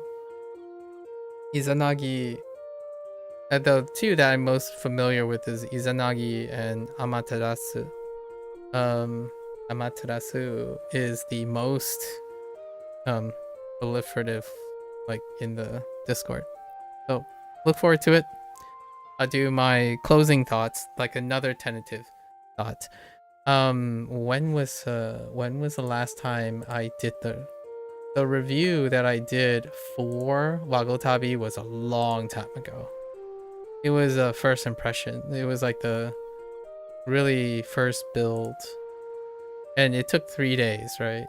Yeah, 3 days. It was back in 2024, so over a year ago was the first time I that I recorded something about it. So there was a introduction back in July 3rd, 2004, and then July 7th, 2024 was when I posted that one. And since then, we waited 6 months. We waited 6 months, I think. No, we waited July to October. 3 months. 3 months we visited again because it was a major update. And then after October, it was April. Yeah, about approximately 6 months. And then, oh no, not approximately 6. Yes, April, approximately like October, April, 6 months. And then now, from April to August now, right? That's, give or take 3 or 4 months because of the Steam launch. I might do every 3 months. I don't know. Because there's only one major there's usually 1 to 2 updates in a 3-month period. But I usually wait for 6 months because then we might see the whole prefecture. And that would be cool. But I look forward to coming back. Tomorrow will be the big tentative take, which is where I jibber jabber and rant about things I find relevant, my experiences, but it's like a mix. It's the facts about the game, so recollect all relevant facts that I think that I would do about the games I can share, so no, to avoid maybe potential spoilers and whatnot, and then talk about my take, my experience, or actually the second thing would be to archetype, so we do some profiling. Like, is this for you? Who is this for? What is the target? What is the optics? And then the third would be my own personal experience thrown into the mix. And then we have some extras because the Steam review, there's a very spicy little dialogue that I've been commentating on for some time. And I will address that in a more formal format tomorrow. Yeah, not bad, not bad. There was a chance we were just gonna wait till like tomorrow to get that last achievement, so it's not a big deal, enough. All right, folks, there you have it. That's it for me today for Wagotabi, and that's it for the gameplay session of the Steam launch for Wagotabi. If you're gonna watch this later, arigatou gozaimasu, right? Always feel free. Feel free to follow along. Pick up Wagotabi for yourself. It is $5 on iOS and Android, and it is still discounted for another 2 days for $9 on Steam. As far as I know, it's a one-time transaction. Future, is subject to change, but as far as I know, the pledge is to keep the game updated regularly, and that's exciting. So I'll be back for those. Otherwise, feel free to stop on by. I usually do language learning in a different way, WaniKani, and WaniKani is the one that I'm using for Japanese. There are going to be other activities for Japanese. Actually, this slot will then be occupied momentarily by other things. This month, the rest will be occupied by Shogun Showdown, right? The roguelike game from a year or so ago. Alright, until then, always feel free, stop on by, interrupt. We can talk about Wagotabi during other things, right? Of course. And any other type of conversation, you're more than welcome. Exchange ideas, share experiences. That's the model here. I get people excited about language learning, right? If I ask about language learning, I hope I'm making people interested in their language learning. Until then, stay safe, right? Stay healthy. To everyone, mata ne, right? Minasan, mata ne. Mite kurete arigato. Right? See ya, everybody. Thanks for watching. I'll catch you guys on the next one. Bye bye.